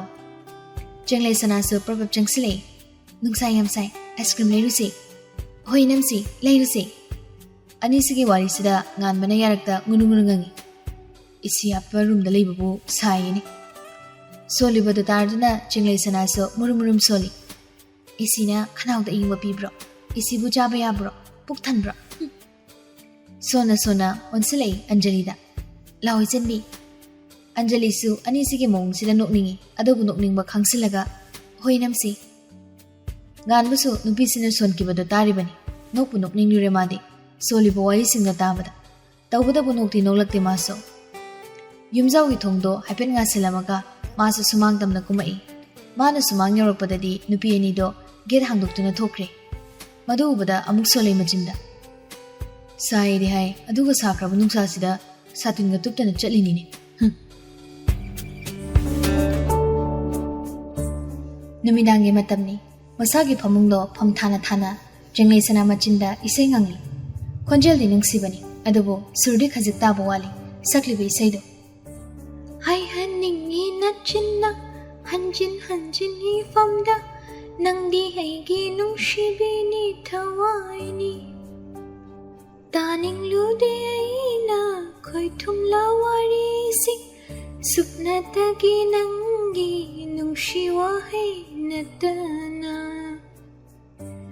Phamung kangthol da nga tharaga phamboi poi tawraga phone metlambani nupado nupi sina surga yauda isai saglakpado tabada mamai du sugali nupi sina makha taduna isai du dumak sai tumin taba ngamakraduna hari inupa maso ataba mi giso khara khansida mana ngangli do tadagom khajipau he onsilakte isai do dumak sakna sakna phamung ka khatuna hipthakre hipkre tumin lekhrani khalaga isai do makha tana adum saktuna lei nupi siri nupi sigi matoksida sauning laba jingsangan baso konjel horap khanglaw lore kana da noina haise himna kangkhal do sat haidoraklaga mayong nabada thariba phamung sida leiriba nupa sida yenglaga thawai sa sa haire kaino nupi sigi thoksada ba matoksida pisumani do grong hekta thengai ne ba makai hari isai seiro natraga saring thiri ro tasingna nakung sida wa ba piri ai ta janingri wai singsa haiba lorakpada yarakta ngurung ngangje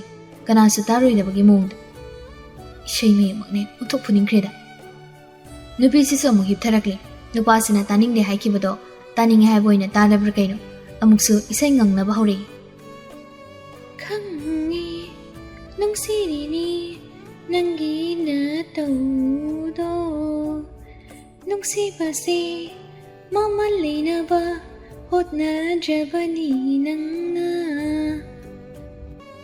isai sakek tawbaga isai makha tarakringai laksali nupasina usidro nangise kumai nupi sisu kaino aina kaya kai batawrage kasida na tomda leiba nate se nang khangi na dro khonda makna khra phajaboi di phai na kongmen silo hena khoidok thitpa wa ngangtani nupi sina hairakle base nupasi masu tumi leitokte isau sauna tumak hare hena khoidok thitpa wa ngangtani nupi sina hairakle base nupasi masu tumi leitokte isau sauna adumak hare yam sakninglagana kaidon chalaga so aina sakning mafamda sakpa yaina kase aigini aina salakano di salakano nang khaktagi karo si aigi su saruk yauri karim nabagi mino ka manoglaga hari inupa sisu mi mayum sida leiraga hau sajilagano nang laktringai dadi kasidane ining tamna leiramine aise handa mukti chenglei sana khumlaktre tumin leikre nupa sigi wasida mapuning nungsirakpani aduna ma tumin lesinbani nupa maso nupi sidadi onsiludre adabu mapuning dadi madom murum solibani nayumdagisu inthokpirapagi aina thina chengang tawingdabani natradi bemanang nangai sini nang sukungi nungsidi machin kaliba sakna sakakliba mana chawpi leirene ai kasina leshilaga yumsidane ai lening ka phawdrabani nang leibagi sor khangon hondore adugi machinda murum tuminam soli sumaine ngangbuso nuaidada ngangbidrabani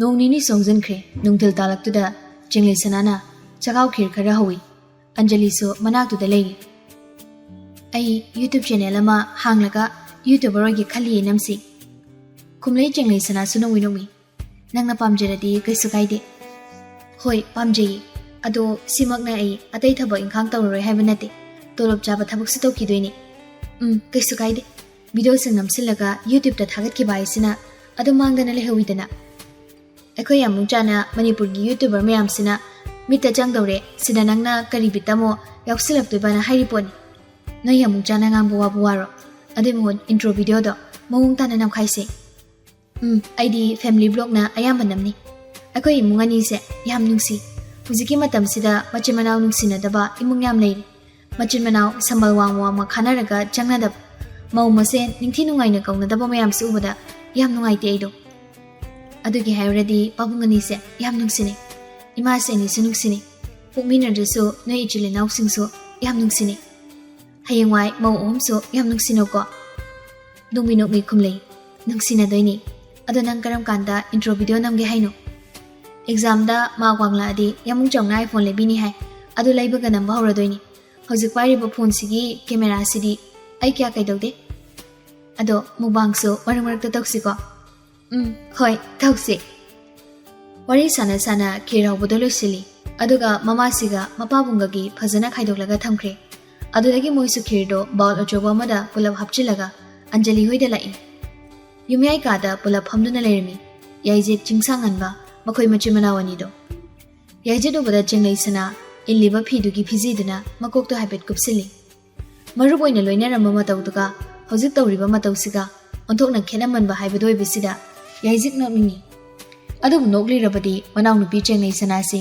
ikai khrani khangmana noglakti lagli bani do bada chingsangan bisu sugali mabungi mataudu uraduna anjali na hari khiri bizaro yamu jana jajaningde bizaro asi haram laga chaksangromda gam changkhre chenglai sanasu leiriba sofa hangbadуда phamthare makuna pairakliba khira pa balduna leiriba table do thami yaizina sana nang haureiro khirse hoi de ye anjali do proper pamuk thogli mana puthorakliba piktak tawa balga spoon singado table le thamlei chenglai sanana ichenbi ima chobi su kawro anjali su mabung yai meda onsilaga ima se ka da lekhibre amung ya mathakta phi loksaluni na ka khibani haina ringai tanja da ningthilem bisu phi akang baloksiluraga kumthare madu ubada mama si da onsilei ima se khircha sila o kai dei khirno inam sina hawriba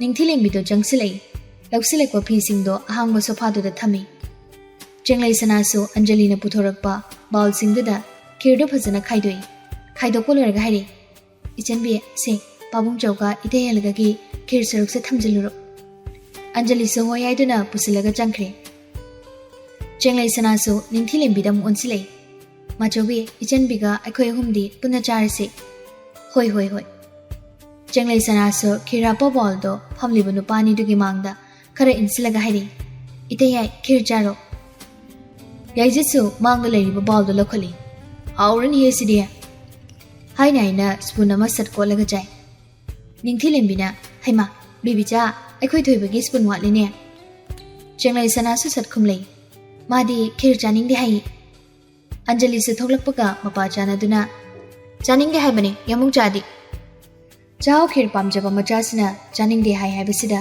ningthilem bido thajadri aikhoi thoibana bu chaning de hairiba handakti chingsangan ba manasu khumlei chaning de ama jobe ngangnari bawasida yajin noi nokna matomda chai kherdo nupi se leiba maphamdadi chingsangan ba leingba supopokte mabukta solibani mangondagi thairiga chenbada warabani haina phamlambadagi pugawale matawduda yajitna kaidano yumda nga hibluge ase haram laga prapap chakre ngahak leibaga chenglai sanasu mayumda halei mapa chanana mamasi university dagi halei imung changge tawrambado chapleplega mama sina gari degi kumtharak pangaise hemawati so gari degi kumtharaklaga mangol tamna kari bema sese ice cream lerak pani ima sina pirakle boto loksilaga hairi chenglai sanaso imasi aidi chaga laundry ado khir hawi ado hana chatho ima sina khir charingai da ai chalolaki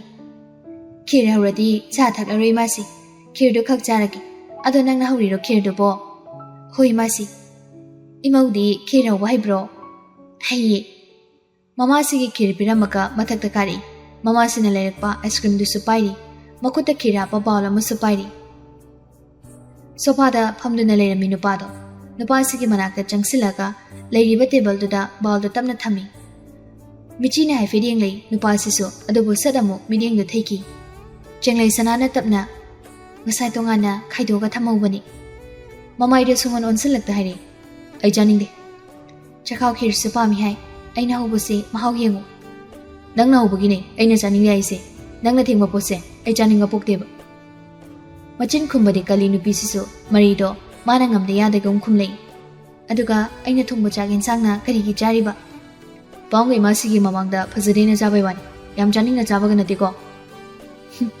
film da drama da haiba dialogue ya mali asika khairam laga phelauk silamaga balcony room da thokre nubi sigi matau sida nupa siso murum sonduna lehoi film drama oine khali mal sakta ju othukna nungshiroi do somda si senglei sanado balcony da thamliba rocking chair da phamlaga mama sina leirakpa ice cream da jaba hoi machin da so murum soni chingsangan bibungo nanga kakwa saksu othukna kakre ice cream ga se bizarro nang saruk si yauna chathoke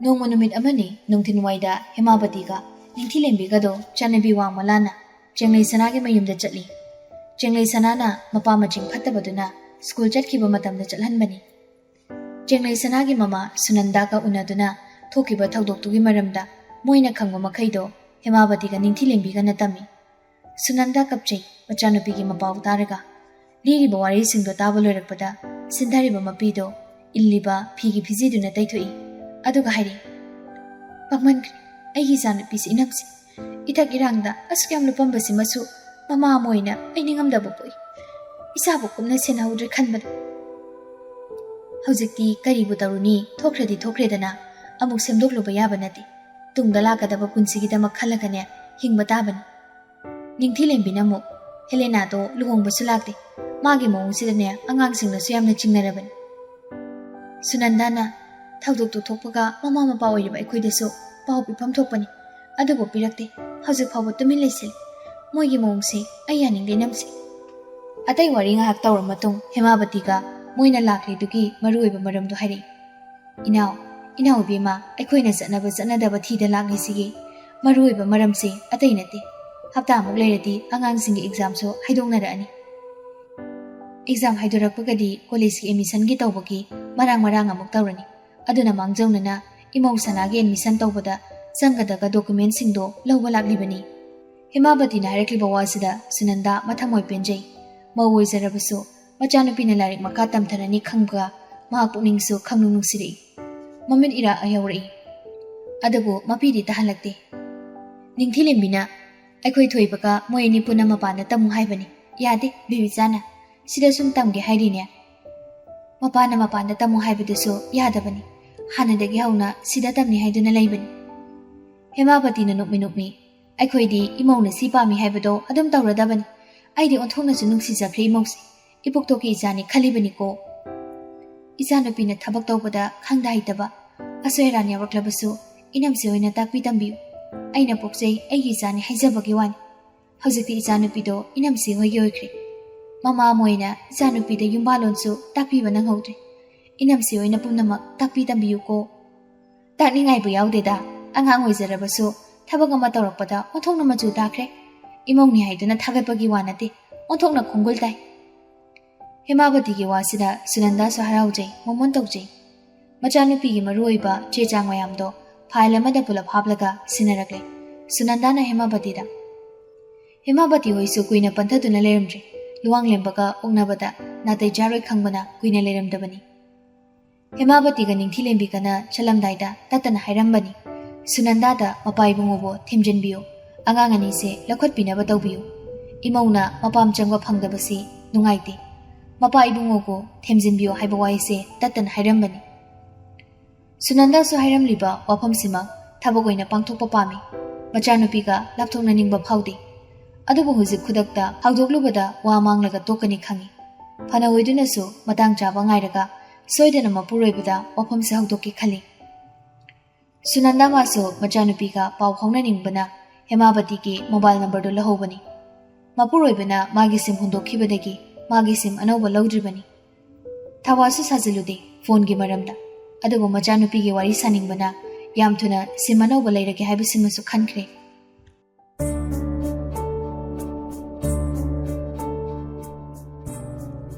Numidangni thawa ingkhang loiraga kada changlei hik changlakpaga bathroom leiriba tomda changlei laptop ta film yenglamba nupa siso nupi sina thangnaba kasida changkibasi ubada bathroom da maya singba changdoribani khangi adudagi laptop to hamungda tok thanamlaga prap chinchalai magi dressing room adomda Mana dressing room duda hek changlapaka nupisina bathroom gi thongdo hangdokhibaga mapa chane madu buda lauri jingsangan bana hey ngai ko bathroom manungda akhong thangjinge tawramba nupi dusu nupasina khanglaw lawrpaduda khangpre khangi khangbagi lingjumdo khangin inkhali mamai dusu leisilaga hai kaino khanglaw lawri dubo ngawrabro gangom changsilai ngan busu ayana tawni brush do ai brush tawgina changlabani asi haraga changdugi tawi bathroom duda nupasi masu nupisi gi makutto taphai agi bathroom nei aina hale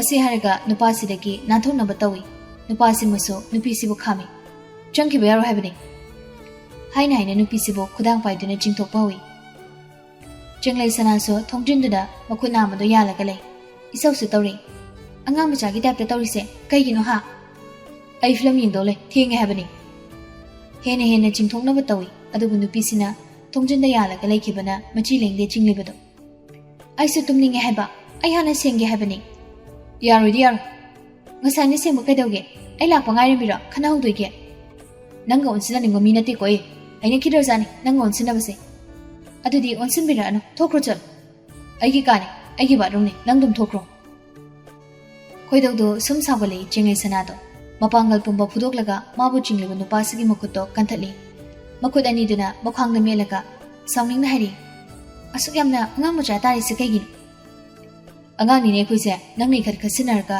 aingona namdana resilapoi wani nupasigi wasida ikaiba khazik phawre adubu nupasinadi khangalaroi khali ikaiba namsinkhraga hari karam kandano nangna manipur thadoktoisibo ai ngaibada wari he mi usidaba makokni nupasisu nupisibu thok thengainamaga bathroom manungda changki nupasigi mongsida sawningna mamai leisilei nupisisu nupasi maso usidabai wangangda haireklami aine hena yumsida lendrabani nanguni khanbada ho chapikhro akilada lehoge isu kayaibaduna kumlamre nupisidi pelausilamaga gamgam chatpa hokre mi mayumsida lerega aphawu sajaleine manoina dressing room dudagi thoktribana nupasina solibadu tai mapungni nungsi nupasigi wahisida nungsibam thokpani nanwai matam doiramlabadi mapungni nungsibana mapi taraklamadabadi adubu hujikti akhangkan bioikri gamgam chatlambado chaplepaga mamaido nupasina lepribadomda yinglei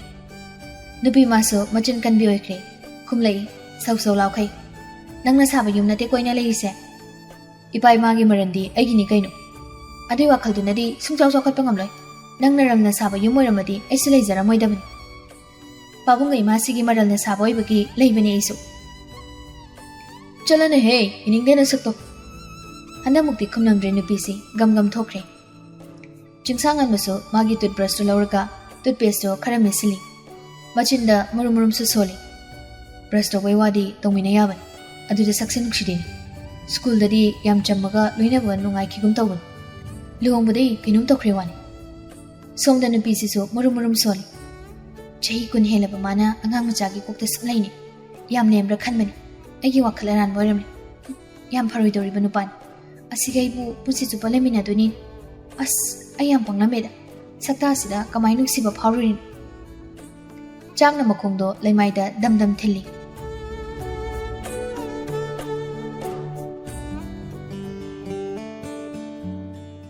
numit kharanisu adoma hungsinkhre haying nungthingi pung ahum chapchana Council of Higher Secondary Education Manipurna lawba class 12 ke exam result out oirni haina yaya lawnare exam thakiba mairoi khuding result khangning bana langtak nei pass tarokani khangnasu pakatpa phauna bakayani masana pass tarokloi khangmana mairoi singa result haidorakani khanbada matha sanaba so hauna sani mabung algi kada changai Anjali do yamungcha kayagi chanbe haying exam haidokani hai aisu khangi phone do leigadabani ko machanupi ge wasida tamna noglei leidaba yaro ko yamungcha leige ado akhoi namsi gi silebi si phone paidaba do nungai tiba aina painaramasi paiona pi bisu nungai te duchingbado machanupi sida nungmi yenglei wa makha tare Anjali so masiga pabung jaga da haibidusu tallebu leibiyo hairaga budi leibini ado luhongbada paisa yam changkhibanina ai haiba ngamdreba inam sibudi phone gi marim da kaim haisadi ꯑꯗꯣ ꯑꯩꯅ ꯁꯨꯝ ꯄꯥꯏꯍꯟꯅꯤꯡꯕꯩ ꯋꯥꯅꯦꯕ. ꯃꯕꯨꯡꯅ ꯀꯩꯁꯨ ꯈꯨꯝꯂꯛꯇꯕꯁꯤꯗ ꯏꯁꯨꯛ ꯁꯨꯛꯅ ꯍꯥꯏꯔꯛꯏ. ꯂꯩꯕꯤꯔꯣꯏ ꯍꯥꯏꯔꯣ ꯌꯥꯃꯨꯡꯆꯥꯎ? ꯂꯩꯒꯦ. ꯑꯩꯒꯤꯅ iPhone ꯂꯩꯔꯒ ꯏꯅꯝꯁꯤꯒꯤꯅ ꯑꯇꯣꯞꯄ ꯑꯃ ꯂꯩꯕꯗꯣ ꯑꯩ ꯅꯨꯡꯉꯥꯏꯇꯦꯕ. ꯑꯗꯨꯅ ꯆꯞ ꯃꯥꯟꯅꯅ ꯂꯩꯌꯣ. ꯄꯩꯁꯥ ꯄꯥꯝꯃꯣꯏ ꯀꯥꯏꯅ ꯂꯩꯗꯕ ꯌꯥꯔꯣꯏꯀꯣ. ꯅꯨꯄꯤꯁꯨ ꯀꯣꯏꯕ ꯅꯠꯇꯦ. ꯇꯥꯟꯁꯤꯜꯂꯤ ꯄꯩꯁꯥ ꯃꯌꯥꯝꯗꯣ ꯁꯤꯒꯨꯝꯕꯗ ꯈꯔ ꯊꯥꯗꯁꯤ. ꯅꯠꯇ꯭ꯔꯗꯤ ꯌꯥꯃꯨꯡꯆꯥꯎ ꯀꯣꯛꯐꯥꯏ ꯀꯥꯔꯛꯑꯅꯤ ꯅꯪ. ꯕꯦꯡꯛꯇ ꯂꯩꯕ ꯄꯩꯁꯥꯕꯨ ꯀꯣꯛꯐꯥꯏ ꯀꯥꯟꯅꯕ꯭ꯔꯣ ꯏꯆꯟꯕꯤ? ꯃꯕꯨꯡꯁꯤꯗ ꯃꯃꯤꯠ ꯄꯩꯔꯞ ꯌꯦꯡꯂꯒ ꯉꯥꯏꯈꯣ ꯌꯥꯃꯨꯡꯆꯥꯎꯒꯤꯁꯦ ꯆꯞ ꯃꯥꯟꯅꯕ ꯂꯩꯕ ꯉꯝꯃꯣꯏ, ꯄꯩꯁా ꯄꯥꯝꯃꯣꯏ ꯍꯥꯏꯔꯣ? ꯍꯥꯏꯗꯦ. ꯕꯦꯕꯤꯆꯥꯁꯦ ꯏꯆꯜ ꯅꯨꯄꯤꯒꯨꯝ ꯂꯨꯅ ꯈꯜꯂꯤꯅꯤ. ꯑꯗꯣ ꯏꯆꯟꯕꯤ ꯋꯥ ꯑꯃꯗꯤ ꯍꯥꯏꯒꯦ. ꯍꯥꯏꯌꯣ. ꯅꯅꯝꯁꯦ ꯑꯇꯣꯝꯕꯤꯗ ꯅꯪꯅ ꯂꯨꯅ ꯇꯧꯔꯤ ꯁꯨꯃꯥꯏꯅ ꯑꯍꯜꯗꯁꯨ ꯌꯥꯏꯃꯗꯁꯨ ꯇꯧꯒꯗꯕꯅꯤꯀꯣ. ꯃꯤꯆꯪ ꯃꯤꯈꯥꯏꯒ ꯅꯥꯏꯔꯗꯤ ꯆꯩ ꯈꯪꯉꯕ? ꯃꯕꯨꯡꯒꯤ ꯋꯥꯁꯤꯗ ꯐꯥꯛ ꯅꯣꯛꯊꯣꯔꯛꯏ. ꯍꯣ ꯅꯨꯄꯤ ꯊꯤꯒꯦ ꯀꯥꯏꯅꯗꯤ ꯈꯜꯂꯤꯕꯣꯏꯔꯦ ꯌꯥꯃꯨꯡꯆꯧꯁꯨ. ꯆꯨꯛ ꯁꯥꯒꯦ ꯍꯥꯏꯕꯒꯤ ꯋꯥꯈꯜꯗꯤ ꯅꯕꯨꯡ ꯅꯣꯡꯃꯗ ꯈꯟꯈꯤꯕ ꯂꯩꯇꯦꯍꯦ. ꯃꯕꯨꯡ ꯃꯆꯜ ꯑꯅꯤꯒꯤ ꯋꯥꯗꯨꯗ ꯋꯥ ꯅꯣꯛꯃꯤꯟꯅꯩ. ꯂꯨꯆꯤꯡꯕꯁꯤ ꯑꯁꯨꯝꯅ ꯍꯦꯛ ꯐꯥꯒꯤ ꯄꯨꯕ ꯋꯥꯉꯥꯡ ꯉꯥꯡꯂꯒ ꯃꯅꯥꯎ ꯅꯨꯄꯥ ꯃꯆꯜ ꯅꯨꯄꯤꯁꯤꯡꯕꯨ ꯅꯣꯛꯍꯟꯕꯅꯤ.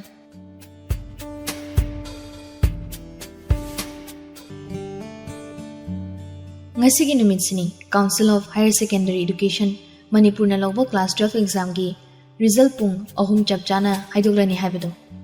ꯌꯥꯏꯖꯠ ꯍꯣꯏꯒꯤ ꯂꯤꯚꯤꯡ ꯔꯨꯝꯗꯨꯗ ꯏꯃꯨꯡ ꯑꯅꯤꯁꯤꯒꯤ ꯑꯦꯛꯖꯥꯝ ꯊꯥꯈꯤꯕ ꯃꯈꯣꯏ ꯃꯔꯤꯗꯣ ꯔꯤꯖꯜꯠ ꯍꯥꯏꯗꯣꯔꯛꯄ ꯉꯥꯏꯔꯤ. ꯍꯥꯏꯈꯤꯕ ꯄꯨꯡꯗꯨꯗꯒꯤ ꯃꯤꯅꯤꯠ ꯈꯔ ꯊꯦꯡꯊꯔꯦ. ꯑꯦꯛꯖꯥꯝ ꯔꯤꯖꯜꯠꯇꯣ ꯍꯥꯏꯗꯣꯔꯛꯇꯦ. ꯌꯥꯏꯖꯠꯅ ꯉꯥꯏꯕꯒꯤ ꯑꯋꯥꯕꯁꯤꯁꯨ ꯋꯥꯏꯀꯣ. ꯑꯟꯖꯂꯤꯅ ꯍꯥꯏꯗꯣꯛꯔꯣꯏꯗꯣꯏꯖꯥꯠꯂꯣ? ꯆꯦꯡꯂꯩ ꯁꯅꯥꯅ ꯍꯥꯏꯗꯣꯔꯛꯀꯅꯤꯍꯦ ꯑꯗꯨꯒꯤꯗꯤ. ꯆꯤꯡꯁꯥꯡꯉꯟꯕꯅ ꯂꯥꯏꯚ ꯊꯥꯔꯝꯒꯅꯤ, ꯌꯦꯡꯁꯤꯔꯣ? ꯌꯥꯏꯖꯠꯅ ꯌꯦꯡꯖꯅꯤꯡꯗꯦ. ꯄꯣꯖꯤꯁꯟ ꯌꯥꯎꯔꯛꯇꯧꯔꯗꯤ ꯐꯩ. ꯅꯪꯕꯨꯗꯤ ꯌꯥꯎꯔꯛꯄꯁꯨ ꯌꯥꯏꯀꯣ. ꯌꯦꯡꯅꯤꯡꯉ ꯌꯦꯡꯉꯨ. ꯌꯦꯡꯕꯗꯤ ꯇꯜꯂꯤꯍꯦ ꯑꯩꯁꯨ. ꯃꯤꯅꯤꯠ ꯈꯔ ꯂꯩꯕꯒ ꯅꯤꯡꯊꯤꯂꯦꯝꯕꯤꯅ ꯃꯆꯥꯁꯤꯡꯗꯨꯒꯤ ꯆꯥ ꯄꯨꯊꯣꯔꯛꯏ. ꯁꯦ ꯆꯥ ꯊꯛꯁꯤꯁꯦ. ꯃꯈꯣꯏ ꯃꯔꯤꯗꯨꯁꯨ ꯆꯥ ꯀꯞꯇꯣ ꯑꯃꯃꯝ ꯂꯧꯈꯠꯂꯒ ꯊꯛꯄ ꯍꯧꯏ. ꯅꯤꯡꯊꯤꯂꯦꯝꯕꯤꯁꯨ ꯃꯆꯥꯁꯤꯡꯒꯤ ꯅꯥꯛꯇ ꯐꯝꯊꯔꯛꯏ. ꯅꯣꯏꯒꯤ ꯑꯦꯛꯖꯥꯝꯗꯨꯕꯨ ꯍꯥꯏꯗꯣꯛꯇ꯭ꯔꯤꯕ꯭ꯔꯣ? ꯌꯥꯏꯖꯠꯅ ꯍꯥꯏꯗꯣꯛꯇ꯭ꯔꯤ ꯃꯥꯁꯤ. ꯇꯟꯖꯥꯗꯨꯗ ꯂꯨꯆꯤꯡꯕꯅ ꯃꯊꯛꯇꯒꯤ ꯇꯥ ꯀꯨꯝꯊꯔꯛꯏ. ꯍꯥꯏꯔꯦ ꯑꯁꯨꯝꯅꯁꯨ. ꯑꯦꯛꯖꯥꯝ ꯍꯥꯏꯗꯣꯏꯅꯦ ꯅꯣꯏꯕꯣ. ꯐꯥꯔꯁ ꯄꯣꯖꯤꯁꯟꯗꯣ ꯅꯣꯏ ꯁ꯭ꯀꯨꯜꯅ ꯂꯧꯏꯅꯦ. ꯋꯥꯗꯣ ꯇꯥꯕꯗ ꯃꯈꯥꯗ ꯐꯝꯂꯤꯕꯁꯤꯡꯗꯣ ꯃꯊꯛꯇꯒꯤ ꯀꯨꯝꯊꯔꯛꯏ. ꯃꯊꯛꯇꯒꯤ ꯀꯨꯝꯊꯔꯛꯏꯕ ꯂꯨꯆꯤꯡꯕꯗ ꯂꯣꯏꯅ ꯌꯦꯡꯂꯛꯏ. ꯑꯟꯖꯂꯤꯅ ꯇꯥꯁꯨ ꯍꯪꯖꯔꯤ. ꯃꯃꯤꯡꯗꯣ ꯀꯩ ꯍꯥꯏꯒꯦ? ꯁꯨꯌꯦꯟ ꯁꯅꯥ ꯊꯣꯛꯆꯣꯝ ꯍꯥꯏꯅꯦ. ꯆꯦꯡꯂꯩ ꯁꯅꯥꯅ ꯌꯥꯝ ꯍꯔꯥꯎꯅ ꯅꯣꯛꯂꯒ ꯑꯌꯥ ꯌꯥꯝ ꯍꯔꯥꯎꯏ. ꯑꯟꯖꯂꯤꯅ ꯑꯗꯨꯅꯦ ꯍꯥꯏꯕ. ꯌꯥꯏꯖꯠꯀꯤ ꯐꯣꯟꯗ ꯑꯣꯟꯁꯤꯟꯗꯨꯅ ꯑꯦꯛꯖꯥꯝ ꯔꯤꯖꯜꯠ ꯌꯦꯡꯅꯕ ꯍꯣꯠꯅꯈ꯭ꯔꯦ. ꯆꯤꯡꯁꯥꯡꯉꯥꯟꯕꯁꯨ ꯑꯗꯨꯛ ꯍꯔꯥꯎꯅ ꯅꯣꯛꯂꯤꯕꯤ ꯅꯨꯄꯤꯁꯤꯗ ꯃꯤꯆꯤꯅ ꯍꯥꯏꯐꯦꯠ ꯌꯦꯡꯂꯛꯏ. ꯁꯠ ꯌꯦꯡꯂꯝꯂꯒ ꯁꯠ ꯑꯗꯨꯝ ꯃꯤꯠꯐꯝꯗ ꯍꯣꯡꯈꯤ. ꯑꯗꯨꯕꯨ ꯃꯄꯨꯛꯅꯤꯡꯗꯗꯤ ꯁꯣꯜꯂꯤ. ꯌꯦꯡꯅꯤꯡꯈꯤꯗ꯭ꯔꯤ ꯑꯋꯣꯏꯕ. ꯂꯨꯆꯤꯡꯕꯁꯨ ꯆꯪꯁꯤꯜꯂꯛꯏ. ꯑꯇꯩꯗꯤ ꯇꯥꯔꯛꯇ꯭ꯔꯦ. ꯐꯥꯔꯁት ꯄꯣꯖꯤꯁꯟꯗꯣ ꯍꯥꯏꯗꯣꯔꯛꯄꯒ ꯍꯣꯕꯦ ꯀꯨꯝꯊꯔꯕꯅꯤ. ꯑꯟꯖꯂꯤꯁꯨ ꯁ꯭ꯀꯨꯜꯒꯤ ꯑꯣꯖꯥ ꯃꯍꯩꯔꯣꯏ ꯄꯨꯂꯞ ꯌꯥꯎꯕ ꯋꯥꯆꯦꯞ ꯒ꯭ꯔꯨꯞꯇꯨꯗ ꯃꯈꯣꯏ ꯁ꯭ꯀꯨꯜꯒꯤ ꯃꯍꯩꯔꯣꯏ ꯃꯌꯥꯝꯒꯤ ꯔꯤꯖꯜꯠ ꯊꯥꯔꯛꯂꯤꯕꯗꯣ ꯆꯪꯗꯨꯅ ꯌꯦꯡꯉꯤ. ꯌꯥꯏꯖꯠꯅ ꯍꯔꯥꯎꯅ ꯈꯪꯂꯥꯎ ꯂꯥꯎꯔꯤ. ꯌꯥꯎꯔꯦ. ꯐꯥꯔꯁ ꯗꯤꯕꯤꯖꯟꯗ ꯌꯥꯎꯔꯦ. ꯃꯌꯥꯝꯕꯅ ꯈꯪꯂꯥꯎ ꯂꯥꯎꯔꯛꯄꯗꯨꯗ ꯆꯤꯡꯁꯥꯡꯉꯟꯕꯗꯣ ꯒ꯭ꯌꯥꯟ ꯈꯪꯇꯥ ꯇꯥꯔꯤ. ꯃꯥꯗꯤ ꯔꯤꯖꯜꯠ ꯌꯦꯡꯕꯒꯤ ꯃꯍꯨꯠ ꯅꯨꯄꯤꯁꯤꯗ ꯃꯑꯣꯡꯁꯤꯗ ꯌꯦꯡꯅꯤꯡꯗ꯭ꯔꯗꯨꯅ ꯃꯄꯨꯛꯅꯤꯡꯗ ꯏꯁꯧ ꯇꯧꯗꯨꯅ ꯂꯩꯔꯨꯔꯦ. ꯃꯈꯥ ꯇꯥꯅ ꯏꯁꯧ ꯇꯧꯖꯩ ꯇꯨꯃꯤꯟ ꯃꯄꯨꯛꯅꯤꯡꯗ. ꯐꯔꯣꯏꯗꯧꯔꯤꯕ ꯅꯨꯄꯤꯅꯤ. Exam result ꯌꯦꯡꯕꯒ ꯀꯥꯎꯏ. ꯃꯄꯨꯛꯅꯤꯡꯗ ꯃꯔꯨꯝ ꯁꯣꯟꯅ ꯃꯥꯁꯨ ꯑꯦꯛꯖꯥꯝ ꯔꯤꯖꯜꯠꯗꯣ ꯌꯦꯡꯅꯕ ꯔꯣꯜ ꯅꯝꯕꯔꯗꯣ ꯅꯝꯕ ꯍꯧꯏ. ꯃꯇꯥꯡꯗꯨꯗ ꯑꯟꯖꯂꯤꯅ ꯈꯪꯂꯥꯎ ꯂꯧꯔꯛꯏ. ꯑꯌꯥ ꯌꯥꯃꯨꯆꯥ ꯅꯪ 4th ꯄꯣꯖꯤꯁꯟꯗ ꯌꯥꯎꯔꯦ. ꯃꯌꯥꯝꯗꯣ ꯍꯔꯥꯎꯅ ꯂꯥꯡꯅꯩ. ꯅꯤꯡꯊꯤꯂꯦꯝꯕꯤꯁꯨ ꯍꯔꯥꯎꯖꯩ. ꯆꯤꯡꯁꯥꯡꯉꯟꯕ ꯃꯥꯁꯨ ꯍꯔꯥꯎꯖꯩ. ꯍꯥꯟꯅꯗꯒꯤꯁꯨ ꯃꯥ ꯄꯣꯖꯤꯁꯟꯗ ꯌꯥꯎꯔꯛꯀꯅꯤ ꯍꯥꯏꯕꯒꯤ ꯑꯁꯥ ꯊꯝꯖꯕꯅꯤ. ꯂꯨꯆꯤꯡꯕꯅ ꯏꯆꯟꯕꯤ ꯅꯪꯒ ꯕꯦꯕꯤꯆꯥꯒꯒ ꯌꯦꯡꯉꯨꯗꯅ. ꯆꯤꯡꯁꯥꯡꯉꯟꯕꯅ ꯔꯣꯜ ꯅꯝꯕꯔꯁꯤꯡꯗꯣ ꯍꯥꯏꯔꯛꯑꯣ. ꯌꯥꯏꯖꯠꯅ ꯑꯃꯨꯛ ꯍꯥꯏꯔꯛꯑꯣꯁꯦ.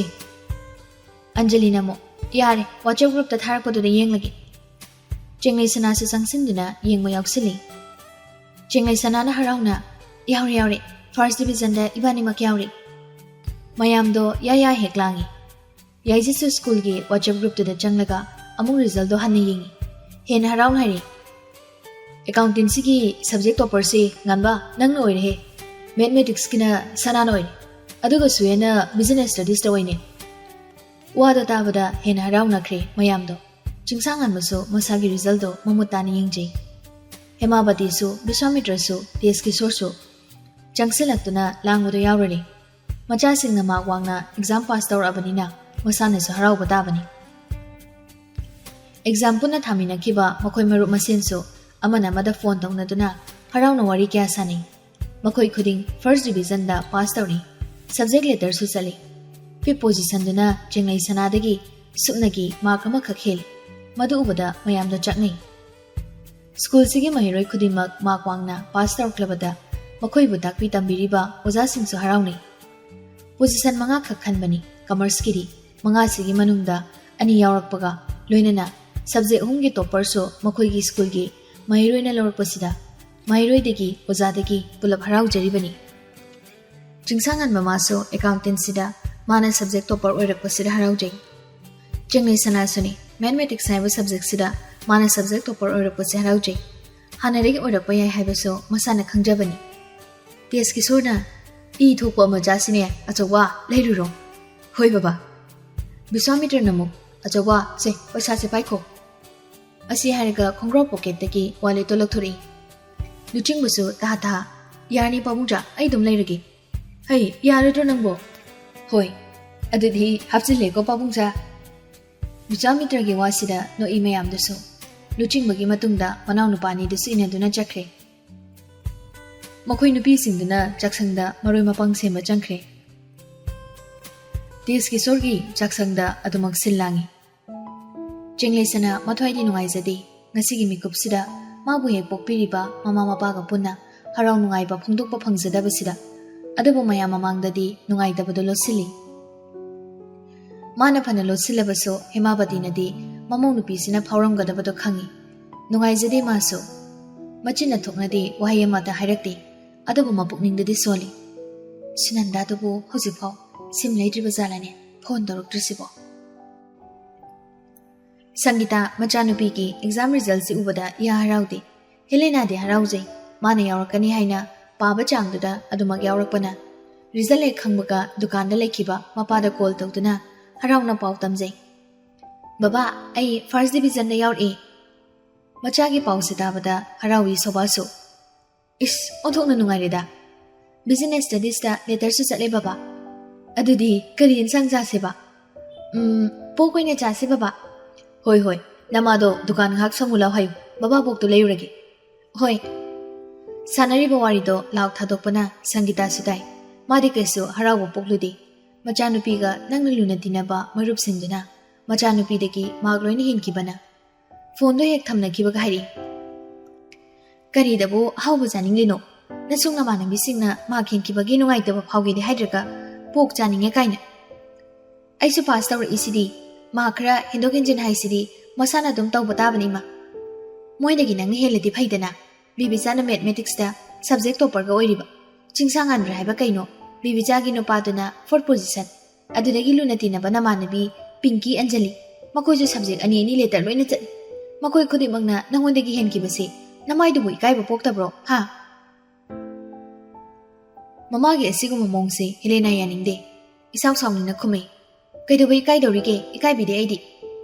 Adunadi kadaidagi mikok thongba ngamlani. Lunati na ba marumni henkrido ikai yune imagi be manangbo.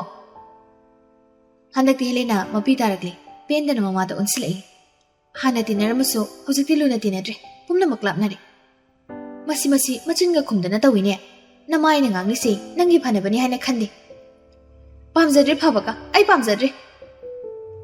Ase haram laga Helena to gam magi ka tamna lai.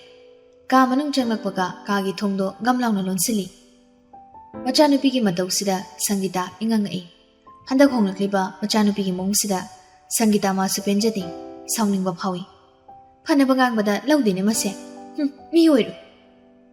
Helena so ka manungda kapli.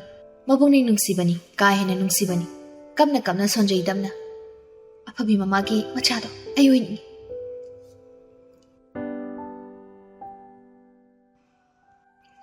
Luang Lembagi imungdani. Luang Lembaso machanupi exam result auto ingingba phawi. Sunanda sumangai machanupi gi result do khangningini. Aduna horen tanjai yenglaga Hemabati gi number la hubutuda phone tawraga hange khali. Luang Lembaso imungdagi thori aduga thariba sofa tuda phamtharaga numidangi ensang semdana leiriba magi loinabida onsilei. Mama isanupi gi exam result do khangningini. Mapuroi bagi wasida Sunanda tawrama mathaudo japlebaga ꯃꯄꯨꯔꯣꯏꯕꯗ ꯌꯦꯡꯂꯛꯏ꯫ ꯃꯄꯨꯔꯣꯏꯕꯅ ꯃꯆꯥꯅꯨꯄꯤꯒꯤ ꯃꯔꯝꯗ ꯋꯥꯔꯤ ꯁꯥꯕ ꯍꯧꯔꯛꯄꯁꯤꯗ ꯍꯔꯥꯎꯕꯁꯨ ꯄꯣꯛꯆꯩ, ꯃꯄꯤ ꯅꯧꯒꯦ ꯇꯧꯔꯛꯏ꯫ ꯂꯨꯋꯥꯡꯂꯦꯝꯕꯁꯨ ꯋꯥꯗꯣ ꯃꯈꯥ ꯇꯥꯔꯤ꯫ ꯕꯦꯕꯤꯆꯥꯒꯤ role ꯅꯝꯕꯔꯗꯣ ꯑꯩ ꯑꯔꯣꯏꯕ ꯗꯤꯖꯤꯠ 2ꯗꯣ ꯅꯤꯡꯁꯤꯡꯗ꯭ꯔꯦ꯫ ꯃꯥꯒꯤ ꯑꯦꯝ ꯑꯦ ꯀꯥꯔꯗꯇꯣ ꯀꯗꯥꯏꯗ ꯊꯝꯃꯤ? ꯑꯩꯅ ꯊꯤꯕꯗ ꯐꯪꯗꯦꯅꯦ꯫ ꯅꯪ ꯑꯃꯨꯛꯇ ꯐꯖꯅ ꯌꯦꯡꯂꯣ ꯃꯃꯥ꯫ ꯍꯟꯗꯛꯀꯤ ꯋꯥꯁꯤ ꯇꯥꯕꯗꯗꯤ ꯁꯨꯅꯟꯗ ꯈꯖꯤꯛ ꯄꯥꯈꯠꯂꯛꯏ꯫ ꯃꯆꯥꯅꯨꯄꯤꯒꯤ ꯑꯦꯝ ꯑꯦ ꯀꯥꯔꯗꯇꯤ ꯌꯨꯝꯁꯤꯗ, ꯏꯃꯨꯡꯁꯤꯗ ꯂꯩꯇ꯭ꯔꯤ꯫ ꯍꯦꯃꯥꯕꯇꯤꯅ ꯂꯧꯕ ꯂꯥꯛꯄꯗꯨꯗ ꯄꯤꯈ꯭ꯔꯕꯅꯤ꯫ ꯃꯁꯤꯒꯤ ꯋꯥꯐꯝꯁꯤ ꯃꯄꯨꯔꯣꯏꯕꯅ ꯈꯪꯂꯕꯗꯤ ꯃꯥ ꯐꯤꯕꯝ ꯇꯥꯔꯔꯣꯏ ꯈꯪꯏ꯫ ꯑꯗꯨꯅ ꯋꯥ ꯊꯩꯗꯣꯛꯄ ꯍꯧꯔꯛꯏ꯫ ꯑꯦꯛꯖꯥꯝ ꯔꯤꯖꯜꯇꯣ ꯌꯦꯡꯂꯒꯨꯝꯁꯤꯗ ꯃꯣꯏ ꯕꯕꯥ꯫ ꯏꯆꯥꯅꯨꯄꯤꯗꯣ ꯅꯨꯡꯁꯤꯔꯦ ꯃꯃꯥ, ꯑꯗꯨꯈꯛꯅ ꯍꯥꯏꯕ ꯏꯟꯗꯕꯤ ꯏꯆꯥꯅꯨꯄꯤ ꯅꯠꯇꯦ꯫ ꯃꯄꯥ ꯃꯃꯥ ꯑꯩꯈꯣꯏꯒꯤ ꯃꯥꯌꯣꯛꯇ ꯊꯕꯛ ꯇꯧꯔꯛꯄ ꯅꯠꯇꯦ꯫ ꯃꯄꯥ ꯑꯩꯅ ꯍꯦꯛꯇꯪ ꯍꯥꯏꯕꯗ ꯇꯨꯃꯤꯟ ꯂꯩꯕꯅꯤ꯫ ꯍꯥꯏꯕ ꯏꯟꯕꯤ ꯏꯆꯥꯅꯨꯄꯤꯅꯤ꯫ ꯑꯗꯨꯕꯨ ꯍꯟꯗꯛ ꯏꯆꯥꯅ ꯇꯧꯔꯤꯕꯁꯤꯗꯤ ꯑꯩ ꯃꯪꯒ ꯆꯞ ꯃꯥꯟꯅꯩ ꯃꯃꯥ꯫ ꯃꯄꯨꯔꯣꯏꯕꯁꯤꯅ ꯃꯆꯥꯕꯨ ꯀꯌꯥꯒꯤ ꯃꯇꯤꯛ ꯅꯨꯡꯁꯤꯖꯒꯦ ꯍꯥꯏꯕꯁꯤ ꯁꯨꯅꯟꯗ ꯃꯨꯟꯅ ꯈꯪꯏ꯫ ꯃꯆꯥꯅꯨꯄꯤꯕꯨ ꯏꯟꯊꯣꯛꯂꯤꯕꯁꯤꯁꯨ ꯅꯨꯡꯁꯤꯗꯕꯒꯤ ꯅꯠꯇꯦ, ꯑꯁꯥꯎꯕꯅ ꯃꯥꯡ ꯊꯥꯈꯤꯗꯨꯅ ꯇꯧꯔꯤꯕꯅꯤ ꯍꯥꯏꯕꯁꯤꯃꯁꯨ ꯃꯨꯟꯅ ꯈꯪꯏ꯫ ꯂꯨꯋꯥꯡꯂꯦꯝꯕꯗꯤ ꯃꯈꯥꯗꯨꯃꯛ ꯇꯥꯔꯤ꯫ ꯑꯩꯒꯤ ꯏꯆꯥꯅ ꯐꯠꯇꯕ, ꯑꯗꯨꯛ ꯇꯨꯀꯠꯆꯕ ꯂꯤꯆꯠꯇꯤ ꯆꯠꯂꯝꯒꯅꯤ ꯍꯥꯏꯕ ꯃꯄꯥ ꯑꯃ ꯑꯣꯏꯅ ꯑꯩ ꯍꯧꯖꯤꯛꯁꯨ ꯊꯥꯖꯗꯦ꯫ ꯑꯗꯨꯕꯨ ꯑꯩꯅ ꯊꯥꯖꯗꯦ ꯍꯥꯏꯖꯅꯁꯨ ꯂꯩꯀꯥꯏ ꯃꯤꯌꯥꯝꯅ ꯊꯦꯡꯅꯔꯕꯅꯤ꯫ ꯐꯔꯦ, ꯃꯁꯤꯅ ꯃꯁꯤ ꯑꯣꯏꯈ꯭ꯔꯁꯅꯨ꯫ ꯕꯦꯕꯤꯆꯥꯒꯤ ꯑꯦꯝ ꯑꯦ ꯀꯥꯔꯗꯇꯣ ꯑꯃꯨꯛꯇ ꯄꯨꯊꯣꯔꯛꯑꯣ ꯃꯃꯥ꯫ ꯔꯣꯜ ꯅꯝꯕꯔꯗꯣ ꯑꯩ ꯑꯃꯨꯛꯇ ꯌꯦꯡꯒꯦ꯫ ꯁꯨꯅꯟꯗꯥꯁꯨ ꯍꯦꯃꯥꯕꯇꯤ ꯍꯣꯏ ꯂꯥꯛꯑꯝꯕꯒꯤ ꯋꯥꯗꯣ ꯂꯣꯠꯁꯤꯜꯂꯔꯣꯏ ꯈꯜꯂꯤ꯫ ꯃꯄꯨꯔꯣꯏꯕꯗ ꯑꯁꯦꯡꯕ ꯋꯥꯐꯝꯗꯣ ꯍꯥꯏꯔꯒꯦ ꯈꯜꯂꯤ꯫ ꯃꯣꯏ ꯕꯕꯥ, ꯑꯩ ꯋꯥꯐꯝ ꯑꯃꯗ ꯍꯥꯏꯖꯒꯦ꯫ ꯀꯔꯤ ꯋꯥꯐꯝꯅꯣ ꯃꯃꯥ? ꯑꯩꯅ ꯍꯥꯏꯔꯤꯁꯤꯗꯤ ꯄꯨꯊꯣꯔꯛꯇꯦꯅꯦ ꯇꯧꯔꯤꯕ꯫ ꯁꯨꯅꯟꯗꯥ ꯏꯇꯞ ꯇꯞꯅ ꯋꯥꯗꯣ ꯃꯈꯥ ꯇꯥꯔꯛꯏ꯫ ꯍꯞꯇꯥꯃꯨꯛꯀꯤ ꯃꯃꯥꯡꯗ ꯅꯨꯄꯥ ꯃꯌꯨꯝꯒꯤ ꯃꯤ ꯂꯥꯛꯑꯝꯃꯤ꯫ ꯋꯥꯗꯣ ꯇꯥꯕꯗ ꯉꯁꯥꯏꯗꯩ ꯃꯣꯡ ꯍꯥꯗ ꯂꯩꯔꯝꯕ ꯂꯨꯋꯥꯡꯂꯦꯝꯕꯗꯣ ꯈꯖꯤꯛ ꯐꯤꯡꯒꯠꯂꯛꯏ꯫ ꯀꯩꯗꯧꯕ ꯂꯥꯛꯑꯝꯃꯤꯕ? ꯑꯗꯨꯒ ꯋꯥꯐꯝꯁꯤ ꯅꯪꯅ ꯅꯍꯥꯟꯈꯩ ꯂꯣꯠꯁꯤꯜꯂꯒ ꯊꯝꯕ, ꯍꯧꯖꯤꯛꯇ ꯍꯥꯏꯔꯤꯕ, ꯍꯥ? ꯏꯕꯨꯡꯉꯣꯗꯨꯒꯤ ꯃꯃꯥꯁꯤꯒ ꯃꯃꯥꯆꯧꯕꯤꯒ ꯂꯥꯛꯑꯝꯕꯅꯤ꯫ ꯂꯥꯛꯂꯤꯗꯨꯒꯤ ꯃꯔꯝꯗꯨꯗꯤ ꯑꯇꯩꯒꯤ ꯅꯠꯇꯦ, ꯑꯩꯈꯣꯏ ꯕꯦꯕꯤꯆꯥꯒꯤ ꯀꯣꯂꯦꯖꯀꯤ ꯑꯦꯗꯃꯤꯁꯟ ꯇꯧꯕꯗ ꯆꯪꯒꯗꯕ ꯗꯣꯀꯨꯃꯦꯟꯠꯁꯤꯡꯗꯣ ꯂꯧꯕ ꯂꯥꯛꯑꯝꯕꯅꯤ꯫ ꯑꯦꯝ ꯑꯦ ꯀꯥꯔꯗꯁꯨ ꯀꯩꯁꯨ ꯕꯦꯕꯤꯆꯥꯒꯤ ꯆꯦ ꯆꯥꯡ ꯃꯌꯥꯝꯗꯣ ꯑꯩꯅ ꯄꯨꯂꯞ ꯄꯤꯊꯣꯛꯈ꯭ꯔꯦ ꯃꯣꯏ ꯕꯕꯥ꯫ ꯋꯥꯐꯝꯁꯤ ꯇꯥꯕꯗ ꯐꯤꯡꯒꯠꯂꯝꯕ ꯂꯨꯋꯥꯡꯂꯦꯝꯕꯗꯣ ꯇꯨꯃꯤꯟ ꯂꯩꯈ꯭ꯔꯦ, ꯀꯩꯁꯨ ꯍꯥꯏꯔꯛꯈꯤꯗ꯭ꯔꯦ꯫ ꯁꯨꯅꯟꯗꯥꯁꯨ ꯋꯥ ꯃꯈꯥ ꯇꯥꯗꯨꯅ ꯍꯦꯃꯥꯕꯇꯤ ꯍꯣꯏꯅ ꯊꯣꯛꯈꯤꯕ ꯊꯧꯗꯣꯛꯇꯨꯒꯤ ꯃꯇꯥꯡꯗ ꯍꯥꯏꯔꯝꯕ ꯂꯤꯔꯝꯕ ꯋꯥꯔꯤ ꯄꯨꯝꯕꯗꯣ ꯃꯄꯨꯔꯣꯏꯕꯗꯁꯨ ꯃꯥꯅ ꯂꯤꯗꯨꯅ ꯈꯪꯍꯜꯂꯤ꯫ ꯃꯥꯒꯤ ꯂꯣꯏꯅꯕꯤꯅ ꯇꯝꯂꯛꯂꯤꯕ ꯋꯥꯔꯤꯁꯤꯡꯁꯤ ꯇꯥꯔꯒ ꯂꯨꯋꯥꯡꯂꯦꯝꯕ ꯅꯤꯡꯉꯝꯃꯛꯇꯦ꯫ ꯄꯥꯎꯍꯟꯕ ꯂꯥꯛꯄꯗꯨꯗ ꯃꯥꯅ ꯅꯤꯡꯊꯤꯅ ꯃꯃꯨꯠ ꯇꯥꯅ ꯋꯥꯔꯤ ꯁꯥꯟꯅꯔꯝꯂꯒꯗꯤ ꯊꯣꯛꯂꯤꯕ ꯊꯧꯗꯣꯛꯁꯤꯒꯤ ꯃꯇꯥꯡꯗ ꯈꯔꯇ ꯑꯣꯏꯔꯒꯁꯨ ꯈꯪꯂꯝꯒꯗꯕꯅꯤ꯫ ꯑꯁꯥꯎꯕꯅ ꯃꯥꯡ ꯊꯥꯔꯨꯕꯅ ꯄꯨꯝꯅꯃꯛ ꯁꯣꯏꯍꯟꯈ꯭ꯔꯦ꯫ ꯃꯆꯥꯅꯨꯄꯤꯒꯤ ꯃꯒꯨꯟ ꯈꯪꯅ ꯈꯪꯅ ꯑꯁꯥꯎꯕꯅ ꯃꯥꯡ ꯊꯥꯈꯤꯕꯅ ꯉꯁꯤꯒꯤ ꯅꯤꯡꯉꯝꯗ ꯃꯤꯀꯨꯞꯁꯤ ꯑꯣꯏꯍꯜꯂꯛꯄꯅꯤ꯫ ꯁꯪꯒꯤꯇꯥ ꯑꯃꯗꯤ ꯍꯦꯂꯦꯅꯥꯅ ꯍꯧꯖꯤꯛ ꯐꯥꯎꯕ ꯋꯥꯍꯩ ꯑꯃꯠꯇ ꯍꯥꯏꯔꯛꯇꯕꯁꯤꯁꯨ ꯆꯤꯡꯅꯕ ꯌꯥꯕ ꯃꯔꯝ ꯑꯃ ꯑꯣꯏꯔꯤꯕꯅꯤ꯫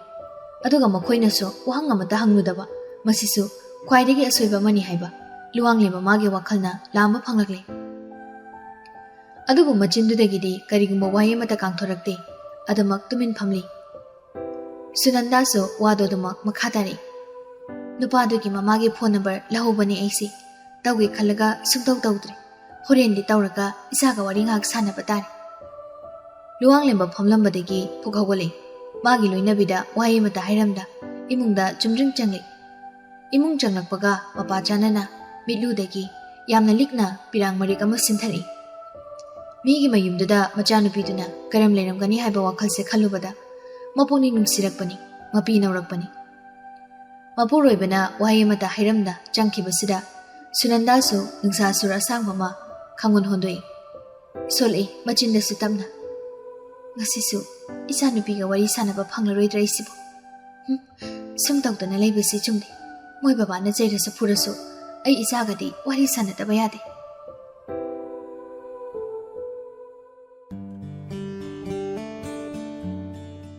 ꯇꯦꯖꯀꯤꯁꯣꯔꯒꯤ ꯌꯨꯝꯗ ꯄꯨꯂꯞ ꯑꯣꯏꯅ ꯆꯥꯔꯦ ꯅꯨꯃꯤꯗꯥꯡꯒꯤ ꯆꯥꯛꯇꯣ꯫ ꯆꯥꯛ ꯆꯥꯕ ꯇꯣꯛꯂꯕ ꯃꯇꯨꯡ ꯂꯤꯚꯤꯡ ꯔꯨꯝꯗꯨꯗ ꯑꯃꯨꯛ ꯄꯨꯂꯞ ꯐꯝꯃꯤ ꯋꯥꯔꯤ ꯋꯥꯇꯥꯏ ꯇꯧꯗꯨꯅ꯫ ꯆꯤꯡꯂꯩ ꯁꯅꯥꯒ ꯑꯟꯖꯂꯤꯅ ꯃꯌꯥꯝ ꯆꯥꯕꯒꯤ ꯂꯨꯈꯥꯛ ꯆꯒꯨꯝ ꯀꯣꯜꯂꯤꯛꯁꯤꯡꯗꯣ ꯐꯦꯡꯗꯣꯛ ꯆꯥꯝꯊꯣꯛꯄ ꯂꯣꯏꯔꯒ ꯍꯩ ꯃꯍꯤ ꯄꯨꯊꯣꯔꯛꯏ ꯃꯌꯥꯝꯒꯤ꯫ ꯃꯌꯥꯝ ꯄꯨꯂꯞ ꯁꯨꯔꯕꯗ ꯃꯔꯨ ꯑꯣꯏꯕ ꯋꯥꯔꯤꯗ ꯑꯣꯟꯊꯔꯛꯂꯦ꯫ ꯏꯃꯨꯡ ꯑꯅꯤꯁꯤꯒꯤ ꯈ꯭ꯋꯥꯏꯗꯒꯤ ꯑꯍꯜ ꯑꯣꯏꯔꯤꯕ ꯇꯦꯖꯀꯤꯁꯣꯔꯅ ꯋꯥꯔꯤꯗꯣ ꯍꯧꯗꯣꯔꯛꯏ꯫ ꯃꯈꯥꯗꯤ ꯀꯗꯥꯏꯗ ꯇꯝꯒꯦ ꯍꯥꯏꯕ?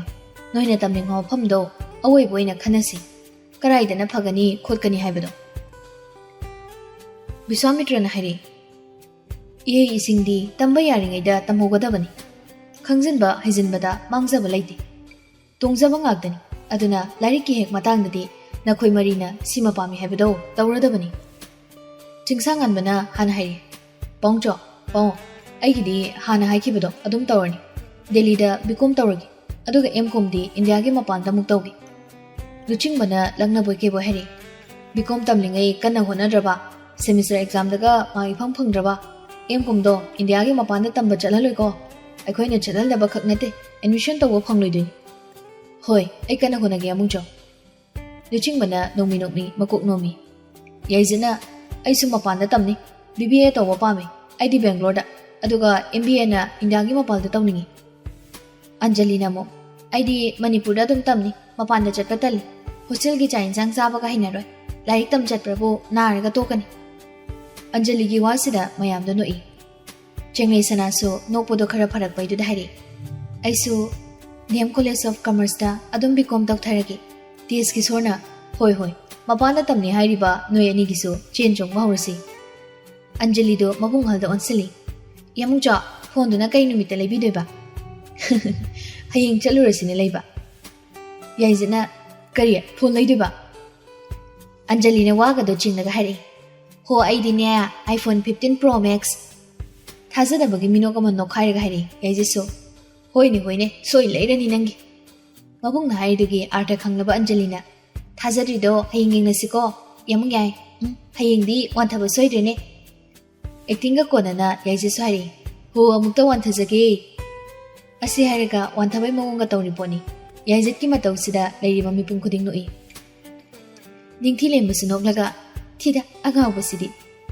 Hemabati su luchingbada onsilai. Phone gi wa palaga ningsinglai. College su ka dawre phone gi darkar ngaktani. Aduna aikhoi be mugi so ma yaur o leibada. Imasine GP da pasa kapsilagi achoba.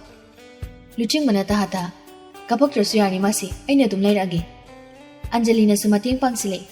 Masia pirunu yamung chawgi kophai karaklaba pesa singdo sizina thoke. Hemabati na yani nangi sel do thamjin jo choba. Aina tanchiliba sel siso ikha thabai nausingi sarug yauribani. Wate da chingsangan bana nangore mata gum hare. Yamung ai bani gidi kailibi do yamung cho. Laire khangnani. Laire ba yaro ga yamung cho. Yaizina mu hairakpani. Hoi laini. Chenglai sanana tapna ichen bigi phone ama laidawramni na aigidi mana hana pairambase pairasu yai. Masi dum pairage. Anjali sa tabok tuna khumlei. Madu yaro de namsi. Mi aigi punsida ihana na paijaba phone se cheksina thamdoini. Biswamitra na mamong nupid onsilei. Ahan badum laisine bema. Mayamgi matau suraga chingsangan bana mabukta murum solibani. Yam nuksikraboire. Masigi tongami se mui mayam sina. Mayam dong ha wari watai tongnar matung masa-masagi kada jangnakre.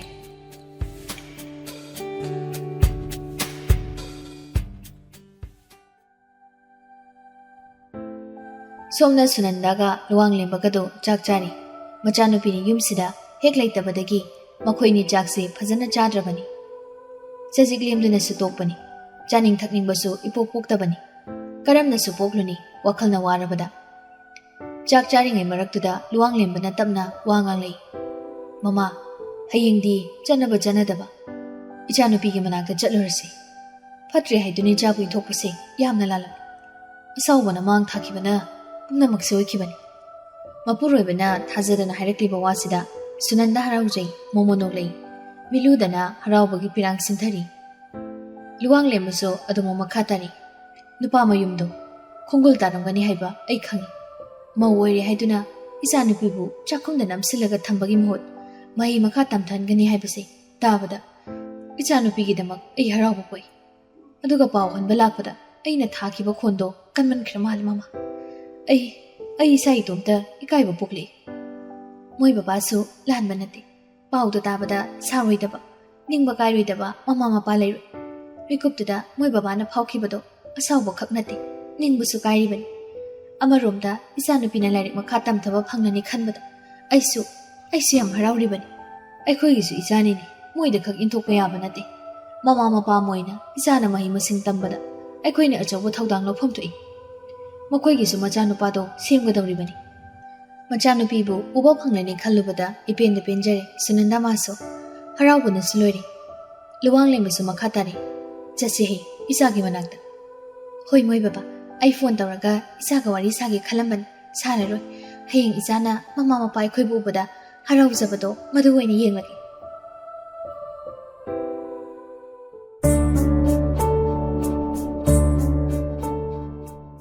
ꯑꯍꯤꯡ ꯅꯣꯡꯌꯥꯏ ꯆꯕꯨꯛ ꯍꯦꯜꯂꯛꯂꯦ ꯅꯨꯄꯤꯅ ꯍꯤꯛ ꯍꯤꯛꯅ ꯀꯞꯄꯒꯤ ꯈꯣꯟꯖꯦꯜ ꯑꯃꯅ ꯃꯔꯝ ꯑꯣꯏꯔꯒ ꯅꯨꯡꯉꯥꯏꯅ ꯇꯨꯝꯊꯔꯨꯔꯕ ꯆꯤꯡꯁꯥꯡꯍꯟꯕꯗꯣ ꯃꯃꯤꯠ ꯈꯖꯤꯛ ꯁꯤꯡꯂꯩ ꯃꯃꯤꯠ ꯁꯤꯡꯂꯛꯄꯗꯅ ꯍꯦꯟꯅ ꯃꯌꯦꯛ ꯁꯦꯡꯂꯤ ꯀꯞꯄꯒꯤ ꯈꯣꯟꯖꯦꯜꯗꯣ ꯃꯃꯥꯏ ꯂꯩꯗꯨꯅ ꯃꯥꯌꯣꯛꯅꯕꯒꯤ ꯐꯃꯨꯡꯗ ꯇꯨꯝꯂꯤꯕꯤ ꯅꯨꯄꯤꯗꯨꯗ ꯌꯦꯡꯂꯤ ꯃꯥꯅꯤ ꯀꯞꯄꯒꯤ ꯈꯣꯟꯖꯦꯜꯗꯣ ꯆꯤꯡꯂꯩ ꯁꯅꯥꯅ ꯀꯞꯄꯒꯤ ꯈꯣꯟꯖꯦꯜꯅꯤ ꯅꯨꯄꯤꯁꯤꯅ ꯍꯤꯛꯅ ꯍꯤꯛꯅ ꯀꯞꯄꯒ ꯂꯩꯔꯝꯃꯤꯕ ꯃꯇꯧꯁꯤꯗ ꯅꯨꯄꯥ ꯃꯥꯗꯤ ꯃꯃꯤꯠ ꯄꯨꯡꯁꯤꯡ ꯁꯤꯡꯈ꯭ꯔꯦ ꯃꯁꯥꯗꯣ ꯄꯥꯈꯠꯄ ꯑꯃꯁꯨ ꯌꯥꯎꯏ ꯇꯥ ꯍꯤꯞꯂꯝꯕꯗꯒꯤ ꯂꯣꯡꯅ ꯐꯨꯛ ꯍꯧꯒꯠꯂꯒ ꯐꯃꯨꯡꯗꯒꯤ ꯀꯨꯝꯊꯔꯛꯏ ꯑꯗꯨꯒ ꯅꯨꯄꯤꯗꯨꯒꯤ ꯐꯃꯨꯡ ꯃꯅꯥꯛꯇ ꯆꯪꯁꯤꯜꯂꯒ ꯀꯥꯡꯈꯜꯗꯣ ꯍꯥꯏꯗꯣꯛꯏ ꯏꯄꯥ ꯄꯥꯈꯠꯄ ꯃꯇꯧ ꯑꯃꯅ ꯀꯩꯗꯧꯔꯒꯦ ꯆꯤꯡꯂꯩ ꯁꯅꯥꯁꯨ ꯃꯄꯤꯗꯣ ꯁꯠ ꯇꯩꯊꯣꯛꯑꯒ ꯃꯀꯣꯛꯇꯣ ꯍꯥꯏꯔꯤ ꯀꯩꯁꯨ ꯇꯧꯗꯦ ꯍꯥꯏꯒꯨꯝ ꯀꯩꯗꯧꯔꯒꯦ ꯍꯥꯏꯕꯅꯤ ꯁꯅꯥ ꯂꯨꯍꯣꯡꯂꯕ ꯃꯇꯨꯡꯗꯒꯤ ꯑꯁꯨꯝꯅ ꯁꯅꯥ ꯍꯥꯏꯅ ꯅꯨꯄꯥꯅ ꯀꯧꯔꯛꯄꯁꯤ ꯉꯁꯤꯅ ꯑꯍꯥꯟꯕꯅꯤ ꯑꯗꯨꯅ ꯃꯄꯨꯛꯅꯤꯡ ꯅꯨꯡꯁꯤꯔꯤꯉꯩ ꯃꯊꯛꯇꯨꯗ ꯍꯦꯟꯅ ꯃꯄꯨꯛꯅꯤꯡ ꯅꯨꯡꯁꯤꯔꯛꯇꯨꯅ ꯀꯞꯂꯛꯏ ꯍꯤꯛ ꯍꯤꯛ ꯂꯥꯎꯅ ꯆꯤꯡꯁꯥꯡꯍꯟꯕꯁꯨ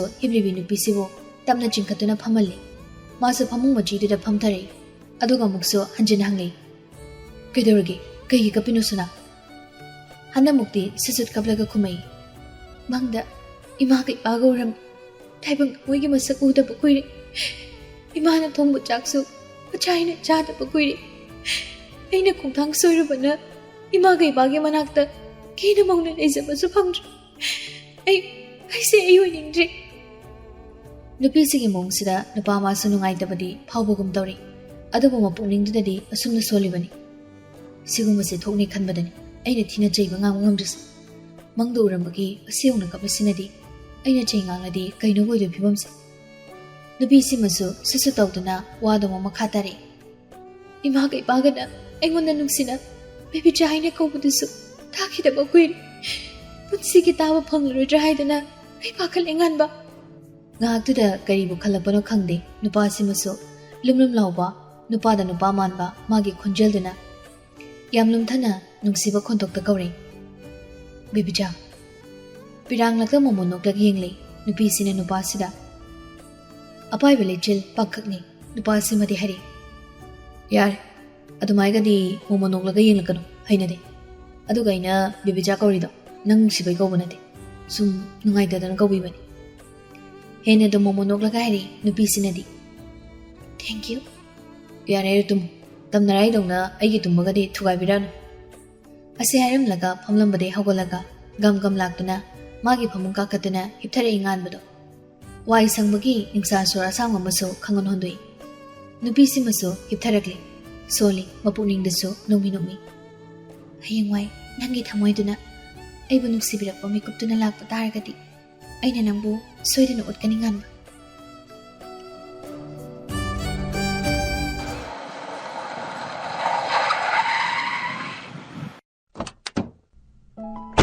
ꯃꯊꯪꯒꯤ ꯅꯨꯃꯤꯠꯅꯤ ꯍꯦꯃꯥꯕꯇꯤ ꯌꯨꯅꯤꯚꯔꯁꯤꯇꯤꯗꯒꯤ ꯍꯜꯂꯛꯇꯨꯅ ꯁꯨꯃꯥꯡꯗꯒꯤ ꯃꯥꯡꯒꯣꯜ ꯇꯝꯅ ꯀꯥꯈꯠꯀꯦ ꯇꯧꯕꯒ ꯒꯦꯠꯇ ꯒꯥꯔꯤ ꯈꯥꯝꯈꯤꯕꯒꯤ ꯃꯈꯣꯜ ꯇꯥꯔꯛꯏ ꯊꯥꯡꯂꯝꯕ ꯈꯣꯡꯊꯥꯡꯗꯣ ꯂꯦꯞꯇꯨꯅ ꯒꯦꯠꯔꯣꯝꯗ ꯌꯦꯡꯂꯛꯏ ꯃꯤꯅꯤꯠ ꯑꯅꯤꯃꯨꯛ ꯂꯩꯕꯒ ꯒꯦꯠꯇꯣ ꯍꯥꯡꯗꯣꯛꯂꯒ ꯆꯪꯂꯛꯂꯤꯕ ꯃꯤꯁꯛ ꯑꯅꯤꯗ ꯎꯕꯗ ꯏꯉꯛꯈ꯭ꯔꯦ ꯂꯥꯛꯂꯤꯕ ꯑꯅꯤꯗꯨꯁꯨ ꯑꯗꯨꯃꯛ ꯆꯪꯁꯤꯜꯂꯛꯏ ꯍꯦꯃꯥꯕꯇꯤꯅ ꯊꯥꯖꯗꯕ ꯑꯃꯒ ꯂꯣꯏꯅꯅ ꯍꯔꯥꯎꯅ ꯀꯧꯏ ꯁꯨꯅꯟꯗꯥ ꯃꯥꯅꯤ ꯂꯥꯛꯂꯤꯕꯗꯣ ꯆꯤꯡꯂꯩ ꯁꯅꯥꯒꯤ ꯃꯄꯥꯒ ꯃꯃꯥꯒꯅꯤ ꯂꯨꯋꯥꯡꯂꯦꯝꯕꯕꯨꯗꯤ ꯃꯁꯛ ꯈꯪꯗꯕꯅꯤ ꯍꯦꯃꯥꯕꯇꯤ ꯃꯥꯅ ꯑꯗꯨꯕꯨ ꯁꯨꯅꯟꯗꯥꯒ ꯂꯥꯛꯃꯤꯟꯅꯕ ꯑꯣꯏꯕꯅ ꯃꯥꯒꯤ ꯃꯃꯧ ꯅꯨꯄꯤꯁꯤꯒꯤ ꯃꯄꯥꯅꯤ ꯍꯥꯏꯕ ꯚꯥꯞ ꯇꯥꯕ ꯉꯝꯃꯤ ꯁꯨꯅꯟꯗꯥꯁꯨ ꯍꯦꯃꯥꯕꯇꯤꯅ ꯀꯧꯔꯛꯄꯗꯨꯗ ꯇꯞꯅ ꯈꯨꯝꯂꯛꯏ ꯏꯅꯝꯁꯤ ꯑꯩꯈꯣꯏ ꯂꯥꯛꯂꯤꯌꯦ ꯂꯥꯛꯑꯣ ꯏꯃꯨꯡꯗ ꯐꯝꯁꯤ ꯃꯥꯡꯒꯣꯜ ꯀꯥꯔꯝꯗꯥꯏꯗ ꯈꯣꯡꯎꯞ ꯂꯧꯊꯣꯛꯀꯦ ꯇꯧꯏ ꯂꯨꯋꯥꯡꯂꯦꯝꯕꯒ ꯁꯨꯅꯟꯗꯥꯒꯗꯣ ꯃꯗꯨ ꯎꯕꯗ ꯍꯦꯃꯥꯕꯇꯤꯅ ꯇꯍꯥ ꯂꯧꯊꯣꯛꯎꯔꯅꯨ ꯈꯣꯡꯎꯞ ꯌꯥꯎꯕꯁꯤ ꯅꯨꯡꯉꯥꯏꯇꯦ ꯇꯧꯅꯤ ꯀꯩꯁꯨ ꯀꯥꯏꯗꯦ ꯌꯥꯎꯖꯁꯅꯨꯅꯦ ꯂꯪꯕꯣ ꯍꯦꯃꯥꯕꯇꯤꯅ ꯌꯥꯗꯗꯨꯅ ꯈꯣꯡꯎꯞꯇ ꯂꯧꯊꯣꯛꯇ꯭ꯔꯦ ꯈꯣꯡꯎꯞ ꯌꯥꯎꯅ ꯀꯥꯈꯠꯂꯛꯏ ꯃꯥꯡꯒꯣꯜꯗ ꯌꯨꯝꯕꯨ ꯑꯣꯏꯔꯤꯕ ꯍꯦꯃꯥꯕꯇꯤꯅ ꯃꯥꯡ ꯊꯥꯔꯒ ꯏꯃꯨꯡꯗ ꯆꯪꯉꯛꯏ ꯂꯥꯛꯑꯣ ꯐꯝꯃꯔꯣ ꯑꯩꯅꯦ ꯕꯦꯝꯃ ꯀꯧꯊꯣꯔꯛꯀꯦ ꯑꯅꯤꯗꯨꯁꯨ ꯁꯣꯐꯥꯗ ꯐꯝꯊꯔꯛꯏ ꯇꯟꯖꯥꯗꯨꯗ ꯕꯤꯁ꯭ꯋꯥꯃꯤꯇ꯭ꯔꯁꯨ ꯊꯣꯛꯂꯛꯏ laklamliba midu ubada Biswamitra su haraujai. Nokmi jangsilaktuna hairari. Onthokna thajadana lakleda. Luwang lembasu nokfetabra khumlei. Hoi bai. Biswamitra su jangsilaga phamthari. Hairi asumnasu. Imau sanagi apokpase aikhoigasu dum longadi oiramgadaba mali. Hoi, aisu khalini oiramgadaba mali. Ibai kaudrasu ming kaunarsu yabazani. Himabati na nokmi. Aidi bimagi mamada Sunanda haina dum kauri. Chahi adu adaga hangnadre tawrisi. Manasu dum inamsi haina he kauri. Biswamitra do magi nupi da onsilaga nokmi hari. Maduna noi nupi gi wataridana. Sunandaga Himabati ga do noi. Biswamitra do wado makhatari. Ado imaudi leidena. Haima ngarang chani haibado chalamani. Aidi bapu oirudri tawrisi. Luwang lembana kaidi chatkibano. Biswamitrana phone leiba chakhibani. Hanbade halani. Nga wari watai tawsi. Bema lakpa ngai boina. Himabatina ai chalo lake phamamuko. Inamsi kari no khare leirakpani. Asi hairaga makuna pairakliba khawdu pirei. Himabati nokmi laksilaga Jackson romda changkhri. Biswamitraga luwang lembaga wari watai tawi mamingsu hangnei. Angangsing exam da mark wangna pass tawri haiduna su tami. Machagi pau tabada mama mapa oiba ani do haraujai. Chahi amu hangnabada Biswamitrana luwang lembadagi chahi amaromdi halami. Atai wari su puthoktuna sanari. Luwang lembana pau hanba lakpada ibai hoida ina thakiba khondo kanwankri. Madugidamakta waraubinuko. Waraude. Warau phomsu thokte. Numituda nangna sauribadusu saukom thokpani. Aina lemba nang oiramlabasu numituna nangna thariba khondo tharumgani. Madudagi henna akanba khon tharamasu yaribani. Biswagi wasida lema masado khara khajig hangsai. Ngak leibaga Himabati su cha puduna thoklei. Punna cha do thakminaraga wari makha chathei. Luwang lemba madi Sunandana machanupibu athubada lakhotpagi matang sauduri. Masigi wasida bada haraujai. Biswamitraga Himabati gasu.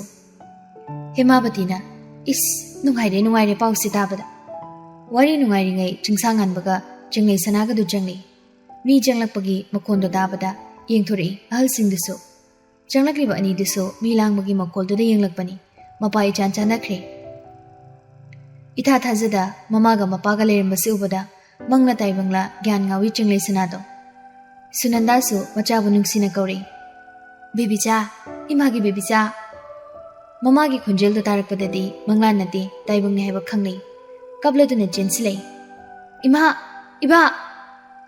Sunandasa phamlambade hagolei. Machabu ubada mapisi sinthari. Jenglei su jensilaga mamabu chejit konsilaga kapi.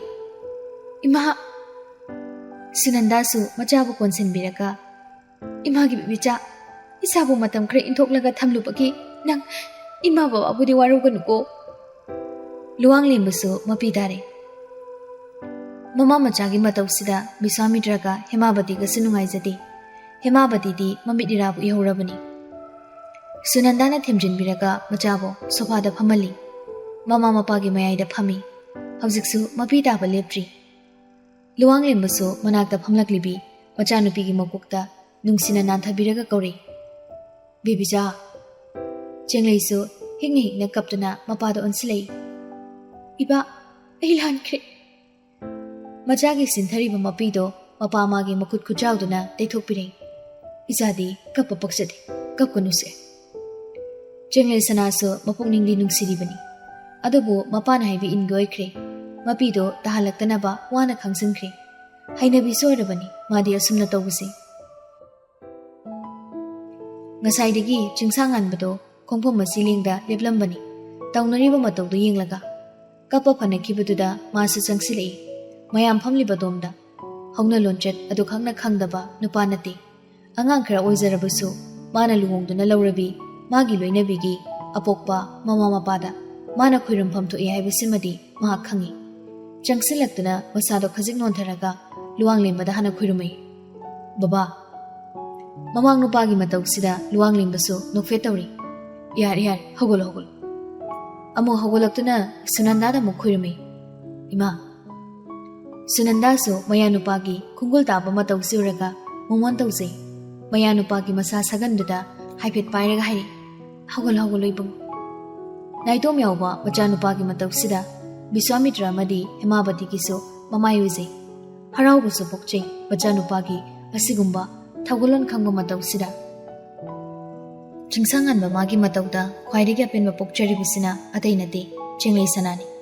Makoini Yana Dabana, Nakanamada Tamkraga, Miyamangda, Miyamna Saki Oidina, Makoini Long Krabani, Janabigi Mitinda, Lupasi, Magiri Mapuribani, Magia Pokpa, Mama Mapada, Mapuribana, Asigumba Tagolon Bebar Upase, Mak Adukimati, Apin Bapokche, Harauji.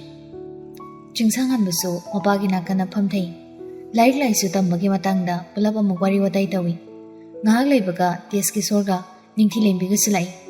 Harawarao, Kongangang Duna, Wari Sane. Al Sinduna, Anganganiki, Lokat Bagi Wari Dumaso, Kumna Sane. Chingsangan Mana, Manipur Hadoktrine, Mamanga, Apabunumit Amayang Laga, Lai Gitaudeya the Badudang Tauraga, Rushin Sihaniane. Mabu, Mama Mapana, Lokat Pirani Haiba, Kanglabana, Chingisana, Adukimatek Harauze. Panakwina wari watai tawraba matung Sunanda madi luang limbado hannaba sem sari halamdai mikupsida Sunanda madi mapungning naujabani aduba pumnamang losilaga momonoktuna machanupida hari Bibicha yumda tawba dumaina sidati tawba yaroiko Hoima get phawba thindorei Hemabati ningthilembi amadi Chinglei Sanana Sunanda so machanupidi yenglaga wada makhatari Bibicha, Mogi Pizzle sit Payado Nambo, Congrogo Silidubo, Pazadine, Limdine. Chingley Sanana Kumbanang Ringay, Hemabatina, no fetter than a cumlay. Sisasano Sisasano, Aina Sisalanbani, Mapamatam Yanglaga, Silalune, Angang Soidi, Masapum Zanaba, Young Zanaba Tobani. Chingley Sanaso, Mamada Unsundan Hari. Tabak Chatulubuda, Sitpanima, Yumnadi, Panik Udum Sili, Peace Illy. Imung Manungyana Duna, Sirpana, Sunandana so, Machanupida, Kaisu Electric. Sunandamadi, Inatki Pizol the Ngzabini. Mawairabi, Machano people, Mawamagi, Ningtiraba Pizol Setuna, Lehening Mani. Mamagia Bami Kangbi, Machano Pisiso, Wado Makatari. Ima, Aina Hayeng, Larikata Malurega, Tabakata Matamda, Adudadi, Ay, Inatki Pizol se, Adum Setki. Marak Sidati, Matang Matungi Matungina. Makal set keba.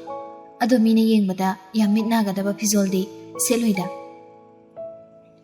Momonolay machanupigi wasida. Hoi, ado ima hoisi salukige. Hoi ma.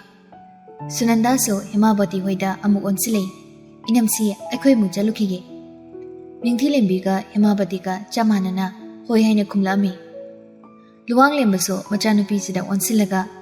Bibicha faza layuko. Iba hoisu salage. Oh iba. Machanupida sel kharasu pirambani luang lembana Hemabati hoida amu onsili. Itebima ekoi mu jalukige. Hoi. Chakre luang lembaga Sunandaga so mama mapala ambaduna Chinglei Sanadi harauzabana loikre masado irang langjay. Chinglei Sanada natti imungi miyoi khuding haraunaribani.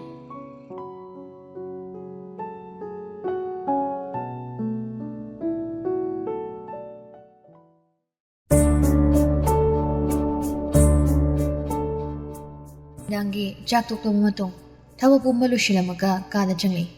Nupado Kada Lerimde, Badrum the Lerimgani Kangi, Nupado Turupungai Buena, Maso, Masai the Lerakpa, Magi Fond the Putokana Meli.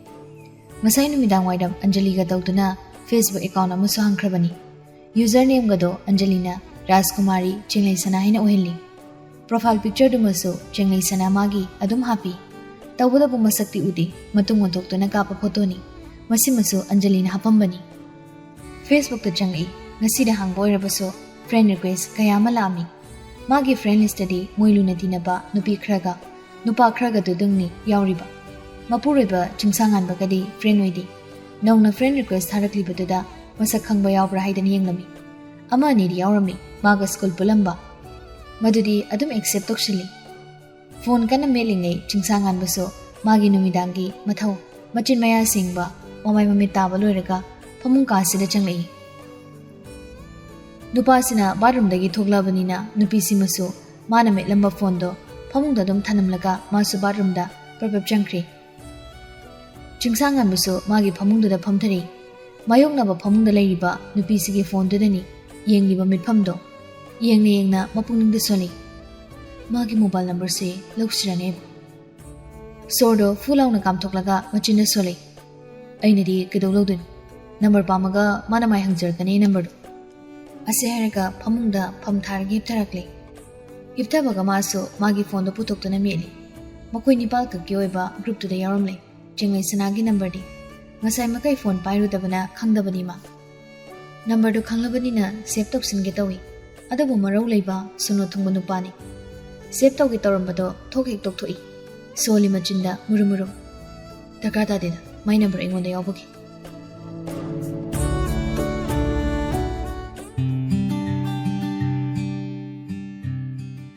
ꯅꯣꯡ ꯅꯤꯅꯤ ꯂꯩꯕꯒ exam pass ꯇꯧꯔꯛꯄꯒꯤ ꯁ꯭ꯀꯨꯜꯗ ꯄꯨꯂꯞ ꯆꯠꯂꯤ ꯁ꯭ꯀꯨꯜꯁꯤꯒꯤ class 12 exam ꯊꯥꯈꯤꯕ ꯃꯈꯣꯏ ꯄꯨꯂꯞ ꯄꯨꯟꯁꯤꯟꯗꯨꯅ ꯑꯣꯖꯥꯁꯤꯡꯗ ꯉꯝꯖꯕ ꯈꯨꯗꯣꯜ ꯇꯧꯏ ꯑꯣꯖꯥꯁꯤꯡꯒꯤ ꯃꯈꯣꯡ ꯁꯣꯛꯇꯨꯅ ꯈꯨꯔꯨꯝꯃꯤ ꯑꯣꯖꯥꯁꯤꯡꯅꯁꯨ ꯌꯥꯏꯐ-ꯃꯪꯒꯣꯜ ꯀꯌꯥ ꯑꯃ ꯄꯤꯕꯤ ꯃꯈꯥ ꯊꯥꯕ ꯖꯨꯅꯤꯌꯔꯁꯤꯡꯗꯁꯨ ꯉꯝꯖꯕ ꯆꯥꯅ ꯊꯛꯅꯕ ꯄꯤꯔꯝꯃꯤ ꯃꯌꯥꯝ ꯍꯔꯥꯎ ꯍꯔꯥꯎ ꯋꯥꯔꯤ ꯋꯥꯇꯥꯏ ꯉꯥꯏꯍꯥꯛ ꯇꯧꯔꯝꯂꯒ ꯁ꯭ꯀꯨꯜꯗꯒꯤ ꯊꯣꯛꯂꯛꯏ ꯃꯈꯣꯏ ꯈꯔ ꯂꯨꯅ ꯄꯨꯟꯕꯁꯤꯡꯗꯣ ꯀꯩꯅꯣꯝꯃ ꯆꯥꯔꯨꯁꯦ ꯍꯥꯏꯗꯅ ꯍꯥꯏꯅꯕꯗꯒꯤ ꯇꯤꯝꯕꯔ ꯀꯦꯐꯇ ꯂꯥꯛꯏ ꯄꯨꯟꯅ ꯃꯈꯣꯏ 13ꯅꯤ ꯍꯦꯂꯦꯅꯥ ꯌꯥꯎꯔꯝꯂꯒꯗꯤ 13 ꯁꯨꯔꯝꯒꯗꯕꯅꯤ ꯍꯦꯂꯦꯅꯥꯗꯤ ꯉꯁꯤ ꯁ꯭ꯀꯨꯜꯗꯁꯨ ꯂꯥꯛꯇꯦ ꯄꯥꯎ ꯐꯥꯎꯅꯕꯁꯨ ꯐꯪꯈꯤꯗꯕꯅꯤ ꯐꯣꯟ ꯑꯣꯐ ꯂꯩꯈꯤꯕꯅ ꯃꯥꯒꯤ ꯃꯇꯧꯁꯤꯅ ꯑꯩꯈꯣꯏ ꯄꯨꯝꯕꯅ ꯆꯤꯡꯅꯕ ꯄꯣꯛꯄꯅꯤ ꯆꯤꯡꯁꯥꯡꯉꯥꯟꯕ ꯑꯃꯗꯤ ꯆꯤꯡꯂꯩ ꯁꯅꯥꯒꯤ ꯃꯐꯝꯗ ꯊꯣꯛꯈꯤꯕ ꯊꯧꯗꯣꯛꯁꯤ ꯃꯥꯒꯤ ꯃꯈꯨꯠ ꯌꯥꯎꯔꯕ ꯍꯥꯏꯗꯅ ꯐꯅ ꯑꯣꯏꯗꯨꯅꯁꯨ ꯆꯤꯡꯂꯩ ꯁꯅꯥ ꯃꯥꯗꯤ ꯅꯨꯡꯉꯥꯏꯖꯗꯦ ꯃꯃꯥꯟꯅꯕꯤ ꯍꯦꯂꯦꯅꯥꯅ ꯌꯥꯎꯗꯕꯁꯤ ꯇꯧꯕꯇꯕꯨ ꯍꯦꯂꯦꯅꯥꯒꯤ ꯃꯑꯣꯡꯁꯤꯗ ꯃꯥ ꯈꯖꯤꯛꯁꯨ ꯍꯦꯂꯦꯅꯥꯕꯨ ꯋꯥꯔꯧꯏ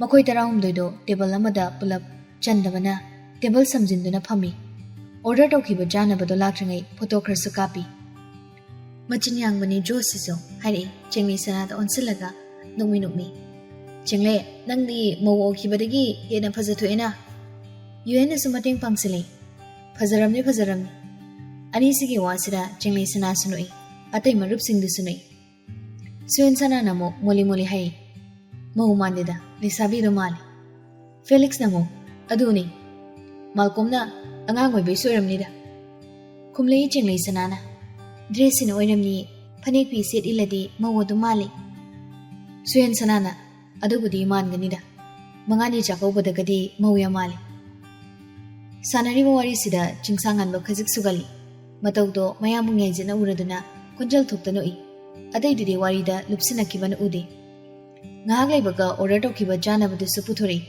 ꯍꯔꯥꯎ ꯍꯔꯥꯎ ꯋꯥꯔꯤ ꯋꯥꯇꯥꯏ ꯇꯧꯗꯨꯅ ꯆꯥꯃꯤꯟꯅꯩ ꯆꯥꯕ ꯇꯪꯈꯥꯏ ꯆꯟꯁꯤꯜꯂꯛꯄꯗꯨꯗ ꯆꯤꯡꯂꯩ ꯁꯅꯥꯗꯣ ꯍꯥꯒꯠꯂꯛꯏ ꯃꯅꯥꯛꯇ ꯏꯁꯤꯡꯁꯨ ꯂꯩꯇꯕ ꯇꯟꯖꯥꯅꯤ ꯃꯌꯥꯝꯅ ꯏꯁꯤꯡ ꯂꯥꯟꯁꯤꯟꯕ ꯅꯪꯗ꯭ꯔꯤꯉꯩ ꯑꯣꯟꯊꯣꯛꯊꯨꯅ ꯁꯨꯌꯦꯟ ꯁꯅꯥꯅ ꯏꯁꯤꯡꯒꯤ ꯒ꯭ꯂꯥꯁꯇꯨ ꯂꯥꯟꯁꯤꯜꯂꯛꯏ ꯆꯤꯡꯂꯩ ꯏꯁꯤꯡ ꯊꯛꯆꯤꯜꯂꯣ ꯃꯤꯀꯞ ꯐꯥꯎꯕ ꯅꯠꯇꯦ ꯑꯣꯟꯊꯣꯛꯅ ꯊꯣꯛꯈ꯭ꯔꯦ ꯁꯨꯌꯦꯟ ꯃꯥꯅ ꯆꯤꯡꯂꯩꯗ ꯏꯁꯤꯡ ꯂꯥꯟꯁꯤꯜꯂꯤꯕꯗꯣ ꯇꯧꯕꯒꯤꯗꯤ ꯁꯨꯌꯦꯟꯒꯤ ꯃꯥꯌꯣꯛꯅꯕꯗ ꯐꯝꯕꯅꯤ ꯅꯨꯄꯤꯁꯤ ꯆꯤꯡꯁꯥꯡꯉꯥꯟꯕ ꯃꯥꯁꯨ ꯃꯅꯥꯛꯇ ꯂꯩꯔꯤꯕ ꯏꯁꯤꯡꯗꯣ ꯄꯤꯒꯦꯗꯤ ꯈꯟꯕꯅꯤ ꯑꯗꯨꯕꯨ ꯃꯥꯅ ꯏꯁꯤꯡꯗꯣ ꯊꯦꯡꯕ ꯐꯥꯎ ꯅꯪꯗ꯭ꯔꯤꯉꯩ ꯁꯨꯌꯦꯟ ꯁꯅꯥꯅ ꯏꯁꯤꯡ ꯄꯤꯈꯤꯕꯅꯤ ꯅꯨꯄꯤꯁꯤꯗ ꯃꯇꯧꯁꯤꯗ ꯆꯤꯡꯁꯥꯡꯉꯥꯟꯕ ꯃꯄꯨꯛꯅꯤꯡꯗ ꯁꯣꯜꯂꯤ ꯁꯨꯌꯦꯟ ꯍꯧꯖꯤꯛꯐꯥꯎ ꯅꯨꯡꯁꯤꯔꯤꯕ꯭ꯔꯥ ꯀꯩꯅꯣꯝ ꯇꯧꯔꯤ ꯆꯤꯡꯂꯩꯗꯤ ꯍꯥꯒꯠꯄꯗ ꯃꯄꯤꯁꯨ ꯇꯥꯔꯕꯅꯤ ꯃꯇꯧꯗꯨꯗ ꯁꯨꯌꯦꯟꯅ ꯏꯁꯤꯡꯗꯣ ꯊꯛꯆꯤꯜꯂꯣ ꯑꯗꯨꯒ ꯅꯄꯤꯗꯨ ꯇꯩꯊꯣꯛꯑꯣ ꯆꯤꯡꯂꯩ ꯁꯅꯥꯁꯨ ꯍꯥꯏꯔꯤꯕꯗꯨꯃꯛ ꯇꯧꯏ ꯂꯩꯁꯦꯟꯕꯤꯅ ꯆꯤꯡꯂꯩ ꯐꯔꯕꯣ ꯐꯔꯦ ꯇꯞꯅ ꯆꯥꯎ ꯑꯃꯨꯛ ꯍꯥꯅꯤ ꯌꯥꯝ ꯋꯥꯕꯅꯤ ꯍꯥꯏꯕꯁꯦ ꯍꯣꯏ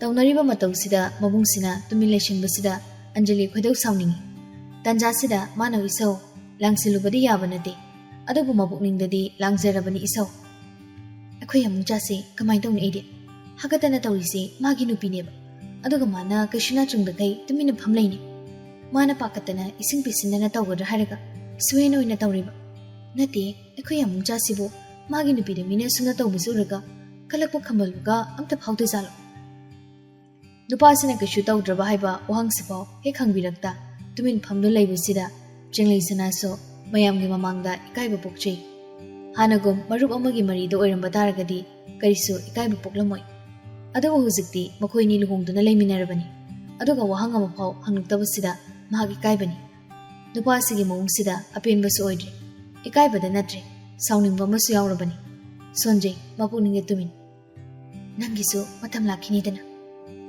ꯇꯟꯖꯥꯁꯤꯗ ꯆꯤꯡꯁꯥꯡꯉꯥꯟꯕꯅ ꯋꯥꯏ ꯑꯃꯇꯁꯨ ꯍꯥꯏꯗ ꯇꯨꯃꯤꯟ ꯂꯩꯁꯤꯟꯕ ꯃꯇꯧꯁꯤꯗ Marup mayamsinasu khangi. Chingsanganbaga Chenglai Sanaga yanade haibado. Adubu makuiso waye matadi hainarakti. Masigi maramda. Machina thokna waye ma haidabana tumin leiba manbani mayamsina. Adubu chingsanganba tumin leibadi nati. Mabuk manungdadi porok solibani. Masakse sungni nungsidi. Tasingna habago ormoy hazane oramni. Irang pamagi. Madi nupana sumaina kirlobuse yam pamjabane.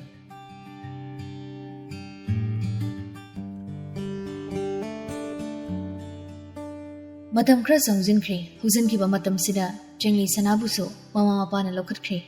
Laigi thoram tawduna lokalabanina mapamda changtok tangsin yarani khalubada aduki matik haraujabani.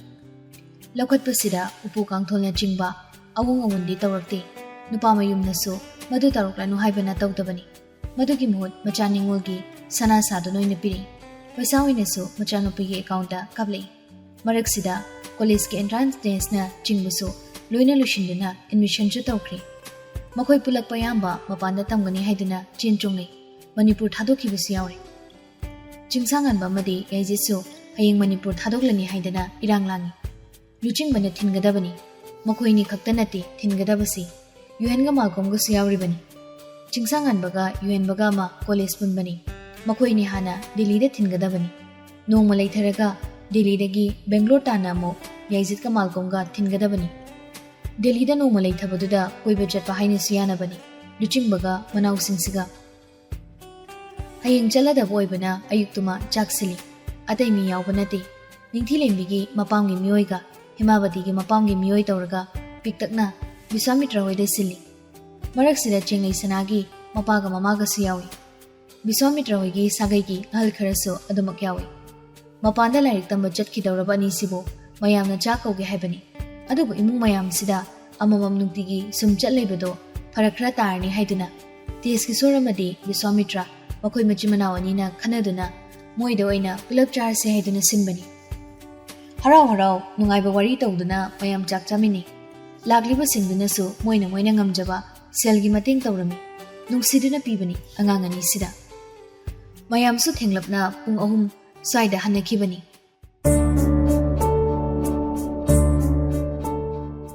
Mayam hanakhibaga Chenglai Sanaso teresa kari. Mana phogdoktuna thamba hainaw asoiba haikru akhaiba haitup asoiba singdo laksinba lakpani. Numit kharanigi mamangdagi asumna khaidoklaba soidoklaba haisingsi nungsada phorokpani. Aduna hujikti phajana su kangni. Soli machindasu murum phajana hauna sembiragi. Sona haisingdo lakshilaga kumlakli. Aduga chaksingda changli. Mana pusilakpa hai akangba singdo dining table da ningthina thami.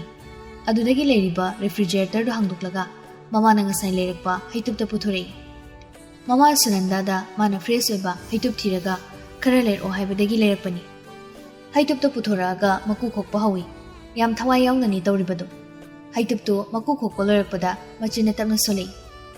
Hainaw fresh oiba khara heyaka achar semge. Chakumdagi prap thoraklaga moigi kada kare. Nupadu thirakpani. Kada leiramde. Balcony du dam yengi. Madusu leiti. Dressing room leiribadu da amuk change tawringai cherektuda study room oiriba kadudagi thoklei. Nupasibu buda kauzei. Nganba. Nupasimasu yengmatama yenglei kumbadi kumlakti. Maningda paliba hinause kita hekpiyo. Nupisigi wasida kumlai handakti. Haisingsu phadri chage hairo. Achar semge tawba khara hekpiyo yamdabida. Kaisu thoksada iralaina kumlei. Aitale. Adirak suna hekpiyo ga haidi nupisimasu. Waga makha taramdabi prap kadagi thuklei. Nupisigi matawsida ngaglapna yengduna lehawi nupasimasu. Nupisimasu machin mazado isau langdana makhada kumthare. Yam pharoidoriba nupanida. Mateng kitang pangnaba yabani. Nahanaina chaina kantharaga hekpudusu hainausi uzawnina lamba khra wai tawbani. Khara wang chawpa mana hekpiradi phaidana. Mana helakpa haido aina khunjillaga ikomkome habanida. Hayengdidi chatarobani. Aduna masimadi yabirakadra khallaga. As yam phataba nupa oiramida. Maningromda laktuna hauriba hainau pambi achopadugi manakta changsilai. Manaktuda leiriba wa asangbadusu paikhali. Aduga hainau masak khara phajaba achawba yengba hori. Mana pamjaba mapalibadu ubada kachi karong paliba waduna phajana heknaba tawi madumadi mai pangna hekpa ngamli matungda heke tawriba hinodumadi khara wangna pankibana lamba phangdre soli machinda su tamna wasisu phana sangra khanbani phangdene lambaga sona kuning khaji kangkhalaga heknaba tawi wa matonduna hinodudadi thengli adubo kachi karong tawduna hekpadumadi yadre adudagi masu waduna hinodudha kanba hori kuning kanglaga kanboibana kaya sinbande as hainausisu yauna hek marok tawi fatte da ko nganbagi ingkolda panba hainauni haibada matik hek jai kana murum isau tawringai khonjel ichau chau haire yeningre ai hepirage yare khonjel duda ikhang khangi jenglai so hatu yengthori manak tamna nupaduna jangsilakpada ubada mapuningde soli aigi saudo taramdra tawriside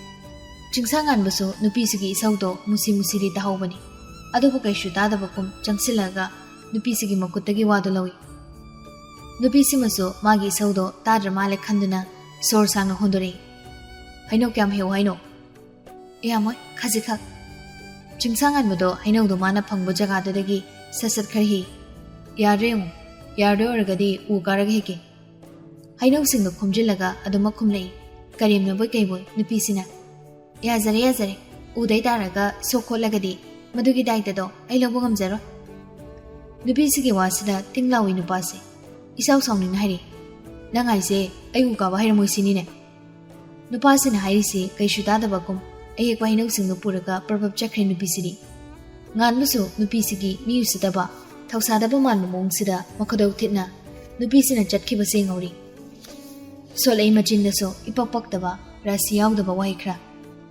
lama phangna phangdaba sari oirami pitru pikpu nupisu nateba ma irang yam pam nupini kain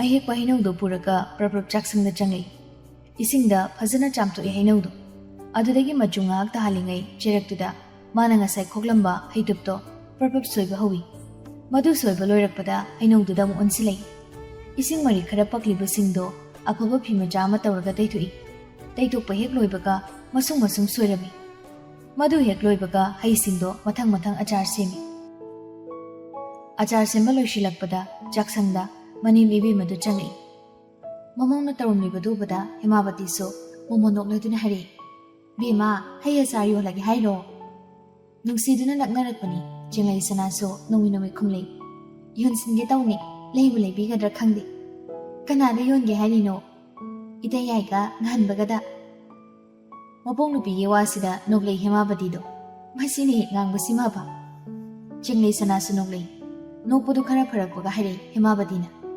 adumiyama napuroibada mingkauba phate tahoidi namaisu tawgon isanbina so kauba lekai angangsingna su kauba yamung jaina adum kaunangna so arot pehek leita dungdong hari jingaisu aina yamung jaina kaurati apai pona thomok to mali masi madi aina ngan ba haina kaubo pho ningthi nungaina khumbide momogi asumna dungdong ngang basinadi hemabati na kahena nungsiri basi hari nomi momogu laknaduna yamung jaina kaudabagi ngan ba haina kaubodo khumlakri boirangani ai isa na pase maru yam jawbani bem kauragani yamung jahidana imasiya thina jerok to maliba kauru so hengwai ibani yanaraga kauge mingdana nakoi yanabagi maramso oirakpa yaine bema manemgi wasida changai sana sumai haujimakhi kaubo ngamdrasune tamna kaubo ngamnaba hono changai so wa maka samtaningdabagi hoi haina samjilai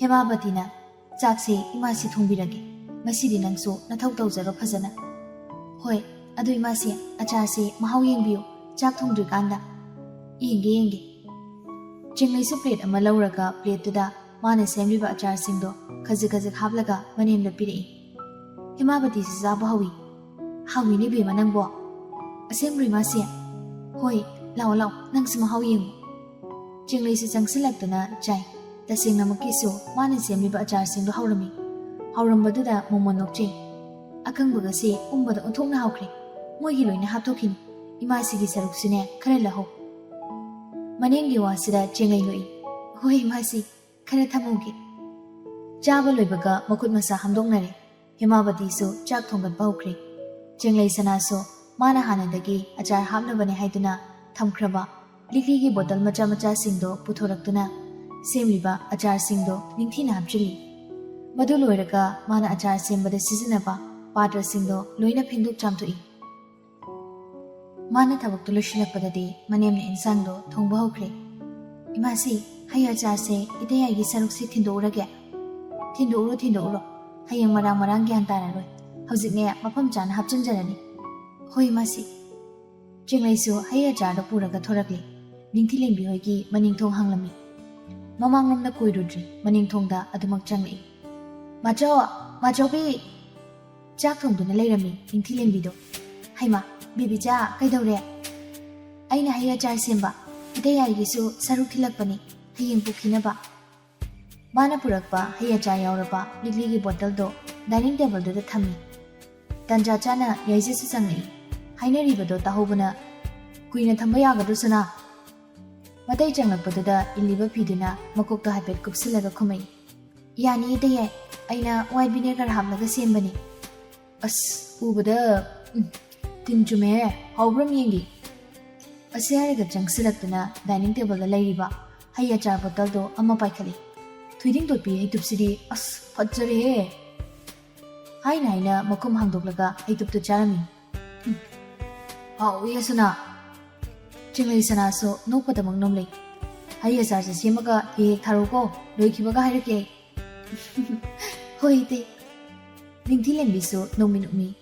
Tweeting Madam say, what told the Nungsine? Us, also we must.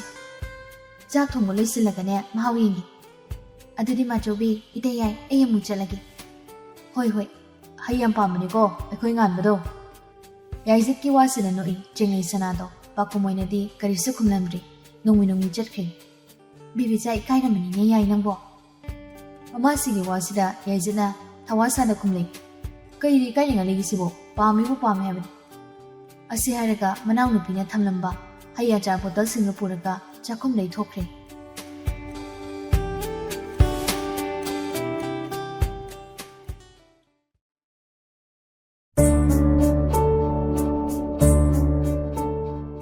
Jackie sing took Narabumatung, Hanagi Matokum, Jagum Singwa, Holy Pimbatawi, Hemabadina so, Momogi Mating Pangsinbi.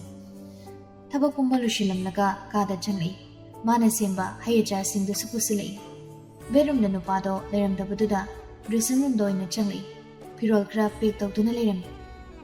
Pugada Maruiba, Pujayambana, Naranga picked over Crabani, Hosito Misina, Mokumata Karawanungani Kangi. Nupado Gimanaka Jangsilak to Hari. Nanba, say, Hayazar says a hapchulo. Lady table to the tummy. Youngly Nupasiso, Nupisina table at Tamlapiba, Hayajar bottle do da. Hari Mohada. Sisiam Nabro, Nanangasai, Inohilido. Hoi, a chot pasidi, Yam Sim Rebani, a Kangosina, Yam the Sim Labani. Tambaidi, Queen Tambayani, Aina vinegar happening. Moko Hafi no may, Nupasi. Lupisiso, Wamakataramdri, Barum the Chankri. Chingsangan Buso, Piramba Hayajar bottle Sindo, Hazana Hapchuli. Chingli Sanana, Machin Maya Singduna, Barum the Gitora Padadi, Nupadiso, what picked over the Luram? What you picked over Luraba, I came at Pangoke. Nupisiki Wasida, Mamito Pirabuni. Bidding Duda, Makatari, Hamni Sidi Kumdi. Picked over Kanakana, Labo Hanga Dronangisa. Hoi, hung the Pasadena, some hung by one. A Sihariga, Proproca to the Tuli. Nupisina Kagi Wangmada, took to me, Lauropani, Nupasina. Yening the Nasato.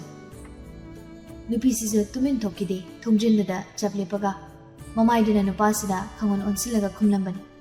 Warsuana, in Rasuaninda, he impouted the in Wikibatari. A Sikak Pedong Pedongangamaka Toki. Nupisigi Matoxida, Solowi Nupasiso. Machinjakin, Asugam can Mahunab. Generally, Sipamung the Karatuna, Hitare, Soli Machindaso, Murmuru. Haying the Chaladabani, Aduna Nupisiga, Pazanawari Sabige Kandaman, Mahamurka, Bait no Pahasin.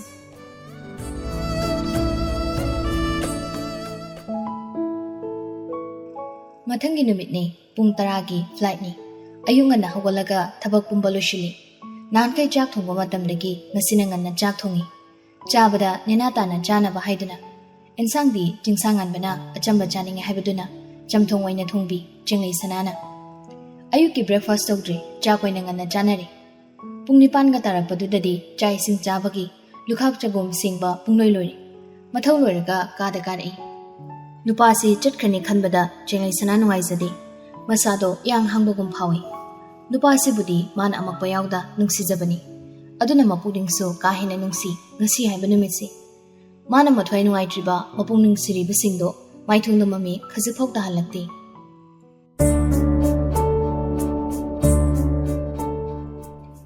Dressing ꯔꯨꯝꯗ ꯅꯨꯄꯥꯁꯤ ꯂꯩ ꯈꯪꯕꯅ ꯆꯪꯂꯛꯏ ꯀꯥ ꯃꯅꯨꯡꯗꯨꯗ ꯆꯪꯗ꯭ꯔꯤꯉꯩ ꯃꯄꯥꯟꯗꯒꯤ ꯅꯨꯄꯥꯁꯤꯕꯨ ꯀꯧꯔꯒ ꯆꯪꯂꯛꯄꯅꯤ ꯉꯥꯟꯕ ꯂꯨꯁꯤꯟꯕ ꯂꯣꯏꯔꯕꯣ ꯈꯨꯝꯂꯩ ꯅꯨꯄꯥꯁꯤꯁꯨ ꯂꯣꯏꯗꯧꯔꯦ ꯈꯣꯡꯎꯞ ꯇꯣꯡꯗꯨꯅ ꯂꯩꯔꯝꯃꯤ ꯅꯨꯄꯥꯗꯣ ꯅꯨꯡꯉꯥꯏꯇꯕ ꯄꯨꯝꯕ ꯂꯣꯠꯁꯤꯜꯂꯒ ꯅꯣꯡꯃꯤ ꯆꯪꯁꯤꯜꯂꯛꯇꯨꯅ ꯍꯥꯏꯔꯛꯏ ꯉꯁꯤꯗꯩꯗꯤ ꯅꯨꯃꯤꯗꯥꯡ ꯕ꯭ꯔꯁ ꯇꯧꯔꯝꯗꯥꯏꯗ ꯏꯕꯥꯅꯤ ꯍꯦꯛ ꯈꯟꯅꯕꯗꯣ ꯈꯟꯅꯔꯔꯣꯏꯀꯣ ꯀꯩꯁꯨ ꯊꯧꯁꯥꯗꯕꯒꯨꯝ ꯈꯨꯝꯂꯩ ꯅꯨꯄꯥꯁꯤꯃ ꯋꯥꯏ ꯁꯪꯉꯤ ꯑꯗꯨꯒꯤ ꯍꯥꯏꯔꯗꯤ ꯅꯨꯄꯥꯁꯤꯒꯤ ꯄꯥꯎꯈꯨꯝꯁꯤ ꯇꯥꯕꯗ ꯅꯨꯡꯉꯥꯏꯖꯗꯦ ꯑꯗꯨꯕꯨ ꯅꯨꯡꯉꯥꯏꯇꯕꯗꯣ ꯂꯣꯠꯁꯤꯜꯂꯒ ꯈꯨꯝꯃꯩ ꯑꯗꯨꯅꯤ ꯅꯨꯄꯥꯁꯤꯃꯁꯨ ꯗ꯭ꯔꯦꯁꯤꯡ ꯇꯦꯕꯜ ꯃꯃꯥꯡꯗꯨꯗ ꯆꯪꯁꯤꯜꯂꯒ ꯃꯁꯝꯗꯣ ꯑꯃꯨꯛ ꯍꯥꯠꯂꯤ ꯂꯛꯅꯕꯣꯏ ꯀꯩꯕꯣꯏ ꯍꯥꯏꯔꯛꯏ ꯆꯤꯡꯂꯩꯅ ꯀꯣꯂꯦꯖꯇ ꯃꯌꯥꯡ ꯅꯨꯄꯤ ꯃꯌꯥꯝ ꯑꯃꯅ ꯉꯥꯎꯅꯔꯅꯤ ꯅꯪꯁꯤ ꯅꯨꯄꯤꯁꯤꯒꯤ ꯋꯥꯁꯤꯗ ꯅꯣꯛꯂꯛꯏ ꯅꯨꯄꯥꯁꯤ ꯃꯃꯥꯏꯗꯤ ꯑꯣꯟꯊꯣꯔꯛꯇꯦ ꯑꯗꯨꯕꯨ ꯅꯣꯛꯈꯤ ꯃꯤꯡꯁꯦꯜꯗ ꯇꯥꯔꯤꯕ ꯅꯨꯄꯤꯁꯤꯒꯤ ꯁꯛꯇꯝꯗ ꯌꯦꯡꯂꯩ ꯃꯥꯒꯤ ꯇꯨꯡ ꯑꯣꯏꯔꯞ ꯂꯦꯞꯄꯅ ꯃꯤꯡꯁꯦꯜꯗꯨꯗꯒꯤ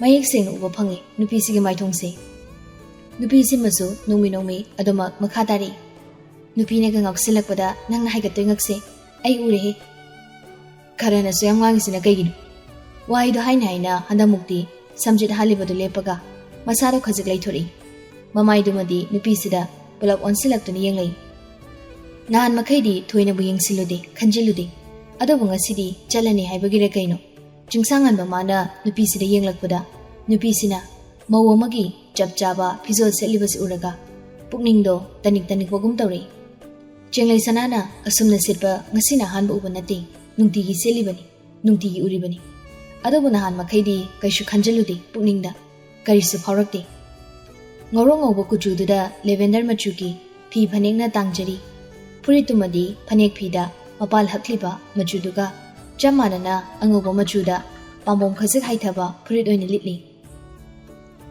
ꯅꯥꯇꯣꯟꯗ ꯄꯤꯛꯇꯛꯅ ꯊꯤꯜꯂꯤꯕ ꯆꯟꯗꯣꯜꯗꯨꯅ ꯍꯦꯟꯅ ꯃꯒꯨꯟ ꯍꯥꯞꯂꯕꯣꯏ ꯅꯤꯡꯏ ꯅꯨꯄꯤꯁꯤꯒꯤ ꯃꯥꯏꯊꯣꯡꯗ ꯑꯗꯨꯛ ꯃꯨꯟꯅ ꯅꯨꯄꯥꯁꯤꯅ ꯌꯦꯡꯂꯛꯄꯁꯤꯗ ꯈꯧꯇꯛ ꯆꯥꯏ ꯅꯨꯄꯤ ꯃꯥꯁꯨ ꯀꯩꯅꯣ ꯑꯗꯨꯛ ꯃꯨꯟꯅ ꯌꯦꯡꯉꯤꯗꯤ ꯅꯨꯄꯤꯁꯤꯅ ꯋꯥ ꯉꯥꯡꯂꯛꯄꯗ ꯒ꯭ꯌꯥꯟ ꯂꯥꯛꯏ ꯅꯨꯄꯥꯁꯤ ꯀꯔꯝꯕ ꯏꯍꯨꯜ ꯐꯥꯎꯔꯛꯇꯨꯅ ꯀꯔꯤ ꯃꯔꯝꯒꯤ ꯅꯨꯄꯤꯁꯤꯗ ꯑꯗꯨꯛ ꯃꯨꯟꯅ ꯌꯦꯡꯂꯨꯕꯅꯣ ꯍꯥꯏꯕꯗꯨꯃꯗꯤ ꯈꯟꯖꯤꯜꯂꯨꯗ ꯈꯪꯉꯥꯏ ꯍꯥꯏꯔꯦ ꯑꯗꯨꯛ ꯊꯤꯔꯤꯁꯤ ꯀꯩꯒꯤꯅꯣꯅ ꯌꯦꯡꯂꯤꯅꯤ ꯅꯨꯄꯤꯁꯤꯗꯤ ꯀꯩꯁꯨ ꯈꯟꯗ ꯅꯣꯛꯈꯤ ꯑꯗꯨꯝ ꯈꯨꯝꯂꯩ ꯑꯁꯨꯛ ꯐꯖꯔꯤꯁꯦ ꯀꯩꯒꯤꯅꯣꯅ ꯌꯦꯡꯕ ꯅꯠꯇꯕ ꯅꯪꯕꯨ ꯀꯩꯗ ꯐꯖꯔꯗꯅ ꯃꯤ ꯈꯨꯗꯤꯡꯅ ꯐꯖꯩꯅ ꯂꯣꯏꯅ ꯍꯥꯏ ꯁꯨꯞꯅꯇꯒꯤ ꯅꯪ ꯈꯛꯇꯅꯤ ꯑꯩ ꯊꯤ ꯍꯥꯏꯔꯤꯁꯦ ꯃꯤ ꯃꯌꯥꯝꯁꯤꯕꯨ ꯃꯃꯤꯠ ꯎꯗ꯭ꯔꯖꯥꯠꯂꯣ ꯅꯪ ꯐꯖꯩ ꯍꯥꯏꯁꯤꯕꯣ ꯃꯤ ꯃꯌꯥꯝꯅ ꯃꯃꯤꯠ ꯎꯗ꯭ꯔꯤꯔꯥ ꯅꯪꯅ ꯎꯗ꯭ꯔꯤꯔꯥ ꯒ꯭ꯌꯥꯟꯒ ꯇꯥꯗꯦ ꯑꯩ ꯅꯨꯄꯤꯁꯤꯒꯤ ꯃꯇꯧꯃꯛꯅꯦ ꯋꯥꯉꯥꯡꯃꯛꯅꯦ ꯅꯨꯄꯥ ꯃꯥꯗꯤ ꯅꯣꯛꯅꯤꯡꯂꯨꯔꯦ ꯈꯖꯤꯛ ꯅꯣꯛꯂꯗꯨꯅ ꯍꯥꯏꯔꯤ ꯁꯛꯊꯤꯕꯤꯌꯦ ꯅꯍꯥꯟ ꯃꯈꯩ ꯏꯔꯥꯡ ꯄꯨꯕ ꯋꯥꯉꯥꯡ ꯉꯥꯡꯗꯕꯅꯤ ꯑꯗꯨꯕꯨ ꯉꯁꯤꯗꯤ ꯀꯔꯤꯕꯨ ꯈꯜꯂꯛꯄꯅꯣ ꯈꯪꯗꯦ ꯅꯨꯄꯤꯁꯤ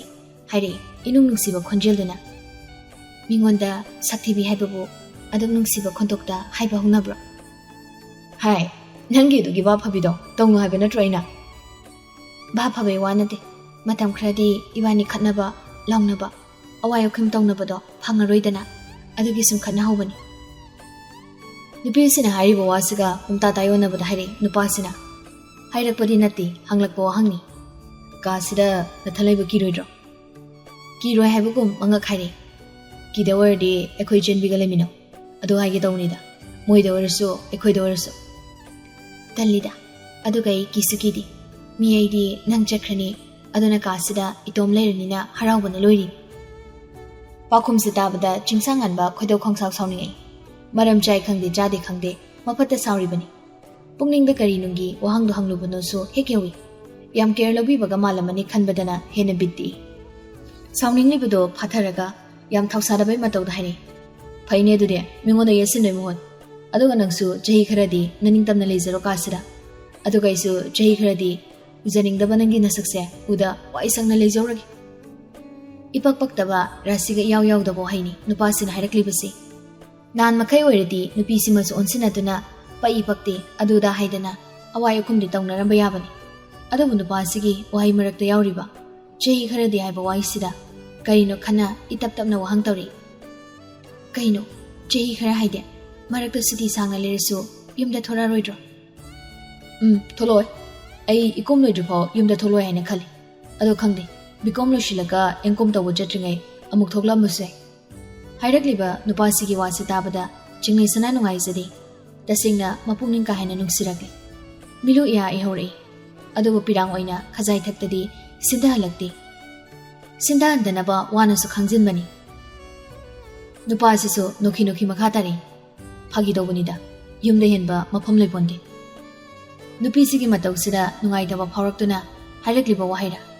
Natrabra haibadudi chingsangan masatana khangleni. Jenglai sanaso maithongda asema minok ama nokleduna haire. Ai leibana maram oiraka nasagi yumsida nangna leninda boiragadi ai imaga baba kagi manakta liruge. Ai madumakti haidedana. Chehi aduk sangna nangna yumda tholaktradi imasi pabung haina sunungairo. Ado phare tangai phadana nangna yumda tholakadab oiragadi ai mangjawnana yumsi thadoklaga ipamna leiruge. Masimangna punchi chupa ipamda leirani haibadi nati. Nangna leiba matamda ai yumsida leiru haiba khaktanida. Momo nokladun hari nupasina. Nangna hari wase kadaida noma isoi soire. Aina haibadi chehi khara yumsida tholoi haibani. Punchi chupa yumsida haloi haibanati. Aina yumsida leiba matangda nang yumsida leiru haire. Aduga muksu punchi chupa ipamda leirani haibasu nate hari. Wase mari makhongam samnadre. Mapungningi wana moikhraga nomi phagida thoktuna khumlei. Ho aina haise atai nateda. Hayengwai atopa nupa amada yum thok panthoke haibani. Adu oiradi nang leiba yumsida sulaitre ipamda sulaitredana. Wakhalduna phagi orangani hainadi khali nupa maso. Adubu thamoidunadi phagini haina hekta laina khandokpa ngamdra male. Saka iyawe hawtaga here. Kariya nasaktu kanai nupana lobideba. Ha. Nupisisu aduma khumlei. Hoi bungo ai saksida ngausaba thamoi khudi thiba nupa kya ni leise. Nangsi luhung labo maunine. Leksabisu nataba nanggo kanai pakhangna lobideba. Hoi matung uktaba nupana gadi lobigadra. Hoi ai luhung le adu oirisu leksabi konsing na isi. Nupa mayamna lawjagena paringlingan bangamba jani. Nupisina hairakliba wasida chingsanganba mathong maram khangdana makhodoi thitlabani. Masi phana oidunasu mi usitabadi hanbanati. Karimnabe minok kanok haire poni. Gyan taba phaba pakhangnadi phangora hariba. Pakhang oirusu jogo chakidramni phangduisi. Natraga migi makada yelaga atombi oirudobo mangaire. Nupisisu pakhomwade momon kanokladuna hari. Ai pakhangda leini di hainidana. Nupi laikidraba pakhra oihoraba apaba nupa barida leikaino. Maya maraktagi aibu nuksibiba misaktuda thoklaisila loire. Macha leiramasu icha sakni yokani. Ai thamoi yam chawi kaino minungsi yam leiba misakni. Thamoi gi wadamadi khangdi adubu wakhaldadi ngaki thorakpa wahaido hairingan basu. Mikupto hujingasi oiramadi nungaidong. Ai sunupi masak phajaba ma thijani dana. Hayengwai divorce tawrsi aduga pam tawnarasi. Asika khairam laga felauna kadude gam thokri. Nupisigi matausida noktuna lehui nupasi. Ngam sungam oidawda machina mapalina pangangangini. Masam halibado loishilaga kadagi thori. Pugadaba pochaidi asaina makhada puthaduna thanamlabani. Kumtharei makhada gam.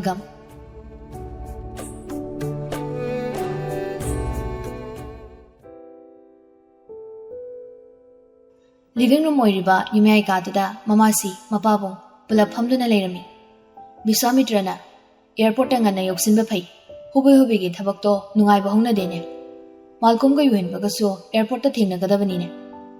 Hoipong Hemabatina bimadi lushinba loihodribo thinba chatpa yauni na haibani ne maso.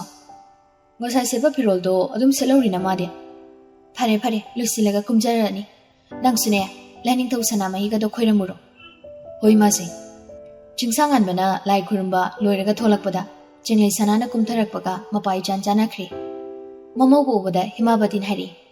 Haima bima nangde dumai adum chalage hariro phi hongna roidro. Chinglei sanasu changsilaga imasi ai chalaroigeda. Mamong nupigi wasida Biswamitran hari. Kaidawre bima Pabung ai yum sum sanghoragi. Hemabadina, Masaida Harawara Chani Hidaga, Kadoragi Bima, Chalare Harisibo. Nangari was a taraga, Chingsang and Mana, Nupisido and Sile. Pungsungali, Lushilodana. I chalaregi, cooks a chili doy. Mamong Nupi wasida, Tahata Hide. Kayamchi ino, Guli Masasansi, Imo Masangam Redi, Imasi Salare. Imo say, Amukta Guli Bizosiza. Hemabatiso, Mamong Nupi Busami, Imasi Guli Piraki. I selaki masi. Jinglayso, Manemgi Matungin Aduna, Gada Jangi. Nupisigi Matoxida, Chungsangan Muso, Karino Kani Hori. Kamanunga Jangapaga, Manembu Itaptam Nakari. Imasi. How near, Imogo Kokam Chiklabro. Imasi cook chiti. Asi Haraga, Mapisin Tari. Momogi Matoxida, Ipapa Kana, Masapai Dun Henny. Cook chiti Haraga, Kablisina Karigino. Nasanungaita Balebro Manambo. Imasi, Manbu Butin Mase, Imasi at Pew. I haxan case it out, cooks a chickti. Aduga Kagino, Nangas at La Hariba. Mapuro ibn a chalam dida, Magiluina Bigi Pirango Base, Patin High, a Koiman, Adunai Chatlaregi. Bema Aduga Imasi, Egi Pirang say, Mano Kibus a pumped. Manachat Kibamatanda.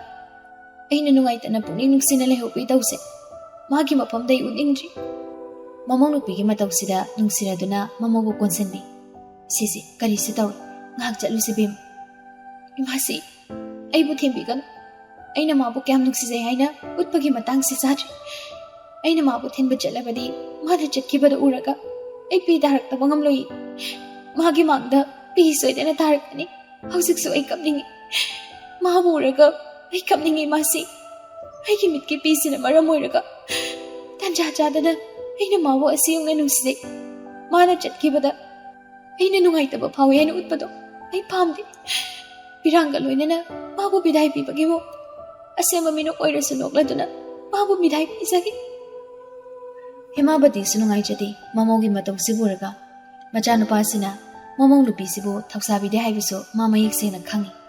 Ado na mamong na haribo mapam sina yarami. Sindari ba mamogi mapido taytok piraga hari. Sisi, Kapkano Bim. Miko Kraleraga, Kadagi Punatori, Nupani to Naleho, Jaga to the line. Pam to Nalermi, Animaxo. Bima, Guli Janabo. Jenny Sanana Kumbanandringada, Himabatina. Zakre, Kasiam Tikpanatise, Matomleho Bangamni Haidi. Mamasigi wasida, Ganbana, Masangam Dabse, Maton Tamamanungida, Masi Sulehoro. Kisukanangam the Vanati, Kokasipani, Macho Wiga Punalangi. Hoi, Adumahek Dorasi. Mapura became an agri junk selectuna. Muisamkaya, Pochekari, the absent miduro. Asi Haidana, Mapuri beda, meeting a matori. Meeting do Kanana Sohode, Bisamitra Kaktana Ubani. Magilo in a bigi, a sigumum, ding subada, Karigumba Malaram Lani Kangbana. Bisamitra so, Pugadaba Lages Nachimbodo, Putok to Natokre. Hemamatina, Vajanupada on Silaga, be Magane, Waringak Sanaro, Imasi, Gari the Pot Hapchingi. Asi Hariga, Pugadaba Poche, Mapuro Vena Putopada, Chita Ubodo, Putok to Natokri. Chingsangan was so, Pomlamadagi Hawalaktuna, Leap to Nalay be, Nupisi Manak the Changsile. Yam gonna chip Rokokto. Yam chipte, Kasikaktani. Chaluki. Hoy Habago, Makoktonomi. Why Wina Kasharati Mong Hada Irumlum Taraba Congeldana, Makatari, Nupasimuso Nahanganusana. Itindian Mawai Sikakna, a pain moikri, Nupimagi Mapamda. Masigi Sumatakta, Luhong Labamatung, Sanahal Korokose, Masiga Nirak Subani, Toina Kobi Dabani, Adubu Chatlam Dagi Mikupta, Nupasina, Sanahal Kobi Rambasida, Aduk Pen Cret Hamoido. Nahanganuhaina, Itindian Hiram Libawai Siso. Magun kahina lemon clay. Nupi maso, Momonog laduna, Nungsiraba Congeldana Hane. Hasana Chalo Yamuncha. Nupi Sina, Yamuncha in a Koropositaraga, Chingsangan Mamagi Thamoinadi Jagamada, Chinglaukri. Mia Dena, Yamuncha in a Koropada, Paukiru Iulama, Manga Liblibi, Magiluina Vicina, Yamuncha in a Koroposida, Paurakli. Chingsangan Mamana Paurakliba, Ihuldo, Masa Kangba Kangdabra Habidi, Mana Kandi. ꯑꯗꯨꯕꯨ ꯆꯤꯝꯕꯥꯜꯗ ꯃꯣꯃꯣꯟ ꯅꯣꯛꯂꯗꯨꯅ ꯍꯥꯏꯔꯤ ꯍꯣꯏ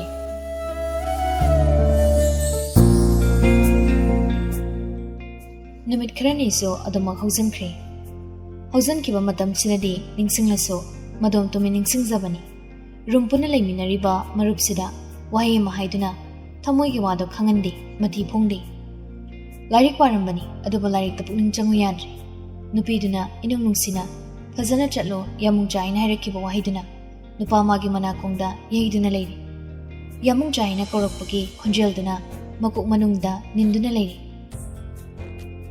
ꯊꯃꯣꯏꯗꯨꯃꯁꯨ ꯇꯅꯤꯛ ꯇꯅꯤꯛ ꯂꯥꯎꯗꯨꯅ ꯂꯩꯔꯤ ꯃꯊꯟꯇ ꯑꯣꯝꯁꯤꯟꯗꯨꯅ ꯊꯝꯕ ꯋꯥꯔꯛꯂꯗꯨꯅ room ꯄꯨꯜꯂꯤꯕ ꯃꯃꯥꯟꯅꯕꯁꯤꯗ ꯑꯣꯟꯁꯤꯟꯗꯨꯅ ꯇꯞꯅ ꯀꯧꯔꯛꯏ ꯌꯨꯍꯦꯟꯁꯨ ꯂꯥꯏꯔꯤꯛ ꯄꯥꯔꯝꯕꯅꯤ ꯃꯃꯥꯟꯅꯕꯁꯤꯅ ꯀꯧꯔꯛꯄꯁꯤꯗ ꯈꯨꯝꯂꯛꯏ ꯃꯥꯁꯨ ꯆꯨꯝꯅꯒ ꯈꯨꯝꯂꯛꯄ ꯅꯠꯇꯦ ꯀꯣꯆꯤ ꯀꯣꯔꯥꯡ ꯑꯃ ꯀꯣꯠꯇꯨꯅ ꯈꯨꯝꯂꯛꯄꯅꯤ ꯀꯩꯅꯣ ꯌꯥꯝ ꯅꯨꯡꯁꯤꯅ ꯀꯧꯔꯤꯗ ꯃꯔꯨꯞꯀꯤ ꯋꯥꯁꯤꯗ ꯆꯤꯡꯁꯥꯡꯉꯥꯟꯕꯗꯨ ꯅꯣꯛꯂꯛꯏ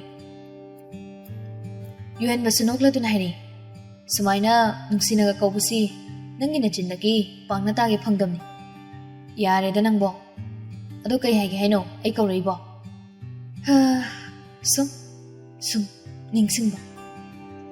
ꯁꯨꯝ ꯅꯤꯡꯁꯤꯡꯕ ꯍꯥꯏꯕꯨ ꯀꯩꯅꯣ ꯅꯔꯣꯜ ꯁꯦꯡꯉꯨꯅꯦ ꯆꯤꯡꯁꯥꯡꯉꯤꯕꯣ ꯃꯥꯗꯣ ꯅꯤꯡꯁꯤꯡꯉꯦ ꯍꯥꯏꯕ ꯃꯔꯨꯞꯁꯤꯅ ꯁꯨꯝ ꯋꯥ ꯀꯣꯏꯊꯣꯛꯄꯁꯤꯗ ꯌꯨꯍꯦꯟꯕꯁꯨ ꯏ ꯀꯥꯔꯗꯨꯅ ꯃꯈꯨꯠꯇ ꯄꯥꯏꯔꯤꯕ ꯄꯦꯟꯗꯣ ꯂꯪꯁꯤꯜꯂꯛꯏ ꯍꯥꯏꯔꯛꯂꯤꯕꯅꯤ ꯃꯆꯤꯟꯗꯒꯤꯁꯨ ꯅꯇꯨꯔꯣ ꯅꯤꯡꯁꯤꯡꯉꯤꯕꯣ ꯋꯥ ꯀꯣꯏꯊꯣꯛꯂꯒ ꯂꯩꯕꯩ ꯏ ꯀꯥꯔꯗꯨꯅ ꯍꯥꯏꯔꯛꯄ ꯋꯥꯍꯩꯅꯤ ꯑꯗꯨꯕꯨ ꯆꯤꯡꯁꯥꯡꯉꯟꯕ ꯃꯥꯒꯤ ꯃꯐꯝꯗꯗꯤ ꯑꯋꯣꯏꯕ ꯑꯁꯦꯡꯕꯗꯣ ꯑꯣꯏꯔꯤꯕꯅꯤꯅ ꯈꯨꯝꯂꯩ ꯅꯣꯡꯃꯤ ꯍꯣꯏ ꯄꯥꯎꯈꯨꯝꯗꯣ ꯇꯥꯕꯗ ꯌꯨꯍꯦꯟꯕꯗꯣ ꯊꯤꯛ ꯌꯥꯝ ꯊꯋꯥꯏ ꯇꯥꯅ ꯅꯣꯛꯂꯝꯃꯤ ꯑꯗꯨꯛ ꯊꯋꯥꯏ ꯇꯥꯅ ꯅꯣꯛꯂꯤꯕ ꯃꯇꯧꯗꯣꯔꯒ ꯉꯥꯟꯕ ꯄꯤꯁꯨꯝꯁꯨ ꯂꯩ ꯑꯁ ꯑꯩ ꯀꯣꯛꯁꯦ ꯀꯃꯥꯏ ꯇꯧꯅꯤ ꯑꯩꯗꯤ ꯅꯪꯁꯦ ꯅꯇꯨ ꯂꯩꯔꯕ ꯃꯤꯅꯦꯁꯦ ꯀꯥꯎꯊꯣꯛꯎꯔꯦꯅꯦ ꯀꯔꯤꯝꯅꯕ ꯃꯥꯟꯕ ꯑꯃ ꯌꯥꯎꯔꯤ ꯀꯔꯤꯝꯅꯗꯕꯒꯤ ꯋꯥꯁꯦ ꯇꯣꯛꯈ꯭ꯔꯣꯕ ꯃꯁꯥꯅ ꯀꯥꯎꯊꯣꯛꯄ ꯇꯥꯕꯅꯤ ꯁꯤꯗ ꯂꯩꯔꯛꯏꯁꯦ ꯅꯨꯃꯤꯠ ꯐꯅꯌꯥꯝꯗꯤ ꯌꯥꯝꯃꯕꯅꯤ ꯑꯗꯣ ꯅꯪ ꯅꯣꯡꯇ ꯁꯅꯥꯒ ꯚꯤꯗꯤꯑꯣ ꯀꯣꯜꯗꯒ ꯋꯥꯔꯤ ꯁꯥꯕ ꯎꯗꯦ ꯚꯤꯗꯤꯑꯣ ꯀꯣꯜꯒꯗꯤ ꯇꯣꯛꯄꯨ ꯇꯣꯛꯈ꯭ꯔꯣ ꯆꯨꯝꯅ ꯀꯣꯜꯗ ꯋꯥꯔꯤ ꯁꯥꯕ ꯑꯩ ꯎꯗ꯭ꯔꯤꯕ ꯁꯥꯗꯤ ꯁꯥꯗꯅ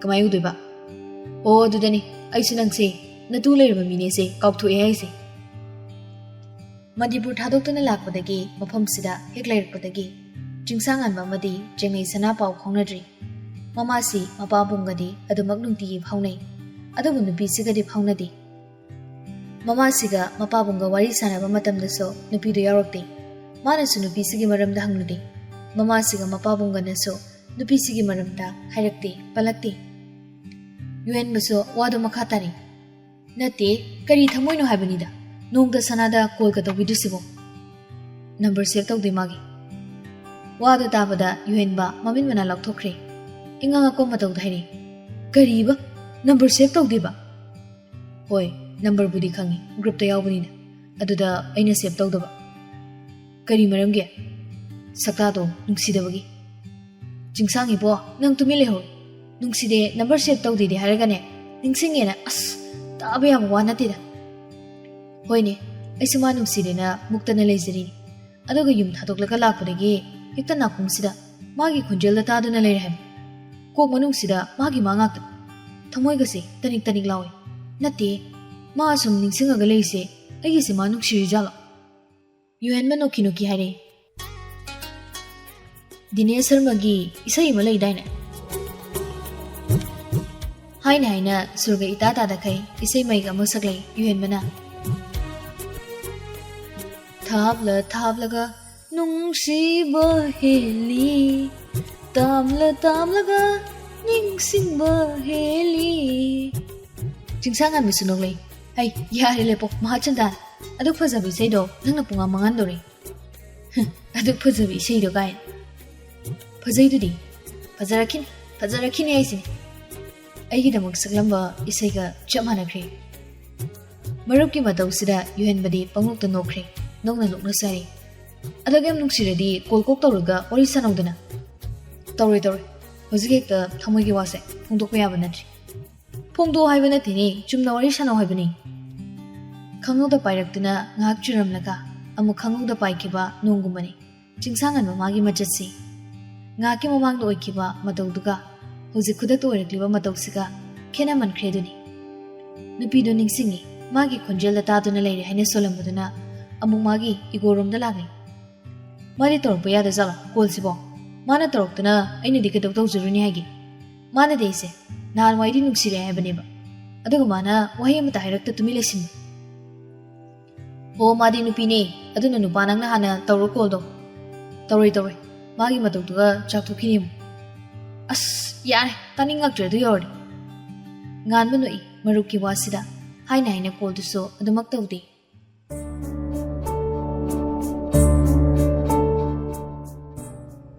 Nakan amarom deso jingai sanamana nupasibo waruroi ngamdri warure tasengna nupasibo masado pendabana suloijabani jawraba kaduda madom leirabanina haining manganing bada panleidre hauzik soli majinduda murumuru namit phanyam haujankre hauzik phau wayem tu sairaktiba dili yobagaso ayore khole haidana aingonda kemta habirakte luhongduna kamata leiminarba ise khazikta pun siba phawdabra khangde phanyam nungsidrasu ayore habisidangde habirapa yabani adubu habirakidre hauzik phau mana tumi lesinise tasengna mana ise hainadraba jala nupasigi mawong matawsida mabuningso irungta nungsirabani mabuning nungsibasu tabani manadi nupasibo thamoi sengna amakpa yawda ka hena nungsijabani thamoi sengna sengna nungsijariba misaksina thawsabidaba mataw ulakpada karamba thamoinadi harauba pokani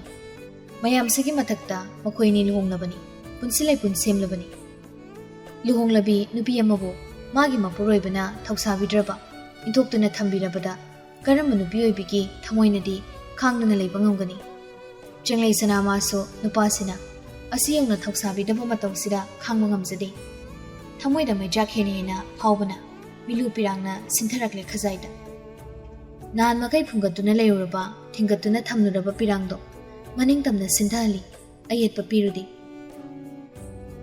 kanasu leitaba kasida madom tarak leiringai pena kapthoi kapayaba kaplaba matung mamit mamai ichot chotliba singdo makhudani changdana taithoi kablubagi masa ipun phungatpaduda sor khangon hundai machindeso sondhangnana konjali pikpikna sole nganba nangna ibo asiyong na hainada boy aduboy thasabadi thamli nangna ibo soidana nungsibirakani haida thasabasiga loinana warsuwana ai nang halakpa pawdi ngai ki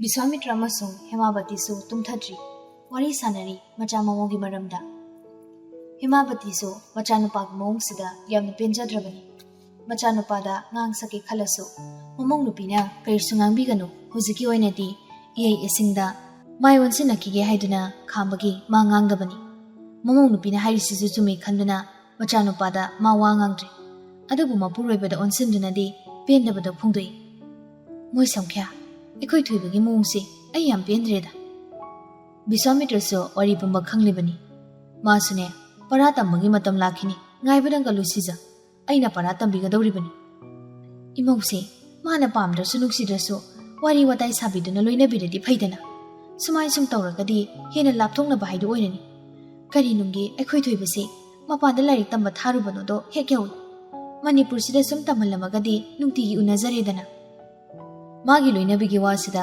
Biswamitra do khajingloi nomi nokmi adumaksu hari irangse nachana mawdagidi mama nangna khit hena irang yawi he Mapurabagi wasida yaningdabagi wangang manganglei irangi wana deda sumlamna kidra haina pakhatpagi wani Nachanupagi mungsida imogsi nungairamgadro nongmata su phonda wari sanade Nachanupana su phone tarokti bemana su tawrudi aikhoigi wari sanabadasu Nachanupana bemagi maramda wanga mata tarokti aikhoina haigi harabasu bemana magi maramda wamta haibiganu hekam hai tasingna punchi chupagi oina kaina kidra haidana aidi pakhatlabani nupiya noigi ba pangphada phajanbadu tawganune tha khara imoga loinabasida imogi makun chapchana khanglabani ai adu khagnane wakhal yawdaba ngangnatine isagi mogasi mai masingsida tamba loikhisan madugi matung ai singi najanupa sisu mathung adu kuktaba ngangnatine nupa ija dagadaba thabakti sungtok toroi bemubu mana soidana nungsirakani karigisu nungsiroi hage mana luhongduna lauraba nupibo moyanigi career da solakani haidana ꯃꯣꯏ ꯃꯁꯥꯅ ꯂꯥꯞꯊꯣꯛꯅꯖꯕ ꯑꯣꯏꯔꯝꯒꯅꯤꯅꯦ ꯍꯌꯦꯡꯋꯥꯏ ꯀꯣꯟꯅꯅꯦ ꯊꯣꯏꯕꯅ ꯕꯦꯝꯃꯁꯦ ꯅꯨꯡꯁꯤꯔꯦꯅ ꯍꯥꯏꯔꯁꯨꯅꯦ ꯑꯩꯅ ꯕꯦꯝꯃꯗ ꯏꯟꯁꯤꯜꯂꯒ ꯑꯣꯜꯍꯟꯗꯧꯔꯤꯕꯅꯤ ꯍꯧꯖꯤꯛꯄꯨꯗꯤꯅꯦ ꯃꯈꯣꯏ ꯃꯍꯩ ꯃꯁꯤꯡꯗ ꯍꯦꯟꯅ ꯄꯨꯛꯅꯤꯡ ꯆꯪꯖꯈꯤꯁꯅꯨ ꯇꯣ ꯑꯗꯨꯅꯤ ꯃꯈꯣꯏ ꯍꯥꯟꯅ ꯃꯇꯤꯛ ꯆꯥꯍꯟꯗꯕ ꯌꯥꯗꯕꯅꯤ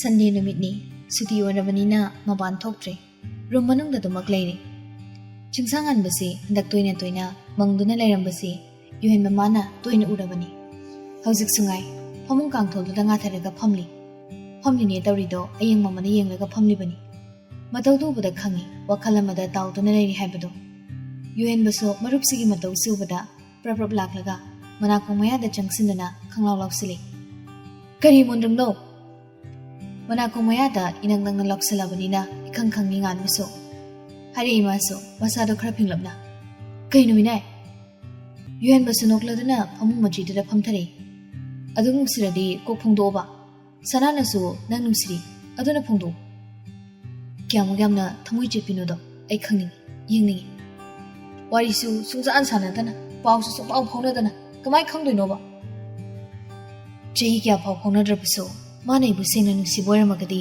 ꯃꯥꯒꯤ ꯊꯃꯣꯏꯅ ꯑꯩꯕꯨ ꯅꯨꯡꯁꯤꯕꯗꯣ ꯃꯌꯦꯡ ꯈꯖꯤꯛ ꯐꯥꯎ ꯇꯥꯔꯝꯃꯣ ꯑꯣ ꯅꯪ ꯋꯥꯇꯥꯁꯤꯗꯤ ꯆꯍꯤ ꯀꯌꯥ ꯐꯥꯎ ꯐꯥꯎꯅꯔꯣꯏ ꯍꯥꯏꯕꯅꯤꯅꯦ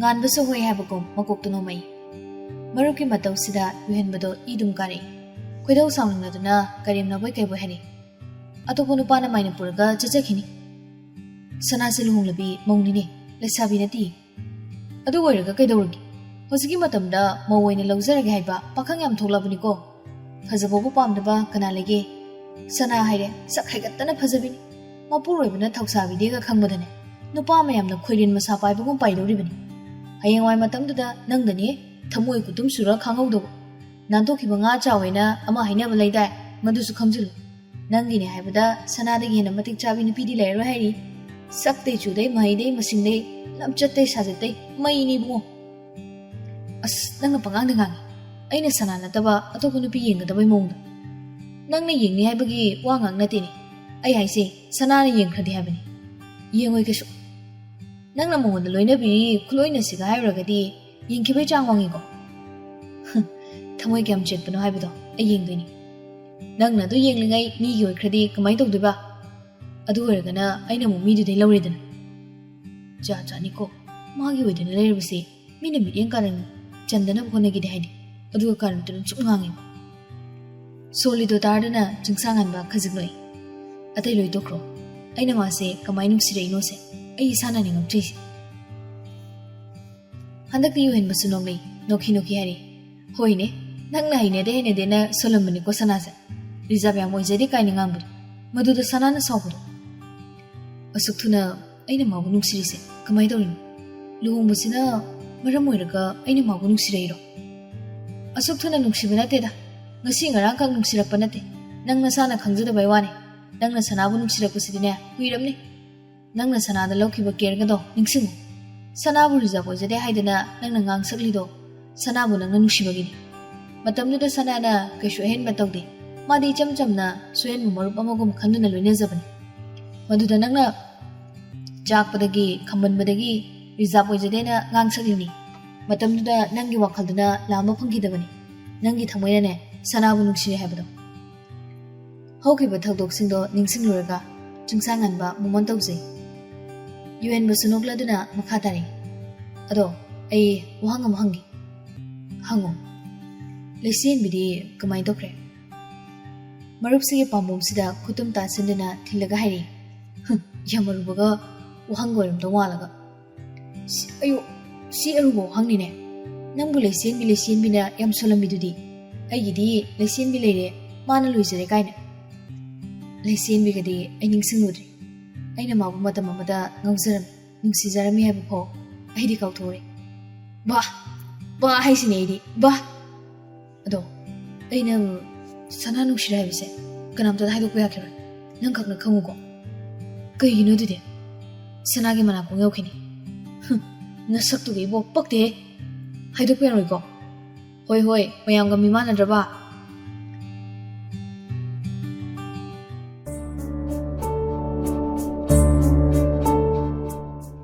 ꯑꯊꯦꯡꯕ ꯍꯤꯡꯒꯤ ꯃꯇꯝꯅꯤ ꯇꯨꯝꯊꯕ ꯌꯥꯗꯕꯒꯤ ꯆꯤꯡꯂꯩꯁꯅꯥ ꯕꯦꯜꯀꯣꯅꯤꯗ ꯊꯣꯛꯂꯛꯏ ꯕꯦꯜꯀꯣꯅꯤꯗ ꯂꯦꯞꯇꯨꯅ ꯅꯣꯡꯃꯗꯣꯜ ꯑꯇꯤꯌꯥꯗ ꯇꯔꯪ ꯇꯔꯪ ꯊꯣꯛꯂꯤꯕꯤ ꯊꯥꯖꯃꯥꯕꯨ ꯌꯦꯡꯖꯔꯤ ꯅꯥꯏꯇꯣꯝ ꯊꯣꯛꯂꯤꯕꯤ ꯊꯥꯖꯃꯥꯕꯨ ꯌꯦꯡꯅ ꯌꯦꯡꯅ ꯏꯁꯣꯜꯂꯛꯏ ꯏꯇꯞ ꯇꯞꯅ ꯃꯆꯤꯟꯗ ꯑꯩꯅ ꯑꯩꯒꯤ ꯌꯥꯃꯨꯡꯆꯥꯕꯨ ꯀꯌꯥꯒꯤ ꯃꯇꯤꯛ ꯅꯨꯡꯁꯤꯖꯩ ꯍꯥꯏꯕꯁꯦ ꯌꯥꯃꯨꯡꯆꯥ ꯃꯁꯥꯅ ꯈꯪꯕꯤꯗ꯭ꯔꯁꯨ ꯏꯇꯥ ꯊꯥꯖ ꯅꯪꯅꯗꯤ ꯈꯪꯕꯤꯌꯨꯀꯣ ꯃꯃꯤꯠ ꯏꯔꯥ ꯏꯍꯧꯔꯛꯏ ꯄꯤꯔꯥꯡ ꯑꯣꯏꯅꯗꯤ ꯁꯤꯟꯊꯍꯜꯂꯛꯇꯦ ꯁꯣꯜꯂꯛꯏ ꯃꯈꯥ ꯇꯥꯅꯁꯨ ꯑꯗꯨꯃꯛ ꯏꯇꯥ ꯊꯥꯖ ꯑꯩꯅ ꯌꯥꯃꯨꯡꯆꯥꯕꯨꯗꯤ ꯊꯃꯣꯏ ꯁꯦꯡꯅ ꯅꯨꯡꯁꯤꯖꯕꯅꯤ ꯑꯩꯅ ꯅꯨꯡꯁꯤꯔꯤ ꯃꯇꯤꯛ ꯌꯥꯃꯨꯡꯆꯥꯗꯤ ꯏꯅꯥꯛꯇꯒꯤ ꯂꯥꯞꯈꯤ ꯅꯣꯡꯃꯤ ꯅꯣꯡꯃꯤ ꯑꯃꯨꯛꯁꯨ ꯁꯣꯜꯂꯛꯏ ꯃꯥꯗꯤ ꯂꯥꯏꯔꯤꯛꯇ ꯊꯋꯥꯏ ꯌꯥꯎꯖꯕꯅꯤ ꯑꯗꯨꯅ ꯃꯇꯥꯡ ꯆꯥꯗ ꯑꯩꯒ ꯂꯨꯍꯣꯡꯕꯁꯤꯗ ꯑꯩꯉꯣꯟꯗ ꯁꯥꯎꯔꯝꯒꯅꯤ ꯁꯥꯎꯐꯝꯁꯨ ꯊꯣꯛꯄꯅꯤ ꯑꯗꯨꯅ ꯑꯩ ꯅꯨꯡꯉꯥꯏꯇꯕ ꯋꯥꯈꯜ ꯈꯟꯖꯤꯟꯗꯅꯕ ꯍꯣꯠꯅꯔꯒꯦ ꯑꯩꯁꯨ ꯏꯁꯥ ꯏꯔꯣꯝꯗꯣꯝ ꯂꯦꯞꯆꯕ ꯉꯝꯅꯕ ꯍꯣꯠꯅꯒꯅꯤ ꯃꯁꯤꯅ ꯈ꯭ꯋꯥꯏꯗꯒꯤ ꯃꯔꯨꯑꯣꯏꯕꯅꯤ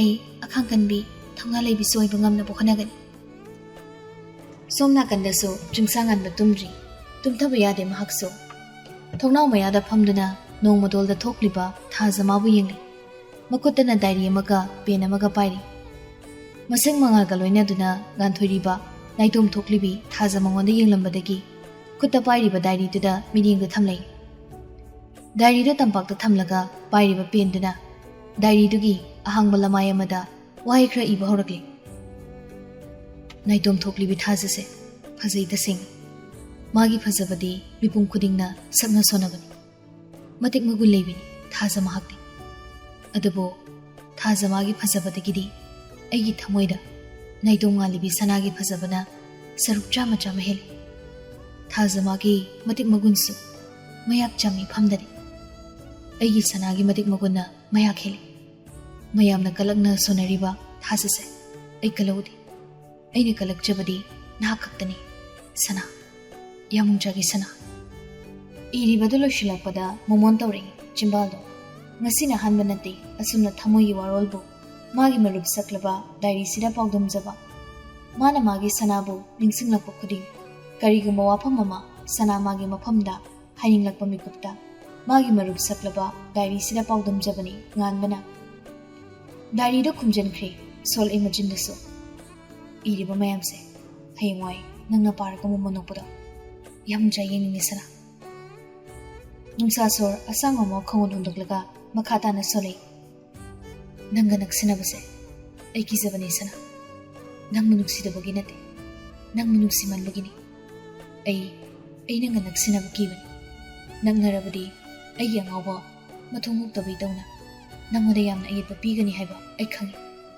ꯏꯁꯥꯅ ꯏꯁꯥꯕꯨ ꯐꯥꯊꯕ ꯉꯝꯒꯅꯤ ꯍꯥꯏꯕ ꯑꯩ ꯊꯥꯖꯗꯦ ꯏꯁꯥꯅ ꯏꯁꯥꯕꯨ ꯑꯩ ꯊꯥꯖꯕ ꯉꯝꯗꯕꯅꯤ ꯑꯗꯨꯅ ꯑꯩ ꯅꯪꯉꯣꯟꯗꯒꯤ ꯂꯥꯞꯅ ꯂꯩꯔꯤꯕꯅꯤ ꯑꯗꯨꯕꯨ ꯂꯥꯛꯀꯅꯤ ꯃꯇꯥꯡ ꯑꯃ ꯃꯤꯀꯨꯞ ꯑꯃ ꯑꯩꯅ ꯅꯪꯕꯨ ꯀꯌꯥꯃꯨꯛ ꯌꯥꯝꯅ ꯅꯨꯡꯁꯤꯒꯦ ꯍꯥꯏꯅ ꯅꯐꯝꯗ ꯈꯪꯍꯟꯕꯒꯤ ꯃꯇꯥꯡꯗꯣ ꯃꯤꯀꯨꯞꯇꯣ ꯁꯣꯏꯗꯅ ꯂꯥꯛꯀꯅꯤ ꯃꯇꯝꯗꯣ ꯑꯩ ꯉꯥꯏꯔꯤꯕꯅꯤ ꯁꯅꯥ ꯅꯪꯒꯤ ꯄꯨꯟꯁꯤꯒꯤ ꯄꯥꯟꯗꯝꯗꯣ ꯐꯪꯕ ꯉꯥꯏꯔꯤꯕꯅꯤ ꯃꯇꯤꯛ ꯆꯥꯕꯤ ꯃꯒꯨꯟ ꯂꯩꯕꯤ ꯃꯤꯁꯛ ꯑꯃ ꯅꯪ ꯅꯣꯏꯕ ꯄꯥꯝꯃꯦ ꯍꯥꯏꯕ ꯑꯩ ꯈꯪꯉꯤ ꯅꯪꯒꯤ ꯃꯪꯂꯥꯟ ꯃꯪꯐꯥꯎꯅꯅꯕ ꯅꯪꯒꯤ ꯄꯥꯟꯗꯝꯗꯣ ꯐꯪꯕ ꯉꯥꯏꯔꯤꯕꯅꯤ ꯌꯥꯃꯨꯡꯆꯥꯅ ꯃꯥꯏꯊꯣꯡ ꯃꯀꯥ ꯂꯥꯝꯅ ꯃꯣꯃꯣꯟ ꯅꯣꯛꯏ ꯃꯣꯃꯣꯟ ꯃꯤꯅꯣꯛꯇꯨꯒ ꯂꯣꯏꯅꯅ ꯏꯀꯥꯏꯔꯞ ꯁꯣꯜꯂꯤ ꯑꯉꯥꯎꯕꯅꯤ ꯑꯩꯗꯤ ꯑꯗꯨꯅ ꯂꯥꯞꯅ ꯂꯩꯈꯤꯒꯦꯅ ꯐꯝꯗꯦ ꯅꯨꯡꯁꯤꯃꯟꯕꯒꯤ ꯂꯥꯞꯊꯣꯛꯄꯅꯤ ꯅꯪꯒꯤ ꯁ꯭ꯇꯗꯤꯗ ꯑꯩ ꯑꯀꯥꯏꯕ ꯄꯤꯕ ꯄꯥꯝꯗꯦ ꯅꯛꯅꯔꯕꯗꯤ ꯄꯥꯎ ꯐꯥꯎꯅꯔꯕꯗꯤ ꯁꯣꯏꯗꯅ ꯑꯀꯥꯏꯕ ꯑꯣꯏꯔꯅꯤ ꯑꯩ ꯏꯁꯥꯅ ꯏꯁꯥ ꯀꯟꯇ꯭ꯔꯣꯜ ꯇꯧꯕ ꯉꯝꯃꯣꯏ ꯈꯪꯕꯅ ꯑꯩꯅ ꯂꯥꯞꯊꯣꯛꯄꯅꯤ ꯑꯗꯨꯕꯨ ꯅꯨꯡꯗꯤ ꯅꯨꯡꯁꯤꯔꯦ ꯅꯪꯁꯦ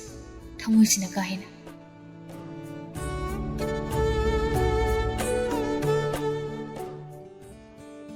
ꯃꯇꯝ ꯍꯥꯏꯁꯤꯗꯕꯨ ꯍꯧꯈꯤꯕ ꯈꯪꯍꯧꯗꯦ ꯍꯥꯏꯕꯗꯨꯅꯤ ꯆꯍꯤ ꯑꯃ ꯀꯔꯝꯅ ꯍꯧꯈꯤꯕꯅꯣ ꯍꯥꯏꯕ ꯈꯪꯍꯧꯗꯦ ꯍꯧꯈꯤꯕ ꯆꯍꯤ ꯑꯃꯈꯛꯁꯤꯗ ꯑꯑꯣꯟꯕ ꯀꯌా ꯑꯃ ꯂꯩꯔꯤ ꯑꯟꯖꯂꯤꯁꯨ ꯃꯥꯅ ꯄꯥꯝꯖꯕ ꯌꯨꯇ꯭ꯌꯨꯕꯔ ꯑꯣꯏꯈ꯭ꯔꯦ ꯂꯨꯆꯤꯡꯕꯁꯨ ꯑꯍꯜ ꯃꯁꯦꯟ ꯍꯥꯏꯅ ꯁꯤꯡꯅꯗꯨꯅ ꯂꯨꯍꯣꯡꯅꯕ ꯁꯦꯝ ꯁꯥꯔꯤ ꯃꯔꯛꯁꯤꯗ ꯆꯤꯡꯁꯥꯡꯉꯥꯟꯕ ꯑꯃꯗꯤ ꯆꯤꯡꯂꯩ ꯁꯅꯥꯁꯨ ꯑꯗꯨꯃꯛ ꯄꯥꯎ ꯐꯥꯎꯅꯈꯤꯗ꯭ꯔꯤ ꯑꯉꯛꯄꯅꯤ ꯃꯈꯣꯏ ꯑꯅꯤꯁꯤꯁꯨ ꯅꯣꯡꯃꯇ ꯅꯨꯄꯤ ꯃꯥꯅ ꯅꯨꯄꯥꯁꯤꯒ ꯄꯥꯎ ꯐꯥꯎꯅꯅꯕ ꯍꯣꯠꯅꯔꯨꯗꯦ ꯅꯨꯄꯥꯁꯤꯅꯁꯨ ꯍꯣꯠꯅꯔꯛꯇꯦ ꯑꯍꯜꯁꯤꯡꯅꯁꯨ ꯍꯣꯠꯅꯗꯦ ꯑꯉꯥꯡꯁꯤꯡꯒꯤ ꯑꯅꯤꯡꯕ ꯑꯄꯥꯝꯕꯗ ꯑꯍꯜ ꯑꯣꯏꯕ ꯃꯈꯣꯏꯁꯨ ꯌꯦꯠꯁꯤꯜꯂꯨꯗꯦ ꯑꯗꯨꯕꯨ ꯃꯌꯥꯝꯕꯨꯡ ꯑꯍꯜ ꯂꯨꯆꯤꯡꯕꯒꯤ ꯂꯨꯍꯣꯡꯕ ꯌꯥꯎꯕꯗꯤ ꯊꯣꯛꯂꯛꯀꯗꯧꯔꯤ ꯆꯤꯡꯁꯥꯡꯉꯥꯟꯕ ꯌꯥꯏꯖꯤꯛꯇꯤ ꯅꯨꯃꯤꯠ ꯅꯤꯅꯤ ꯍꯨꯝꯅꯤꯒꯤ ꯃꯃꯥꯡꯗ ꯊꯣꯔꯛꯑꯕꯅꯤ ꯆꯤꯡꯁꯥꯡꯉꯥꯟꯕꯗꯤ ꯉꯁꯤ ꯊꯣꯔꯛꯀꯗꯧꯔꯤ ꯍꯌꯦꯡꯗꯤ ꯍꯩꯖꯤꯡ ꯈꯔꯥꯏ ꯅꯨꯃꯤꯠꯁꯨ ꯑꯣꯏꯕꯅ ꯊꯕꯛ ꯃꯩ ꯍꯧꯅ ꯆꯤꯟꯕꯅꯤ ꯆꯤꯡꯁꯥꯡꯍꯟꯕ ꯈꯛꯇ ꯅꯠꯇꯦ ꯌꯨꯍꯦꯟꯕꯁꯨ ꯂꯨꯆꯤꯡꯕꯒꯤ ꯂꯨꯍꯣꯡꯕ ꯌꯥꯎꯅꯤ ꯍꯥꯏꯗꯨꯅ ꯊꯣꯔꯛꯀꯗꯧꯔꯤ ꯌꯥꯏꯖꯤꯠꯀ ꯂꯣꯏꯅꯗꯨꯅ ꯃꯥꯜꯀꯣꯝꯁꯨ ꯊꯣꯛꯂꯛꯄꯅꯤ ngasi ayuki pung 8 flight ta tholakadoribani sibo okpa Yaizit ka Malcolmgana chali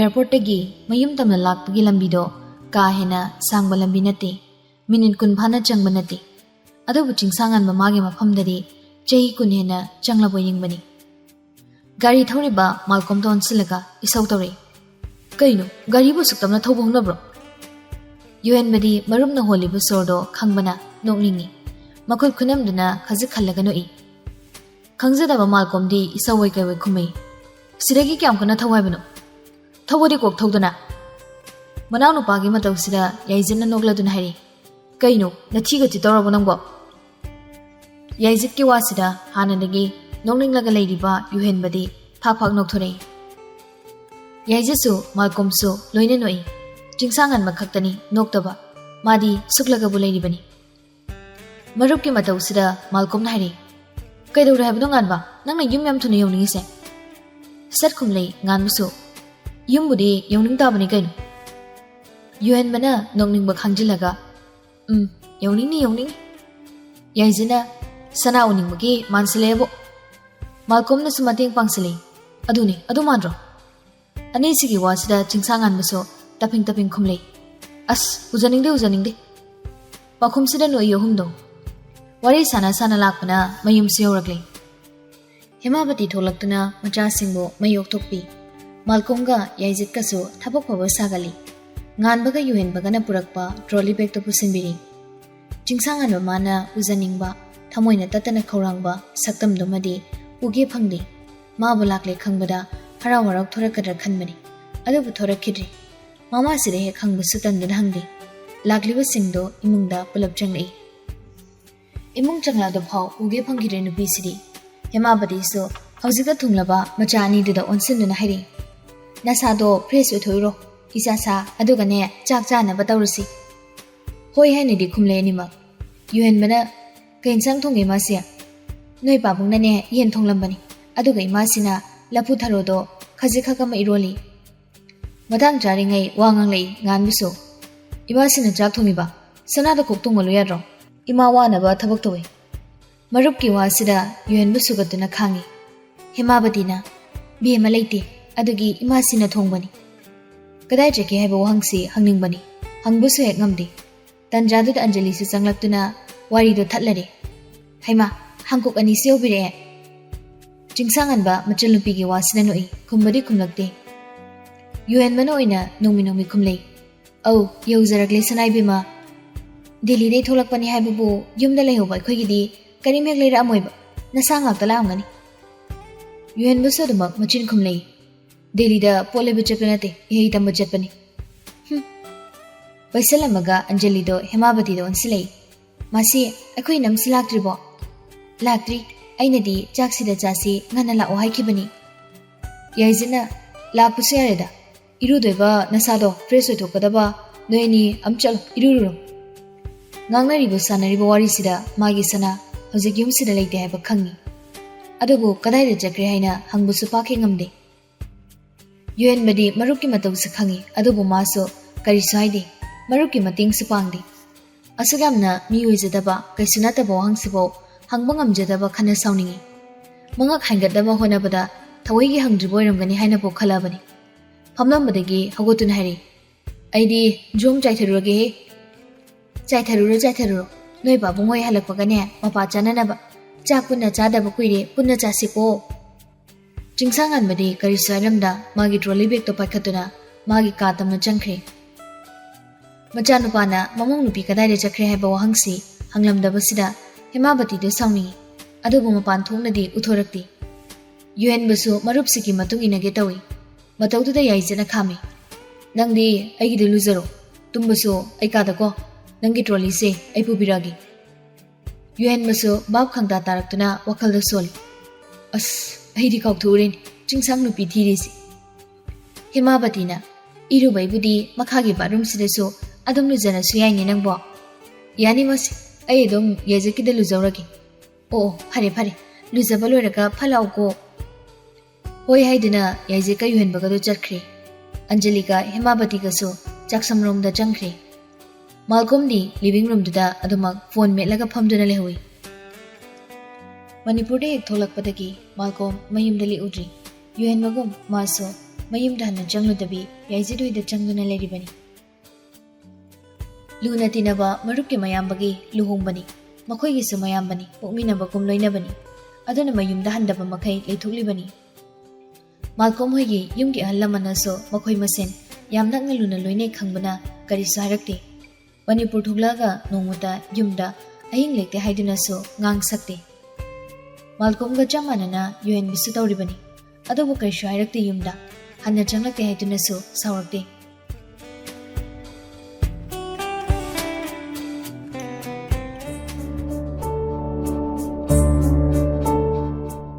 bathroom ಮನುಂದನಿ ಸೌರ್ ಮಖಾದುದ ಸೌಸೌಲಾಂಗ್ದುನ ಇರುಜರಿ ꯉꯥꯟꯕꯗꯣ ನುಪಾ ಸಲಕನಿ ಖಂಗ್ಲಿನೆಬ ಅದುಗ ಯುಮ್ದಗ ಲೆರಮ್ದೆ ಮಷಿ ನುಪಿಸೆ ಮಷಿ ಇರುಲುಬದೋ ಮಖುತೋ ಚಪ್ಲೆಪಗ ಸೋಲೆ ನಹಾನ್ವಾಯ್ ಮಾನ ಹಾಯ್ಕಿಬ ಐ ಲಾದಿ ಮಫಾಮ್ದ ಲೆಂಗಿ ಹೈದೋ ತೋರೋ ಜಾಲ ಥಮೋಯ್ಗ ಖಂಗ್ನಾನೈ ಮಖುನ ಥಬಾಕ್ತ ಪಾಯ್ಸಿಲಗ ನುಮ್ಮಿ ನುಮ್ಮಿ ಸೋಲೆ ಮಸಿದ ನಿಂಗ್ಸಿಂಗ್ಲಕ್ಪದ ಥಮೋಯ್ನೈ ತಸೇನ ಲೆಖ್ರದಿ ꯑꯩ ꯁꯣꯟꯕ ꯐꯥꯎ ꯉꯝꯅꯤ ꯊꯥꯖꯗꯦꯁꯦ ꯏꯔꯨꯗ ꯄ꯭ꯔꯄ꯭ꯔꯞ ꯂꯨꯖꯔꯒ ꯕꯥꯠꯔꯨꯝꯗꯒꯤ ꯊꯣꯛꯂꯛꯏ ꯗ꯭ꯔꯦꯁꯤꯡ ꯇꯦꯕꯜ ꯃꯃꯥꯡꯗ ꯆꯪꯁꯤꯜꯂꯛꯇꯨꯅ ꯃꯥꯒꯤ ꯁ꯭ꯀꯤꯟ ꯀꯦꯌꯔ ꯇꯧꯕꯗꯣ ꯁꯠ ꯇꯧꯏ ꯁꯟꯁꯀ꯭ꯔꯤꯟꯗꯣ ꯇꯩꯅ ꯇꯩꯅ ꯗ꯭ꯔꯦꯁꯤꯡ ꯇꯦꯕꯜꯒꯤ ꯅꯥꯀꯟꯗ ꯄꯥꯜꯂꯤꯕ ꯊꯣꯡꯅꯥꯎ ꯑꯗꯨꯗ ꯃꯤꯠꯌꯦꯡꯗꯣ ꯍꯦꯛ ꯊꯝꯂꯤ ꯊꯣꯡꯅꯥꯎꯁꯤꯗꯒꯤ ꯃꯣꯏꯒꯤ ꯂꯩꯔꯛꯁꯤ ꯃꯌꯦꯛ ꯁꯦꯡꯅ ꯎꯕꯅꯤ ꯃꯥꯅ ꯌꯦꯡꯊꯣꯛꯂꯨꯕ ꯃꯄꯥ ꯆꯥꯅ ꯆꯦꯡꯂꯩ ꯁꯅꯥꯅ ꯕꯦꯁꯃꯥ ꯑꯃ ꯊꯧꯔꯒ ꯆꯪꯂꯛꯄꯗꯨꯒ ꯃꯄꯥ ꯆꯥꯅꯈ꯭ꯔꯦ ꯅꯨꯄꯤꯁꯤ ꯎꯕꯗ ꯊꯣꯡꯅꯥꯎ ꯃꯌꯥꯗ ꯈꯪꯖꯪ ꯆꯪꯁꯤꯜꯂꯛꯏ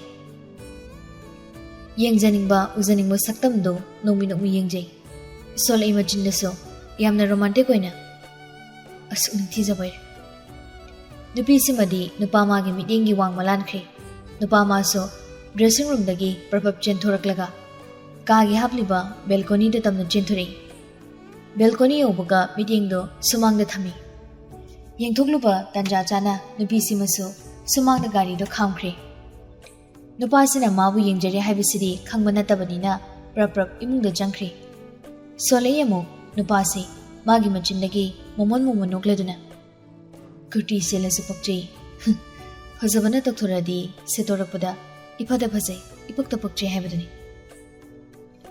ꯉꯥꯏꯍꯥꯛ ꯃꯣꯟꯗ꯭ꯔꯪ ꯇꯧꯗꯨꯅ ꯂꯩ ꯕꯦꯜꯀꯣꯅꯤꯗꯨꯗ ꯌꯥꯝ ꯀꯨꯏꯔꯕꯒꯤ ꯋꯥ ꯅꯠꯇꯦ ꯀꯥ ꯃꯅꯨꯡꯗ ꯑꯃꯨꯛ ꯆꯪꯂꯛꯏ ꯀꯥ ꯃꯅꯨꯡꯗ ꯄ꯭ꯔꯄꯞ ꯆꯪꯂꯛꯄꯒ ꯅꯨꯄꯤꯁꯤꯅ ꯀꯥꯒꯤ ꯊꯣꯡꯗꯣ ꯍꯥꯡꯗꯨꯅ ꯆꯪꯂꯛꯏ ꯅꯨꯄꯥꯁꯤ ꯎꯕꯗ ꯈꯪꯄ꯭ꯔꯦꯛꯇꯨꯝ ꯈꯪꯉꯤ ꯅꯨꯄꯤꯁꯤꯗꯤ ꯏꯃꯥ ꯅꯨꯄꯤꯁꯤꯒꯤ ꯃꯇꯧꯁꯤꯗ ꯃꯣꯡ ꯍꯥꯗ ꯍꯥꯏꯔꯦ ꯀꯩꯅꯣ ꯚꯨꯠ ꯑꯣꯏꯅ ꯎꯔꯕꯣ ꯅꯨꯄꯥꯁꯤꯅꯗꯤ ꯃꯃꯥꯏꯗ ꯑꯣꯟꯁꯤꯜꯂꯛꯇꯦ ꯈꯨꯝꯂꯩ ꯏꯇꯞ ꯇꯞꯅ ꯅꯍꯥꯟꯈꯩꯗꯤ ꯚꯥꯞꯇ ꯂꯩꯔꯨꯕ ꯑꯁꯤ ꯍꯥꯏꯔꯝꯂꯒ ꯗ꯭ꯔꯦꯁꯤꯡ ꯔꯨꯝꯗ ꯄ꯭ꯔꯄꯞ ꯆꯪꯈ꯭ꯔꯦ ꯉꯥꯟꯕꯁꯨ ꯅꯨꯄꯤꯁꯤꯒꯤ ꯃꯇꯨꯡꯗ ꯏꯟꯅꯗꯨꯅ ꯆꯪꯒꯦ ꯇꯧꯕꯅꯤ ꯑꯗꯨꯕꯨ ꯔꯨꯝꯗꯨꯒꯤ ꯊꯣꯡꯗꯣ ꯂꯣꯟꯁꯤꯟꯈ꯭ꯔꯦ ꯃꯅꯨꯡꯗꯒꯤ ꯂꯣꯛ ꯇꯧꯔꯛꯄꯅꯤ ꯊꯣꯡꯗꯣ ꯂꯣꯟꯁꯤꯟꯈꯤꯕ ꯃꯇꯧꯁꯤꯗ ꯃꯆꯤꯟꯗꯒꯤ ꯈꯪꯉꯥꯏ ꯍꯩꯔꯦ ꯑꯦ ꯔꯨꯝ ꯃꯅꯨꯡꯗ ꯆꯦꯡꯂꯩ ꯁꯅꯥ ꯃꯨꯔꯨꯝ ꯃꯨꯔꯨꯝ ꯁꯣꯜꯂꯤ ꯐꯨꯔꯤꯠꯁꯨ ꯂꯩꯇꯦ ꯇꯥꯋꯦꯜꯗꯨꯃꯒ ꯃꯁꯥ ꯈꯪ ꯇꯥꯕꯅꯤ ꯀꯩꯅꯣ ꯁꯣꯟꯅ ꯁꯣꯟꯅ ꯃꯄꯤ ꯍꯣꯡꯗꯣꯛꯏ ꯊꯥꯗꯣꯛꯂꯝꯕ ꯃꯁꯝꯗꯨꯁꯨ ꯑꯋꯣꯟ ꯁꯝꯕꯨꯜ ꯊꯣꯛ ꯄꯨꯟꯁꯤꯜꯂꯤ ꯅꯥꯇꯣꯟꯗꯁꯨ ꯆꯟꯗꯣꯜꯗꯣ ꯄꯤꯛꯇꯛꯅ ꯊꯤꯟꯖꯤꯜꯂꯤ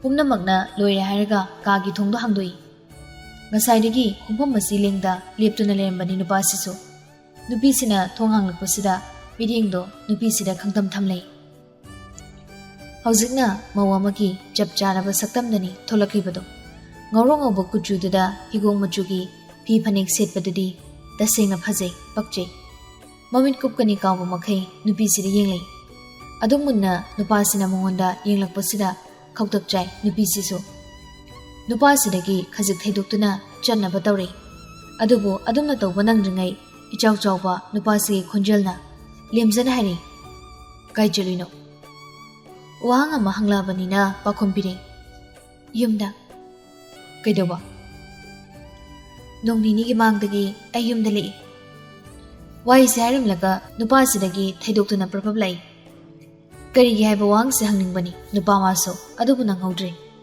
ꯀꯥꯁꯤꯒꯤ ꯃꯄꯥꯟ ꯊꯣꯛꯇ꯭ꯔꯤꯉꯩ ꯅꯨꯄꯤꯁꯨ ꯃꯃꯥꯏꯗꯣ ꯅꯨꯄꯥꯁꯤꯅ ꯂꯦꯞꯂꯤꯕꯗꯣꯝꯗ ꯑꯣꯟꯁꯤꯜꯂꯛꯏ ꯏꯪ ꯂꯥꯎꯕ ꯈꯣꯟꯖꯦꯜꯗꯨꯅ ꯅꯨꯄꯥꯁꯤꯕꯨ ꯀꯧꯔꯒ ꯍꯥꯏꯔꯤ ꯉꯥꯟꯕ ꯐꯤ ꯁꯦꯠꯆꯤꯜꯂꯒ ꯁꯠꯀꯨꯝꯃꯣ ꯏꯃꯥꯁꯤꯅ ꯆꯥꯛ ꯊꯤꯕ ꯍꯧꯔꯦ ꯅꯨꯄꯥ ꯑꯃꯒꯤ ꯄꯥꯎꯈꯨꯝ ꯒꯉꯥꯏꯗ ꯄ꯭ꯔꯞ ꯊꯣꯛꯈ꯭ꯔꯦ ꯁꯣꯜꯂꯤ ꯅꯨꯄꯥꯁꯤꯁꯨ ꯕꯤꯠ ꯏꯇꯦꯛ ꯇꯦꯛꯅ ꯉꯥꯟꯕꯩ ꯌꯥꯝ ꯆꯥꯏꯅ ꯀꯧꯔꯛꯀꯗ꯭ꯔꯥ ꯈꯜꯂꯒ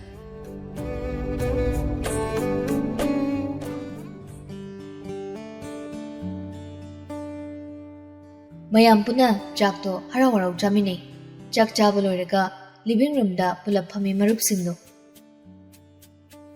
ꯍꯦꯃꯥꯕꯇꯤꯒ ꯕꯤꯁ꯭ꯋꯥꯃꯤꯇ꯭ꯔꯒꯗꯤ ꯂꯨꯆꯤꯡ ꯃꯣꯏꯒꯤ ꯌꯨꯝꯗ ꯆꯠꯈ꯭ꯔꯕꯅꯤ ꯂꯤꯚꯤꯡ ꯔꯨꯝꯗ ꯅꯨꯄꯥ ꯃꯔꯤꯗꯨꯒꯤ ꯍꯩ ꯃꯍꯤ ꯄꯨꯊꯣꯔꯛꯏ ꯆꯦꯡꯂꯩ ꯁꯅꯥꯅ ꯌꯥꯏꯖꯤꯠ ꯌꯥꯎꯕꯅ ꯃꯀꯣꯛꯇꯨꯁꯨ इल्लिबा फीदुना हाइपेट कुपसली अंजलिसु मनमसिसिगा पुलप थोकमिनरे हई मही ग्लास हाबलिबा प्लेटुदा थमलगा इताप तमना हैरे हई मही थक्से अंजलिना मतम याम लवगनो थबक याम ले ससु थक्चिलो अंजलिना ngang खुमजनिंगबनी युहेनबा मादे अदुना खुमले चाक तोपगे ngak to पुधागी गे तौनिदा पिचन मिनंगबो अंजलिगा चिंगलै सनागसु ahangbo sofa duda phamthei yuan magi wadada yaizin oina pakhum pire ichan mina pangang nangangin ngasiri thabaga chin bagai sulai te ko luhung no mituni chin deise adagi awun polo bu chat puduga haijing board ki acha so asing bani hore no midang wairam thilani do hai mai glass sing do amamam pai khatuna thakba hoi chingsang an bana awun poti kai numi da lau do ne amonge hangchi lau do ne वारिदो सुमसाना रमदगी युएन बना चेंगलै सनादा थोंगनसिलै सना कैनुमता हायेना मरुकी मतौसिदा चिंसांगान बदी करी कारण मुंगांगलकदोइनो खनबदा पखलै मरुइबा वादे ओइरमोय कारण निंगांगलकदौरिबदो खंगी nganbana चेंगलै सना सुनोमिनुमी हायु हेक्ता हाया चाडो अही किदा सिंबियो चंगबदा पुसिनकिगी हाउब्रो अही सेंबदो चादे दैदि Meena चाबदोरगा हाउदो मानबा aduna igisu simbiyoba nganba mamito pairapna marupsida yengi mireng do una usinade yuhenbaso yuhenbagi wasida atai mayamda noi adabu nganbadi nokte chenglai sana sunokte madi yuhenbada onsindun hairi chamina yadro noyeni gini aina hapido yaijisu wari marakti yauri malkomi banidi chaminai malkomna mo hausu hawiduga yuhen masu mamana basira onsilaga kaide chamina bunada matom chai aige pizabidi aina ne tinkut kut yolaga khangi anjali su tik tik noglaga as mitte ore khoi yamung chaga yuhen bagana tawramde phibamdo chenglei sana so moli mabuk yam phatabani ngan basi chenglei gi wasidana hena nokri mayamdo adobu ngan badi nokte nupi sida thok onsilaktun hari aina kari da phatriba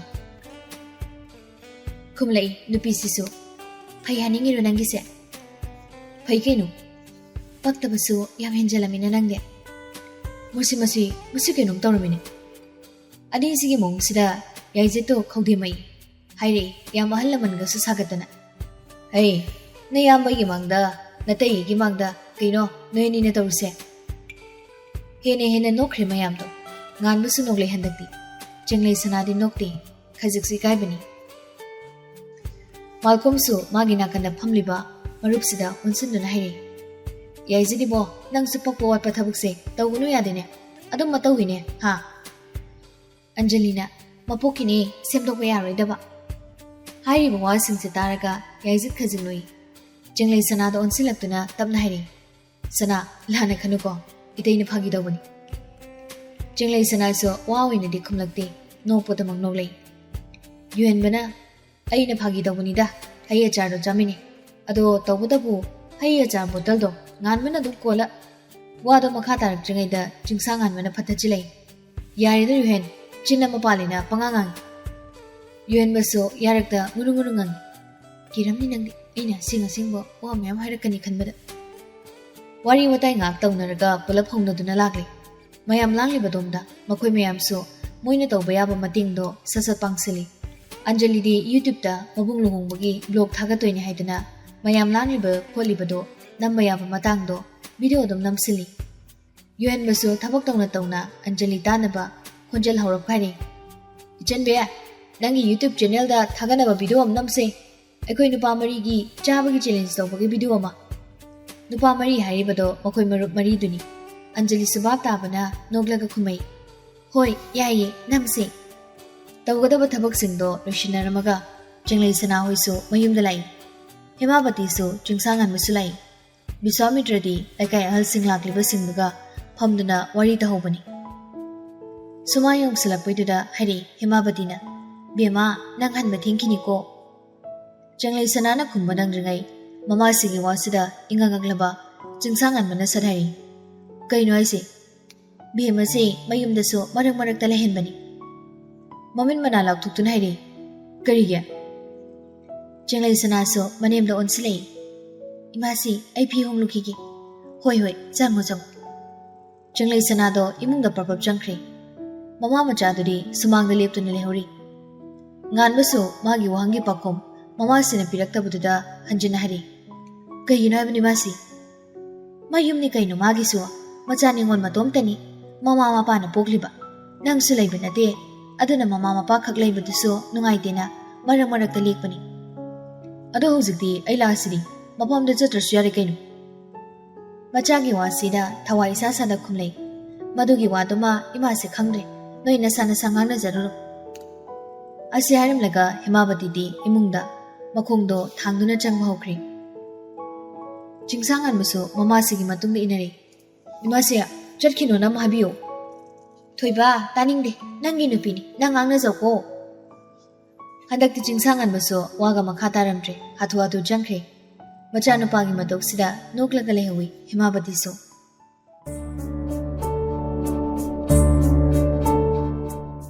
Stair gado chongkan kalagani ngan mamana kakhalaklibodo hatu hatu moigi kagi thongdo hangduna changlei mana kagi thongdo hangduna changlakpaga nupiduna dressing room gi thongdo hangduna thoglakpaga apa chanakre khangkau kawi sana khangkau korakoduda thanglamba khongthangdo chaplepaga tingak yenglei nupi maso nupi sigi manakta gamgam changsilaktuna laktholakkoi leita chumring hari Chakino Tarokliba Nupasigi Matoksida Gyani Ngawi Kaibo Yumda Chakani Doido Chakano Haiba Kazing Nogladuna Kumnei Karige Kari Haibo Hangse Aina Hangadabani Kaino Nanga Yumda Legini Hydraga Chatui Torise Asiguma Wahayama Nupasina Harakani Tazarudi Nupasigi Machindagi Asiguma Wahise Tagani Haibagi Asasundok Torudi Jenglei Sanamadi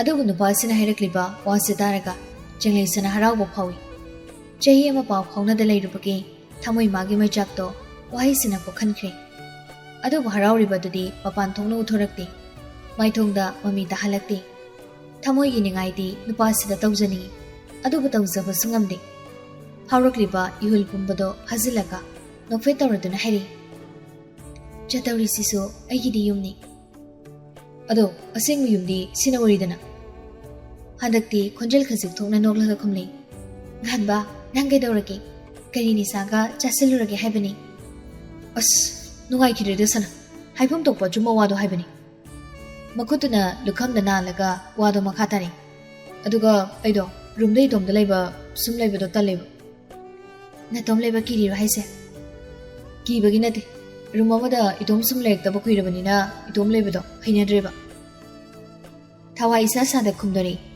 yuhenba kauraga leimina adu oiragana thengi ai chalukigi ase aiduna chapki tawi nupi sige mamangda chaplepsile ai lakpagi nangnim sida leidura sor khangon hondoktuna hairi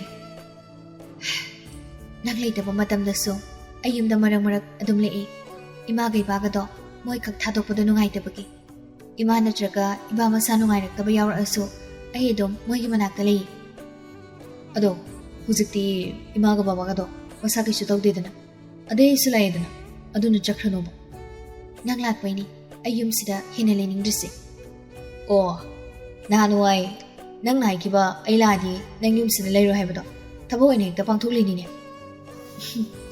adamai khalasu kaide ngasai sum tapthaduna leibani nganmusu nupi sigi matau sida tinglaukre hairi magi sakai ka kaklaga kathang kaneng na baman mo wangang do. Ay hitaw sida nang nadi ay na nang nungsibaga malam ni. Nang nungsibay hay baga na de ko ay hay mayam se. Lagay mangda phazade migi mangda. Nang na yumda leibado phazaman de na hay bawan. Yara to nasaka do yingde chatho soida. Nupi sina tapthara kadra khana hairubani. Nupa mari adubu tapthabadi hairuni. Mangonda phatka thengai namaga gangom chatki. Nupi sigi matong sida inganga ingan masu khonjali chaw chaw sukori. Sana khumbiram badi hairuni onthoktuna michina khazipho yenglamda prapra ka dai thokri. Nungsibadu uningri nungsire haiduna so nupi sigi maphamda khanganingde matang chade sukhanbana chakriba nupi sibu khamnudri. Nupi sina chatkibase changna leptune yenglaga lehowi. Adudagi hathu hatho balcony room da tholei.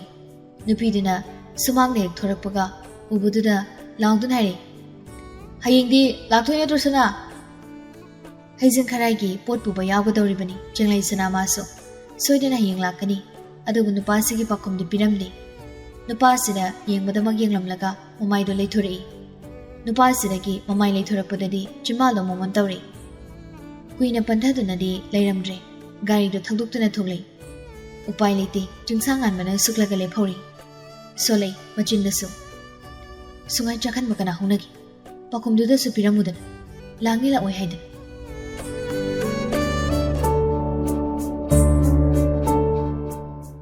Numidangi matamni. Jingsangan ba matung leiba nuwaite talle haikibado chawrba kasida madom leire. Mamanaba mata sukarude. Mana leiminase haina kaubada lawoidabagi maram leite. Yuhen maso malcolm so mayamong yaizit ki kada pulap tumbani. Mana oina makhoigi maraktuda chatluraso mabu changakpa yaro haina tanthorakadaba leite. Adabu pumnamaksi kaisu khanjaluda madom leibani kaasida. Magi kani jenglei sana laktringaida chawraba kaasida madom maning tamna leirakpani. Nupi siga ka kunba haurakpada sauningwa phawkhibani. Ayet poire ining tamdre haina. Adabu ngasiri nupi si leitaba tandra sida kasi ihang hang laboi ningli. Nan makhaidi nupi siga lamnaduna leirabaso cheyam unadrabaso asumna naitom tabaki huldi phawkhidabani. Adabu ngasiri kasida madom leiba matamda mahak naitom taraboi ningi. Hawkhiba matamda nupi sina kasida madom karam lelamgani khanbada nungaitabana masado lahalai. Solei machinda itap tamna sonthangnana. Ibanigi kasida nang leitaba matamda aina naidom tabagum hauriba sumna nangso ai leitaba matamda naidom tabagum phawkhibra phawrungani khang soidena phawrungani. Nanwai matam khra makoini na kasida lemina kiba mikupsingdo ningsinglei. Mana khir jadabada nupisina chawona purakhiba matamda so mana tati tati ngangbi kiba. Nupisina isai ngangjabaso mana he thina ngangbi kibaga taningde haiduna. Thongna phana nupa magi machindagi luong le haiduna so nang munungsirakadaba leite haina haibikiba. Irang pami nangse tuguche nangi rangda pangthagadaba nupa nate haibana chingba mana haikiba atai te wa singdo loine hek ningsinglei. Mana haikiba singduga hojak honglakliba magi mongsiga khenamanbasida nganba khajignoi. Nongmi su sonjari. Matam haiba matamse hanggadan bayaragadi hanggatuna chalaga aina semdokningba singse semdoklamgadabani. Aina ngangkiba sakkiba singdusu amta ngangloi saoi. Nangbu yeningkidaba nangbu hainikidaba asuk nungsiba nangi khonjelbu taningkidaba mayamdo loina sengdoklangbadi. Adubu ai upai lete matamana hangatpa yaramdabana. Nungsa sordo amuktang sangna hondoga solei makhadana haukiba matamde haukrasano. Adubu lakadoriba matam singsidadi ai nangbodamak nungsirani. Nangi saktamso yengningdaba phawroi nangbu hainadabasu phawroi nangi khonjelso taningdaba phawroi. Haujimakso yamungchana nangi saktambu khawrangisana nangi khonjelso taning. Kadugi akoibada sum yenglakpada makoini luhongbagi photo frame chanduna thelibada urai. Narmaiso dum urini matamdudadi karisu khaludi. Adubu ngasidi magun khanglai lekre photo si makhongda thangduna changsilei munna kupna yengjai photo sibo yengna susolei. Punsida amuktang hongbu luhongba ꯑꯅꯤꯔꯛꯁꯤꯅ ꯁꯣꯍꯣꯡꯅꯔꯣꯏꯗꯕ ꯂꯨꯍꯣꯡꯕꯁꯤꯗ ꯑꯩꯅ ꯍꯔꯥꯎꯅ ꯍꯣꯡꯈꯤꯗꯕꯁꯦ ꯑꯩ ꯍꯧꯖꯤꯛꯇ ꯄꯦꯜꯂꯛꯇ꯭ꯔꯦ ꯑꯁꯨꯛ ꯅꯨꯡꯁꯤꯕꯤ ꯑꯁꯨꯛ ꯐꯖꯕꯤ ꯑꯩꯒꯤ ꯁꯅꯥꯒꯤ ꯃꯥꯏꯊꯣꯡꯁꯨ ꯏꯃꯤꯠꯁꯤꯅ ꯄꯦꯟꯅ ꯌꯦꯡꯍꯧꯗ꯭ꯔꯦ ꯇꯁꯦꯡꯅ ꯑꯩ ꯌꯥꯝ ꯅꯤꯡꯉꯝꯃꯛꯇ꯭ꯔꯦ ꯋꯥꯅ ꯍꯧꯈ꯭ꯔꯦ ꯑꯍꯤꯡꯁꯤꯃ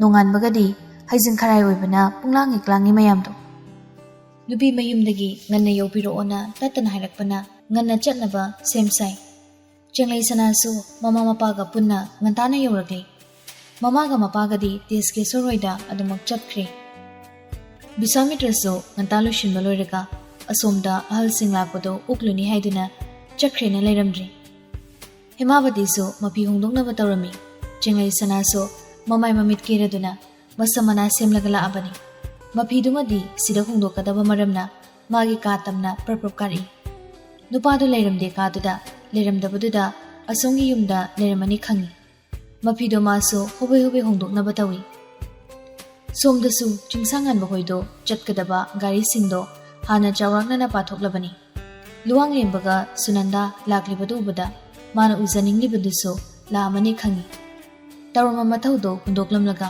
ꯃꯌꯨꯝꯔꯣꯝꯗ ꯄ꯭ꯔꯞ ꯂꯥꯛꯏ ꯃꯌꯨꯝꯔꯣꯝꯗ ꯂꯥꯛꯇ꯭ꯔꯤꯉꯩ ꯃꯀꯨ ꯃꯅꯦꯝꯕꯨꯁꯨ ꯍꯔꯥꯎ ꯍꯔꯥꯎ ꯀꯧꯔꯝꯕꯅꯤ ꯃꯥꯡꯒꯣꯜꯗ ꯃꯃꯥꯁꯤꯒ ꯊꯦꯡꯅꯩ ꯍꯦꯃꯥꯕꯇꯤꯁꯨ ꯃꯆꯥꯅꯨꯄꯥ ꯎꯕꯗ ꯍꯥꯏꯔꯛꯏ ꯊꯣꯏꯕ ꯅꯪꯗꯤ ꯑꯗꯨꯃꯥꯏꯅ ꯑꯗꯨꯝ ꯆꯠꯂꯗꯣꯏꯔꯥ ꯅꯐꯤ ꯍꯣꯡꯂꯔꯣꯏꯗ꯭ꯔꯣ ꯍꯣꯡꯂꯔꯣꯏ ꯃꯥꯁꯤ ꯗ꯭ꯔꯥꯏꯚꯔ ꯑꯣꯏꯅ ꯆꯠꯄꯒꯤꯕꯨ ꯐꯖꯃꯜꯂꯦ ꯑꯩꯅ ꯁꯦꯠꯂꯤꯁꯦ ꯐꯔꯦ ꯏꯃꯥꯁꯤ ꯍꯥꯟꯅ ꯆꯠꯂꯝꯃꯒꯦ ꯅꯪꯅ ꯕꯦꯝꯃꯒ ꯄꯨꯟꯅ ꯂꯥꯛꯃꯤꯟꯅꯔꯣ ꯃꯐꯤ ꯍꯣꯡꯕ ꯆꯪꯈꯤꯕꯅꯤ ꯍꯣꯏ ꯃꯥꯁꯤ ꯍꯦꯃꯥꯕꯇꯤꯁꯨ ꯃꯃꯧ ꯅꯨꯄꯤꯒ ꯄꯨꯟꯅ ꯆꯠꯃꯤꯟꯅꯕ ꯌꯥꯔꯤꯕꯅꯤ ꯑꯗꯨꯕꯨ ꯊꯑꯣꯏꯀꯤ ꯃꯆꯥꯅꯨꯄꯥꯗ ꯊꯣꯛ ꯏꯟꯁꯤꯜꯂꯒ ꯊꯅꯝꯂꯤꯕꯅꯤ ꯑꯃꯔꯣꯝꯗ ꯆꯦꯡꯂꯩ ꯁꯅꯥꯒꯤꯁꯨ ꯃꯌꯨꯝꯒꯨꯝꯕꯅꯤ ꯇꯦꯖꯀꯤꯁꯣꯔꯍꯣꯏꯒꯤ ꯌꯨꯝꯁꯤ ꯃꯇꯣꯝꯗ ꯆꯪꯂꯛꯄꯗ ꯃꯃꯧ ꯅꯨꯄꯤꯅ ꯀꯔꯤꯁꯨ ꯏꯀꯥꯏꯕ ꯍꯩꯅꯗꯕ ꯂꯩꯔꯣꯏ ꯍꯥꯏꯕꯁꯨ ꯍꯦꯃꯥꯕꯇꯤꯅ ꯈꯪꯉꯤ ꯃꯌꯥꯝꯁꯦ ꯈꯪꯅ ꯈꯪꯅ ꯂꯥꯛꯃꯤꯟꯅꯔꯣ ꯍꯥꯏꯗꯅ ꯊꯅꯝꯂꯤꯕꯅꯤ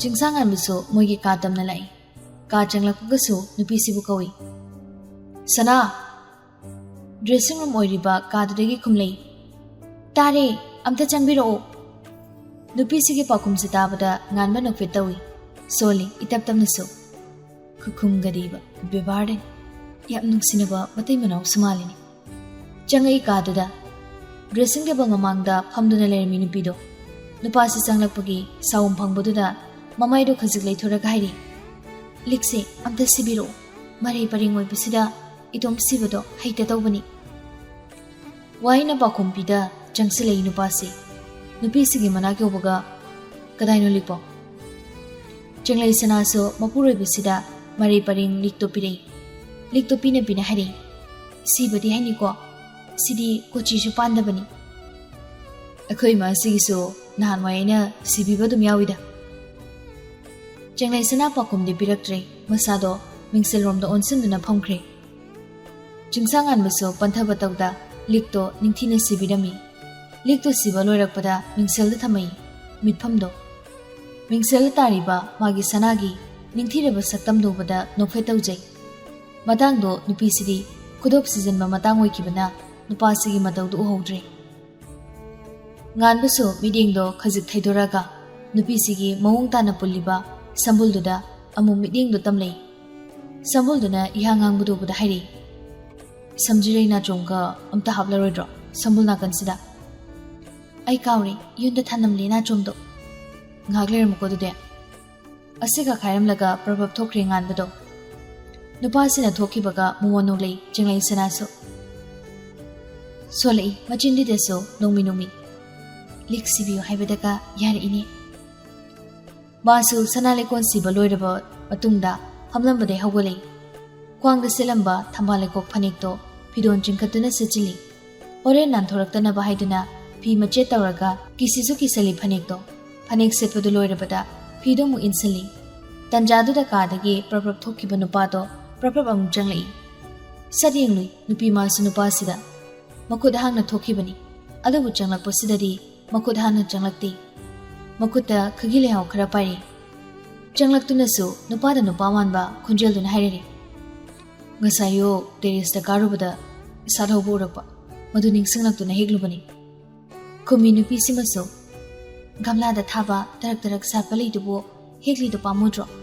ꯍꯨꯟꯗꯣꯛꯀꯦ ꯂꯪꯊꯣꯛꯀꯦ ꯃꯥꯡꯍꯟꯒꯦ ꯍꯥꯏꯗꯨꯅ ꯍꯦꯛꯂꯛꯄꯅꯗꯤ ꯒꯝꯂꯥꯗ ꯊꯥꯕ ꯇꯔꯛ ꯁꯥꯠꯄ ꯑꯣꯏꯔꯁꯨ ꯍꯦꯛꯂꯒ ꯂꯥꯏꯗꯁꯨ ꯃꯀꯠꯂꯤꯗꯨꯅꯤ, ꯑꯗꯨꯅ ꯀꯩꯁꯨ ꯀꯥꯏꯗꯦꯅ ꯍꯦꯛꯄꯗ꯫ ꯁꯤꯗꯤ ꯂꯥꯏꯗ ꯀꯠꯅꯕꯗꯤ ꯅꯠꯇꯦꯗꯅ, ꯑꯗꯨꯅ ꯄꯥꯝꯃꯨꯏ ꯑꯔꯦꯝꯕꯗ ꯍꯦꯛꯄꯗꯣ꯫ ꯀꯔꯤꯕꯨ ꯈꯟꯕꯅꯣ ꯅꯨꯄꯥꯗꯣ, ꯃꯁꯤꯁꯨ ꯏꯀꯥꯏꯕ ꯍꯥꯏꯕꯗꯣ ꯈꯪꯈꯤꯗ꯭ꯔꯦ꯫ ꯉꯥꯏꯍꯥꯛꯁꯤꯗ ꯍꯣꯜꯂꯛꯂꯤꯕ ꯁꯣꯔꯁꯤꯁꯨ ꯑꯉꯛꯄꯅꯤ꯫ ꯅꯨꯄꯤꯁꯤꯅ ꯍꯥꯏꯔꯤꯕ ꯋꯥꯁꯤ ꯇꯥꯔꯒ ꯅꯨꯄꯥ ꯑꯃꯁꯨ ꯇꯨꯃꯤꯟ ꯂꯩꯊꯣꯛꯇꯦ, ꯈꯨꯝꯂꯩ꯫ ꯑꯔꯦꯝꯕꯒꯤ ꯍꯦꯛꯄ ꯅꯠꯇꯦ, ꯂꯩꯔꯥꯡꯁꯤꯡꯅ ꯅꯪꯒꯤ ꯐꯖꯕꯗ ꯇꯥꯡꯖꯟꯒꯦ ꯍꯥꯏꯗꯨꯅ ꯍꯦꯛꯂꯛꯄꯅꯤ꯫ ꯑꯁꯤ ꯍꯥꯏꯗꯨꯅ ꯃꯣꯃꯣ ꯅꯣꯛꯂꯩ꯫ ꯅꯨꯄꯥꯁꯤꯒꯤ ꯋꯥꯁꯤꯗ ꯇꯅꯤꯛ ꯂꯥꯎꯖꯩ ꯅꯨꯄꯤ ꯃꯥꯒꯤ ꯊꯃꯣꯏꯗꯣ꯫ ꯑꯁꯨꯝꯅ ꯅꯨꯄꯥꯁꯤꯒꯤ ꯃꯆꯤꯟꯗꯒꯤ ꯍꯥꯏꯔꯛꯀꯅꯤ ꯍꯥꯏꯕꯗꯤ ꯃꯥ ꯁꯨꯡꯊꯥ ꯊꯥꯖꯔꯨꯗꯦ꯫ ꯃꯪꯂꯥꯟꯗ ꯐꯥꯎ ꯑꯁꯨꯝꯅ ꯍꯥꯏꯔꯛꯀꯅꯤ ꯈꯜꯂꯨꯗꯦ꯫ ꯑꯗꯨꯕꯨ ꯃꯪꯂꯥꯟꯗ ꯍꯥꯏꯗ꯭ꯔꯕꯁꯨ ꯇꯥꯏꯕꯪꯗꯗꯤ ꯍꯥꯏꯔꯤꯔꯤ ꯅꯨꯄꯥꯁꯤꯅ꯫ ꯅꯨꯄꯥꯁꯤꯒꯤ ꯋꯥꯐꯝꯁꯤꯗ ꯈꯖꯤꯛꯁꯨ ꯏꯀꯥꯏꯕ ꯄꯣꯛꯄꯅꯤ ꯃꯥ꯫ ꯅꯣꯛꯃꯤ ꯃꯈꯥꯗꯨꯃꯛ ꯇꯥꯔꯤ꯫ ꯅꯪꯅ ꯇꯥꯡꯖꯒꯗꯕ ꯅꯠꯇꯦ, ꯅꯪꯒꯤ ꯐꯖꯕꯗ ꯂꯩꯔꯥꯡꯁꯤꯅ ꯇꯥꯡꯖꯒꯗꯣꯏꯅꯤ, ꯍꯥꯏꯗꯤ ꯅꯪꯅ ꯍꯦꯜꯂꯤꯕ ꯐꯖꯕꯗꯣ꯫ ꯅꯨꯄꯥꯁꯤꯒꯤ ꯋꯥꯁꯤꯗ ꯊꯃꯣꯏ ꯃꯅꯨꯡꯗ ꯍꯔꯥꯎꯖꯔꯕꯁꯨ ꯃꯄꯥꯟ ꯊꯣꯡꯗ ꯎꯠꯊꯣꯔꯛꯇꯦ, ꯃꯆꯤꯟꯗ ꯄꯩꯊꯣꯛꯏ꯫ ꯆꯪꯁꯤꯜꯂꯛꯇꯨꯅ ꯍꯥꯏꯔꯤ, ꯁꯝꯐꯥꯕꯤ ꯈꯔ ꯄꯤꯔꯛꯑꯣ, ꯅꯠꯇ꯭ꯔꯗꯤ ꯅꯨꯡꯉꯥꯏꯔꯣꯏ, ꯍꯣꯔꯦꯟ ꯀꯦꯜꯂꯛꯀꯅꯤ꯫ ꯍꯥꯏꯔꯤꯕꯗꯨꯃꯛ ꯇꯧꯏ꯫ ꯁꯝꯐꯥꯕꯤꯗꯣ ꯅꯨꯄꯥꯁꯤꯗ ꯄꯤ꯫ ꯑꯁꯤꯃꯁꯨ ꯍꯥꯏꯔꯤ, ꯃꯌꯥꯏ ꯆꯕꯨꯛꯇ ꯊꯤꯜꯂꯛꯀꯅꯨ, ꯅꯆꯦꯋꯥꯏꯗ ꯑꯣꯏꯅ ꯊꯤꯜꯂꯨ꯫ ꯑꯩꯁꯨ ꯈꯪꯉꯤꯕ ꯁꯅꯥ꯫ ꯉꯥꯟꯕꯁꯨ ꯂꯩꯗꯨ ꯅꯨꯄꯤꯁꯤꯒꯤ ꯐꯖꯅ ꯄꯨꯜꯂꯤꯕ ꯁꯝꯕꯨꯜꯁꯤꯗ ꯊꯦꯠꯄ ꯍꯧꯔꯛꯏ꯫ ꯍꯦꯛ ꯍꯧꯔꯛꯄꯒ ꯏꯁꯧ ꯂꯥꯡꯉꯛꯏ ꯅꯨꯄꯤꯁꯤꯅ꯫ ꯀꯔꯤꯅꯣ ꯑꯣꯏꯔꯣꯝꯗ ꯊꯤꯜꯂꯛꯏꯗꯨꯕꯣ? ꯌꯦꯠꯇ ꯊꯤꯜꯂꯛꯎ꯫ ꯑꯩ ꯑꯄꯥꯅ ꯃꯔꯣꯟ ꯑꯃ ꯁꯥꯔꯤꯕ, ꯇꯧꯊꯣꯔꯛꯄꯗꯅ ꯊꯨꯠ ꯂꯥꯎ꯫ ꯅꯍꯥꯟꯋꯥꯏꯒꯤ ꯃꯇꯝꯗ ꯑꯣꯏꯔꯝꯂꯕꯗꯤ ꯅꯨꯄꯤꯁꯤꯒꯤ ꯋꯥꯁꯤꯗ ꯁꯥꯎꯔꯗꯨꯅ ꯅꯪꯅ ꯑꯗꯨꯃꯥꯏꯅ ꯍꯥꯏꯕ ꯌꯥꯕ꯭ꯔꯥ ꯍꯥꯏꯗꯅ ꯃꯆꯤꯟ ꯁꯣꯏꯗꯅ ꯈꯨꯝꯂꯛꯑꯝꯒꯗꯕꯅꯤ, ꯑꯋꯥꯏ ꯑꯈꯨꯝ ꯇꯧꯅꯔꯝꯒꯅꯤ꯫ ꯑꯗꯨꯕꯨ ꯍꯧꯖꯤꯛꯇꯤ ꯉꯥꯟꯕ ꯃꯍꯥꯛꯁꯨ ꯁꯥꯎꯔꯛꯇ꯭ꯔꯦ, ꯁꯥꯎꯕꯁꯨ ꯉꯝꯗ꯭ꯔꯤ, ꯁꯥꯎꯕ ꯉꯝꯕꯒꯤ ꯃꯇꯤꯛ ꯁꯣꯏꯗ꯭ꯔꯤ꯫ ꯑꯗꯨꯕꯨ ꯑꯁꯤꯃꯗꯤ ꯍꯥꯏꯔꯤ, ꯃꯣꯡ ꯏꯍꯥ ꯂꯩ ꯊꯦꯠꯄꯕꯨ ꯀꯩꯗꯧꯔꯒꯦ? ꯑꯣꯏꯗ ꯊꯦꯠꯂꯁꯨ ꯌꯦꯠꯇ ꯊꯦꯠꯂꯁꯨ ꯑꯃꯍꯥꯅꯤꯗ꯫ ꯀꯥꯏꯗꯩ ꯑꯃꯍꯥꯅꯣ? ꯃꯧ ꯑꯣꯏꯔꯗꯤ ꯌꯦꯠꯇ ꯊꯦꯠꯇꯧꯕ꯫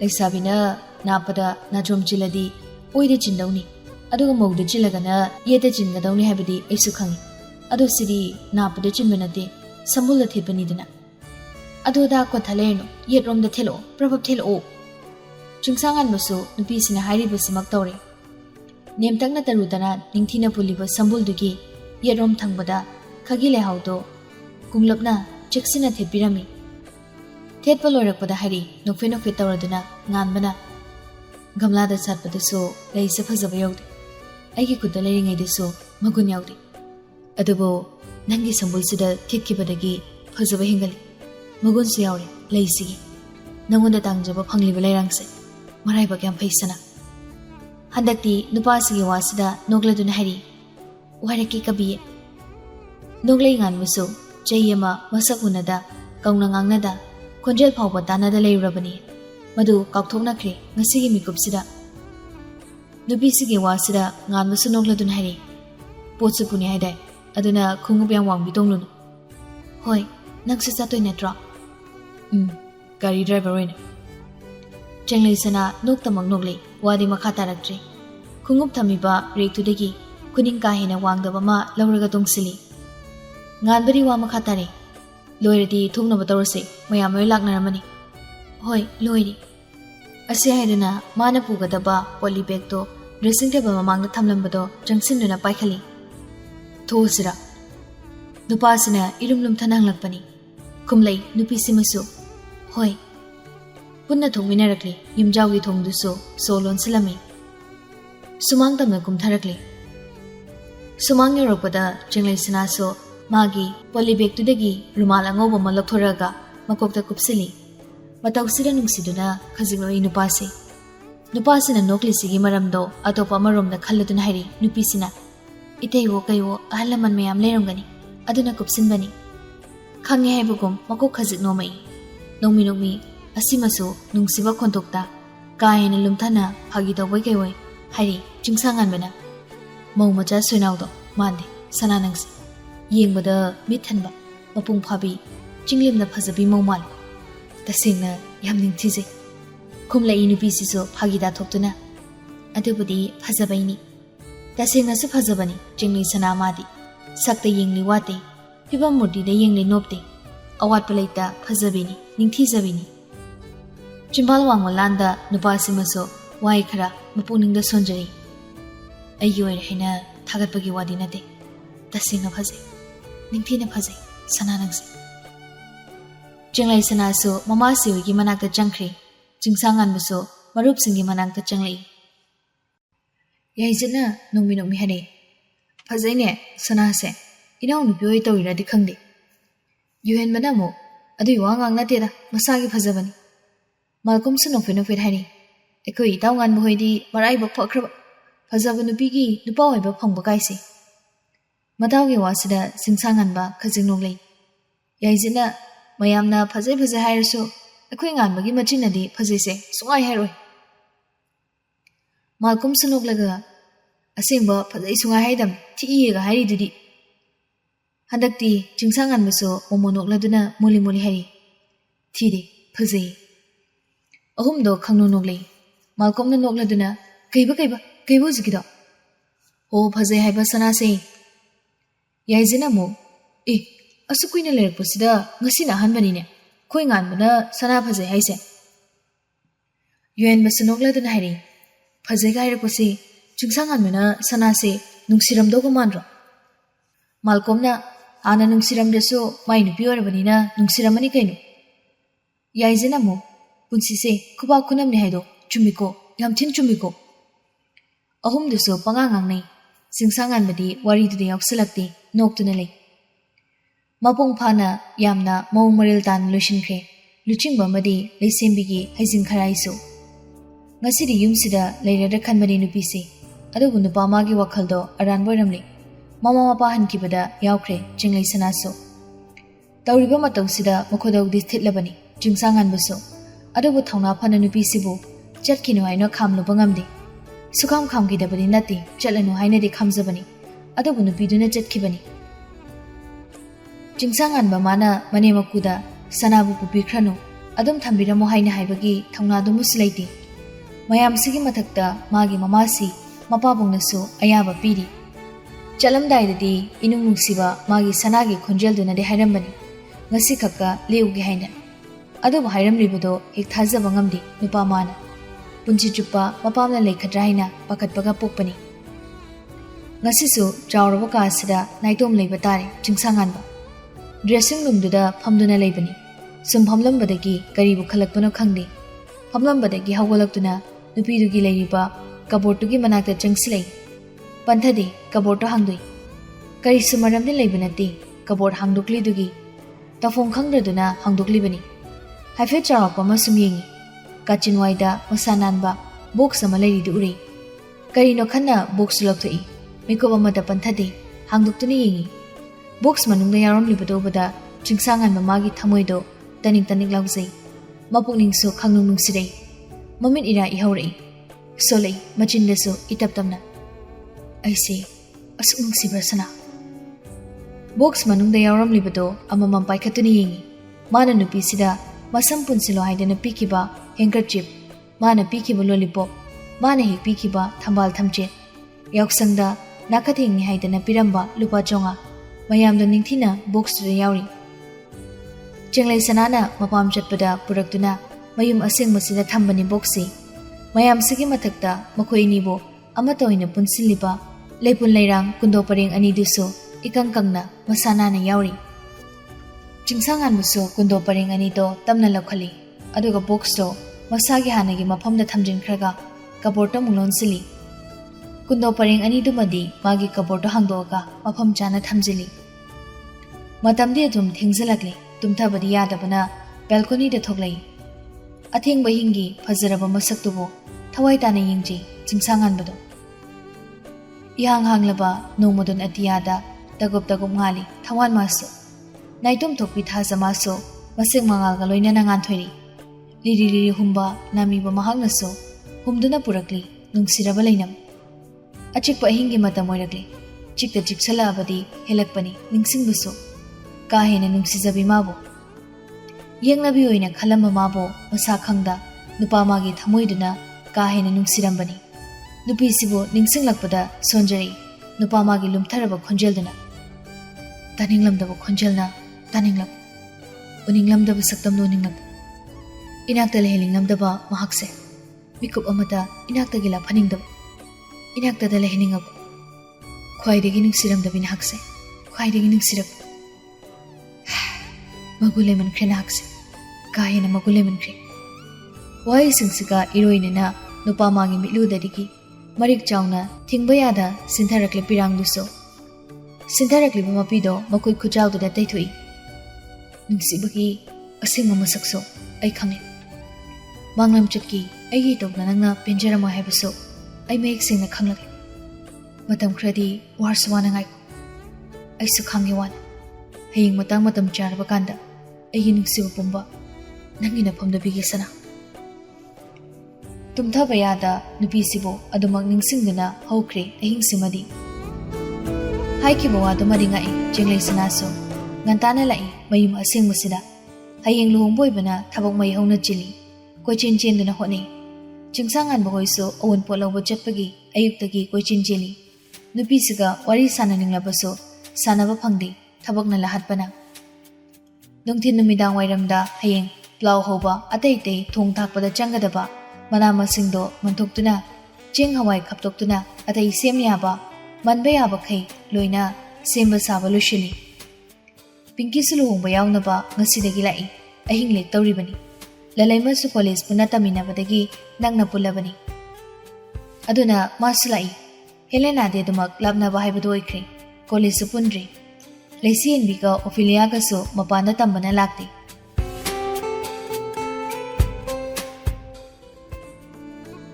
ꯅꯨꯄꯤꯁꯤꯡ ꯑꯁꯤꯗꯤ ꯃꯄꯥꯝꯗ ꯆꯠꯇ꯭ꯔꯦ ꯃꯌꯨꯝꯗ ꯂꯩꯔꯅꯤ ꯈꯜꯂꯨꯕꯗ ꯆꯤꯡꯁꯥꯡꯉꯥꯟꯕ ꯑꯗꯨ ꯍꯔꯥꯎꯖꯩ ꯑꯗꯨꯕꯨ ꯑꯔꯦꯝꯕ ꯍꯦꯛ ꯇꯥꯏ ꯆꯦꯡꯂꯩ ꯁꯅꯥꯗꯣ ꯃꯃꯥꯟꯅꯕꯤꯁꯤꯡꯒ ꯄꯨꯟꯅ ꯂꯩꯃꯤꯟꯅꯅꯤ ꯍꯥꯏꯗꯨꯅ ꯑꯍꯤꯡꯗꯨꯃꯁꯨ ꯑꯟꯖꯂꯤꯒꯤ ꯀꯥꯗ ꯃꯃꯥꯟꯅꯕꯤꯁꯤꯡꯒ ꯄꯨꯟꯅ ꯇꯨꯝꯈ꯭ꯔꯦ ꯃꯇꯧꯁꯤꯗ ꯆꯤꯡꯁꯥꯡꯉꯥꯟꯕ ꯀꯩꯁꯨ ꯍꯥꯏꯖꯕ ꯉꯝꯗꯦ ꯑꯗꯨꯕꯨ ꯄꯦꯟꯊꯣꯛꯏ ꯅꯨꯄꯤꯁꯤꯅ ꯃꯄꯥꯝꯗ ꯆꯠꯇꯕꯁꯤꯗ ꯃꯍꯥꯛ ꯄꯦꯟꯊꯣꯛꯏ ꯐꯅ ꯑꯣꯏꯗꯨꯅꯁꯨ ꯁꯣꯟꯕꯨꯗꯤ ꯁꯣꯜꯂꯤ ꯃꯆꯤꯟꯗ ꯆꯥꯛꯅꯤ ꯑꯣꯠꯂꯤꯍꯦ ꯐꯖꯅ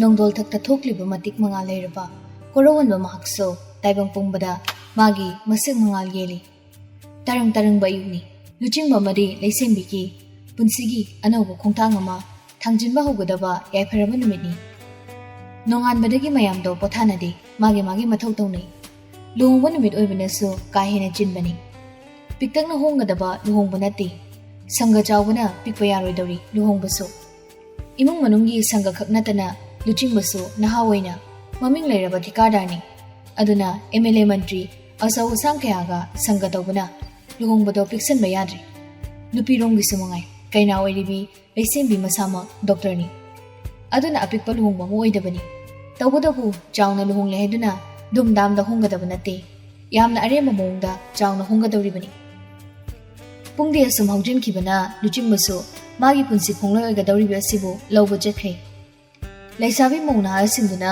ꯄ꯭ꯂꯥꯎ ꯀꯩꯀꯥ ꯍꯧꯔꯤꯕꯗꯨꯒꯤ ꯃꯅꯥꯛꯇ ꯏꯟꯁꯥꯡ ꯁꯦꯝꯗꯨꯅ ꯃꯣꯏꯒꯤ ꯃꯊꯧ ꯇꯧꯔꯤ ꯕꯣꯔꯒꯤ ꯃꯅꯥꯎꯅꯨꯄꯥ ꯑꯣꯏꯔꯤꯕ ꯃꯣꯏꯁꯨ ꯃꯊꯧꯗꯤ ꯆꯤꯜꯂꯤ ꯍꯣꯔꯦꯟ ꯃꯌꯥꯝꯕꯒꯤ ꯃꯃꯥꯟꯅꯕ ꯃꯔꯨꯞ ꯃꯄꯥꯡ ꯃꯌꯥꯝ ꯂꯥꯛꯂꯤꯕꯗꯨꯒꯤ ꯆꯥꯅꯕ ꯇꯣꯉꯥꯟꯅ ꯁꯤꯟꯕꯗꯨꯅ ꯃꯣꯏꯅ ꯀꯣꯏꯆꯦꯟ ꯆꯦꯟꯗꯨꯅ ꯍꯣꯠꯅꯩ ꯆꯦꯡꯂꯩ ꯁꯅꯥ ꯑꯟꯖꯂꯤ ꯄꯤꯡꯀꯤ ꯂꯂꯩꯃ ꯃꯈꯣꯏꯁꯨ ꯏꯟꯁꯥꯡ ꯁꯦꯝꯕ ꯀꯩꯀꯥꯗꯣ ꯂꯣꯏꯁꯤꯜꯂꯒ ꯉꯥꯏꯍꯥꯛ ꯄꯣꯊꯥꯕ ꯑꯣꯏꯅ ꯆꯥ ꯊꯛꯏ ꯃꯌꯥꯝ ꯁꯦꯝꯕ ꯌꯥꯎꯔꯤꯕꯁꯤꯡꯗꯨꯁꯨ ꯊꯛꯏ ꯄ꯭ꯂꯥꯎ ꯍꯧꯕꯗꯨꯗꯤ ꯕꯤꯁꯥꯃꯤꯇ꯭ꯔ ꯍꯣꯏꯗ ꯍꯧꯕꯅꯤ ꯑꯗꯨꯅ ꯅꯨꯄꯤ ꯃꯈꯣꯏ ꯃꯔꯤꯗꯣ ꯆꯦꯡꯂꯩ ꯁꯅꯥꯒꯤ ꯀꯥꯗ ꯆꯪꯂꯛꯇꯨꯅ ꯂꯩꯔꯤꯕ ꯁꯣꯐꯥꯗꯨꯗ ꯐꯝꯗꯨꯅ ꯄꯣꯊꯥꯏ ꯑꯇꯩ ꯂꯩꯁꯥꯕꯤꯁꯤꯡꯗꯨꯗꯤ ꯃꯥꯒꯤ ꯐꯣꯇꯣ ꯀꯥꯞꯄꯅ ꯀꯥꯞ ꯚꯤꯗꯤꯑꯣ ꯅꯝꯕꯅ ꯅꯝ ꯇꯧꯗꯨꯅ ꯏꯔꯥꯡ ꯂꯥꯡꯅ ꯂꯩꯍꯧꯕꯅꯤ ꯃꯌꯥꯝ ꯄꯨꯜꯂꯕꯅꯤꯅ ꯋꯥꯔꯤꯁꯨ ꯍꯧꯗꯣꯔꯛꯏ ꯆꯦꯡꯂꯩ ꯁꯅꯥꯅ ꯂꯂꯩꯃ ꯂꯩꯁꯦꯟꯕꯤ ꯑꯣꯐꯤꯂꯤꯌꯥ ꯍꯦꯂꯦꯅꯥ ꯃꯣꯏ ꯂꯣꯏꯅ ꯌꯥꯎꯔꯗꯤ ꯅꯨꯡꯉꯥꯏꯗꯧꯅꯤ ꯂꯂꯩꯃꯅ ꯑꯁꯦꯡꯕ ꯄꯤꯡꯀꯤꯅ ꯑꯃꯨꯛ ꯂꯩꯁꯦꯟꯕꯤꯒ ꯑꯣꯐꯤꯂꯤꯌꯥꯒꯗꯤ ꯄꯥꯎ ꯑꯗꯨꯝ ꯐꯥꯎꯅꯩ ꯑꯗꯣ ꯍꯦꯂꯦꯅꯥꯗꯤ ꯑꯩꯈꯣꯏꯒ ꯑꯗꯨꯝ ꯂꯥꯞꯅꯕ ꯍꯥꯏꯗꯨ ꯑꯣꯏ ꯑꯟꯖꯂꯤꯅ ꯂꯥꯞꯅꯕꯁꯤꯗꯤ ꯌꯥꯝ ꯅꯨꯡꯉꯥꯏꯇꯦ ꯑꯗꯨꯕꯨ ꯑꯩꯗꯤ ꯍꯦꯂꯦꯅꯥ ꯃꯥꯅ ꯋꯥꯐꯝ ꯑꯃꯗ ꯍꯥꯏꯗꯅ ꯇꯨꯃꯤꯟ ꯂꯩꯁꯤꯟꯈꯤꯕꯁꯦ ꯑꯩ ꯃꯥꯕꯨꯗꯤ ꯋꯥꯔꯣꯏ ꯑꯩꯈꯣꯏꯅ ꯄꯥꯎ ꯐꯥꯎꯅꯅꯕ ꯍꯣꯠꯅꯕꯗꯨꯁꯨ ꯃꯥꯒꯤ ꯅꯝꯕꯔ ꯁꯤꯟꯈ꯭ꯔꯦ ꯐꯦꯁꯕꯨꯛ ꯏꯟꯁꯇꯥꯒ꯭ꯔꯥꯝ ꯇ꯭ꯋꯤꯇꯔꯅꯆꯤꯡꯕꯁꯨ ꯂꯣꯏꯅ ꯗꯤꯑꯦꯛꯇꯤꯚꯦꯠ ꯇꯧꯈ꯭ꯔ ꯃꯥꯜꯂꯦ ꯅꯨꯡꯉꯥꯏꯕꯗꯤ ꯃꯈꯣꯏ ꯑꯃꯠꯇ ꯅꯨꯡꯉꯥꯏꯖꯗꯦ ꯑꯁꯨꯝꯅ ꯃꯃꯥꯟꯅꯕꯤꯒ ꯂꯥꯞꯊꯣꯛꯅꯕꯁꯤ ꯃꯌꯥꯝꯁꯤꯒꯤ ꯃꯅꯨꯡꯗ ꯆꯦꯡꯂꯩ ꯁꯅꯥ ꯃꯥꯅ ꯈ꯭ꯋꯥꯏꯗꯒꯤ ꯅꯨꯡꯉꯥꯏꯖꯗꯦ Masu warudabadi nate Helenabo. Adu warubagidi, Mamanabisiga, Laptonabada Pangliba, Noaitabasini Hinkibani. Pinkina, Hoi, I saw warubabudi Pawe. Mana Adunia Dana Haidana, Wapamata Haidalisin Kibise. Magi Mongsina, Mamara lay Dakjarabani. Chingli Sanana, Mapanamara Maso, Equina Mapo in Tokadabadi Nati. Mana Wapamata Haidabasidi, I saw Waru. Lady Maso, Timjino Harry. Say, Pesukanjalurno. No money Swedena, Helena Gatina Kinekoi. Matam Duda, Lena Riba, a pen penda mayamse, Pungdok Naragaloi. Helena Gimajase, Anjali di, sounding Wamas Yoribani, Maching Sukara Patabani. Aduna, Haini Harry Kandan Hari. Aquina Maga, Pau Honanaba, Honakidabanati, Honarini. Aduba Mama Sana, Equidagilap Jokso Kibani. Kang de Edi, Magi Sigumba, Mabuchel Pipa Man Magimongse, Hainedi, M sounding. Angelina Sawala Pusida, whom the noble. Pinkina, Yari, To, Matangsa de Sawagi. Nasidi, Yamung Jogi, Lumunumini, Harong Lisi. Angelina is a wake away Harry. Collectum Pin, Mana, Aquayamung Jokse, Yamong Zakibani. Hosiki Edana, Magi will drivesi. Anjali Matosida, no Panatana, Opilate whom do so. Nag Labaga, Plauhan Bahori. Horenko and Davagamo, Handoganjin Tautanaba, Paniam Handui. Miyamagi, Janaba, Picket and Yenigi Chang the Halibani. Atayena so Hanjali. Konadabagimo, Nemo Wana Payaduna, Maranka in a Sinbani, Jana Visi. Luhongoloiduna, Boria Rocre, Borgi Mamana Singso, Tamna Tamna, Loini Oxinarge. Chabata Hobus Yaukri, Mayangi, Awadapa, Borgi Manapa Oiva Mokoina, Cochin Chinduna, Awad Palehenda Nabuhone. Lakima Mayambagi, Marumapang Sindugi, Maningtung Nabuhone. Kaina Siorcle, Esabi Singsu, Jaga Chanavaga Yen Bahori. Chenglay Sanaso, Imunda, Mawanobi, Magina, Machimsi Hoigi, Milak Basindugi, Janaba, Yen Bayawi. Suma Mangol the Dinungai Jahiduna, Imungi Dadi, Matinga to Maktawi. Lesemiki Kada, Pamba, Masumamanabi, Imungi Mioi, Nagnaba, Mioi Singnaso, Chenglay Sanaso, Yumsigi Moni. Lesembigi, Momesen Oidorini Hybakangi. Mayamna, Masafaze Haidunaso, Tagalambani. Nubi Mayungi, Mitona Kibahori. Maruiba, Muya Mani de Taptaduna, Lehobatan Jaduni. Yaizitsu, Prabab Jangsile, Lalemoina Lady Bajagadada. Mawano Bigi Kagi Manakta Lerambani, Mokuini Pisindo. Yaizitsu, Jangsalakuna Haidari. Lalema, Potom the Kapose. Yaizit Kiwasida, Lalema Sarauji, Hoi Haniatori. Yaizitsu, Machel Nupido on Silaga. Ichanbia, Nanakapana Krapase, Nankapula. Ikaibase, Okakti Kandri. Ichiro Nambo, Ichiro de Karikar Musiabani. Matang to the Jinglay Sanasi, Lake Tabani. Angelina, Belconi de Capse, Lido Kayo, Yampazani. Nangling at Tanjada, Mokoinupa Humsulai. Yuhenbana, Footfoot Mange, Yazidi Bonanga. Pinkino in a cumlay, Mang the other Taurin. Angelina, Low, captor the Capase. Malcolmna, photo captor Haise. Handaki Yazino in a cumlay. Hoi, Lalemaga am Capogetobo. Wal to the Malcolmso, Ikat Casinarga, Pinky Don Sele. Pinky, Ibanisu Capsina. Kumbadi Kumlakti, Nocta Magnolay. Tanjada the Jinglay Sana Sulatan Harry. Kaino, side of love Umsile Missina. Angelina, photo captain in MC, Adusu Peer. I say I don't know, Angeli Wasida, Mayam Sui. Jinglay Sana Snoga, Set Capnaro, Jack Sadringa, Isimsiga Kakenokara, Chaminasi. Singsangan Mana, Moinupi Mayungi, me and the Wally City. Jinglay Sanaso, Mapuro Bedon Sile. Moyan Kibaka, Chamina Duni, the Sani came charges a Waraman. Ado, no marine sida loilere, Matakari Kamaita Horigi. There is Matakta, Bormamana was in Pambani, Maduni, Jinglay Sanan Haraklivasi. You hen Manoina. Matakiri, pay never torida, some by Sawai Kilatanamabani. Moina what Balay Harso, Ate Mile Hobani, Moina Ging Zerni. Manano passing Singsina, side a lady. Magi no Pigi Wasida, Nan because of no Plagani. A Quizone City, Matakale Rudiso, Sagagi, Manano Pangatani. Yazinamo. Potos as a capneraga, Ito without the one sinners. Yazina Hibadaki, Moisindo, Balcony Romda, Loinalai. Yazidagi Balconido, Adam Chavani. Yazitka, Lalimaga Hana Gam Navatawi Potodo. Poto Kapagi, Nagnali Minabami Kuptada, ꯂꯂꯩꯃꯅ ꯅꯣꯡꯃꯤ ꯏꯇꯞ ꯇꯞꯅ ꯅꯨꯄꯥꯁꯤꯕꯨ ꯀꯧꯔꯒ ꯍꯥꯏꯔꯤ ꯌꯥꯏꯖꯦꯠ ꯑꯩ ꯍꯧꯖꯤꯛꯁꯨ ꯉꯥꯏꯔꯤꯀꯣ ꯅꯪꯅ ꯑꯩꯕꯨ ꯅꯨꯡꯁꯤꯕꯤꯔꯛꯄ ꯃꯤꯀꯨꯞꯇꯣ ꯃꯅꯥꯛꯇ ꯅꯪꯅ ꯂꯦꯞꯂꯤꯕꯤ ꯅꯨꯄꯤꯁꯤꯅ ꯍꯥꯏꯔꯛꯂꯤꯕ ꯋꯥꯁꯤꯗ ꯌꯥꯏꯖꯠ ꯃꯉꯣꯟ ꯅꯣꯛꯏ ꯃꯤꯅꯣꯛꯇꯣ ꯃꯥꯏꯊꯣꯡꯗꯒꯤ ꯁꯨꯃꯥꯡ ꯅꯨꯄꯤꯁꯤꯗ ꯌꯦꯡꯂꯒ ꯍꯥꯏꯔꯤ ꯍꯌꯦꯡꯋꯥꯏ ꯃꯤꯅ ꯍꯥꯏꯅꯗꯣꯏꯅꯤ ꯃꯣꯏ ꯃꯧ ꯑꯍꯨꯝꯒꯤ ꯃꯅꯨꯡꯗ ꯃꯧ ꯌꯥꯏꯃꯗꯨꯅ ꯃꯁꯛ ꯏꯊꯤ ꯊꯤꯌꯦꯅ ꯑꯗꯣ ꯑꯩ ꯃꯤꯠꯇꯗꯤ ꯅꯪꯅ ꯍꯦꯟꯗꯣꯏꯅꯤ ꯐꯖꯕ ꯍꯧꯖꯤꯛꯁꯨ ꯑꯗꯨꯝ ꯍꯦꯜꯂꯤꯗ ꯅꯪꯅ ꯑꯩ ꯃꯤꯠꯇꯗꯤ ꯍꯥꯏꯔꯛꯂꯤꯕ ꯋꯥꯁꯤꯗ ꯅꯨꯄꯥꯁꯤꯅ ꯃꯥꯕꯨ ꯅꯨꯡꯁꯤꯔꯦ ꯈꯪꯕꯅ ꯂꯂꯩꯃ ꯃꯥꯏꯊꯣꯡ ꯃꯀꯥ ꯂꯥꯝꯅ ꯃꯉꯣꯟ ꯅꯣꯛꯏ ꯃꯈꯣꯏ ꯑꯅꯤꯅ ꯁꯥꯟꯅꯔꯤꯕ ꯋꯥꯔꯤꯗꯨꯗꯤ ꯇꯞꯅ ꯁꯥꯟꯅꯕꯅꯤ ꯃꯈꯣꯏ ꯑꯅꯤ ꯈꯛ ꯇꯥꯅꯕ ꯃꯑꯣꯡꯗ ꯃꯇꯧꯁꯤꯗ ꯑꯟꯖꯂꯤꯅ ꯏꯁꯧ ꯇꯧꯔꯛꯏ ꯐꯣꯇꯣ ꯀꯥꯞꯄꯨꯗꯤ ꯍꯥꯏ ꯑꯗꯨꯒ ꯆꯨꯝꯅꯗꯤ ꯂꯦꯞꯇꯦ ꯖꯨꯖꯥ ꯀꯩ ꯋꯥꯔꯤꯅꯣ ꯅꯣꯏꯅ ꯇꯨꯃꯤꯟ ꯁꯥꯏꯗꯣ ꯃꯆꯜ ꯅꯨꯄꯤꯒꯤ ꯃꯇꯧꯁꯤꯗ ꯌꯥꯏꯖꯠꯅ ꯂꯂꯩꯃꯗ ꯇꯞꯅ ꯍꯥꯏꯔꯤ ꯑꯩꯈꯣꯏ ꯏꯆꯟꯕꯤꯗꯤ ꯁꯨꯃꯥꯏ ꯁꯨꯝ ꯇꯧ ꯂꯩꯔꯕꯅꯤ ꯃꯕꯨꯛꯇꯤ ꯌꯥꯝ ꯆꯝꯕꯅꯤ ꯋꯥꯉꯥꯡ ꯁꯉꯥꯡꯗꯤ ꯊꯤꯈ꯭ꯔꯕ ꯂꯂꯩꯃ ꯅꯣꯛꯏ ꯅꯨꯄꯥꯁꯤꯒꯤ ꯋꯥꯁꯤꯗ ꯃꯈꯣꯏ ꯑꯅꯤꯒꯤ ꯐꯣꯇꯣꯗꯣ ꯑꯟꯖꯂꯤꯅ ꯀꯥꯞꯄꯤ ꯃꯊꯪꯗꯅ ꯃꯥꯜꯀꯣꯝꯒ ꯄꯤꯡꯀꯤꯒ ꯀꯥꯞꯅꯕ ꯇꯧꯏ ꯆꯤꯡꯁꯥꯡꯉꯥꯟꯕꯁꯨ ꯆꯤꯡꯂꯩ ꯁꯅꯥꯗ ꯑꯣꯟꯁꯤꯜꯂꯛꯏ ꯁꯅꯥ ꯏꯕꯥꯅꯤꯁꯨ ꯀꯥꯞꯁꯦ ꯈꯨꯝꯂꯛꯇꯦ ꯁꯨꯞꯇꯨꯅ ꯑꯗꯨꯝ ꯌꯦꯡꯂꯛꯏ ꯃꯈꯥꯗꯨꯃꯛ ꯇꯥꯔꯛꯏ ꯅꯨꯄꯥꯁꯤꯁꯨ ꯐꯖꯩꯅꯦ ꯁꯨꯑꯁꯨ ꯍꯟꯗꯛꯃꯨꯛꯇꯤ ꯅꯣꯛꯂꯛꯏ ꯅꯨꯄꯤꯁꯤꯅ ꯅꯣꯛꯂꯛꯄꯁꯤꯗ ꯑꯃꯨꯛ ꯍꯥꯏꯖꯤꯜꯂꯛꯏ ꯀꯥꯞꯍꯧꯁꯦꯕꯀꯣ ꯏꯕꯥꯅꯤꯁꯨ ꯇꯜꯂꯤ ꯅꯨꯄꯤꯁꯤꯅ ꯇꯜꯂꯤ ꯍꯥꯏꯕꯗꯨꯒ ꯇꯥꯗꯦ ꯉꯥꯟꯕꯗꯣ ꯃꯆꯜ ꯅꯨꯄꯤꯗ ꯑꯣꯟꯁꯤꯜꯂꯛꯏ ꯏꯆꯟꯕꯤ ꯃꯥꯜꯀꯣꯝꯒ ꯄꯤꯡꯀꯤꯒ ꯂꯣꯏꯕꯒ ꯑꯩꯒ ꯅꯅꯝꯁꯤꯒ ꯑꯃꯨꯛ ꯀꯥꯞꯇꯣꯏꯅꯤꯀꯣ ꯀꯥꯞꯄꯨ ꯀꯥꯞꯃꯟꯗꯦꯅꯦ ꯅꯣꯏ ꯑꯅꯤꯗꯤ ꯃꯆꯜ ꯅꯨꯄꯤꯒꯤ ꯋꯥꯁꯤꯗ ꯉꯥꯟꯕ ꯅꯣꯛꯏ ꯅꯣꯛꯈꯤ ꯃꯅꯥꯛꯇ ꯂꯦꯞꯂꯤꯕꯤ ꯅꯨꯄꯤꯁꯤꯗ ꯑꯣꯟꯁꯤꯜꯂꯛꯏ ꯇꯥꯔꯦꯗꯅ ꯑꯉꯥꯡꯅ ꯍꯥꯏꯁꯦ ꯈꯨꯃꯩ ꯆꯤꯡꯂꯩꯁꯨ ꯄꯩꯔꯞ ꯇꯧꯗꯨꯅ ꯄꯛꯇꯦ ꯃꯥꯜꯀꯣꯝꯒ ꯄꯤꯡꯀꯤꯒ ꯐꯣꯇꯣ ꯀꯥꯞꯄ ꯍꯦꯛ ꯂꯣꯏꯕꯒ ꯑꯟꯖꯂꯤꯅ ꯍꯥꯏꯔꯤ ꯌꯥꯃꯨꯡꯆꯥ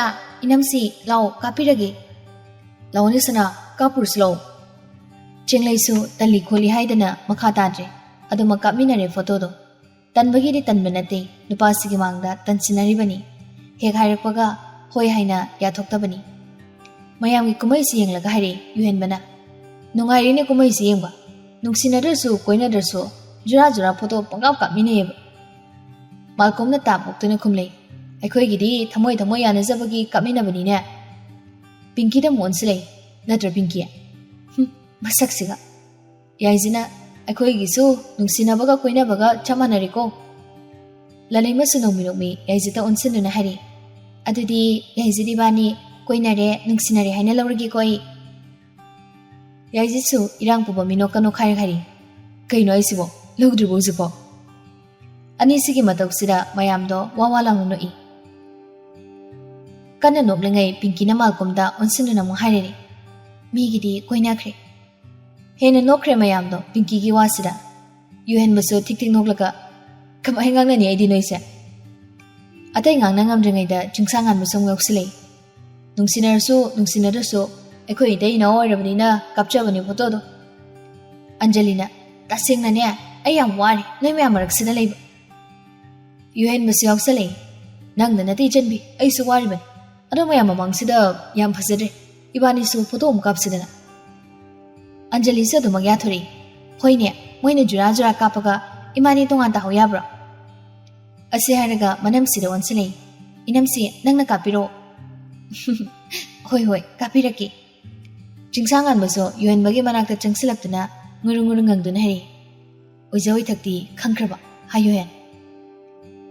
ꯌꯨꯍꯦꯟꯁꯨ ꯌꯥꯔꯛꯇ ꯉꯪꯗꯨꯅ ꯍꯥꯏꯔꯤ ꯑꯍꯣꯏꯅꯤ ꯚꯥꯏ ꯃꯔꯨꯞꯀꯤ ꯃꯤꯡꯒꯧꯁꯤꯗ ꯆꯤꯡꯁꯥꯡꯉꯥꯟꯕꯗꯣ ꯈꯖꯤꯛ ꯅꯣꯛꯏ ꯌꯨꯍꯦꯟꯕꯒ ꯑꯟꯖꯂꯤꯒꯁꯨ ꯆꯪꯁꯤꯟꯅꯗꯨꯅ ꯂꯦꯞꯃꯤꯟꯅꯩ ꯆꯤꯡꯂꯩ ꯁꯅꯥꯁꯨ ꯐꯣꯇꯣꯗꯣ ꯁꯠ ꯀꯥꯞꯁꯜꯂꯤ ꯐꯣꯇꯣꯗꯣ ꯀꯥꯞꯄ ꯂꯣꯏꯔꯛꯄꯩꯗ ꯌꯨꯍꯦꯟꯕꯅ ꯑꯟꯖꯂꯤꯒꯤ ꯅꯥꯔꯨꯝꯋꯥꯏꯗ ꯆꯤꯔꯣꯜ ꯇꯧꯕꯩ ꯀꯩꯋꯩ ꯈꯣꯟꯖꯦꯜ ꯄꯤꯛꯅ ꯍꯥꯏꯔꯤ ꯏꯆꯟꯕꯤ ꯏꯕꯥꯅꯤꯁꯨ ꯑꯁꯦꯡꯕꯩ ꯖꯨꯔꯥꯗꯤ ꯑꯣꯏꯕ ꯌꯥꯔꯕꯅꯤ ꯑꯟꯖꯂꯤꯁꯨ ꯅꯣꯛꯂꯒ ꯙꯠ ꯅꯨꯄꯥꯁꯤꯡꯗꯨꯁꯨ ꯇꯦꯔꯦꯁꯇ ꯐꯝꯂꯤꯕ ꯃꯌꯥꯝ ꯑꯗꯣꯝꯗ ꯀꯥꯈ꯭ꯔꯦ ꯑꯋꯥꯠ ꯑꯄꯥ ꯌꯦꯡꯂꯨꯅꯤ ꯍꯥꯏꯗꯨꯅ ꯅꯨꯄꯤꯁꯤꯡꯗꯨꯁꯨ ꯆꯥꯛꯁꯪꯗ ꯆꯪꯂꯛꯑꯒ ꯆꯥꯅꯕ ꯁꯦꯝ ꯁꯥꯅꯕ ꯇꯧꯕꯅꯤ ꯂꯩꯁꯦꯝꯕꯤꯒ ꯆꯥꯃꯤꯟꯅꯗꯦ ꯍꯥꯏꯗꯨꯅ ꯑꯗꯨꯕꯨ ꯂꯩꯁꯦꯝꯕꯤꯅ ꯆꯥꯛ ꯑꯣꯏꯅ ꯆꯥꯔꯒꯦ ꯍꯥꯏꯕꯗꯒꯤ ꯑꯇꯩ ꯆꯥꯅꯕꯗꯨ ꯆꯥꯗ꯭ꯔꯦ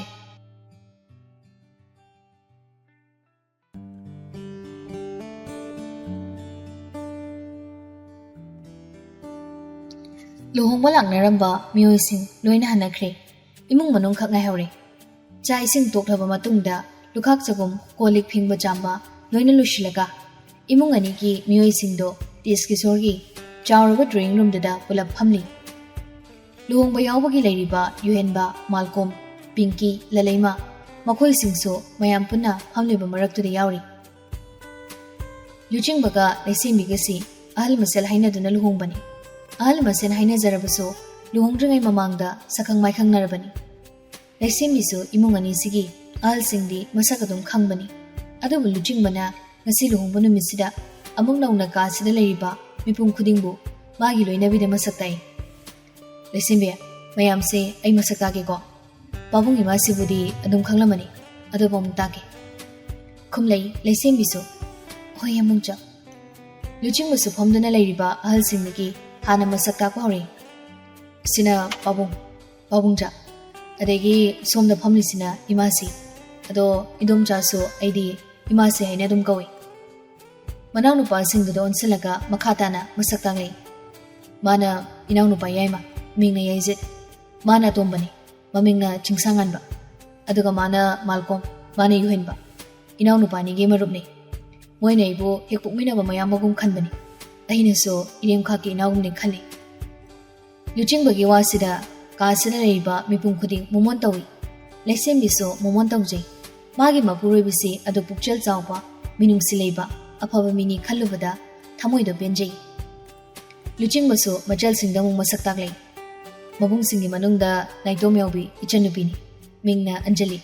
Ado aikhoi mayamnadi ichanbi haina kawi. Aisu ichanbi haina kawge masakso hananagi khangi. Aduga ai magi subscriber sini. Manamagsi wasida Anjali do harauna noi. Laisembisu jinglai sanada onsilaga mana inaw nupi ude natra mingna jinglai sana. Kumlai jinglai sana so nominomi. Mani Jamesi ai minga yam khangami. Ichan bigi video da adum marak da yawbuda masak khangbani. Mingdana question answer tawbada mayamna noi namsigi ming kai kawge hangnarakpatuda ichan bina jinglai sana na kawe hakibado aduda ningsin haurini. Luchingmana mo mayamna bebija haina su kawbani bema haina su kawe Sanahal haina su kawe. Anjali si yausale inam si ahal aigi video lo yengbra. Oh yengi nungsuloi nungai. Harawi laisembisu noi wa makasa tari. Ado moyanina namana biudo natro. Pinky ga Lalaima kada wonsunduna hairakpani. Anjali na khumbanam ringai chamana na khumlai. Mani namsi Mingdi aigina Lalaima aigina Pinky. Anjali ga laisembiga thangnana phambani. Manamsigi manakongmayada changsinduna chirol tawi. Lalaima sina inamsi ai moiraktoini. Machal nupigi wasida laisembido noglei. Harau wari watai tawi. Tes kisorso momonokladuna imaunena masak phajaba ngakta. Biswamitra su nokfe tawri. Asengba yamu imawani mak masak loina phajai. Ningthilimbina mo aiko yaimagina karam thokaba. Tumin lesson yaribani yaizito adubu lesson de khumlai majindo. Phabudi phajai ado itemsiga sanaganadi heline phajaba. Wawa amungno imayamdo yaizatki wasida himavati sinoli. Haisinadi isa yaimagisu mi leire natra. Yaizito noglei Biswamitra namu nogladuna yai sakna migi magun leptabani. Yum koigadabi lamchat phajabi. Thamoi singbi apabi nupi da oiraga lore.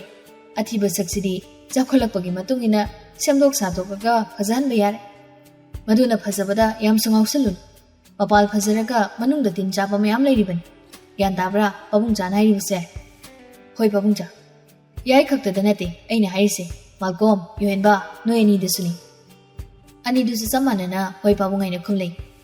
Biswamitra do macha Ningol singdo onsilei. Nupiya noi suni chapmane. Masak phajare maramathum yam leire haidana nupa do lamchat sajane ekta phajaramgadaba nati.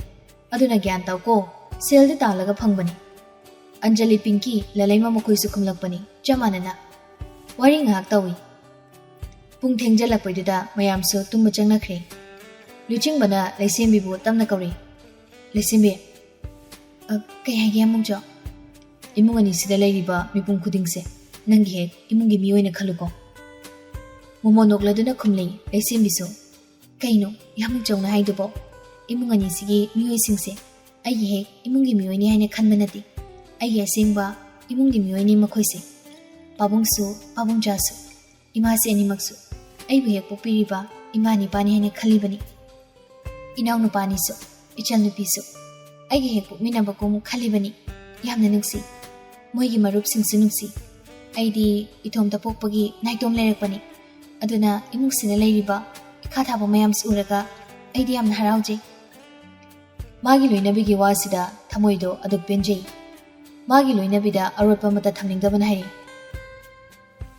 ꯋꯥꯐꯝ ꯑꯃꯒ ꯍꯥꯏꯒꯦ ꯀꯅꯥꯅꯁꯨ ꯈꯪꯗ꯭ꯔꯤꯕ ꯋꯥꯐꯝ ꯑꯃ ꯑꯩꯕꯨ ꯍꯦꯛ ꯄꯣꯛꯂꯤꯕ ꯏꯃꯥ ꯏꯄꯥꯅ ꯐꯥꯎ ꯈꯪꯗ꯭ꯔꯤꯕ ꯋꯥꯐꯝ ꯑꯃ ꯇꯥꯒꯗꯕꯒꯤ ꯉꯥꯏꯔꯤ ꯍꯥꯏꯕꯒꯤ ꯃꯇꯥꯗ ꯃꯄꯨꯔꯣꯏꯕꯗ ꯌꯦꯡꯂꯤ ꯂꯨꯆꯤꯡꯕꯁꯨ ꯇꯞꯅ ꯏꯟꯈꯠꯂꯛꯄ ꯃꯇꯝꯗ ꯑꯩꯒꯤ ꯊꯃꯣꯏꯁꯤꯅ ꯏꯍꯥꯟ ꯍꯥꯟꯅ ꯈꯣꯏꯗꯥꯖꯈꯤꯕꯒꯤ ꯅꯨꯡꯁꯤꯖꯈꯤꯕ ꯃꯤꯁꯛ ꯑꯃ ꯂꯩꯔꯝꯃꯤ ꯅꯨꯡꯁꯤꯕꯅꯤ ꯃꯥꯅꯁꯨ ꯑꯩꯕꯨ ꯑꯗꯨꯕꯨ ꯃꯍꯥꯛꯇꯣ ꯇꯥꯏꯕꯪꯁꯤꯗ ꯀꯨꯏꯅ ꯂꯩꯌꯨ ꯇꯝꯂꯝꯗ꯭ꯔꯤ ꯑꯩꯕꯨ ꯊꯥꯗꯣꯛꯂꯝꯗꯨꯅ ꯑꯃꯨꯛ ꯍꯟꯅ ꯍꯜꯂꯔꯣꯏꯗꯕ ꯃꯐꯝꯗꯨꯗ ꯆꯠꯈ꯭ꯔꯦ ꯂꯨꯆꯤꯡꯕ ꯃꯃꯤꯠ ꯏꯔꯥ ꯏꯍꯧꯔꯛꯏ ꯂꯩꯁꯦꯝꯕꯤꯁꯨ ꯃꯄꯨꯔꯣꯏꯕꯕꯨ ꯐꯥꯊꯕꯤꯕ ꯑꯣꯏꯅ ꯃꯄꯨꯔꯣꯏꯕꯒꯤ ꯃꯈꯨꯠꯇꯨꯕꯨ ꯆꯦꯟꯅ ꯄꯥꯏꯁꯤꯟꯕꯤ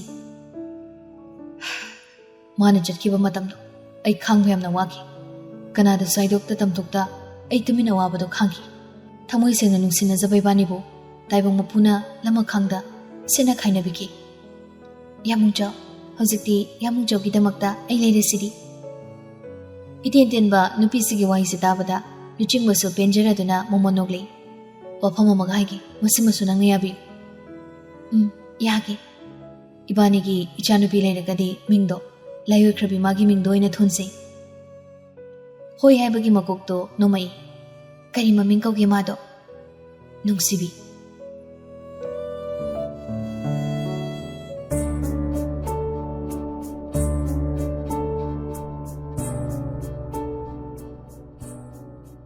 ꯉꯁꯤꯗꯤ ꯆꯦꯡꯂꯩ ꯁꯅꯥꯁꯨ ꯃꯁꯥꯒꯤ ꯀꯥ ꯏꯁꯤꯡꯕꯗ ꯑꯣꯏꯅ ꯆꯪꯂꯛꯏ ꯄꯨꯟꯅ ꯆꯪꯃꯤꯟꯅꯔꯛꯄꯅꯤ ꯅꯨꯄꯥꯗꯨꯒ ꯀꯥ ꯃꯅꯨꯡ ꯍꯦꯛ ꯆꯪꯂꯛꯄꯒ ꯍꯥꯏꯔꯛꯏ ꯑꯩ ꯍꯥꯟꯅ ꯇꯧꯅꯤ ꯕ꯭ꯔꯁꯇꯣ ꯑꯩ ꯋꯥꯔꯦꯕ ꯇꯨꯝꯅꯤꯡꯉꯦꯕ ꯆꯤꯡꯁꯥꯡꯉꯥꯟꯕꯁꯨ ꯈꯨꯝꯂꯩ ꯑꯩꯁꯨ ꯋꯥꯔꯦ ꯑꯗꯨꯅ ꯅꯨꯄꯥꯁꯤꯅ ꯋꯥ ꯃꯈꯥ ꯇꯥꯔꯛꯇ꯭ꯔꯤꯉꯩ ꯆꯦꯡꯂꯩ ꯁꯅꯥꯗꯤ ꯕꯥꯠꯔꯨꯝ ꯂꯩꯔꯤꯕ ꯑꯗꯣꯝꯗ ꯆꯦꯟꯁꯤꯟꯈ꯭ꯔꯦ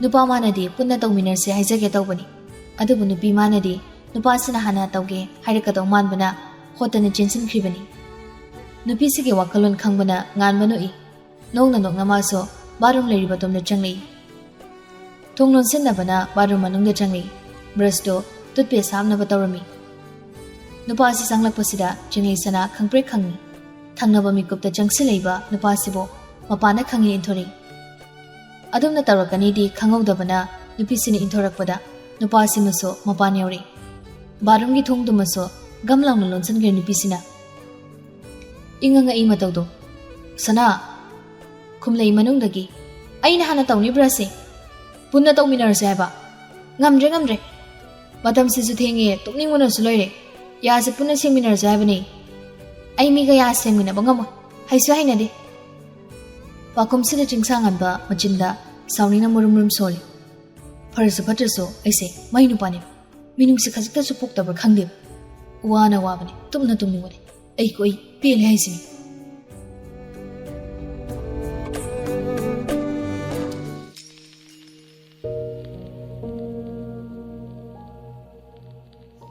ꯂꯨꯍꯣꯡꯕ ꯍꯦꯛ ꯅꯣꯡꯉꯥꯟꯕꯒ ꯑꯟꯖꯂꯤꯁꯨ ꯃꯥꯒꯤ ꯌꯨꯇ꯭ꯌꯨꯕ ꯆꯦꯅꯦꯜꯗꯨꯗ ꯃꯌꯥꯝꯕꯨ ꯑꯍꯜ ꯂꯨꯍꯣꯡꯕꯒꯤ ꯕ꯭ꯂꯣꯒꯇꯨ ꯊꯥꯒꯠꯂꯤ ꯃꯌꯥꯝꯗꯒꯤ ꯃꯁꯥ ꯇꯣꯉꯥꯟ ꯇꯥꯖꯅ ꯂꯩꯔꯤꯕ ꯍꯦꯂꯦꯅꯥꯁꯨ ꯃꯃꯥꯟꯅꯕꯤꯁꯤꯒꯤ ꯆꯦꯅꯦꯜꯁꯤꯕꯨꯗꯤ ꯁꯕꯁꯀ꯭ꯔꯥꯏꯕ ꯇꯧꯕꯅꯤ ꯊꯥꯒꯠꯂꯛꯄ ꯚꯤꯗꯤꯑꯣ ꯈꯨꯗꯤꯡ ꯌꯦꯡꯉꯤ ꯉꯁꯤꯁꯨ ꯍꯧꯖꯤꯛꯁꯨ ꯊꯥꯒꯠꯂꯛꯂꯤꯕ ꯂꯨꯍꯣꯡꯕꯒꯤ ꯕ꯭ꯂꯣꯒꯇꯨ ꯌꯦꯡꯂꯝꯃꯤ ꯂꯨꯆꯤꯡꯕꯕꯨꯗꯤ ꯍꯦꯂꯦꯅꯥꯅ ꯈꯟꯖꯕꯅꯤ ꯑꯣꯏꯔꯣꯏ ꯈꯪꯂꯕꯁꯨ ꯅꯨꯡꯁꯤꯕꯗꯤ ꯐꯥꯎꯈꯤꯕꯅꯤ ꯃꯁꯤ ꯐꯅ ꯑꯣꯏꯗꯨꯅꯁꯨ ꯅꯨꯄꯥꯁꯤꯅ ꯂꯨꯍꯣꯡꯈꯤꯕꯗ ꯃꯥ ꯀꯩꯁꯨ ꯅꯨꯡꯉꯥꯏꯇꯕ ꯄꯣꯛꯂꯨꯗꯦ ꯃꯥꯅ ꯊꯃꯣꯏ ꯁꯣꯛꯅ ꯅꯨꯡꯉꯥꯏꯇ꯭ꯔꯤꯕꯁꯤ ꯃꯁꯨꯡ ꯃꯃꯥꯟꯅꯕꯤꯁꯤꯡꯅ ꯍꯔꯥꯎ ꯄꯨꯟꯕꯗ ꯃꯥ ꯌꯥꯎꯕ ꯐꯪꯗꯕꯁꯤꯅꯤ ꯂꯨꯍꯣꯡꯕꯒꯤ ꯕ꯭ꯂꯣꯒꯇꯣ ꯌꯦꯡꯕ ꯂꯣꯏꯁꯤꯜꯂꯛꯄꯗ ꯃꯄꯤꯁꯨ ꯁꯤꯟꯊꯔꯛꯂꯤꯕ ꯃꯄꯤꯗꯣ ꯇꯩꯊꯣꯛꯂꯒ ꯀꯃꯦꯟꯠꯁꯇꯣ ꯌꯦꯡꯕ ꯍꯧꯏ ꯄꯤꯟ ꯇꯧꯗꯨꯅ ꯊꯝꯂꯤꯕ ꯀꯃꯦꯟꯠꯇꯨꯗ ꯍꯥꯟꯅ ꯃꯤꯠꯌꯦꯡꯗ ꯊꯝꯂꯩ ꯌꯥꯏꯖꯠ ꯅꯤꯡꯊꯦꯝꯆꯥꯒꯤ ꯀꯃꯦꯟꯠꯅꯤ ꯏꯔꯤ ꯑꯁꯨꯝꯅ ꯐꯖꯕꯤ ꯉꯥꯛꯇꯅꯤ ꯌꯥꯎꯔꯤ ꯃꯌꯥꯝꯁꯦ ꯃꯁꯤꯗ ꯑꯃꯨꯛ ꯃꯌꯥꯝ ꯃꯔꯛꯇꯒꯤ ꯅꯥꯆꯦꯛꯈꯛ ꯎꯕ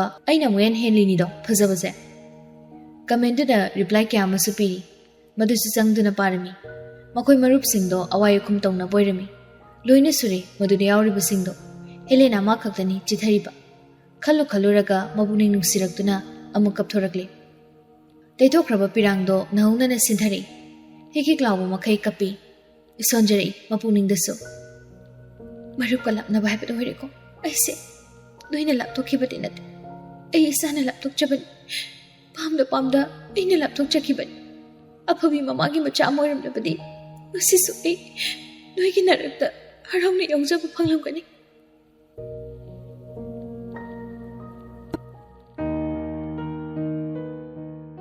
Ningsing lai haukraba thaudok ama chingsangan ba madi chengni sana luhongbagi barton phanglabada mag luhongbusi chalo haina khankibadi leite nungsiba marup ani gi luhongbani ma soidana chatkani haiduna leijabani adubu haying luhongbani haibagi numidang wairamda mama sangita amadi mama bo mina kumarina saksangda sanaramli wari da tabada Helena magi thamoido machetana kaikibani dukanda mapagi manakta ayuk chak tokpadagi leirubani maha numidang wairam oirakle haiduna dukandagi mayumda changlakpani yaya langduna changlakpanati tumin changlakpani chaksangromda juza wari sanaba tabaduda adomdo oina tabli changsilei mina kumarina hojikti luhongkidawre haibadaine sangitana nokminokmi hari hoi ichi luhongkidawre migi machana aigi isadagi henkibase ai thawai nungaite aikhoina tawribado afaba thabakti nateko papugadaba thabakni aisune wakhalse munne khandhaudre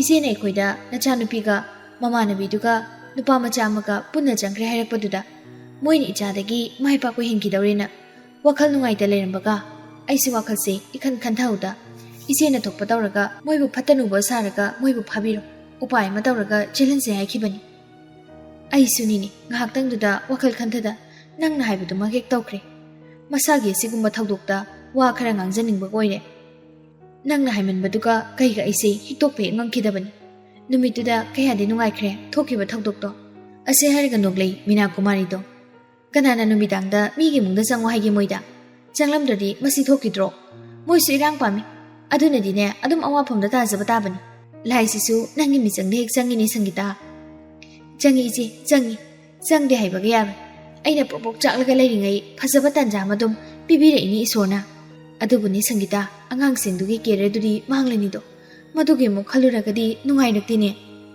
ise sigi wasi toksi haukhre mina takhraga phajaba wari nate aikhoi bema laitabagi wari se saraba wani ko mabu he poklibi mamana toromliba thabaksida macha moina Helena magi thamoido machetana kaikhre milu pirang thingba ngamdre machin khumjinduna kapche mafamduda mikup amata pantharamda magi kada changlaktuna pena kapchakhibani khonjal thokhanda mama busu mana tasinga waroki marup anigi luhongbuduso mahagadumang chatkidre chaningkidaba nate adubu mamana toromliba mayamsina mahak chakpangamkidabani phana phatrabasu magidi apokbi mamani marup singduda asengwa warise ma tamba pamde haidokningde mamagi phataba masakse losilage khanki amaromda waphamse losinduna thamlaga hanagum marup singa loinabasu ma pamde maram sinama masana marup singsidagi lapthokibani warida nungairingai sangita amadi mina kumari su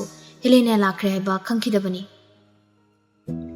hokiba thaudoksi ningsinglakpada miru pirang kangda solai machinda itaptamna imagi damak ai marup kalapna khibani marup singa sum loinarabadi aina losingi khalibo apam pumba losin mangam imagi sasukan maram sina ai isana na khoi map dagi lapthok chabani aduga ai imabu su aro tabagam tasing ai imabu aro Helena maso Manipur da leite Hyderabad da leibi mamagi manaw nupi magina madumcha ki manakta leitana lairik tamlibani lairik tambanga ki wasanatana mama yumda leininga pokti mamaga onsina batali maram sina mafam sina hek leirakpadagi mayumda amu phau thoktrි mamaga so ningthi nungaina wari sanade mapaga da sanabani jura kakiba photo singdusu Angelina WhatsApp status da mari hekta langsinbani Thagalakliba status so suyen sana so nongmi mathang yengi photo do sum yenglakpaduna chingsangan ba madi chinglei sanagi photo do thengnabada hena momon tawri mayam na hinabadu chumi nakhoi se tasingna chani status do mathang sum yenglei nupa singdusu nupi singdusu magi jura kaminabasingdo masa masana status loina thamlami chenglei sanaga chingsangan ba khaktani thamdaba leisien migi status anoba ma hojikta thamlaklibadu ubada suen sana so setchangduni ngi khangnok nokthurei nokhi iba wahi singdo khonjal thokna mupai noi mehamgi jura kaminaba photo subada kathi jura leite bai khoidi naitom tari bai khoi gisu khaidi khanba phai konoi status amaso amuk thagalei leisien bido madu maso khonjal thokna parami matungda asiguma status thagalakada borgadi ai bhai tobi tasing ai kalei marup sing karani leisien bi mana ngang libase suen sana so status si pabaloripada tik noi soli machin so matau mandana karyam tari banu pinu yumuni sona maso status so reply toksali asing manatro leise kaina ulayam noise online lebana adumak sin tokre halai leisien bisu yangna aisu mayang nupa ma pharaga photo kamina batare aduga status thamla agi leisien mina tharakliba message se uraga no isuen maso reply do yang hali tawnu modo pharaga photo do namge hairaso maite nupa mayam le adudi nang phaba tare he gunabaga phabiro asa nasane yarbo yare ibani so photo mari namlaga status langtoksi karam kan langtoksi haino ngasi Wednesday ni dana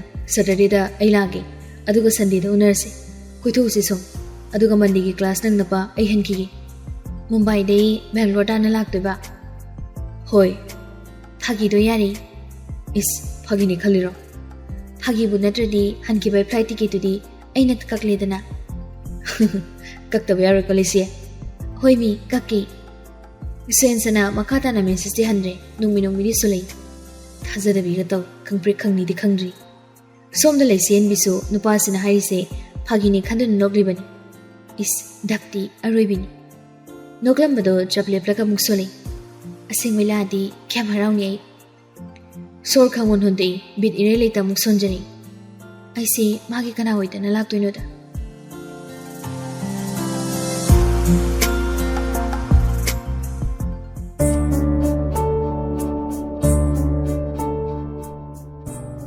luhung nungan basu loikre malkomga UN bagasu luhung nungan banumitugi numidangda mayumda layuni haiduna chakre nupi ani dumadi mangani chakoba phau leitharani haiduna leithei luhung banungan bagi thangnabu numitudi moi nupi mari dusu college tanga yeurse haiduna hainabani chagi sing anta chathoklaga chenglei sanaso college sanna baloshili chungsangan waso dressing room da changlei mingsil mamangda phamduna masam halami nupido kaishu koida nupi sige manakta chumjing changsilaktun hairi noi college ki nupagi khongrau so adum noi faning machu duga manai natra hoi ado machu adum khrakha khenana setpuso yam yawida fruity angobu natradi litpayadra amekta litpayabra asing bai fruit machu di ekone class 11 12 ta lilakpa shirt duga machu mane ado milina da yam yawida mana pamba machu lini nupi singdi ado nupadi ayambana asengbodo dom lili angobu litpa khraso adum yawi nupi sigi wasida chungsangan miso mapukningda murum soli niktharage orendi ado kaigino nangna sukup nangisina kishulete sumhangbani chenglei sanaso wa makha taraktre masam hali dolo shilaga machimbal do new lipstick am sangjali mataudu da nganbana lipstick sangina kem taite bado yingma nungai te tawba kanana bu yingbirakani na sangino nupasigi wasida nupido sugali adudagi mascara do mo mapada tesili makhatari nupasiso like tambu chatpabo kerega chatline thawai sa sada khumlei na thawra ting heglawi nupisigi pakumsida isau sawning hari kanai nupaga irang tawnuruge haino nupisisu tumin lesende khumlei aduma mi usitabai mawungda waga do chinglaga hone iwa tombaga pakumdune hena khoidau sawningnaduna waga makhataramdabi kadude paprap thokre nganbado nupasigi mawngsida noklaga lehawi nupi maso matam kuine lauda college dress to sesili adudagi kadudagi tholei balcony du leptuna leiba nupaduda wayi mata hairamdradi phasare khanduna balcony romda changsilaktuna nupasibu kawi nganba Mamai khangli leisalei nupa siso. Jenglei sanaso itap tapna ai chalu ki ngan ba. Nupa sigi pakunga ngaida mamai hut leituna prapap thoklei. Nupi si mawung sida nupa siso sauningna changna sondana lehawi. Ngan mapuroi bidabu kanana ming kaunagi habanida. Sauning khongrau pocketagi phone do lokthukuna UN mada call toksiri. Ringa chatpa nangdi paikhalakpane ekta hali. Hello? Ngaiko, ayamung yaiga malkumgu so hablakigi. Hoi. Moi mari surabada chingsangan man hari. College saluse ekoi mari. Hairikli bo aduda ahumdudi ingangakre. UN mana kaino haise. DMU da chaluse ba. Malkum namu kaidobuno chatuise. DM College of Commerce ki Satra Sarga chaluse habani.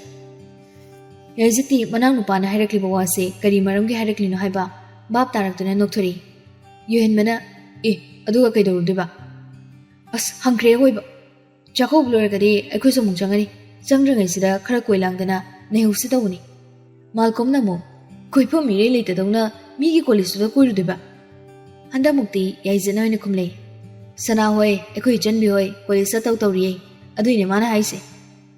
Malcolm na tahada Pinky hoisiro.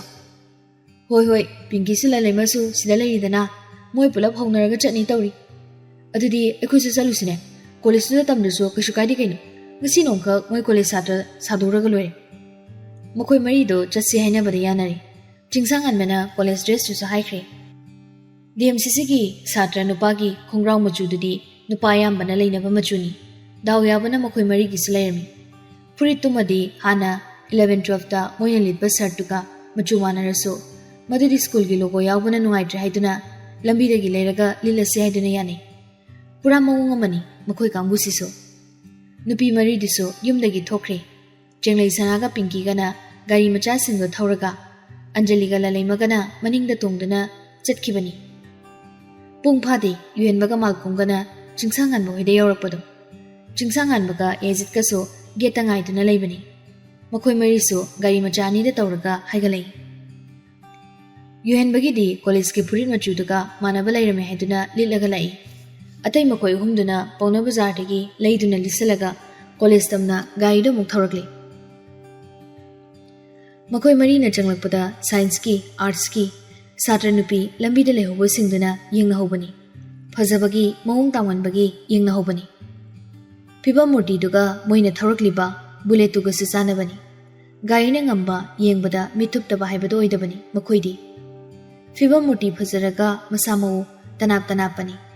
Yengbada nungaiba hek uba maktada nupi singna ngaunaba saktani phibam murtini tanan seliba college ki uniform duso pakchei singna makhoida DM College of Commerce haidana thariba getugi manakta gari do jab khami UN bana classroom thiraga changusaro chingsangan bana mo karom da boirum deno yaizina mo hangalure kenu Malcolm na nungairi ne warise UN bana mo Gate manung da thawjala sije gari se aduga kaino do khanarase gari do UN baga chingsangan bagana thawbani gate manung da thawjalaktuna mayam gari khamnari ba jaga do da khami Malcolm na somsi bibi oram dawali leiriba mayam sina seliba uniform siga hayredi chingsangan bado gari soduna pisungwai do da haifit kholaga matha sarap hairi classroom da changlaga surprise toksuluge khanbasi phangharoi dribo Malcolm na Nangna na dibo ay so dumay khali. Yaizina mo ay sinaisu. UN mana noklaga noy na marol amaba. Moy marigi thokpa gari manaktuda juza wari sanaringay. Tanjaduda nupi khonjela mana kauri. Noy maribu sida tamrane tamdadayne. Maridu sa tarakliba khonjelugi maikeda pulak onsinduni yenglay. Moy ga class 11 da section pulakpa mamanabi mo iduna layramli. Nupi si ubada haraubada loikre maridudi. Nupi dun hangliba wahangdugi pakunga pida nangore matakom tahata wahangoin hangjili chingsangan bana. Singlay sanaway tambado kangrusina.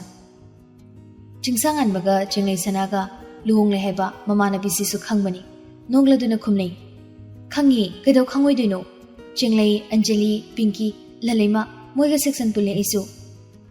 Yaizina mo as nungay zare don thokna.